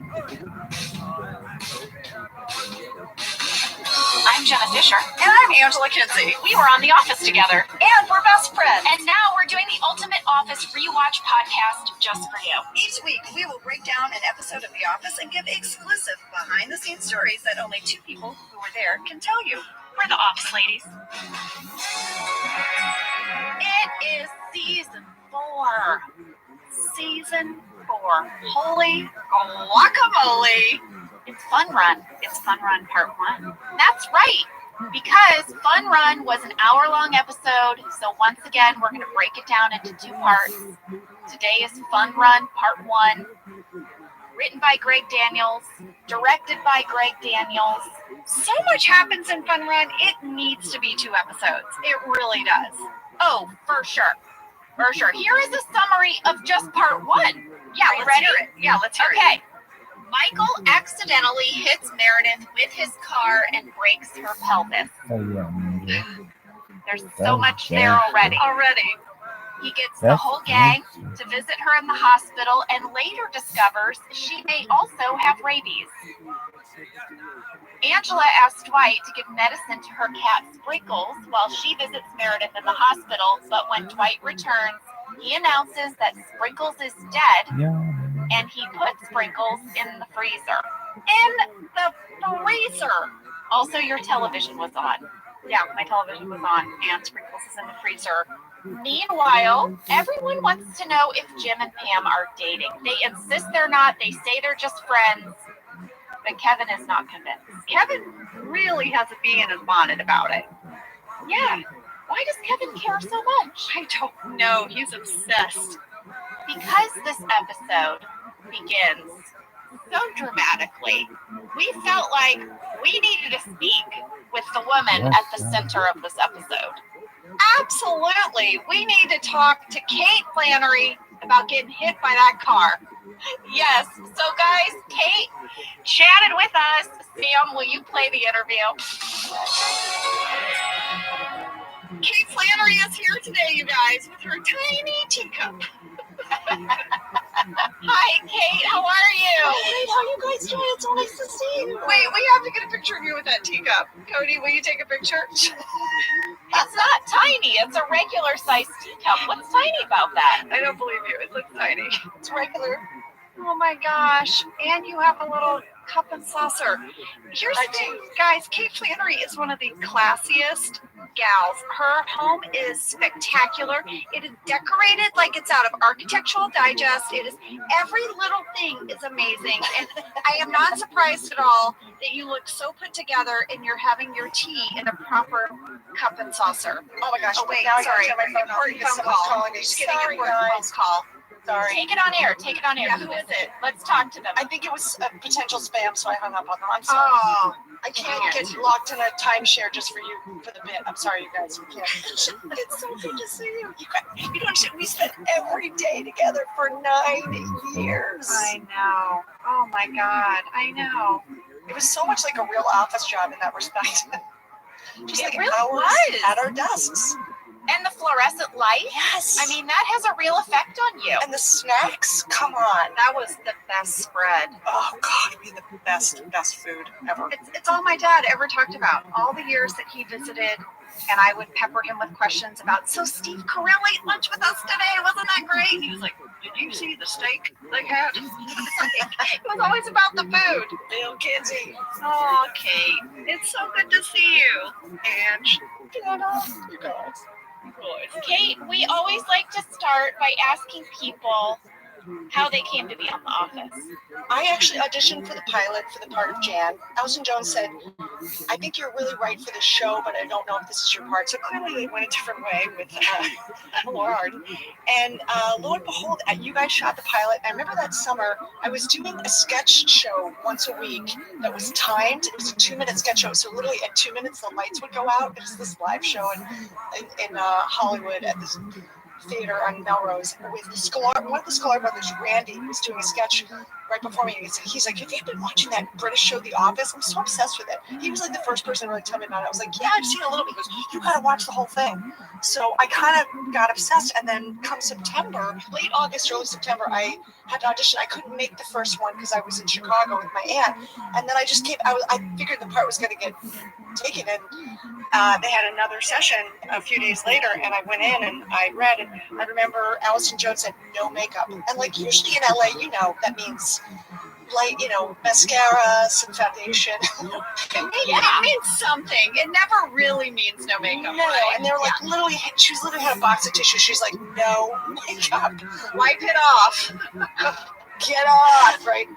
Anyway, and then I just remember there were a few actresses that I knew from Chicago that were there, and I felt like they booked everything. I'm like, I'm never going to get this. But I just remember that room was Ken Kwapis and Greg and Allison Jones, and I'm sure Paul, the recipients, I'm sure Mike Schur, I'm sure all the producers were there, the writer-producers. It was like the most unique experience I think I've ever had in an audition. And then when I came out, I got home, and then Allison told me to go to Gower and do it again, do it one more time, and do less. And then by the time I got home from there, I found out that I got the part. What? You booked it on the drive home? Girl, way I to didn't have a cell go. phone, so I didn't know till I got That's home. every actor's dream. You didn't have a cell phone, so you didn't know. Those were the days, man. Like, you know what? They couldn't get a hold of you. You found out at home. I was playing hard to get on the drive home. Wow. Well, Kate, I was so excited because when you walked on the set that day, Kate and I had been doing an improv show called Bitch Planet. All chick improv. All chick improv. And we'd been doing that for years. And then all of a sudden, my good friend was going to be sitting like right behind me for years. That was just amazing. Who knew? When 4 people were in our audience on a Sunday night for our show. At 10 o'clock. Kate, do you remember what your audition scene was? Yeah, it was from The Alliance. It was the whole reaction to the surprise party and Michael reading the birthday card and insulting Meredith like crazy. Yes, amazing. That was so awesome. So awesome. So awkward. So awful. So awful. Happy birthday. Happy birthday. Well, Kate, we've talked a lot on this show about how once we were filming in that bullpen, we were all in the scene. And so we were all each other's background. And that's very unique. It's not like that on a lot of shows, right? Yeah. So we sort of talked about the things we did in the background. We talked about how Phyllis looked at gates. Remember, she looked at gates for her house for years. I remember they told me when I booked the job that I was supposed to bring paperwork because they really wanted us to be looking like we were working. And I loved that suggestion. I thought it was so, it's so method because no one is suddenly acting like they're working. They're actually working and the camera catches them, which makes so much more sense. So I actually brought my taxes for season. I was going to say, Kate, I have a memory of you opening your mail and like Oh, yeah, I did. I brought a bag of stuff. And I think I also like snuck reading a book, which is kind of like a thing that people do in an office anyway sometimes. Well, especially Meredith. Well, I don't know. Does Meredith read a lot? Maybe not. I got into solitaire, clearly. That was like my main background choice for so much. But that was so much because the back of my head was in so much of it that my screen was caught all the time on my computer. So I would just, rather than like go to cut some file at the last minute, I would just dump into solitaire because I knew I could just get right back into it. I thought it was a funny thing for Meredith to be multitasking all the time with a game. So well, you became really, really good at it. Actually, Creed and I would have many a competition, and I whooped his ass. I am still sort of hung up on the fact that they told you to come to set and bring paperwork. Did they tell you that?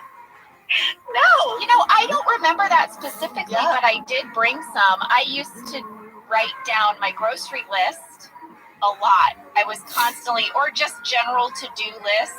I would journal, but with a paper and pen. It's so funny. Now, Jenna, you and I had a little system that we created. Do you remember? You remember this one? You have to. It's one of my fondest memories.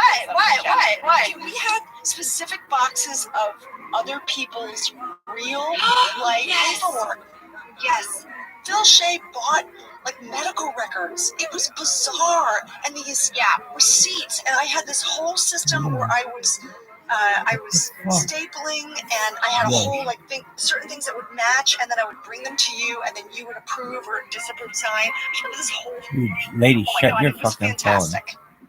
It was amazing, and it was very specific. My favorite thing about it, Kate, was that we would do this in the deep background when no one would appreciate it. It was really just for us, and we would never break character, and we would argue not with each other, but sort of like with the system. We were mad at like how they had added these alphanumeric characters that don't match any of the forms and are impossible to input into the computer. We had this whole thing we were mad at corporate that we would do. We did. Oh my gosh. This was the greatest job in the world. This is the cutest thing that how is it that I was on set with you guys all these years? I didn't know. I didn't know you guys were doing this. Do you know what Oscar Nunez would do? With these health records, Oscar would find one that had something really peculiar, and he'd circle it and highlight it, make it very important, and he would hand it to me in the middle of a scene with great authority, and it would say something like, bulbous mass on eyelid, probably sty, recommended to drain of the pus. And I'd be like, oh my God, I'm reading this in the background of a scene. We were so respectful, though. Obviously, we never gave away anybody's name or medical condition on the show. I want to say I have a memory that those forms were redacted, like that the real personal info was blacked out. Did I do that to the forms? Or I think we did it to the forms. I literally think we did because I remember sometimes there were a little bit, but not everything. Not everything. Yeah. I do remember addresses being blacked out. But anyway, guys, it was sort of creepy to know that you could buy old medical records in those days. I'm sure now they're all computerized. And also the dates were from 3 decades ago. It was there's a lot of stuff in 1960s. Yeah, the 80s was a big, yeah. So I love how we're trying to reassure people when the truth is we clearly had things we shouldn't have had. Oh my God. But you know what? Let's keep trying to justify why it was okay. Well, it's fine. What happened at Dunder Mifflin stayed at Dunder Mifflin. We did not share any sensitive material. But I will say, what I loved about that and the realness of the paperwork, it just kept everything. It was like a little focus for the lens. Yeah, one of my favorite things was they had stacks and stacks of some type of time code documentation from these offices, and they were on really thin, almost like the pages of a Bible thin, Yes. And then they had all the little carbon slides in them, and I would sometimes smell the carbon slides because I like the smell. It's like the smell of a Sharpie. I like this. This is the True Hollywood story right now. Angela's I know. What is happening right now? Angela was sniffing the carbon in the background sometimes. this is how you got into character. I don't know. Well, you know, it's funny because Ken Quapis would do that thing, you know, like the general tone at the beginning, like when he would come, and this was all part of it, just like actually, you know, filming us working, just working and being like, you know, who are you working? It's funny, people have asked me, like, how did you see in character, whatever. I feel like those were our desks. So the crew really wasn't allowed to sit at our desks. So it really did feel like an office job in that respect. Like you would literally walk in to set and just go right to your desk. It was kind of like focusing and specific and really wonderful, and it kept all of us in the game. And likewise, you know what? I wouldn't sit at anybody else's desk. Like, I would never just go sit down in Phyllis's chair. No. Right? That was like her space. Sometimes Rain would sit at my desk to talk fantasy football with Brian. Right. And I would have to come kick him out of my seat. But I just had such respect for the process. Like, I just feel like the focus was always in the right place for our show. Yeah. And I feel like I didn't always have a lot of lines, obviously, but I feel like there was something that I felt like I was kind of holding the space for the reality that we were in, and that was very important to me. I was always very conscious of that. Well, we are super excited to talk to you about this amazing stunt that you did in this episode. I mean, holy cow, Kate. You get hit by a car. You get hit by a car. What was your first thought when you read this episode? Okay, I literally said, does she live? I literally said, does Meredith live? I said it right away. And then, like, I've been reading later that, like, there's been articles saying that one of the writers decided that, you know, they wanted to pitch that Meredith didn't live. And then they thought that was too dark. Greg thought it was too dark for Michael to have killed one of the employees. Oh my God, yeah. How do you come back from that?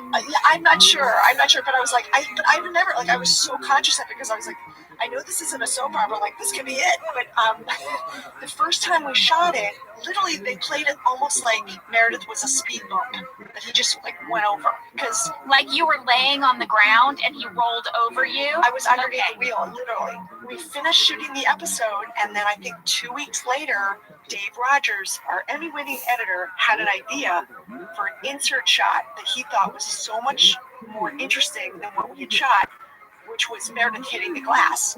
And he asked our UPM Kent Zbornak to try it out and show it to me. And like, Kent did it. Do you think he'd do it? I mean, he obviously did not know me because I would have said yes. I totally would have said yes. I was going to say, you would say yes. I would have, but season 1, I remember Greg, there was a shot of Dwight and Michael dressed like Crockett and Tubbs from Miami Vice, from a Halloween party. Do you remember that? Yes, yeah.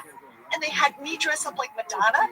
And I remember it was like maybe my second week there, and I was like, oh, okay, I'll be Madonna, whatever. And like, they really went for it. I mean, I was like 1987 Madonna. I was wearing like a bustier. It was nuts. I was just in the background. And I thought there was something about that. It was like my responsibility to do whatever as full out as possible. I don't know. I was like kind of up for anything. Because I remember Greg saying, is it okay if you do this? And I was like, sure. Like, of course. So that started the whole Meredith saga, being full Madonna. Started it all. Right. But I actually felt like it was so much fun to do the physical comedy because I have such a good time doing. I mean, I've always had a good time doing that my whole career, but like this was so up another level for sure. So literally, when we went to shoot it, we had to shoot it again, and Steve wasn't available. So Dan Beals, who was our PA, who was so young at the time, he had Steve's jacket on and shirt, so it was his hand that they would cut from, and it's such a quick swipe, like it you know.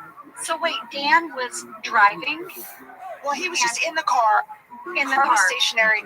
I started in the center of the hood. I had to roll up to the glass and then roll off the car onto a giant mat. And so you sort of had to, like, with force, roll into that windshield on your own. You sort of slammed your body into the windshield and then slowly rolled off of it onto a mat in the parking lot. Yes. And I remember after like the 4th take or 5th take, Greg took me aside and we went to the back where the warehouse entrance is in that alley where we shot, like, where the bird, you know, where they had the bird funeral, you know, the alley. Yeah. He's like, okay, come with me and do some jumping jacks. He was like doing jumping jacks with me just to get me really loose. I love Greg so much. I mean, that's so Greg, by the way. He's the greatest.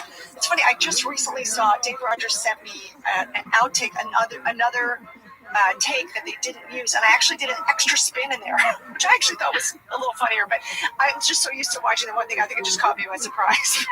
So wait, there is a take of you out in the universe where you flip forward twice into the windshield? No, once in the windshield, but then I flipped twice off the car. Oh, so it's like it's insane. It's insane. Well, guys, at 53 seconds, you can see Kate's face up against the windshield. And I'm telling you, after we shot that, I remember they were using it in the promos for the episode because it was the first episode of season 4, Fun Run. I remember Joaquin Phoenix canceled at the last minute for the Tonight Show, so they asked me basically because of the promo. It was so much fun, like they actually want to be on the Tonight Show. So that was the first time I did that. That was so awesome. Well, Kate, you're just like a rock star. I mean, I have to ask you though, if you were rolling with force into a windshield over and over and rolling off, were you sore? Did you we had to match what we shot before because they weren't sure about them before if they were going to see us before, so I had to match the clothes, and I was wearing short sleeves and like a denim jumper. Yeah, like a kindergarten teacher. And I remember the Emmys were like the next week, and I was so bruised. I had to use like body makeup. Yeah, because I think if they knew they were going to do the stuff that way, they probably would have padded you up and dressed you accordingly, right? Yeah. Oh my gosh, that's crazy. Well, Kate, you did so many stunts on the show. Was this your favorite? I think so. This was my favorite. I also loved being, this is so weird, I was on top of the men's room stall when Dwight comes, I was planking, Meredith is planking. Yes. Dwight comes in with a fire extinguisher and just blows her off into the stall. Yeah, we used the real men's room, where Video Village, where the guests were, those 2 bathrooms. Yes, yeah. And they put like this weird flim-flam mattress on top. And I was like, fingers crossed I don't go the other way, because there was nothing on the other side. Because I had to balance. It was so crazy. But, yeah, and it was really the men's room. I'm like, okay, this. Hopefully I don't land too hard, because then I'm going to hit the toilet. And it was so bizarre. But it was really fun. I want to give some props to your athleticism. I know that Angela has often Here we go. me for my athleticism. Here we go. No, it's okay. I'm not going back to that any more than I just did. But Kate, you are amazingly athletic. I mean, in doing all these stunts, it doesn't surprise me. I mean, we know that you were on Dancing with the Stars and you were amazing, but you also did your lounge show, The Lampshades, for years and years and years. And I remember coming to see you in that, and you do this deep squat repeatedly, and you pick your leg up, and I was like, oh my gosh, I feel like they got so lucky with you as Meredith, because you were qualified for these stunts. That's so sweet. I feel like for me too, it was empowering. Like, I did not do the stunt with my hair on fire. I did do all the stuff in the parking lot of Moroccan Christmas. I just didn't And do the hair on fire. bat, you did the bat. That was crazy, and you really sold it. It was so crazy. And then I didn't actually shave my head. I had a bald cap for that. So I feel like those are the two. Like, I'm like, okay. But I think it's okay that you let your hair be. You know what I'm saying? I know. I think Greg was disappointed though. It was like the first time I was like, nope, not doing that. Like, well, can we talk a little bit about the moment in this episode where we're all in the hospital? We've all come to see you. My memory of this was it was so hard to get through those scenes without laughing. In fact, you see us break. I fully break in the episode. That was a very fun run. Yeah. What are your memories of shooting in the hospital? I remember there was one scene where Dwight talks about the fact that if they pulled the plug, basically the energy, like they were wasting money, keeping you going. Right. I loved it when you were like, do not pull the plug. Don't pull any plug. Oh my God, it was so good. And I remember the take when Steve just, as an apology, he's trying to get an apology out of me, and I won't apologize. And so he just decides to climb into the bed with me. And I feel like I had a slight delayed reaction, but I'm like, "Wah!" I just started screaming because I'm like. Well, we were also surprised because he improvised that, and you even see all of us. We sort of like freeze, and then we're like, Michael, stop! Yes. It really took us by surprise. Totally. Well, Kate, another question we like to ask our guests is if they took anything with them when the show wrapped. How dare you? What do you have it? What do you have it for? I have Meredith's purse. I always wore it like a like a side saddle. Yeah. You satcheled it. And I left everything in it that was still in there. So this is why I still had the marriage union of Pamela Morgan Beasley and James Duncan Halpert. Is that our wedding? Yes, it's the program. So this is what I did. Our wedding the wedding party program. and the wedding party. Yes, this is what I showed on Some Good News with John Krasinski when we did our wedding. Oh my gosh! Isn't that crazy? That is so that you had just tucked it in your purse and you still have it. I did. We would do that though. We would get prop purses, and like if we had props, we would just put them in our purse. Totally. Yeah. I have. Oh my gosh, what else do I have in here?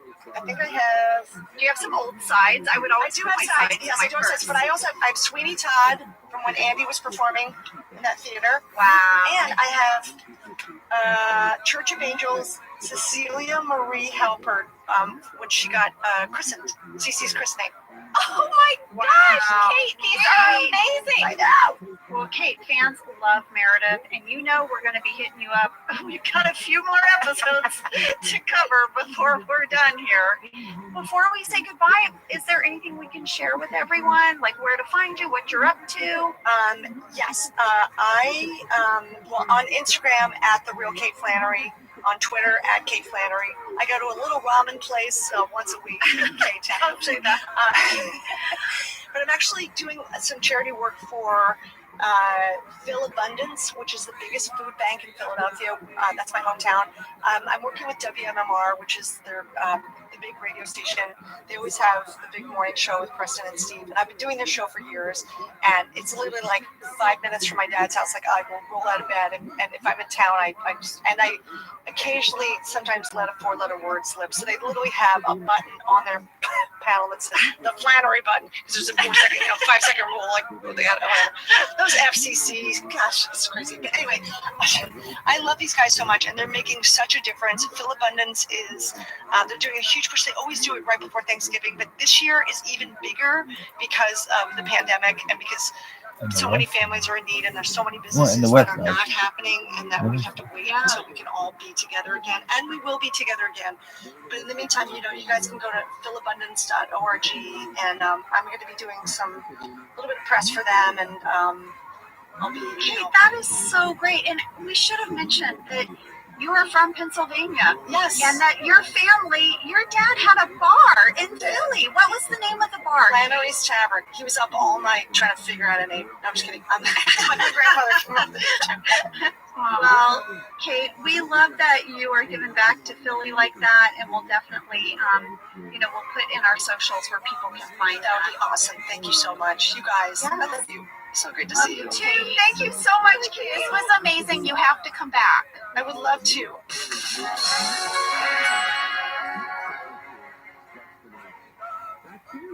Jenna, you and I both love to learn new things. We like to explore new things. And I have to tell you a little something I did over the holidays. What did you do? Well, my daughter was very curious about the classic holiday movies. What are the holiday movies? And there's so many different genres, right, within a holiday movie. But we really sort of narrowed in on the rom-com holiday movie. Yes. And I went on Amazon Prime, and there were a bunch of movies on there. I now think I can write a holiday rom-com movie. Well, I think it's very important to stay curious, stay open to exploring new things, and you can do all of that with Amazon Prime. With Amazon Prime, you get Prime Video, Amazon Music Prime, and Prime's fast free shipping. Whatever you're into, it's on Prime. Visit Amazon.com/Prime to get more out of whatever you're into. Well, folks, I have a lot of family in Texas, and I just want you to know, if you travel to Texas, there are vast landscapes, cultures, regions, destinations, activities that allow for an infinite number of different travel experiences. You can have fun in the sun. Texas has 350 miles of coastline. That's right. Or if you like more of a rugged vacation, there are campgrounds, hiking trails, state parks, and the food. Can we talk about the food? Tex-Mex and barbecue. There's live music, art museums, cowboy experiences. Come on. Right now, Travel Texas offers a one-of-the-kind online trip builder that allows users to generate a custom visually led trip matched to their unique interests. So you go in there, you click your interests, and it'll say, here's where you want to go in Texas. Visit traveltexas.com/get-your-own to get the only trip to Texas that matters, yours. That's traveltexas.com/get-your-own. This show is sponsored by BetterHelp. You know, around New Year's, we all reflect and people really start making lists of what they can do to be their best self for the next year. Yes, I think, the new year definitely makes you think New Year's resolution. What do I want to change? New year, new me, that kind of thing. Yes, but perhaps this year we could be reflecting on what we're already doing right. Yeah. And therapy can help you figure out your strengths so that you can ditch this idea that you need some extreme change or this extreme New Year's resolution. And just, you can make changes that really stick because they're based on your strengths. I like that. If you're thinking of starting therapy, give BetterHelp a try. It's entirely online, designed to be convenient, flexible, and suited to your schedule. Just fill out a brief questionnaire to get matched with a licensed therapist and switch therapists at any time for no additional charge. Celebrate the progress you've already made. Visit betterhelp.com/officeladies today to get 10% off your first month. That's BetterHelp, HELP.com/officeladies. We are back. Angela, that was so great talking with Kate. She looks beautiful, stunning. We have been talking to a lot of people through Zoom for our podcast, and most people show up like a hot mess. Not Kate Flannery. No. She looked amazing. And Kate, that was so fun, and we can't thank you enough. And we have a lot to cover. We better get into it. Yes. Let's break down this episode, lady. First of all, Jenna, I would like to share with you what you were doing this week that we filmed this. Are you ready? Okay. Someone went digging into old emails. Oh, I'm kind of scared. Don't be scared. Although I could burn it to the ground, but so could you. Oh, dear. Okay. On July 31st, 2007, the whole cast got an email from Kent Sabornak that said, "Hey all, for this Friday, August 3rd, here's our schedule for the day. 8:45 a.m. Check in with the NBC Universal Studios Harassment Seminar. This will be located on stage 3. 9 a.m. Harassment Seminar. Mandatory attendance. 10 a.m. Costume fittings. Wardrobe trailer. 11 a.m. Table read episode Fun Run in the writer's trailer. Noon, cast physicals." Is that the end of the email? Please call if you have any questions, Kent. Oh, that's it? That's it. I thought it was, first of all, I thought this was an interesting perspective that you saw what a day would be like as we prep an episode. It is. Your build up to would you like to know what you were doing? I guess I just wasn't expecting the answer to be you attended a harassment seminar and got a physical. I mean, I just thought, no, what was I doing? I can't wait to find out. I mean, I have to say, I wouldn't pick this day to redo if a genie in a bottle ever gave me a wish. Okay. Well, I just thought this was a very interesting perspective. A, it shows what we had to do to start a new season. And also, B, we filmed Fun Run Part 1 and Part 2 in August. Okay, this part of the episode, we're inside. But folks, we're gonna be running outside. It's August. I just think it's an interesting perspective, Jenna. I love it. It's great. I just thought you were going to let me in on something more exciting. That's all. Than my cast physical.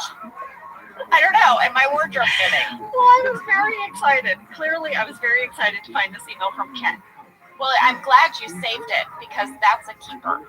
Oh, shut You're going to want to... You shut it. Scrapbook that. You shut it. What would Dwight say? Zip your lid. I probably deleted that email because I like to keep a tidy inbox. I love that you saved it, I think. I don't know what to say. I don't know how to segue into the episode. How about we get into this episode? All right, we start off with Michael eating some cereal. Yeah, and at 9 seconds, my background folks, you can see that red pot basket thing that fell out of Jan's box as she was leaving corporate.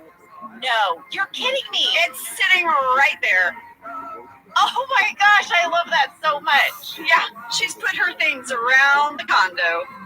Well, we had a big fan catch at this moment from Hannah A., Robert F., Christine J., Adrian Gibbs, Chelsea Warren, and many others who wrote in to say that Michael is eating cereal from Wegmans. And Wegmans is a local East Coast grocery store. They wanted to know whose idea was it to feature these Wegmans products. That would be Phil Shea. Yeah, I was going to say, it had to be Phil Shea. He was so great about doing that kind of research. But how in the world did Phil Shea get Wegmans Raisin Bran and Wegmans Soy Milk? I have no idea. I'm impressed. Listen, Phil Shea is the guy that knows a guy. He's got a guy. Phil Shea's got a guy. He's got a guy on the ground In Scranton. going to the Wegmans in Scranton, which, by the way, I looked it up, is open 7 days a week from 6 a.m. to midnight and is located at 1315 Gold Spring Road. There you go, folks. If you want to eat the Raisin Bran that Michael is eating, that's where you can get it. Add it to your Dunder Mifflin Scranton tour. Exactly. Well, then Michael enters the bedroom to reveal that Jan is still sleeping. She's probably going to sleep for another few hours, he says.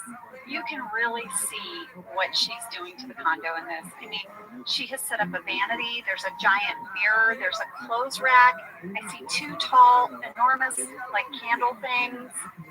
And there's a pink chair. Like, guess what there's not? Well, Michael's little bed that he sleeps on during dinner party at the end of the bed. The bench at the foot of the bed that he sleeps on is not there yet. I noticed that as well. Well, maybe I'll email you about it someday.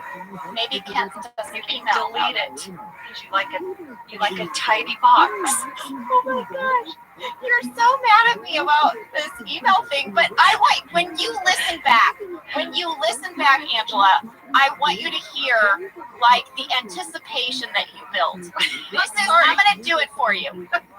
I have an email that I found that is going to tell you what you were doing this week. I have it. I'm going to tell you. And then you were like, I could burn you to the ground with some of my emails. And I'm like, what is she going to say? You said, 8:45 a.m. Check in for sexual harassment seminar. And I was like, wait, what? Hold up. That's where this is going? Hold up. You said, ooh, should I be scared? And I said, no. I mean, I have the ones that can burn it down. So do you, but not this one. Clearly not this one. Clearly not this one. This week, you complied with your job and its requirements. Well, your new nickname is Tidy Box. So enjoy. You know that's another word for vagina. I know. Hence the double entendre. Did you say that? Oh, good Lord. Tidy Box. Okay. What's happened to us? Whoa, we've been friends a long time. That's what's happened. All right. I love it. Well, Michael's in his car now. He's excited, you guys. He has a talking head. He thinks it's going to be a good year. Jan is home. Jim is back. Ryan is at corporate. Andy and Dwight are rocking the sales team. He feels blessed. He does. He also is not paying attention. And then, bam! When he hits Meredith with his car. And we talked about this with Kate. What an amazing and exciting way to start the season, I have to say. I was surprised. Even when I rewatched it, I was like, oh, God. Well, remember in her interview when Kate said that her first thought was, oh my gosh, does Meredith live? And she heard that maybe there were some writers who had pitched that they kill Meredith. Do you know who they were? I got to the bottom of it. Oh, no, this is probably a better email. I was emailing with Greg Daniels and Justin Spitzer, and they told me that, yes, they spent one evening pitching on this idea that maybe Meredith died, but it's more than that. It's not just that Meredith died. What? Greg told me that first of all, the idea was that they would shoot this as a spy shot. So they would not have a camera inside the car with Michael. It would just be a spy shot of him arriving at work for the day with the talking head as a voiceover. Okay. He said that the pitch was that Michael would accidentally hit Meredith with his car, and then thinking that no one could see him, he didn't want to leave any witnesses, and so in one pitch he backed over her to make sure she was dead. Oh, good and Lord. Then Justin told me that there was a pitch that Michael would go into his trunk and get one of those anti-theft devices called the club, and then club her to death, and then hide her body. Were they on drugs? Were they on drugs? I mean, seriously, that is the end of the show. There's no coming back. What were they thinking? That's what Greg said. Greg said, of course, we could never do this, but it was a pitch that was discussed for some time, and he said there were a few writers who were fighting for it. They were fighting for Michael to accidentally and then purposely do Meredith in. I need names. He wouldn't give me the names. I need names because I need to do a mental check on them. Holy cow! So yeah, that's what I found out. There was a moment where they were pitching that maybe Meredith doesn't make it. How? Craziness. Also, I definitely don't want to know any of their late night pitches on Angela. Okay, thanks. Okay. All right. Well, let's get into this episode. There's a lot to discuss. We start out with Jim and Pam talking to the IT guy because Pam crashed the computers looking for some celebrity sex tape. Yeah. We got a lot of mail about this. I did a little bit of a mini deep dive. Well, let's see. Lydia Lind, Megan Harrison, Mary Newberry, and Chris Roa all wrote in to say, it seems out of character for Pam to purchase a celebrity sex tape. Did your script say whose celebrity sex tape Pam clicked on, or did you ever come up with your own idea of who it might be? Okay, Jenna, I think I know what the writers were hinting at here, because I Googled, by the way, be careful Googling this, I Googled celebrity sex tape 2007. Yes. And the first thing that comes up is Kim Kardashian and her boyfriend were vacationing and made a video. And that got leaked, and it was released March of 2007, and there was a ton of like chatter, just everyone was talking about it, right? And I think when the writers thought of this story idea, that's what they were thinking of. I don't have proof of that, but this was written in around June of 2007, and that had happened in March. Yeah, so it was in the zeitgeist, but I don't think Pam would click on that. Like, is she? I don't think Pam would click on it here. Maybe she's just